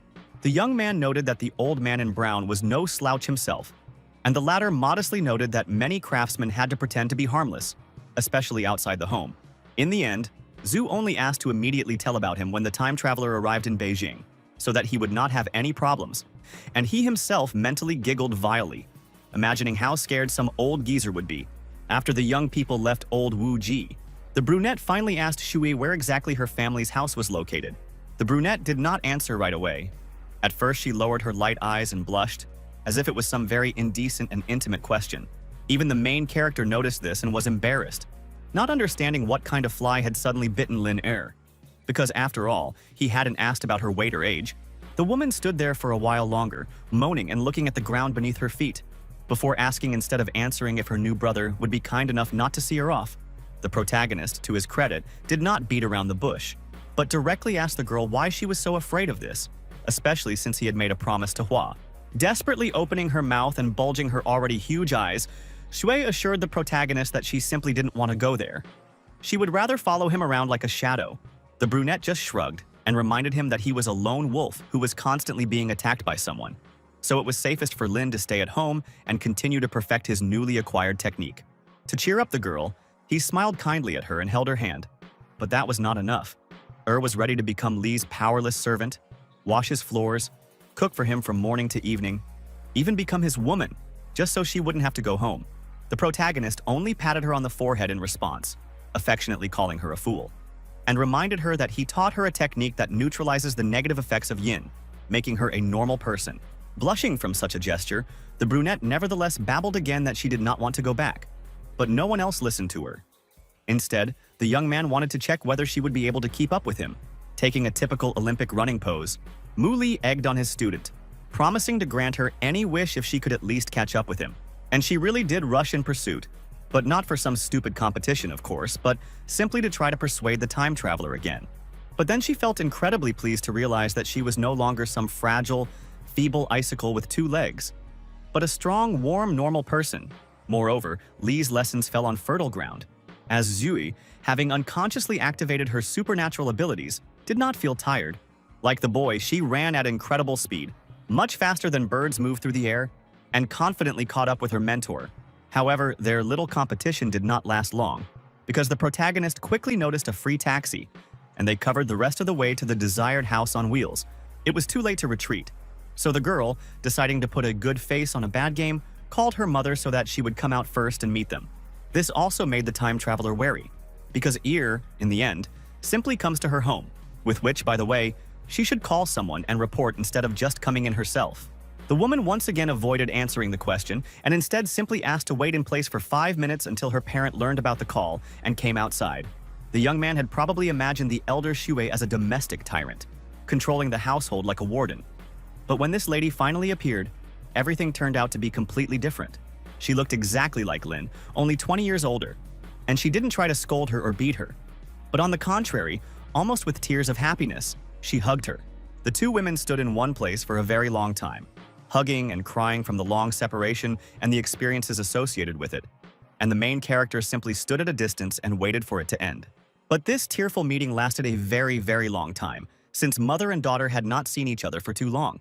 And only after that, the elder Shui suddenly noticed that something was wrong. The illness that had been poisoning her daughter's entire existence seemed to have disappeared altogether. A happy solemnly announced that the cold was a thing of the past, and she was now completely healthy. And her equally happy mother hastened to say that Hua was a good boy. It was not in vain that he had worked so hard for so many years. Only after this did she notice that her daughter looked very strange and depressed when this man's name was mentioned, and that she was holding a wooden urn for human ashes. In a very heavy voice, the young brunette confessed that the man was no longer there, that he had died tragically, and the older one screamed in surprise and grief, unable to accept the truth. Having difficulty controlling her own emotions, Er's mother hurried to persuade her not to be so upset by telling her about the cycle of life and death. And Mu Li listened to all this with a somber face. Just at that moment, the matriarch turned her attention to him, and the younger Shui could think of nothing better than to introduce him as her brother with flaming cheeks. This made the usually unperturbed young man even cough. And the brunette, meanwhile, enthusiastically chirped that Hua had entrusted her protection to him, and it was this good fellow who had dealt with the unfortunate illness. And then something completely unexpected happened. The lady handed her daughter a credit card for a huge amount of money and demanded that she run away immediately. Both she and her newly minted bodyguard are obliged to leave the province as soon as possible and never appear there again. It is a matter of life and death, nothing less. The little girl herself tried with all her might to dissuade her adopted brother from approaching her home, but such pressure made even her open her mouth in amazement. Unfortunately, the habit of not telling the whole story was clearly passed down in their family by inheritance, because the mistress of the house only repeated that they had to run away quickly, or it would be too late. While the argument was raging, another man appeared from behind the gate, and in an emphatically calm voice he repeated the words about it being too late. It turned out to be a broad-shouldered man in a black jacket and an accessory in the form of large red beads, and he was very happy to see his daughter after such a long time. That person turned out to be the leader of the Zhu clan, Ren He, a 45-year-old man with ash-gray hair and cold, icy eyes that didn't even have a hint of genuine joy. The bad feeling did not deceive its users this time either, because a few seconds later, several thugs with clubs emerged from behind this scoundrel. One of them casually pushed his own boss's wife aside, paying no attention to her indignant screams and attempts to remind everyone that she was the head of the family. Realizing that she might as well be trying to shout at a stone wall, the woman turned to her husband in despair, asking if he would kill his own child. Zheng He replied in a cold voice, much icier than Lin's body had been before, that he was doing this in her interests, all for the sake of their family continuing to exist. He was not going to give answers to the questions, and one of the bone breakers swung an iron club at the girl without making a sound. But the protagonist stopped it with his fingers. Until this moment, the hero had not interfered in any way with the reunion of relatives, and the older man at first did not even notice that there was someone nearby. But then it seriously alarmed him. Muli calmly assured his adopted sister that he was there, and would not let her be harmed. But it would be better for her family to explain what this whole spectacle was about. Coming closer, Zheng said, in the same icy voice that had been traveling all over the country for many years in search of healing, first with their own grandfather, and then with that man, Hua.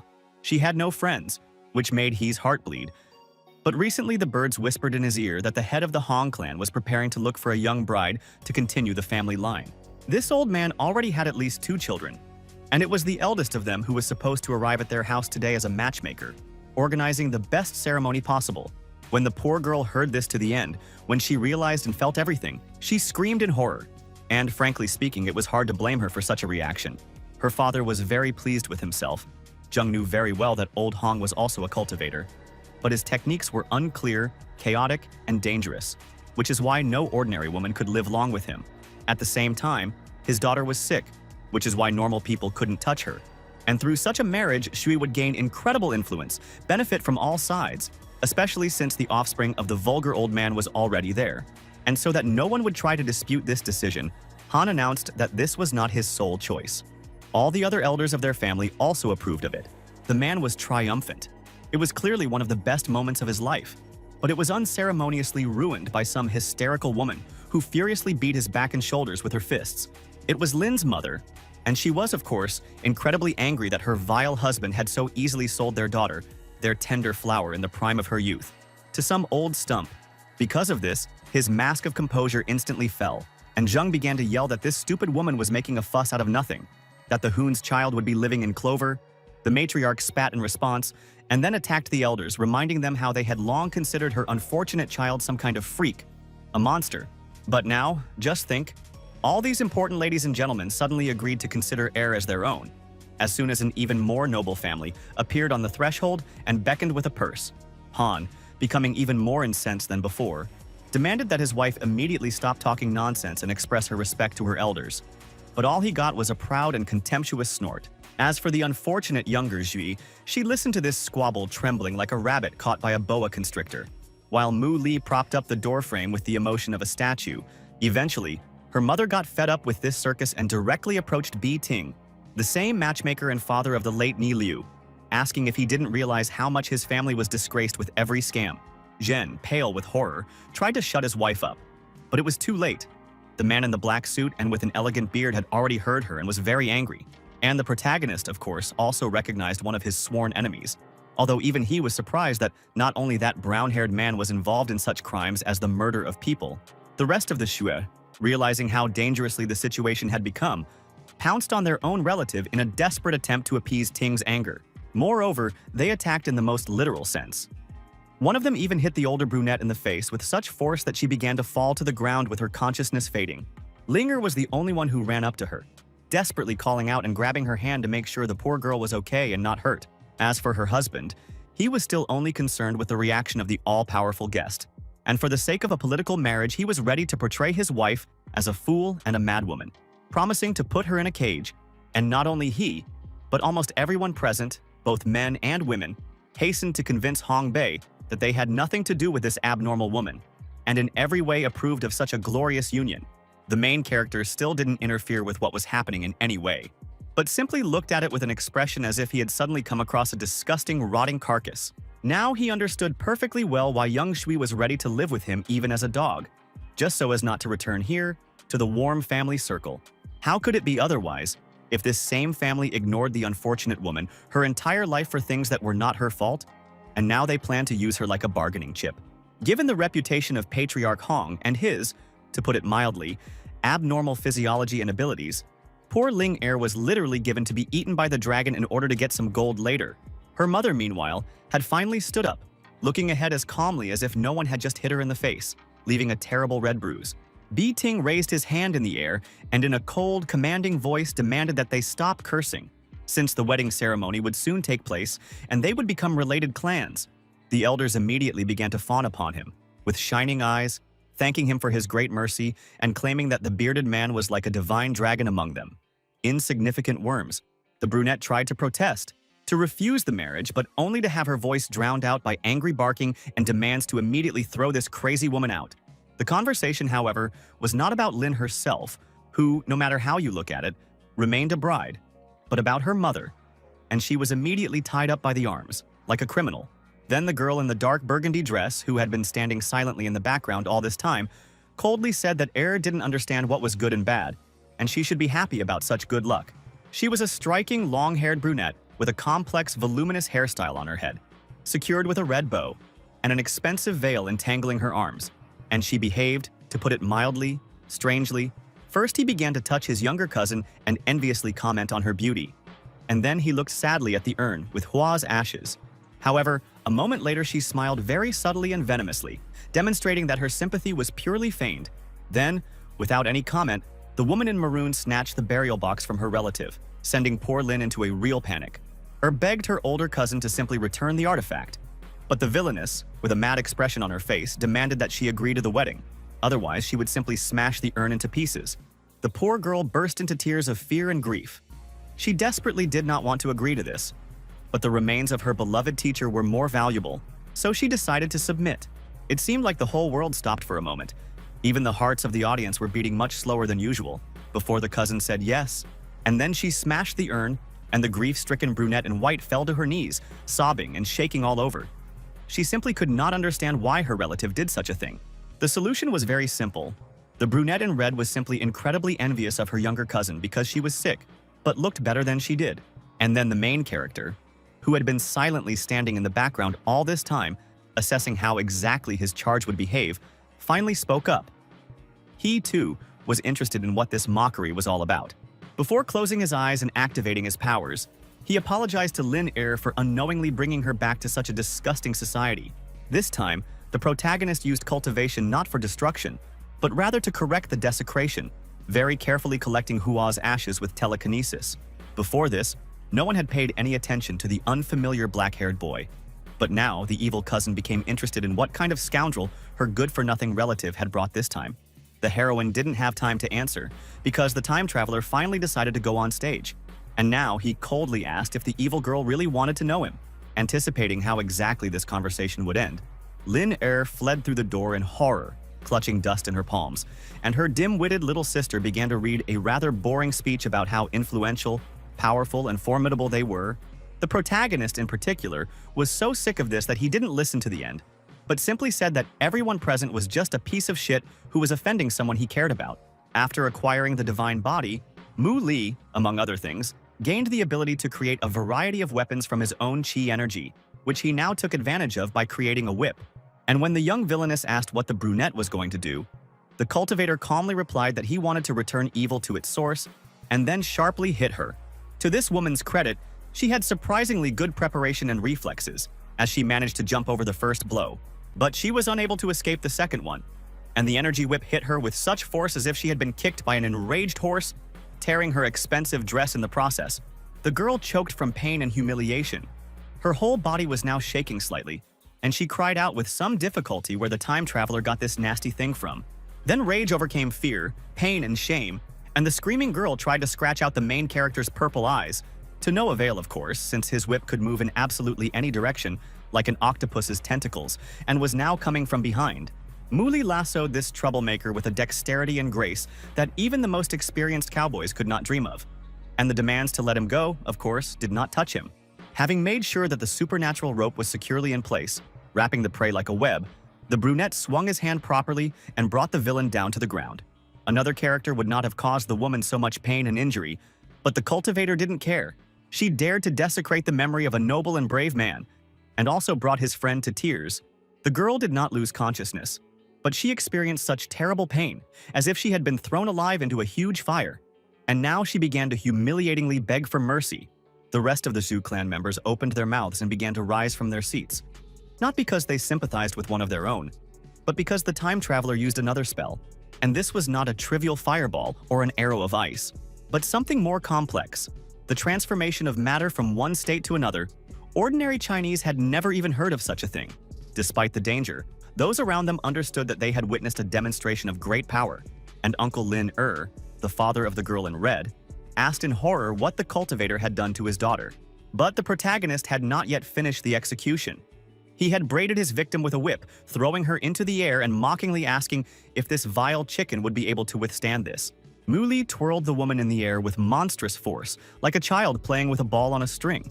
And it was a miracle that the brunette had not yet vomited from stress. She could no longer do anything about her situation except desperately squeal, begging her father to do at least something. But also, of course, to no avail.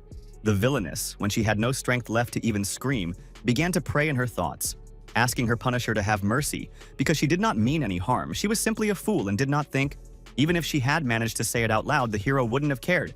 And he, finally gaining enough speed, slammed her against the wall with such force that he broke the bricks, and blood gushed from all the holes on the brunette's face. Her parent, seeing such a cruel massacre, broke out in a cold sweat, and he could only stupidly open and close his mouth, emitting intermittent screams. The woman did not move or respond, because she was at the very least in a deep coma from a concussion, and at the very most already on the other side of the river that separated the worlds of the living and the dead. Uncle Jue, having finally gotten over the shock and grief, became so furious that he rushed to the attack, trying to break the offender's neck for what he had done. The immortal youth easily intercepted such a primitive and weak attack, and graciously declared that since the man so much desired to see his child again, he would arrange it. After that, Muli threw the opponent with such force that he, like some huge ball thrown by a giant rascal, rolled across the entire room, to the shock of the relatives.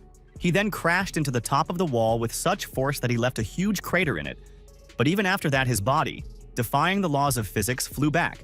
And so, in the glorious Xu clan, in just a few minutes, 2 people were killed at once, including the second son of the head of the family, which will certainly cast a long shadow of shame on the entire clan. The protagonist was not going to calm down at this point, as he contemptuously declared that Zheng was simply not worthy of being Lin Er's father, her mother's husband, and calling him a man would be an insult to the entire sex. The antagonist, without thinking properly, simply suggested that the impudent boy try to cripple him. After all, they were in the very center of the family estate. What would the cultivator do? The time traveler, of course, could have overcome any crowd in any case, but in this case such efforts were not required, because all the people fled like rats. Only Hong Tae-bin and his bodyguards remained, and Heng hurried to hide behind their backs, making obscene gestures and insulting Mu Li. Looking at the next group of enemies with deep and completely undisguised contempt, the brunette muttered that they were just a bunch of scum. The blue-eyed man gasped in mock fear, and then whispered in the ear of the messenger from the other family that this young brat had dared to insult him. What an impudent fellow! Those same bodyguards grumbled indignantly.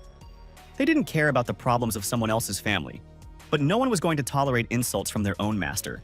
The cultivator scowled in response, as if wordlessly inviting them to finally take their step, to try to knock him down a peg, or they wouldn't have the guts to do it. Oddly enough, it was Xueran Heng who was the first to attack, who, like many of the narrow-minded evil characters for him, was sure that Mu could not do anything to him. Needless to say, it ended just like all the previous races. With one knee to the stomach, the young man almost knocked the wind out of his opponent. Naturally, after all those fights with a vampire, demons, and other evil spirits, such an opponent for the main character was not even a joke, but just an insignificant empty space.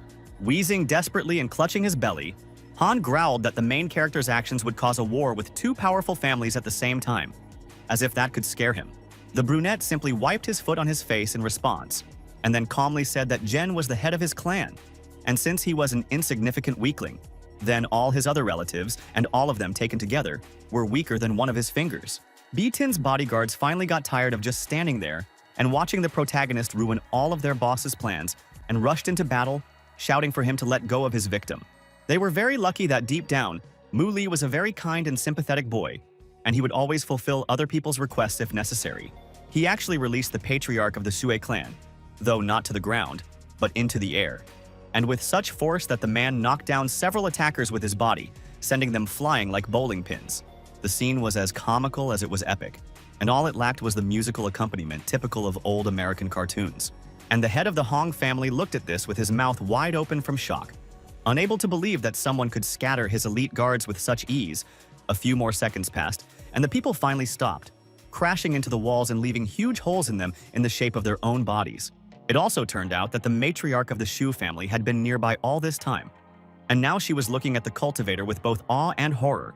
The protagonist, however, was not finished yet. He gave Jung a hard kick in the ribs, ordering him to think carefully about his behavior and become a good boy. The force of the blow was enough to send the once proud, formidable, and majestic man careening awkwardly across the room, tumbling and rolling, until he came to a stop at the feet of his wife. For a few seconds, the woman caught her breath with great difficulty before screaming hysterically that he deserved it. He was a pig, a scumbag, and just the lowest of animals. Still sitting in his chair, Ting ordered the main character to stop this circus. He, of course, fights skillfully, but they soon have an important wedding, and with his actions he insults the entire Hong clan. The time traveler responded indifferently that he simply didn't care, and B even began to rise to his feet, saying with some strange admiration that Li was the only person in the province who was able to say such a thing. In response, the main character simply lifted his head back, folded his arms across his chest, and asked what next. With his whole appearance, the brunette now showed that he was a proud tiger, and he didn't care about the opinions of jackals. And then Mu suddenly screamed with such force and loudness as if someone had hit him in his private parts, ordering the new opponent to just get the hell out of his sight. And it wasn't just hysteria that finally broke through the mask of indifference to the whole world. The cultivator's cry itself was a very powerful and dangerous weapon. The sound waves were so powerful that Huna was pulled back despite his attempts to stay on the ground, and several unconscious people were thrown into the air. And it wasn't just a throw-up. In fact, the protagonist's scream was so powerful that several unconscious mercenaries were thrown against the wall with the force of an exploding bomb. One of them, as it turned out, was a bearded man who still hadn't managed to stay on the surface and was now slowly sliding towards the floor in an awkward position. This kind of power was beyond anything he knew, and Bi Ting, having come to his senses a little, repeated the question he regularly asked, namely, who the hell was Mu Li? The time traveler answered without any expression that his first and last name would not really mean anything to Hong, but his nickname would quite possibly evoke certain images in his memory.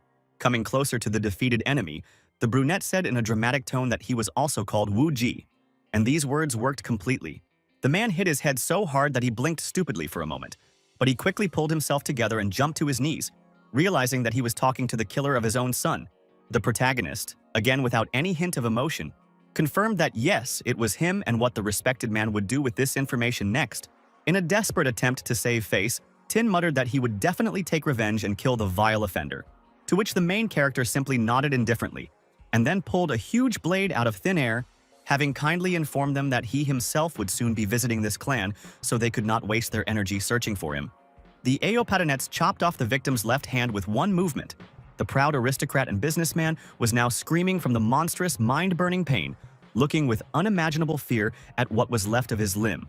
And while the villain was struggling to get up on his trembling legs while he was trying to get away, the hero turned to the awakened bodyguards and asked what he should do with them. Trying to beg for their lives and avoid punishment, the men muttered that they were innocent. They were just following the orders of their leader. But Mu was not satisfied with such answers. He began to kill them with his bare hands, completely ignoring any attempts to beg for mercy. And Zheng Heng, who had come to his senses again, quickly realized what was happening and tried to crawl away. Naturally, Li noticed perfectly well that one of the parasites was trying to escape, but he did not kill it. He simply coldly warned that both he and the women of the Zhui clan were leaving. From the outside, it was clear that the family's once beautiful home had been reduced to half ruins. as if a colossal tornado had passed through the area. Bi-Ting managed to get home and tell his father everything, and as it turned out, the patriarch of the Hong clan was an exact copy of the late Ni Liu, only aged by 50 years and with a large scar on her face. Old Wu Zun was not afraid after hearing the details of what had happened, and when his offspring asked if they should prepare for battle, he muttered a little absent-mindedly that, yes, of course. He understood perfectly well that since they would soon have to fight the legendary Wu Ji, his henchmen from the military alliance would definitely take part in this chaos, and other enemies of the family would not remain on the sidelines either. But the old villain already had a plan for this. They just needed to warn all their allies from among the other influential clans of the district, and they would hunt down the hero before he had time to call for help. Stretching out his muscular, strong arm beyond his age, Patriarch Hong coldly said that if everyone else was counting on him to avenge his grandson by killing the protagonist, then he would not disappoint them. The elderly warrior also added that in this way, he would demonstrate to the whole world that no matter how much of a martial arts genius their enemy was, he would in any case be punished by death for attacking one of them. To drive his point home, the old man used one of his dangerous techniques on an innocent bird resting on a branch outside his window, turning the unfortunate animal into a bloody mess. Bi-Ting only smiled thinly, promising his parent that he would definitely do everything in the best possible way, while in his mind he was already imagining how the filthy Wu Ji was writhing in mortal agony. The next day, it turned out that Zhu's mother and daughter had been following the main character all this time, and the older woman could not believe that she had met that very young master. She was also worried because the Huns had been squeezing the entire province with an iron fist for 20 years now, and no one dared to go against them without paying a terrible price. Of course, for the young man, they were no more dangerous than a swarm of particularly annoying and biting flies. But out loud, he simply assured his new comrade that everything would be fine with him. Lin fervently assured that she would also go and help, to which Mu only sighed heavily and asked what the point was. She was so eager to marry old Nantian. Having overtaken him and grabbed him by the shoulders, the girl began to chatter that Li was just a villain and knew perfectly well how strong she really was. But the protagonist only responded with a sly grin.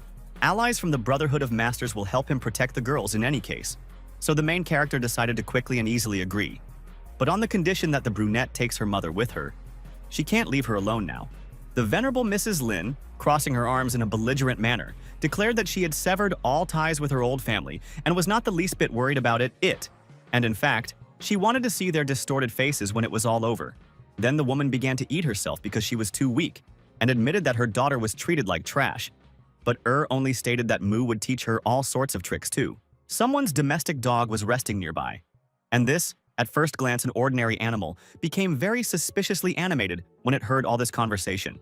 And then, the protagonist's henchmen appeared from over the horizon, including a pair of rival old men from the tea house, and the white-robed patriarch of the Yao clan. As ordered, they had been training hard these past few days, and now they had moved across half of China to assist their great leader in whatever endeavors he might undertake. Junior Shuo almost fell on her own butt in surprise when she heard that her adopted brother and patron was, on top of everything else, also the head of the northern branch of the Master Brotherhood. The protagonist himself, without taking his hands out of his pockets, began to recite a menacing speech that ignited flames in hearts about how today they would create such a riot that they would swap the sky with the earth. Meanwhile, in the Hong clan's mansion, a servant was announcing to the many guests that a very important event would take place today, and they would be able to watch it from a safe distance via broadcast.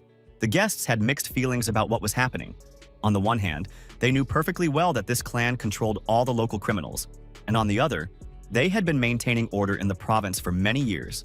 For their own benefit, they decided to support the devil they knew very well, and most of all, they were in favor of, or perhaps about, being able to taste Tiantang's bride for themselves. Someone else joked that such a union would literally be the embodiment of the title of one popular book, A Song of Ice and Fire, and everyone laughed like hungry hyenas until someone remembered the internet. On the forums, people were discussing the upcoming fight and were almost betting on the winner. While far away from here, Mu Xian was sitting in Liu Sheng's mansion. The old man tried to convince his ward to drink tea and relax, but she militantly refused because somewhere there, far in the south, her older brother was fighting. He could not lose, and she had to see it. A second later, it became clear that the broadcast was not only for the guests, but also for anyone who wanted to watch. Ji Jiaqi and Li Yao were already staring at the large monitor, clenching their fists with excitement. The blonde who liked to portray herself as an insensitive and arrogant bitch showed you her softer side, sincerely worrying about the well-being of her bodyguard. She was worried that almost no one on the internet was rooting for him, and Joe sincerely admitted that he didn't believe the protagonist had a chance, but they should still hope for the best.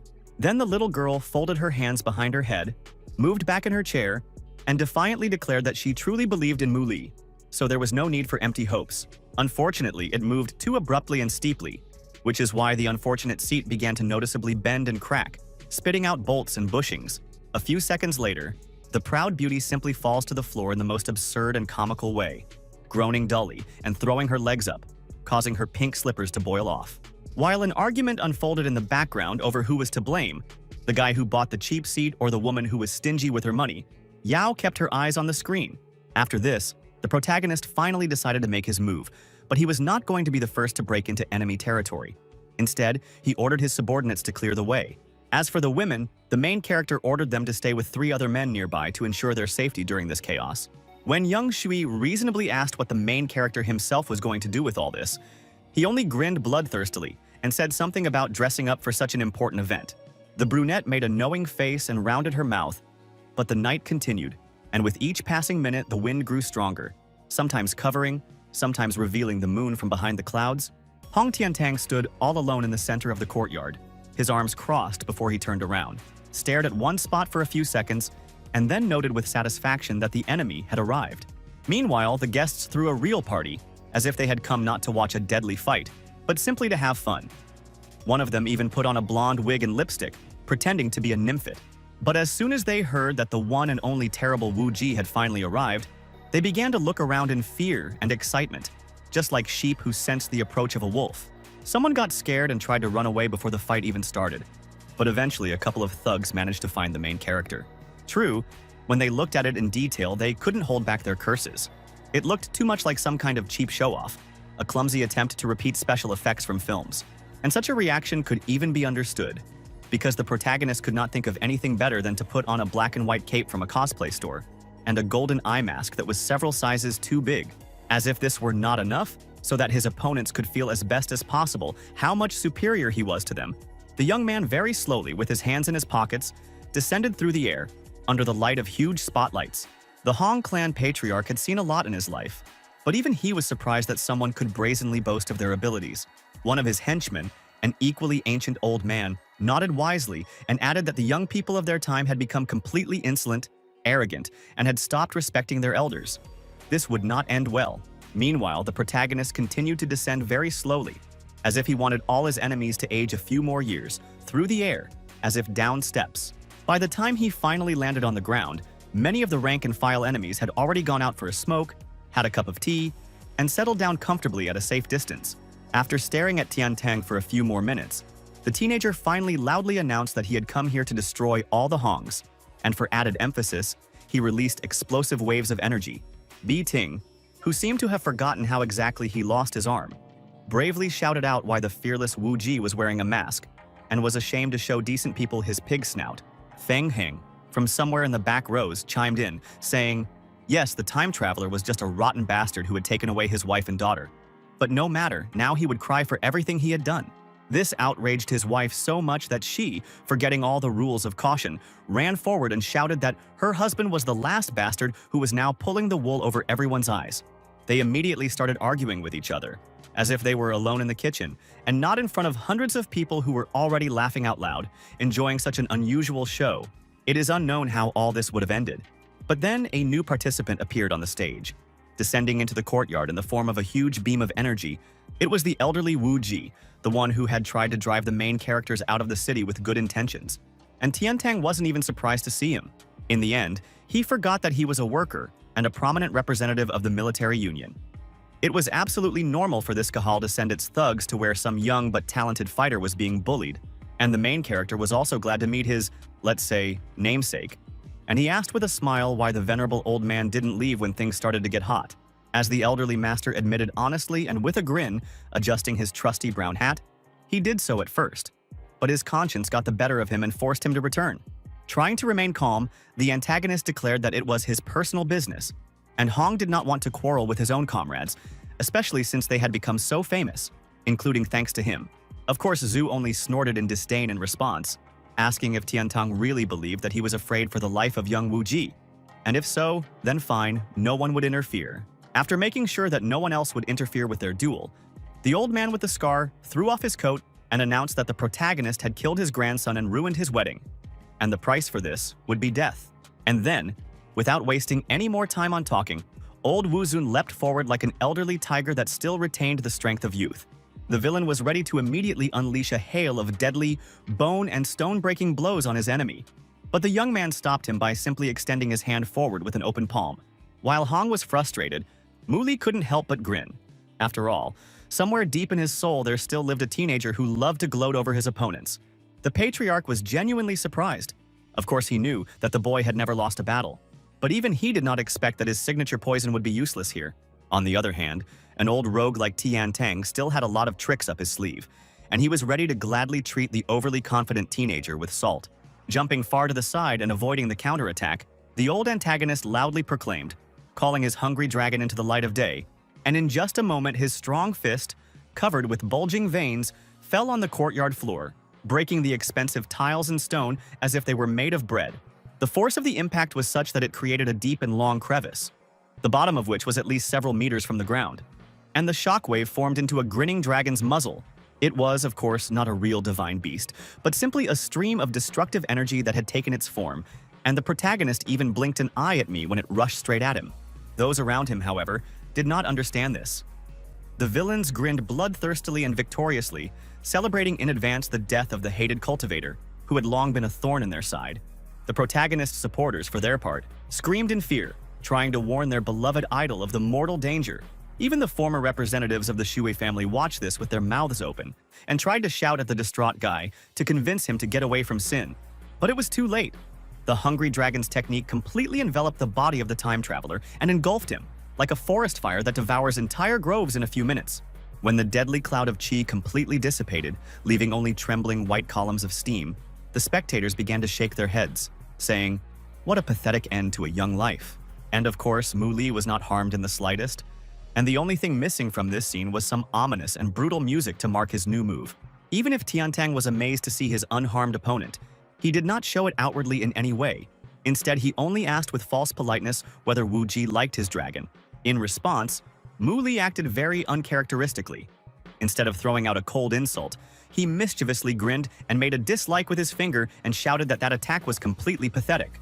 And in order to demonstrate to the old man what the power of a real dragon is, the protagonist decided to use his strongest blow, summoning a golden divine beast. The ghostly, yet seemingly cast from pure gold, creature roared loudly, simultaneously wrapping its tail around its precious owner. It is clear that as soon as they saw this, everyone present fell into deep shock. People began to grab their heads, their hats, and some even fell on their own butts. This also seriously scared old Hong, but he still did not intend to give up, and only warned that he had a whole brood of various dragons at his disposal. Gathering all the power he had into one point and forming an entire wall of poisonous pink flame around himself, the antagonist announced the arrival of the great nine-headed monster. Several very tense seconds passed before Tiantang risked opening his eyes again. And when he saw what he had summoned, his jaw nearly dropped to his feet. Instead of creating the exact same dragon, only with 9 heads, the villain, to his own surprise, formed from qi energy just a large snake with ridiculous cartoon heads. Someone from the crowd of spectators shouted that this was a terrifying confrontation between 2 mythical monsters. But even the most dim-witted person would have been able to appreciate this nuclear sarcasm. Zhu, as promised, watched the fight without interfering, but even he couldn't help but let the greedy gleam in his eyes when he realized that young Wu Ji was actually even stronger than he initially appeared. Meanwhile, Tiantang had been experiencing one humiliation after another, and now he couldn't believe that his own familiar had betrayed him by cowardly bowing its head and not wanting to fight. The main character raised his hand with a bloodthirsty grin, ready to finally end this humiliating farce. As the fight turned out to be even worse than he imagined, the brunette slowly clenched his fist, and at the same time the golden dragon mercilessly bit off one of the pink snake's heads. Fortunately, they weren't made of flesh and blood. In just a few moments, the unfortunate monster lost its heads completely, leaving its summoner to confront the enemy in complete solitude. For a moment, the divine spirit froze right in front of Tiantang and cast a very telling look in his direction, much like the look hungry cats gave fat mice and rats. However, the dragon did not disappear immediately. Instead, it soared high into the sky and then made a lashing blow with its tail, completely breaking the wall of the courtyard into pieces. Those people who came to witness the great battle, but did not fit inside the courtyard, and were forced to limit themselves to broadcasts, immediately ran to the hole. As for old Wuji, he was sweating from fear, because the desperate Hong had decided to use up the last of his energy to overcome his fatigue, which was reckless even for him. But the antagonist didn't care anyway.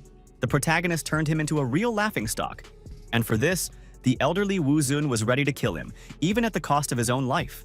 The scarred warrior rushed towards the black-haired youth like a living meteor, scorching everything around with a fetid pink fire. But the cultivator calmly moved the dragon into his palm, causing it to glow gold. Afterwards, the entire world slowed down for a moment. Tiantang finally reached Mu Li and tried to pierce his chest, but the time traveler deftly dodged. The Hong clan patriarch realized that he had opened himself up to blind rage like a foolish boy. But he also knew that there was nothing more he could do. Then the protagonist's fist fell on him like a comet, instantly knocking the unfortunate villain off his feet and slamming him face first into the stone floor of the courtyard. And not just a hammering. The slap was actually so powerful that the old man sank halfway into the ground, leaving only his legs kicking awkwardly above.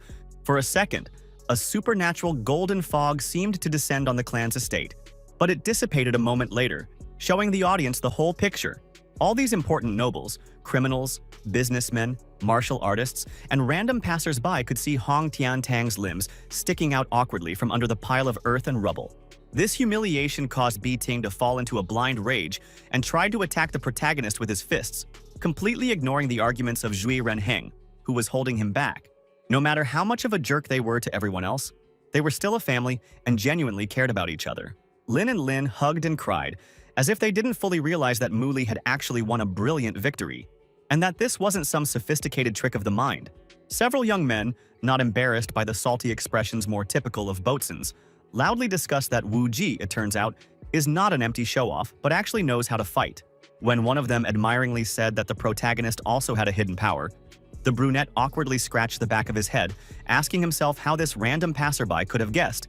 As it turned out, numerous cameras were staring at him with wide eyes, and the spectators were admiringly discussing that the cultivator, of course, suffers from a painfully swollen ego and loves to show off.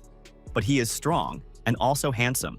But that wasn't the end, Tiantang, forcefully breaking free from under the heavy rocks, roared, turning to a certain Hong Shufeng and asking why this idiot hadn't shown up yet. He was a well-known fighter from a remote military town, and he happily missed the entire battle for a very good reason. He was taking a pee. No matter how much he drank the night before, his body eventually ran out of excess fluids, and the bearded giant finally decided to announce his entrance into the arena. The new enemy declared that he would kill Mu in the name of his deceased comrades, to which Li grinned very nastily, showed the man the middle finger, and showered him with childish insults. When Su Feng heard and saw such disdain, he didn't even immediately get angry. His brain cells simply weren't able to process the information correctly in the first moments. And when it dawned on Hong then, frankly speaking, it was a real miracle that he didn't burst on the spot. The human body is simply not capable of containing such an amount of anger and hatred. Tiantang, having finally emerged from underground, cooled the ardor of his accomplice and asked him to wait until he healed his wounds. Then, they would finish off the time traveler shoulder to shoulder. What's interesting is that the main character didn't try to interfere with old Wu Zun in any way. He just stood there for half an hour and waited for the enemy to fully restore his health and energy reserves in order to start a second boss fight. This lasted long enough for the bearded man to become bored and eagerly ask if the grandfather had finished his preparations, and he was lucky, the master had indeed finished the job. Ready to pounce on Li at any moment like wolves on a bear, the men began to circle around him, and Tiantang noted how stupid it was to give him the opportunity to heal. Now the patriarch was literally burning with a thirst for revenge, preparing to rip the guts out of the presumptuous puppy. But Su Feng suddenly began to sweat and anxiously asked if his accomplice had any plans for an urgent retreat. Senior Hong didn't even look at him, as he was blinded by anger, and only quickly assured that yes, everything had been taken into account, and that he should already prepare to act according to the plan. The black-haired bearded man extended his palm in an attacking gesture, enveloped in a sphere of blue energy, and the gray-haired man sparkled with pink lightning, and they both rushed towards the target. The protagonist's face, as had happened many times before, did not move a single muscle, and he only raised his flame-shrouded hand with exaggerated slowness. A beam of chi energy shot from it into the sky, which began to spin very quickly around its axis and increase in size, like a growing black hole. From such a sight, the enemies, of course, stood rooted to the spot and opened their mouths in shock, while the cultivator, with the same unhurriedness, began to raise his hand into the air. Even Master Zhu, whose hat was blown off by the purple wind, could not believe his eyes, as such strength was simply beyond the realm of possibility. This went on for a few more long, tense seconds before the boy suddenly dropped his palm down, pointing his finger at the ground. And someone immediately guessed that this was going to be a complete mess. And so it was. The energy ball, having grown to enormous proportions, instantly solidified, and was now flying towards the two Huns to crush them like cockroaches. The force of the collision was such that even people standing at a great distance from what happened fell to the ground, cursing and rubbing their bruises. The women of the Jue clan were lucky, however, as Mu Li had clearly decided to play it safe and cast a spell on them in advance that would create a force field in case of danger. When the rumble stopped and the pink-purple mist began to clear, it became clear that there was now a deep, perfectly spherical hole in the courtyard, and Tiantang and Xufeng were buried up to their necks in it. Before something terrible happened, Zhu ran up to the young immortal and reproached him for his carelessness, because each use of summons for killing causes terrible damage to the user's body. The main character considered for a few seconds whether he should team up with this old man, before deciding that no, this stupid do-gooder was just getting in the way. When the time traveler raised his hand and pointed at him, old Wu Ji suddenly realized with horror that he could not say anything more, as if some unknown executioner had deprived him of his tongue. A second later, to his partner's mortal horror, Tiantang began to vomit waves of blood, twisting his head in all directions with such force as if he was being forced by some invisible being. When the spell wore off and the antagonist helplessly dropped his head to the ground, he desperately wheezed that the main character, no matter how you look at it, was a rotten beast to the marrow of his bones. Then he raised his wild eyes and, without any hint of fear, demanded to know where the people from Jiangnan and Jingzhou had gone. It was as if all of the above had been waiting around the corner for the best moment to appear on stage. And now, they had waited for it.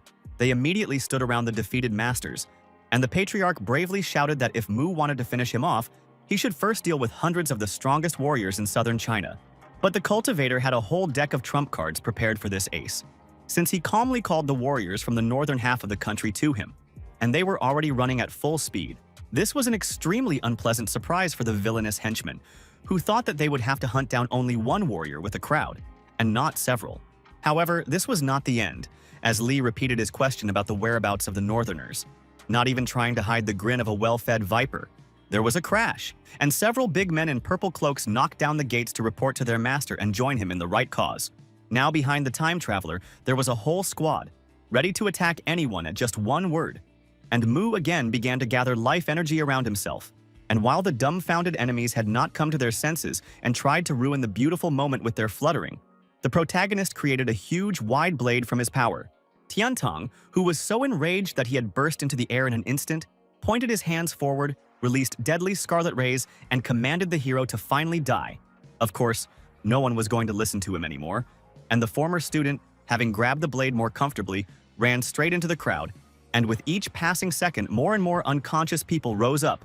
The speechless Zhu tried his best to see what exactly Li was doing, but he couldn't, which meant that the level of power between them was so high that the poor old man couldn't even keep up with the brunette's gaze. In turn, this could mean only one thing. Death had indeed come for the Hong clan, and significant changes were awaiting all of southern China. Slowly lowering himself to his hat, the elderly Wu Ji named the date of the founding of the Northern Union of Masters, created by the time traveler, April 29, 2031. It didn't take a great minister to understand that from now on, the organization would only grow and strengthen until it became the greatest player in the political arenas. But this could be good for the country. The time traveler, having finished killing his enemies, approached Shui Ling and asked her if the girl had felt any changes in her body when Tiantang produced yin energy. She didn't feel it because she and her mother hid away from harm's way and didn't understand anything about what was happening. But the main character was only happy about it. Then, out of great mercy, he decided to return the old man's voice, and Zhu, with all possible respect, inquired where the limit of a cultivator's abilities lay. The answer was exactly as expected. Mu Li basically didn't think that his growth could have some pitiful limits or anything. It may have been said as a joke, but the elderly Wu Ji was more serious than ever, because this was a matter of power of the highest order, comparable to, at most, the greatest Wu Zun. Having finally taken off his mask, the main character calmly noted that if such an important and knowledgeable person thinks so, then that means that this is how it really is.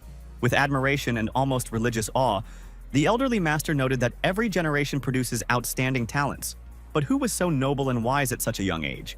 The next day, the action moved to the conference room of the Shuji Hotel, where many important people had gathered. And at the head sat, of course, Mu Li. And on both sides of him were Shui. One of the assessors flatteringly noted that yesterday's trick with the invisible blade had significantly expanded their entire world. And the others hastened to agree. Linger, shining like a polished and cut gem, muttered that her brother was so cool, to which the brunette good-naturedly advised her to continue cultivating. Very soon he will be the same. She blinked her blue and clear eyes, not understanding the true meaning of what was said, and the main character repeated that this is exactly what he meant. There is nothing complicated in such things.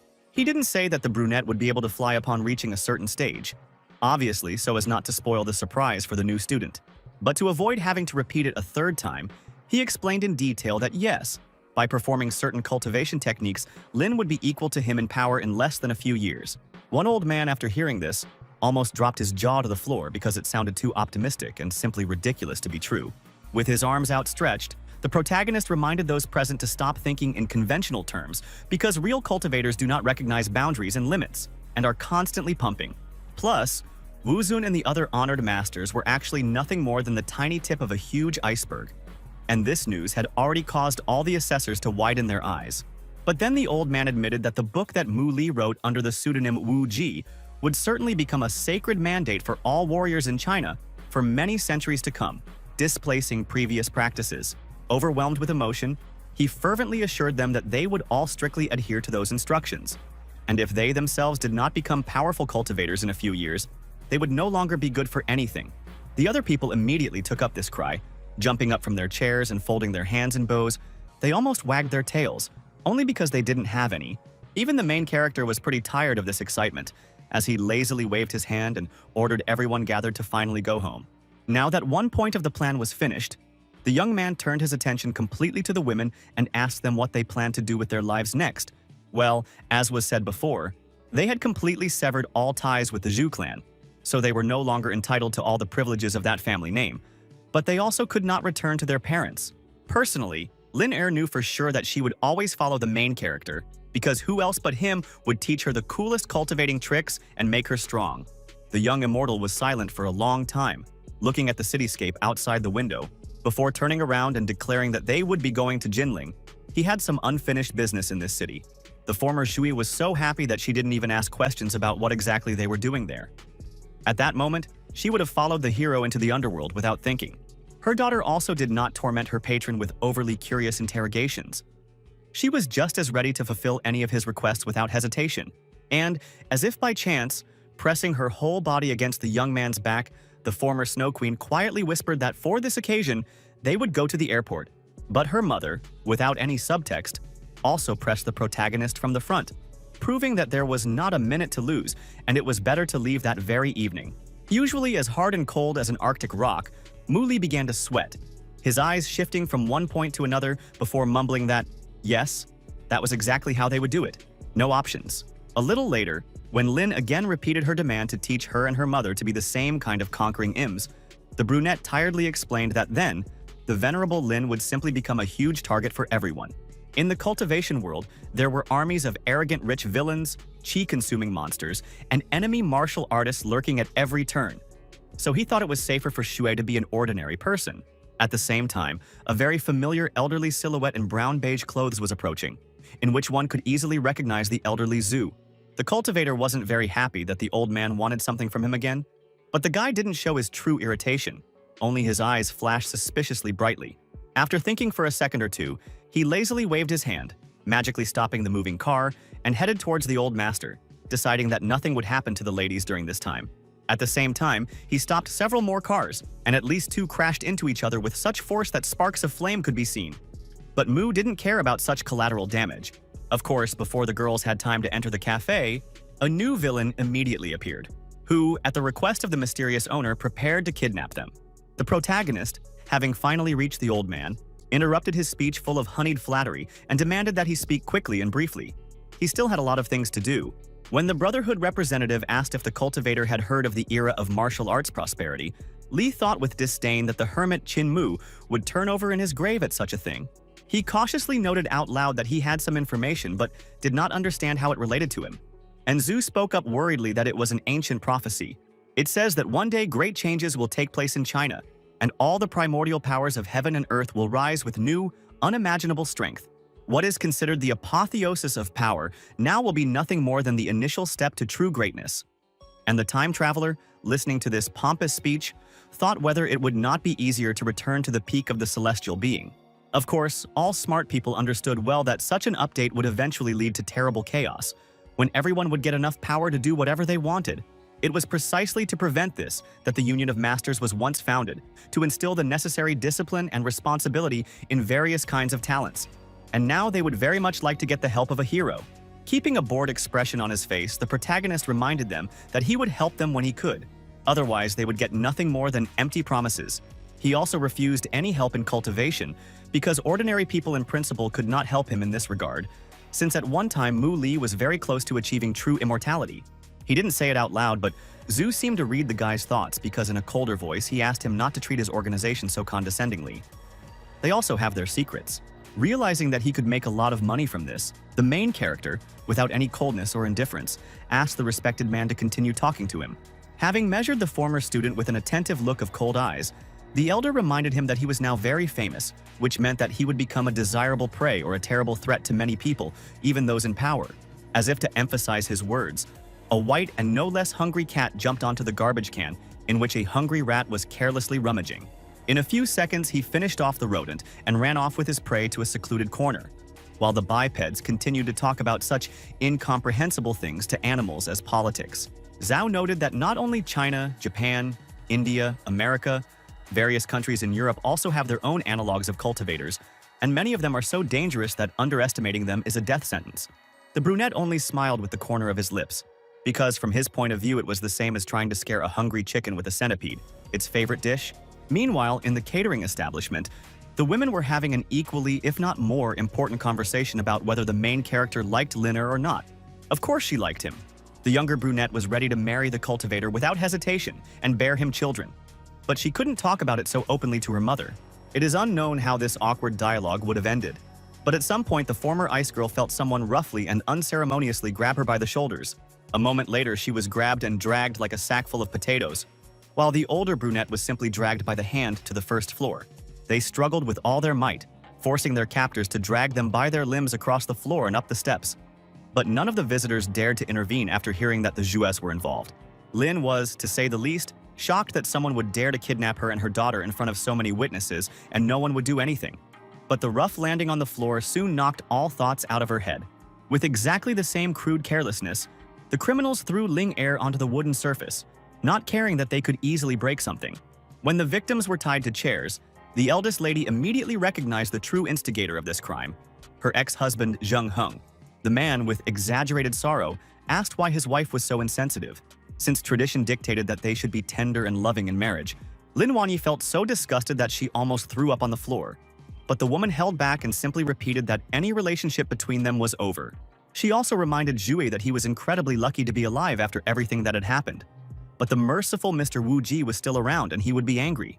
Pretending not to hear anything, the antagonist shook his head sadly, and then reminded Lin Er that he was…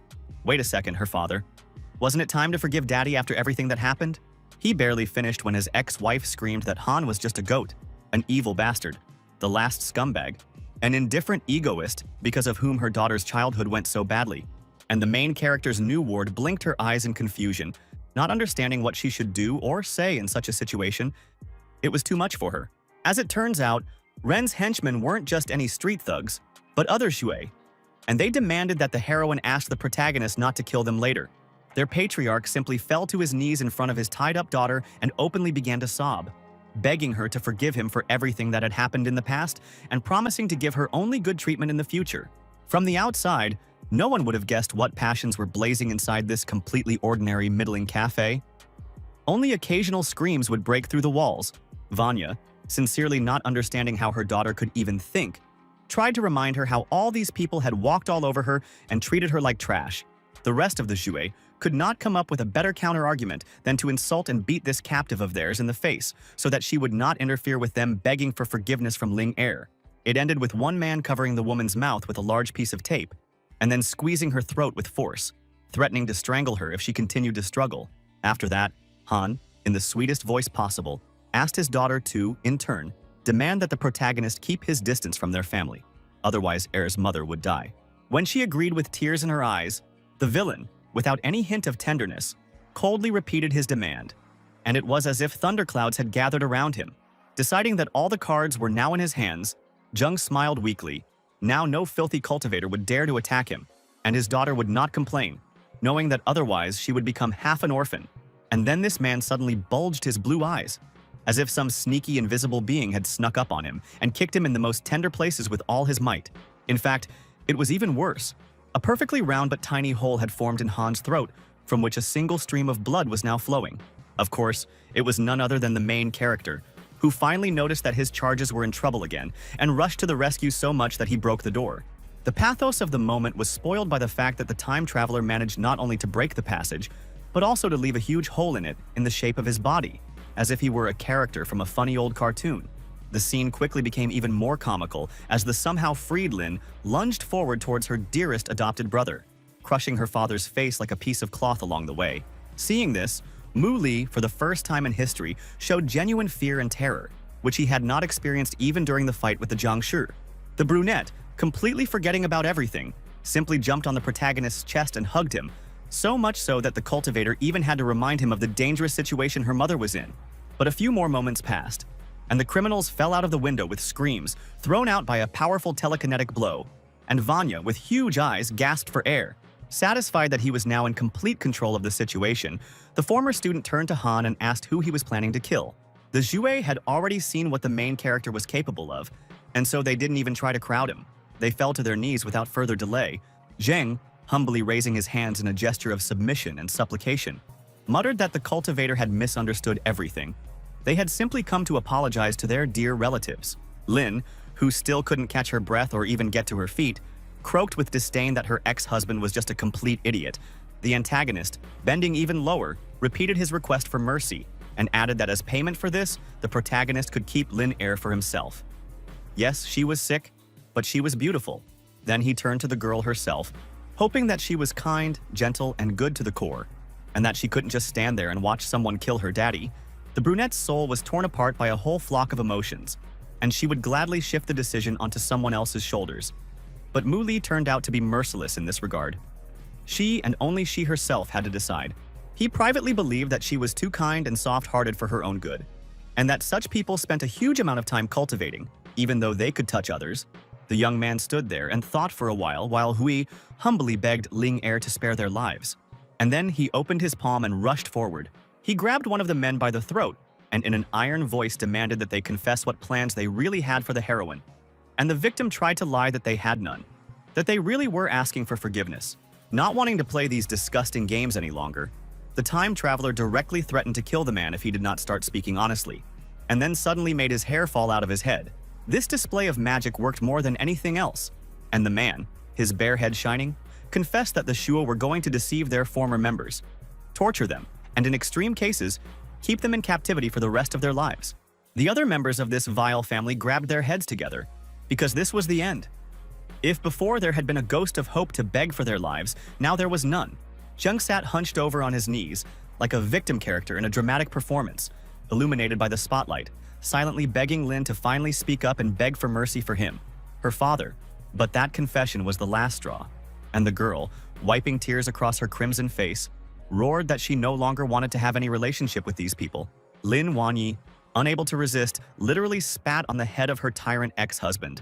But he was so frightened and confused that he didn't even notice anything.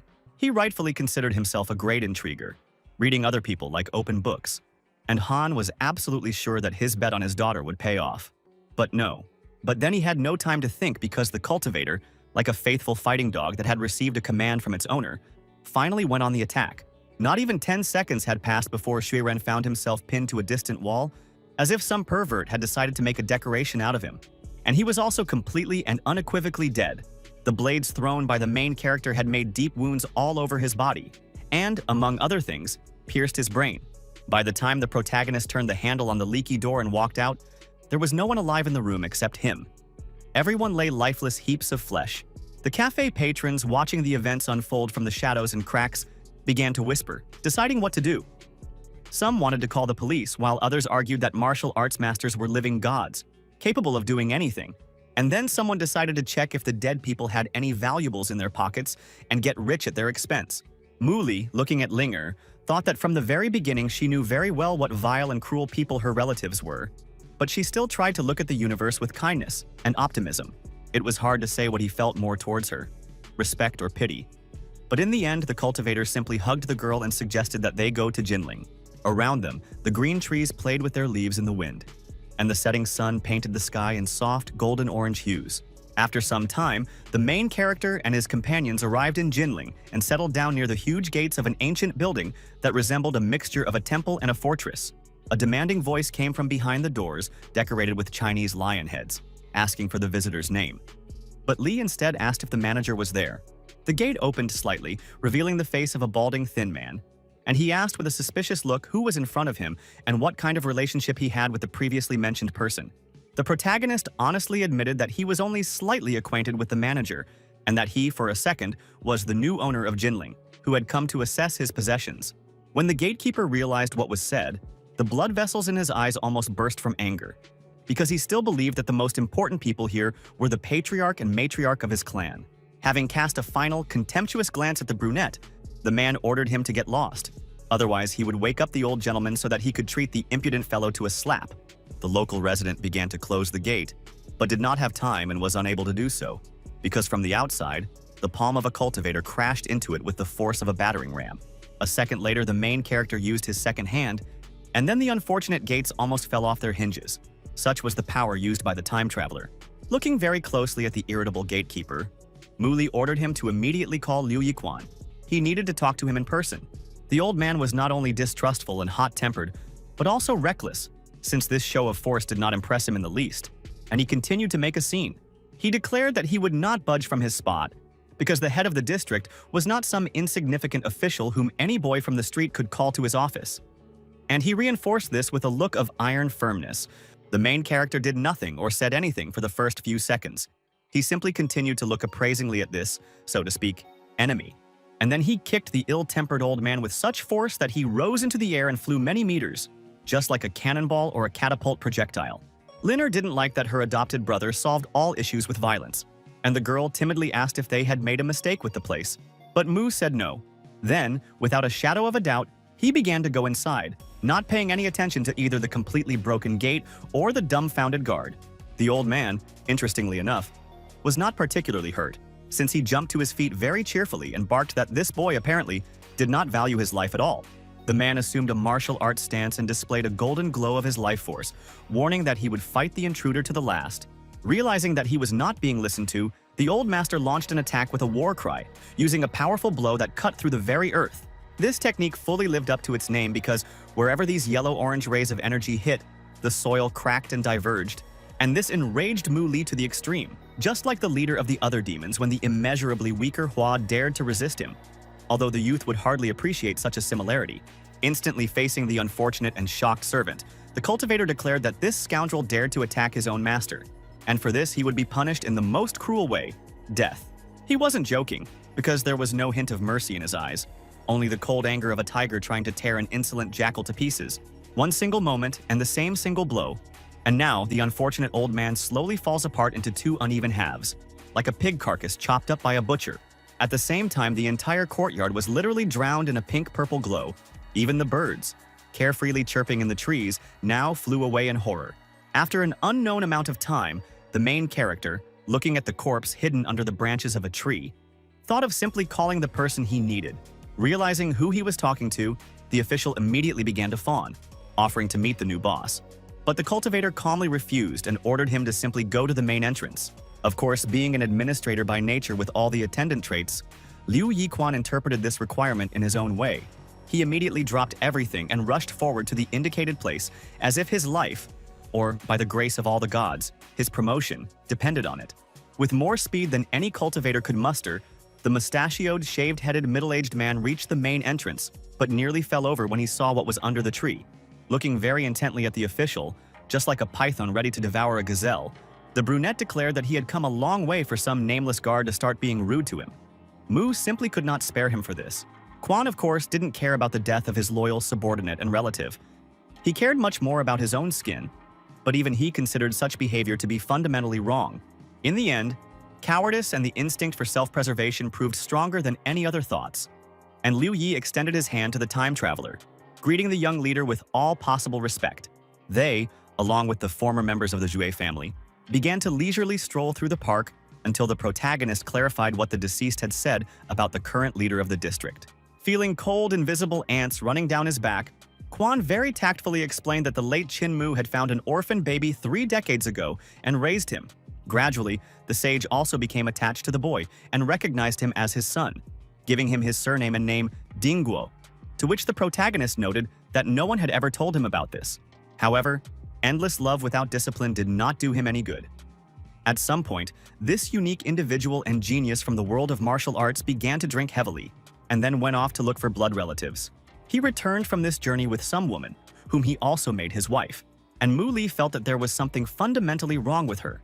Looking at him with a strange, unreadable expression in his eyes, Quan admitted that the person was strange, and he and Qin Sr. wanted to get rid of her. But Ding Guo took a stance, threatening his father with a break in relations. In any case, it ended with them having a huge falling out and stopping communicating with each other. And what happened next is already a well-known story. The cultivator carefully asked if this man had heard about the death of his adoptive parent, and the official, not quite understanding, replied that he had been informed of everything. While they were talking, 2 very strange cobras crawled out of the bushes silently and stared at the 2-legged creatures with the kind of attentiveness that only spies are capable of. Returning to the conversation, Liu Yi noted that when he conveyed that difficult news, Ding Guo and his faithful were not only not upset, but on the contrary, they laughed happily. Then, they simply settled in the government building as if it were their own home, without regard for the will of the deceased hermit, and the administrator did not have the strength to drive them out. Mu Li briefly ordered that these doves be called so that he could talk to them about everything that was necessary, and the man felt incredible happiness that this mountain was climbing onto someone else's shoulders. 5 minutes later, he reported to the time traveler with a confused look that the couple still did not want to go outside. And then the cultivator realized that he had to roll up his sleeves. In one of the rooms in the courtyard, which was now occupied by the husband and wife, a woman was reclining on an ancient stone table and capriciously demanding that her massage be more gentle. The man, sweating from the strain, tried his best to meet these demands, but then the blonde heard something that made her prick up her ears. These were the sounds of the gates opening, and the girl capriciously puffed out her cheeks, as if to say, "These boars have come here again." To show how much she didn't care about the pathetic humans, she lay down on the table again while Liu Yi indignantly interrogated Ding Guo about why he didn't come out to the new owner of the district. The blonde man, who was trying to give the capricious girl a massage, turned his eyes, clouded with laziness and indifference, to the official and demanded that he speak more quietly. This was, after all, an estate. The main character, not wanting to listen to empty talk, simply ordered this sybarite and his faithful wife to get out of here, and the sooner the better for everyone. The young man spread his arms and said in a weak voice that he had lived here since childhood, that this was his home, and the late Qin Sr. had acknowledged this. But then suddenly someone came and immediately kicked him out. That was not humane. An informer quietly approached his wife and whispered that the old man who guarded the central entrance gate had been killed by this newly minted governor, and while her husband tried to come to an amicable agreement, the intriguer began to prepare for an attack. For the deceased was her own servant and fellow tribesman, and she could not allow anyone to find out about her murders and seizure of power. Clenching his fists in genuine anger, Quan growled that Ding Guo was nothing but a spoiled scumbag, and for that, Jade Lord Mu would now show him what a world of pain was. However, a second later, something began that made the man immediately curse his overly long tongue. Madame Qin, engulfed in a poisonous purple glow, menacingly extended her open palm in front of her and ordered the servant to slow down the horses. She then gave the old man a very weak push, but it was more than enough to send an ordinary mortal man flying many meters into the distance. As expected, Ding Guo's mysterious consort was no ordinary mortal woman, but had powerful combat abilities at her disposal that relied on the manipulation of poison. And that's why she felt invincible, because who could resist techniques that literally made the blood boil in the veins and then corrode them? But, just like the unfortunate Quan a moment earlier, she saw something that made her immediately cast aside her casual and smug expression. Mu Li walked up to Liu Yi, whose arm was covered in that eerie purple glow that symbolized imminent death, and then simply healed him with his own power. Then, he turned his gaze to the villainess and asked with slight contempt if she knew any other techniques besides playing with poisons. The antagonist, however, was so shocked that she didn't pay any attention to the question at all. For the first time in her life, she saw someone she couldn't finish off with one blow, but after coming to her senses, Qin thickened her toxic aura even more, and her so-called sons, giant supernatural scorpions, spiders, and other poisonous creatures, began to appear in the air. At the same time, a huge black snake, controlled by the will of its mistress, slid along her legs with a barely audible hiss. Now, when she was surrounded on all sides by a whole pack of monsters capable of destroying the population of a small town, she asked with her former self-confidence whether the deer head liked them. The main character's look of contemptuous indifference was better than any words to say that no, he didn't like them at all. Then, with deliberate slowness, as if he was enjoying this little performance, the young man raised his leg above the ground. He lifted it up and then brought it down with such force that the ground began to shake, as if on the eve of the most destructive tsunami in the history of natural disasters. All those small demons that the villainess had summoned in a futile attempt to deal with the cultivator flew into the sky like dolls thrown by an angry child, and she herself was unable to resist. With great difficulty, the blonde regained her balance, used all the power she had, and rushed into a last desperate attack on this strange guy. For a moment, the whole world froze, and then it seemed to become covered with a rainbow film, which can be seen near disgustingly bubbling oil slicks on the water. The woman kicked and punched as hard as she could, but the protagonist blocked her with casual ease, and he was rather surprised that this insect dared to do such a thing in the first place. The evil warrior, however, was not going to retreat of her own free will under any circumstances. Now she was like a cornered rattlesnake who had nothing left to lose. She put the rest of her strength into the same attack, with which she tried to finish off the mustachioed administrator. But the time traveler easily intercepted her hand, and then he turned his entire body sharply, lifting his opponent into the air, and having achieved the appropriate amount of kinetic energy, he unclenched his fingers. As a result, the girl flew into the sky with such force as if she were a stone that was fired from a slingshot by a mischievous boy shooting at lanterns. Ding Guo, who had spent the entire fight in a safe corner, now flared up and, shouting how the brunette dared to attack his wife, rushed into the attack himself. Venerable Liu Yi was right when he wrote that Qin Mu's adopted son's best days were already behind him, as the cultivator kicked him in the head even more easily than his wife. As a result, the hapless antagonist also took off flying towards the pinkish clouds, his limbs flapping pitifully. And before he finally landed somewhere in the distance, at least 10 seconds passed. Such was the great height the blonde had gained. Since his victims, now defeated and humiliated, could not run away anywhere, the protagonist slowly found them and only then repeated the order to get the hell out. The villainess, as it turned out, managed to get entangled in the branches of a large tree in the most absurd way. Her hair, bust, and pelvis were squeezed by the branches, and it was impossible to move them. As it turned out a little later, Muli did not finish off Qin, but allowed them to leave, and now he demanded that Liu Yi send 2 people as servants. And, although the main character was not going to tolerate random dependents under the roof of his next house, he himself suggested that the former US choose rooms for themselves to live in. The brunette, of course, did not refuse, and looked ahead with such large and bright eyes as if they belonged to a blind man. However, the offered room turned out to be so clean and beautifully furnished that even Lin, accustomed to luxury, could not contain her delight. It is more than likely that she would have then pounced on the guy with hugs. But at that very moment, the young people were interrupted with all possible respect. Liu Yi, clearing the way, waved his shock of golden hair behind him, as if beckoning a frightened child to come out and introduce himself to the class. As it turned out, it was a duo of young maids, but they were dressed so frivolously that questions could arise about what needs the official was talking about for the new boss. In any case, the young man did not need to wash clothes, make the bed, or do anything else. He needed people exclusively to serve the women with whom he arrived. The maids were visibly disappointed and embarrassed that their talents were being neglected by such an attractive young man. But there was nothing to be done. For some reason, blushed deeply and looked at her benefactor with an abnormal gleam in her eyes, but he did not give her a chance to speak, warning her that he himself was leaving to take care of business. In fact, the young man planned to explore the surrounding area, since there was a place very close by that, for some reason, greatly attracted his attention. However, nearby was a relative concept, since the cultivator had to climb into the very heart of the wild grove and rocks in search of the necessary location. Now he stood in front of a stone wall and looked at it, as if there was a secret passage leading to some fairy tale dimension. Then the young man, with the greatest care, placed his hand on the cold, hard surface and stroked it lightly. And this effect worked completely. The gates swung open with majestic slowness, letting the visitor inside.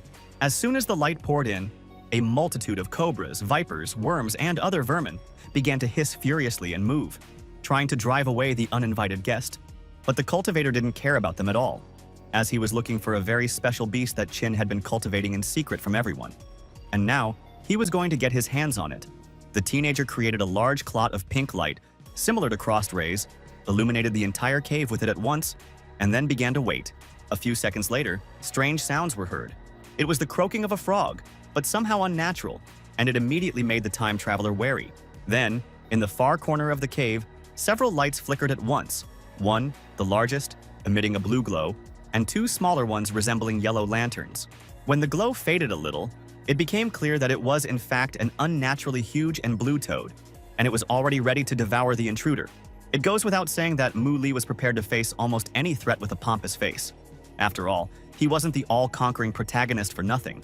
But even he was not completely reckless, and before attacking, he wanted to check what kind of enemy he was dealing with and what kind of poison he was using. But the amphibian had no intention of giving the enemy extra seconds to think, and made a mighty leap forward, raising a spray of water.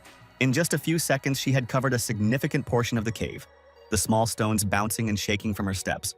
It was a great and powerful demonic beast, a beast of 5 poisons, a huge and majestic moon toad, and she actually even understood human speech and its meaning, since she nodded with a lazy grin when the protagonist suggested that he had encountered evil spirits. And then, a moment later, the amphibian began to open its mouth and release its long, powerful tongue, so that even the cultivator was a little surprised. However, it was just a little, and the huge fleshy tentacle did not even have time to touch its target when the young man was already pulling a long sword out of the clear air. Of course, it was an unusual weapon, because Mu Li was still a great cultivator and master of spiritual energy, so the blade suited him perfectly. No more than a few moments passed, and now the beast-like demon was desperately croaking from terrible pain, because the blade had cut his tongue into even halves. The pain was so intense that the moon toad could only twist its body from side to side at breakneck speed, trying to somehow muffle it. At the same time, someone's female voice screamed desperately, and another worriedly asked what had happened to the lady, why she was screaming like that. It was the same warrior and poison expert, hanging her head heavily. She muttered that someone had managed to wound the demonic beast with which she had a spiritual connection. She quickly realized that it was Mu Li who did this, and she actually expected this outcome, but she just didn't think it would happen so quickly. The time traveler really was a guy of some sort. Meanwhile, the amphibian managed to get a grip on itself, and now its huge bulging eyes began to turn pink from the blood that had rushed into them. A strange golden glow began to form in the center of her abdomen, and even the main character did not joke about it, because the bodies of demon beasts are extremely strong. It was concentrated demonic filth, and the young man was almost licking his lips, because having absorbed it, he would immediately step up several levels of power at once, becoming even more imbalanced. But upon closer inspection, he realized with a smile that the toad was simply too weak to produce such an energy steroid. It belonged to someone else. However, the amphibian's tongue had grown back completely, and she tried to grab the nasty 2-legged bug with it again, and then swallow it whole. At the same time, the organ also changed color, becoming from just pink to a deep purple, thus symbolizing that the demon had become much more dangerous. The main character simply responded by striking a pathetic fighting pose again, throwing his hands back with his fingers spread, and pink lightning flashed across his palms. Then he waved forward, as if trying to shoo away a fly, and in a menacing voice ordered the amphibious enemy to disappear. A disc-shaped energy projectile even flew from his palm, reminiscent of the ancient throwing objects used by the ancient Greeks. When this thing crashed into the unfortunate toad, it was as if the poor thing had been struck by a huge lightning bolt. Even its skeleton was translucent, like an X-ray. And while the poor animal was writhing in agony, unable to throw off these painful, electrifying bonds, the protagonist took the flaming blade into his hands again. With one swift and crushing blow, the protagonist cut open the giant beast's belly, releasing the golden sphere of filth, the much-desired and tempting prize. As it turned out a second later, Mu did not limit himself to just cutting. His attack was so deadly that the demon split into 2 even halves. The sphere clearly tried to fly away after this, finding a safer refuge. But before this happened, the young man grabbed it. Once again assessing his prey, the cultivator felt satisfied. With such a thing, he would easily be able to make a huge leap in the growth of his power. But then the former student noticed something that for some reason he had not seen before, namely some strange door. It was a huge gilded gate, adorned with an emblem that resembled both a carnival mask and a flying-tailed demon, and the hero felt as if a seal had been placed on it. A second later, the boy also noticed a large depression of perfect geometric shape, as if intended for use by the governor's seal. After hesitating for a moment in his thoughts, the teenager took out the artifact given to him by Chin Mu from the secret compartment, and it immediately began to flicker and quickly spin in place. It didn't take a cultivator to figure out that this was how the key responded to the presence of the lock and encouraged the user to use it for its intended purpose. Lee didn't hesitate any longer and allowed the tablet to fully merge with the form, beginning the process of opening the gate. When the symbol was on the doors, they opened very slowly, even with difficulty, leaving clouds of dust and debris in the empty spaces, as if the last time they were opened was many decades or even centuries ago. But inside, the traveler was not met by a dirty dungeon covered in cobwebs and trash, but by a perfectly clean hall with golden columns and a huge pentagram symbol on the floor. Attached to the columns were huge multicolored gems, and the shocked protagonist recognized them as spiritual stones of the highest quality. This was the most valuable treasure even for immortals. The young man, in principle, could not expect to find something like this in the world of ordinary people. And even in the amount of 4 pieces, although one of the artifacts was already very weak and close to disappearing. There were also paintings that illustrated the story of the late hermit, showing how China was unified by an emperor many millennia ago, and then divided again into 7 regions. Unfortunately, in any case, no one was able to record the truth about the degradation of spiritual power for posterity. But Mu's keen eye noticed a suspicious and obviously very old artifact dagger. It was a richly painted ceremonial weapon with a handle in the shape of a lion's face, and along the entire blade there were painted purple and gold patterns. Muttering that the thing had clearly been earned through blood and sweat, the teenager attempted to fasten it to the back of his own trousers, as useful things shouldn't just lie around in the ground. But a second later, the brunette's face was completely distorted in the most ridiculous way, as if he had managed to accidentally cut himself and was now holding back painful screams. However, the reality was perhaps even more humiliating. The blade simply began to melt in his hands and pants, ingloriously falling into puddles of gray-blue gunk. Shaking off all that dust and other rubbish from his butt, the cultivator, in a rare moment of humility, told himself that the demonic realm was already a good prize, and greed was punishable. Then, the main character's mobile phone rang and he looked closely at the number and was surprised to see the name Jiaki. And then he lay down more comfortably, preparing for an interesting conversation. The blonde never called just like that, especially not first. So the time traveler expected something exciting. But several dozen seconds passed, and she was still silent. On the other side of the phone, a girl blushing desperately muttered that she had seen the broadcast of the massacre in the Hong household, and she had always known that her bodyguard was strong. But not that strong. It was deep night outside, and the heiress of a wealthy family, in complete solitude and silence, stood in front of a large glass door and looked through it at the stars. The immortal youth perked up a little. He stood up, picked up the phone, and asked his former ward directly what was troubling her this time. He said in a slow voice that her father respected the protagonist immensely, and Mu himself easily solved any problems, and at the same time, she remembered her rescue from drowning. As those events flashed before her eyes like scenes from an old movie, the cultivator asked with genuine concern what had happened. Usually, Junior Su was not so hesitant. Eventually, Jockey ventured to ask if the boy was that person. But so much time and events had passed that the protagonist did not understand what was being discussed. If he could have seen at that moment how purple the girl had turned, he would have suspected that she had health problems. So deep was her blush. She was not allowed to finish her speech by negative thoughts, which, following the traditions of old American animation, were depicted as an exact copy of Chi herself, but with devilish wings, horns, and a trident. Like a woodpecker that mercilessly punches holes in the wood in search of the juiciest bugs, this terrible idea insisted that Lee was not some kind of faithful servant. They had long existed as if in different worlds. Torn between this fear and the desperate desire to talk about what was festering, the girl eventually asked if the main character was still the same Mu she knew. Laid back with one leg over the other, the cultivator replied that yes, he was still himself, and any apparent changes were only due to Sue getting to know him better. And then, a new, very strong and positive thought was born in Jiaki's head, embodied in the form of a beautiful little angel grabbing the impudent little devil by the hair. And the thought was that Lee had not changed and he could be trusted. The inspired woman asked when the protagonist would return, since he did not need to study for long to become an even stronger warrior. And the boy admitted that he needed to wait a little longer. The delighted Chi joked that he was first and foremost her bodyguard and had no right to hang around for long. And the time traveler asked if she had enough money to hire him. Sue reminded that they were old friends, so she had the right to a significant discount, something like 100 times cheaper. And the protagonist graciously agreed to remove 10% from the regular price. Feeling something between intense shame and relief, the blonde muttered that yes, her savior really hadn't changed even a little bit. When she finished the conversation, she felt her whole face burning with monstrous force, and her heart beating in her chest with such force as if it wanted to jump out of it. Jockey was already firmly convinced that Mu was that mysterious superhero. After all, he had saved her more times than she could count, and he also gave the girl his warmth. And even the faintest memories of those minutes made her dark pink eyes twinkle brighter than any stars. Looking at the bottomless dark purple sky that resembled the depths of the ocean, Junior Sue finally came to the conclusion that the cultivator was the hero of her heart. Meanwhile, the Jinzhou governorate, which had already seen its 10th dream, was enveloped in a ray of unnatural pale blue light, reminiscent of a comet's tail. But in fact, it did not belong to any celestial body, simply because it actually moved through the air on its own, like a living being. It was a creature, but not at all alive. Quite the opposite. It was Bai Jiangxiao, a ghost girl and an initial stage cultivator, another friend of the main character.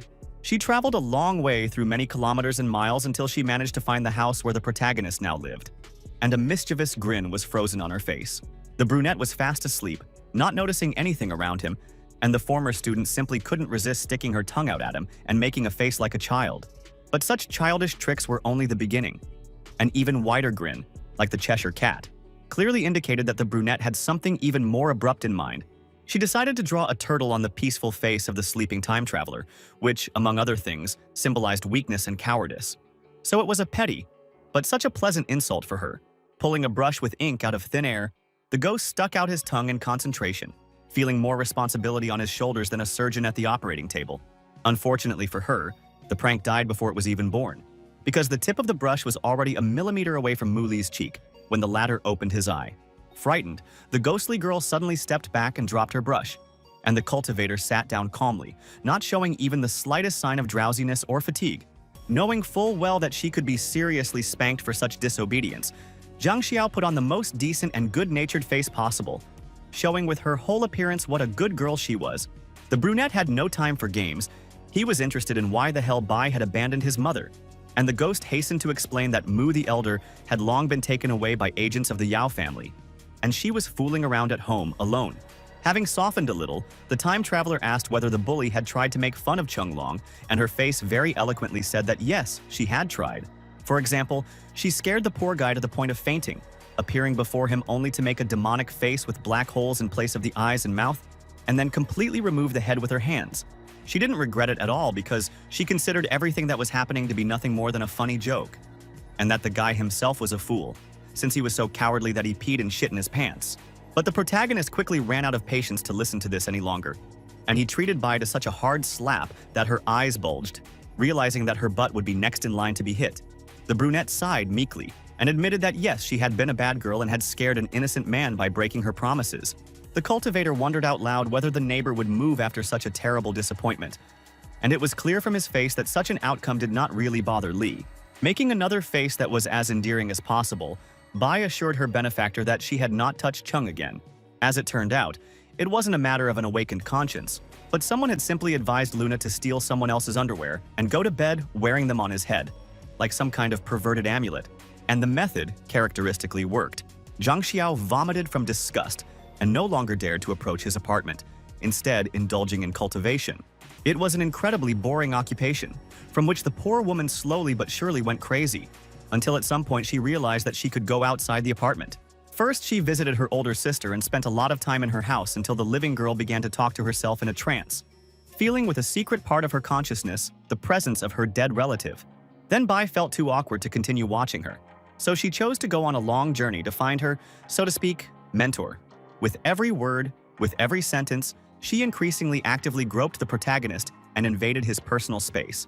But, fortunately for her, the young man did not get angry, because he thought only about the successes of his ward in cultivation. He asked out loud how this ghostly stalker had managed to find her target in the first place, since the distance between the two cities occupies the lion's share of all of China. Looking away with a red face and tapping her fingers, thereby demonstrating that she was lying from the first to the last word, Bai stated that it must be just a kindred spirit. The young man suddenly leaned forward and demanded in a very angry voice that she immediately tell him the truth. So the younger Jiang Xiao admitted that she was simply using another technique. Having calmed down a little, Mu Li, in the voice of a stern teacher, demanded to know what seal the ghost had used for her spell. He knew that she had used the most dangerous and dark seal that allowed her to directly devour a person's life force, but the brunette, again making an innocent face, lied that she had used a normal one. As patient as the time traveler was with his allies, even he began to get rather annoyed by this performance. And when Bai directly demanded that she speak sincerely, she shook her head. This was the last straw that broke the main character's patience. So he simply poked his fingers into the mean girl's forehead, using his own abilities to penetrate her mind. Like an experienced hacker from American movies who reads a huge amount of information in a matter of seconds, the brunette dug into Zhang Xiao's memories until he came across something. It turned out that he saw himself, sleeping peacefully in his bed, like any ordinary person in his place. And then he saw Bai making a disgusting attempt to kiss him, her distorted face red as a tomato, and her thick lips smacking noisily. And what's most unpleasant is that this was not a recent fragment of memory, it happened many weeks ago, when the main character was just about to make his journey to the south. After that, a huge imprint of red lipstick shone on his forehead for a while, as if Zhang Xiao had specially applied a huge layer of makeup to her face to do this. However, with each passing second, this mark grew paler and paler, until finally, it disappeared completely, as if such a crime had never happened. This was more than enough for the protagonist to lose all desire to dig further, and he broke the mental contact, to the horror of Bai, who had already understood everything. But her fear passed very quickly, and with the most vulgar grin possible, she began to think about how she and the cultivator would get married and then have children. Since she had closed her eyes, she was unable to see how the time traveler squeezed the middle and thumb fingers of his left hand, using another mystical gesture. After this, the entire room shook from the thunderous sound of the blow, exactly as if some giant had clapped his enormous hands with all his might. In the next frame, Zhang Xiao, now with a huge abrasion on her forehead, was lying on her back with her eyes bulging and white from pain. Wondering why she had been hit in the first place, almost losing his voice from rage, Muli reminded this devil that he, just a second, was her teacher, and therefore deserved respect. And the girl had no right to do whatever came into her head. In fact, he didn't mind making her his woman, but only after Bai returned to her corporeal human form, and the cultivator didn't know that his words were being heard by someone. The woman with black hair pulled back the curtains and peered carefully into the window, wondering why the protagonist was talking to someone at such a late hour. As it turned out, it was Lin, the mother of the former wailing heir, and the girl, sleepily grumbling, sat up in bed, not understanding why her parent was awake in the middle of the night. The older brunette's eyes glazed over and lost all expression as she said in a harsh voice that Jade Lord Mu was not like that at all, and then ordered her daughter to go back to sleep. Then she herself moved away from the window, turning away from him with such ostentatious disdain that any theater critic would have given her a negative review for overacting. As for Bai Zhangxiao, she was severely punished for her piggish behavior by being placed in a holding vessel, where she banged against the walls and screamed that she was bored. The next day began with numerous panicked screams. Several women were running around the street and screaming something about perverts. The man who was watering the plants spread his arms in bewilderment, as if to say that these girls had come to the men's room on their own and were now running around like panicked chickens shouting accusations. But then he took a closer look and realized with shock that some unknown hooligan had switched the signs indicating where each gender could be. A second later, the young man fell on his back because the hose suddenly began to lash out in all directions, like a living and very angry anaconda. And similar minor catastrophes occurred everywhere one could look. People screamed in fear and ran away from the devices going crazy and flying dishes. One poor guy who didn't manage to get far enough was hit in the face with such force by a floating frying pan that it was a wonder the man still had teeth. Then this vile invisible spirit began to attack the girls, viciously beating their faces and making them cry from pain and fear. Then, Liu Yi finally appeared on the scene, rightly deciding that some minor demon had infiltrated the government and ready to use one of his spells. It was as if the man had thrown a whole cloud of gilded powder into the air, which instantly enveloped all available space, stopping the poltergeist's actions. Quan sternly ordered the evil spirit to come out into the light of day. But instead, Muli appeared from the main building, wondering what the manager had done here. Undeterred, the old man asked the chief to step aside and allow him to destroy the vile, incorporeal entity terrorizing the area. Liu Yi wanted to be the hero who saved the day for a little while, and he repeated his order to the mysterious ghost to immediately show himself. Of course, it was Bai Zhangxiao, who had learned absolutely nothing from yesterday's punishment and had decided to mock innocent people, and now found herself trapped. She tried her best to resist this spell, but she understood that she would soon not be able to withstand it and would give in. Plus, her words were actually heard by the ghost hunter. He didn't hesitate for a single second and immediately struck the source of the sound with a ball of crushing golden energy to destroy the evil demon. The projectile rushed forward, leaving behind a long tail, like a comet falling to Earth or a stellar prominence. However, Mu Li, unnoticed by everyone, sent a small beam of his own pink-violet power after this yellow ball, clearly not intending to allow the zealous servant to kill the girl again. Although Liu Yi had used his technique much earlier, the cultivator's purple energy flow caught up with hers more and more with each passing second until it was almost level with hers. The hapless ghost felt like a wolf, with bloodthirsty shepherds pressing on her from both sides, and no one could tell her how to escape. Luckily for her, the protagonist's timing was right, and his power completely absorbed the blow like a shield, leaving Zhang Xiao scared but completely unharmed. But this still didn't save her from punishment, since the projectile launched by the cultivator seemed to kick her, causing her to fly back with a painful groan. She also felt very strange, realizing that with each passing minute her restless spirit was dissipating more and more, and it was difficult to describe in normal human language. However, after a few seconds, all this torture stopped, and the shocked brunette froze in the middle of an open space, blinking in confusion. The protagonist, meanwhile, declared that the entire problem had been solved, and that the servants could calmly return to their business, which they hastened to do. But that certainly didn't mean he was letting the nasty ghost get away with it, as he telepathically asked her with a fox-like grin if she was going to continue her misbehavior. Bai, who had already been humiliatingly hung on a tree branch like a huge Christmas tree decoration, muttered with a dejected look that no, she would not be so mean anymore. What upset the protagonist most was that Zhang Xiao, with all her strength, had given in to a much weaker administrator. But since she had repented, he was willing to continue teaching her. But not right away. She used too much power today and had to rest for a couple of days. The caring mentor had prepared a beautiful antique vase for her in advance, which caused the ghost to go into hysterics. She stubbornly refused to climb inside this disgusting thing, and in the midst of the argument, Lin Er burst into the room, inviting her adopted brother to dinner.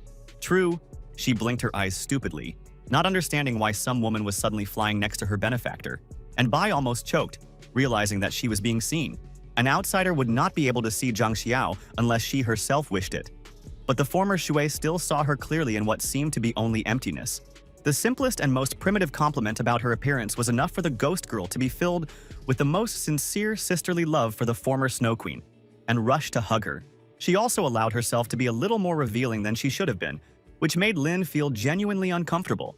The protagonist, however, watched this with a mocking grin, and sarcastic jokes about female friendship were spinning in his head. But then Zhang Xiao stepped back a little and conspiratorially whispered to the second brunette that they shouldn't pay attention to the fact that the main character was so thin. One day she spied on him going to the toilet and saw everything. And when the meaning of what was said reached the young people, a very awkward silence reigned. It lasted for a good 10 seconds, and then it was as if a colossal bolt of lightning had struck the room, followed by a clap of thunder. The main character, blazing with incredible rage as if a whole wall of flame had risen behind him, roared that the vile ghost was even allowing himself to be here. As it turned out a second later, the fire was not a metaphor for the character's extreme anger. It had actually appeared and was now burning the bed. Then the tense atmosphere turned into chaos. The former Zui laughed while covering her mouth with her hand, and Zhang Xiao brazenly lied that she didn't mean anything dirty. The time traveler, although he was jumping around the bed in an absurd manner with a fire extinguisher, still found time to warn the student that she would very bitterly regret it if she ever stooped to something like that again. She would probably have made another unchildish joke and would have found herself planted in a vase again, after which perhaps she would have been thrown into the sea. But something else caught her attention. It was the long-lost Shanjing, the spirit of earth and plants that the protagonist had inherited from the hermit Qin Mu. And now this dwarf was flirting with Bai in no uncertain terms, delighted that there were so many people and other creatures here who could easily see her and have fun with her. Zhang Xiao grabbed the tiny nature essence and spun around in place. Her screams could be heard throughout the area, and several cleaners, either with bitter envy or even pride, muttered that the head's office was now so noisy. The next day, representatives of the four most noble and powerful families in the county, including Liu Xiu and Xu Chong, weak warriors of Wu Zun, came to bow to the main character. They were accompanied by local government officials, who were also warriors of the highest, albeit basic rank, Qin Lin and Tu Shan.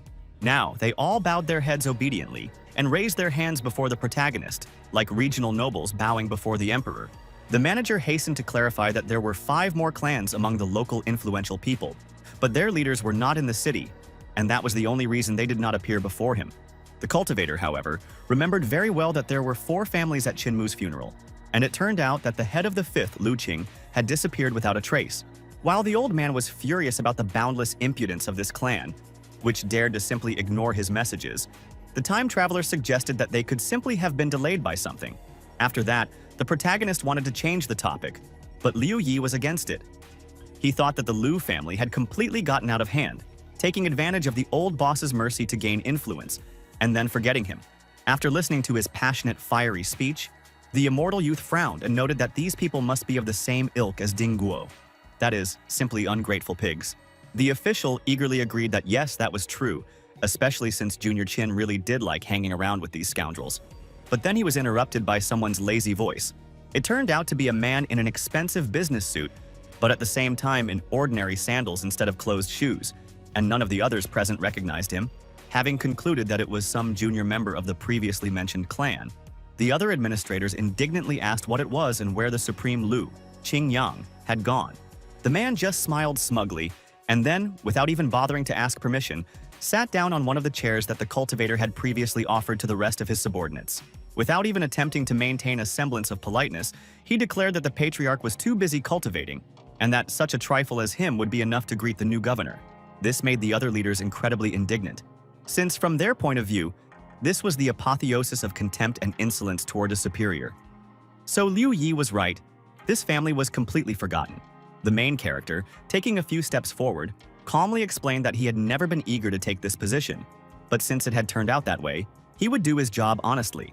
And so, he, slightly revealing his evil aura that made people sweat, demanded that Qing Yang immediately run here and beg for forgiveness. The last visitor, although also scared, managed to quickly pull himself together and asked again whether there had really been any talk of apologies. Not wanting to play the game of bragging about his lineage, wealth, and influence for the 1000th time, Muli simply showed his aura again, scaring Junior Liu to the point of trembling. Having waited until this impudent worm had experienced a sufficient amount of horror, the brunette demanded that he immediately, as quickly as possible, get up and do what he ordered him to do. Purple clots resembling circus hoops emerged from his power and flew around the envoy frozen in his chair. It was easy to tell from the man's eyes that he deeply regretted ever agreeing to such a job and would give anything to be as far away from here as possible. Then, all these supernatural hoops suddenly shrank and crashed into his body with such force that even bullets would envy, forcing the victim to cough up blood. They continued to beat the family's envoy, causing him to writhe in terrible pain and leave bloody marks wherever his head moved. And Mu Li very calmly said that he would come to Lu himself if necessary. Of course, with such a development of events, he would not be able to guarantee that the consequences for the clan would be favorable, and the current punishment was a clear example of this. At some point, the blows from his energy streams became so powerful that the unfortunate man flew off his chair and they continued to beat him in the air. A few seconds later, streams of purple wind carried their prey out the door and slammed it behind them. And there was no doubt that the torture would continue for some time. The other officials and nobles looked at each other in fear, fully understanding that in different circumstances they could easily have found themselves in the place of that impudent man. They realized that they had received a leader who, in principle, could not be twisted around their necks. He was too strong and ruthless for that, but the Liu clan was definitely not to be envied now. After this, the Jinzhou government began to lead its ordinary existence, as if no disturbances or changes had ever occurred in it. The cultivator was stretching his stiff body outside, while Lin Er and Zhang Xiaobai were watching him from the side. The ghostly woman wondered if they had finished their business yet. He did not deny it, and he himself asked where the women were going, since he had already gotten to know the ghostly hooligan well.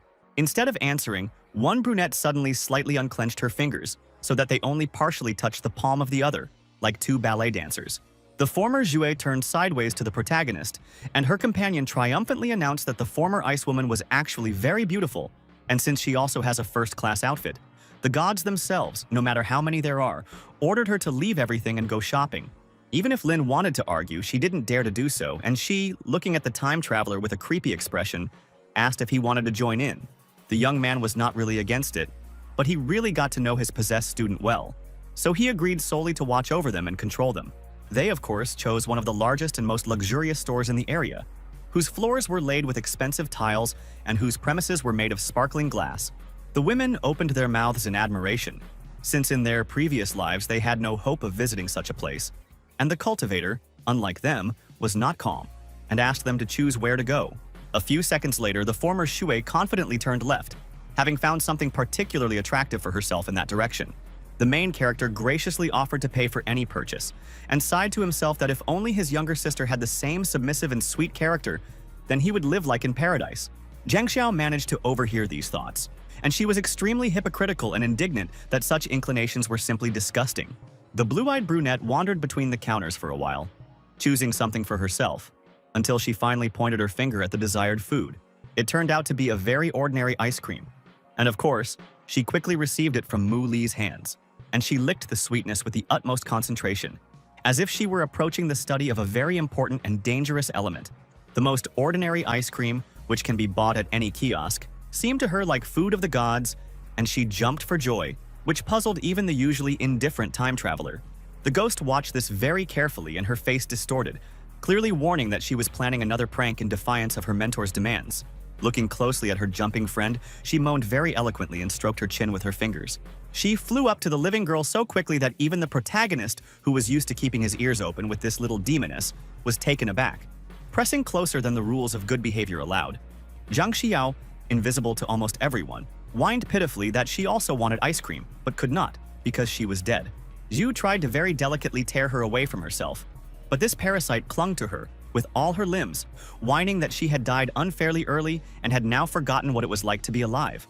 Lin felt very awkward, not knowing what to say to her about this, and she turned to the main character for help, and only after that did the cultivator quietly call the hooligan by her full name and surname, without anger, but with an unambiguous hint that it was time to stop the performance.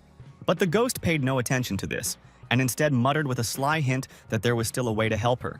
As it turned out, she wanted to possess Er's body, like the evil spirit from the stereotypical stories of devil possession. And then she would do whatever she wanted. Most people would have immediately responded with an ironclad refusal, but the former Shui was one of those rare kind people who could agree to absolutely anything. The former student grinned triumphantly, realizing that her prank had completely worked, and only thanked the innocent fool for such a service. Then she licked her lips, just like a glutton who has finally seen the most desired and delicious dish. As had often happened before, the main character did not react to what was happening around him until it was too late to nip the problem in the bud. Looking at what the vile ghost was doing in her body, the now invisible and intangible brunette screamed in despair, realizing what kind of trap she had fallen into. Burning with such indignation as she had never been seen before, the girl demanded that the deceiver immediately return her own flesh and blood.